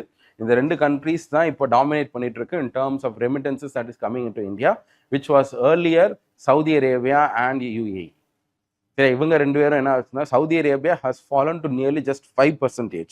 முன்னாடி 11-12% இருந்துச்சு 7-8 years ago. Now it has fallen down to this. Maybe this is because of high skills going to other western countries அந்த மாதிரி கூட இருக்கலாம். ஓகே, ஸோ இது நம்ம நேத்தையே பார்த்தோம் இல்லையா? விண்ட்ஃபால் டேக்ஸை இனிமேல் ஆயில் ஃபார்ம்ஸ்லாம் நாங்கள் போட மாட்டோம். ஏன் அப்படின்னு சொன்னால் ஆயில் ஃபீல்டு ரெகுலேஷன் பில் அப்படின்னு ஒன்று கொண்டு வந்திருக்கிறோம், which will make it easier for oil companies to have a policy certainty. நாங்கள் பாட்டு இதை கொண்டு வர மாட்டோம் அப்படின்னு சொல்கிறாங்க. ரைட், அது மாதிரி ஏப்ரல் 1லேருந்து என்ன பண்ணுறோம், இந்த ஈக்குவலைசேஷன் டேக்ஸை நம்ம ரிமூவ் பண்ணுறோம். லாஸ்ட் இயர் ஜூலையில் என்ன டேக்ஸ் ரிமூவ் பண்ணோம்? என்டர்டெயின்மெண்ட்ல. சரியா? அதுக்கு பேர் என்ன டேக்ஸ்? சரியா? Angel tax was abolished in the July 2024 budget. In this year's 2025 budget, we have decided to abolish equalization tax. சரியா? ஸோ அதுதான் முன்னாடி இந்த டிஜிட்டல் பேமெண்ட் டாக்ஸஸ் ஆயிருந்துச்சு, sorry digital online advertisement tax, GAFA டேக்ஸ்ன்னு சொல்லுவாங்க. ஸோ அந்த equalisation லெவியை நம்ம இந்த வருஷத்துலேருந்து ரிமூவ் பண்ணுறோம். Okay, so with this we are completing our topics. We have gone through around 156 slides. சரியா? இன்னைக்கு மட்டும் இல்லை, 2 நாள் சேர்த்தான் சொல்கிறேன். சரியா? ப்ரீவியஸ் ஸ்லைடு வேணுமா, பிடிஎஃப் வேணுமா இதுக்கு? ஓகே, ஆனால் இதில் ஒன்றுமே இருக்காது, வெறும் ஹெட்டிங் மட்டும் தானே இருக்கும். அதான் வேணுமா உங்களுக்கு? சரி, அனுப்பி வைக்கிறேன். Okay, do well. We'll see. I think this will probably be a last class we are having. இல்லையா? அவ்வளோ உங்களுக்கு இது வரும் 100 daysல அந்த CAPF CDS revision இருக்கும் இல்லையா? We'll see. Next week பார்க்கலாம்.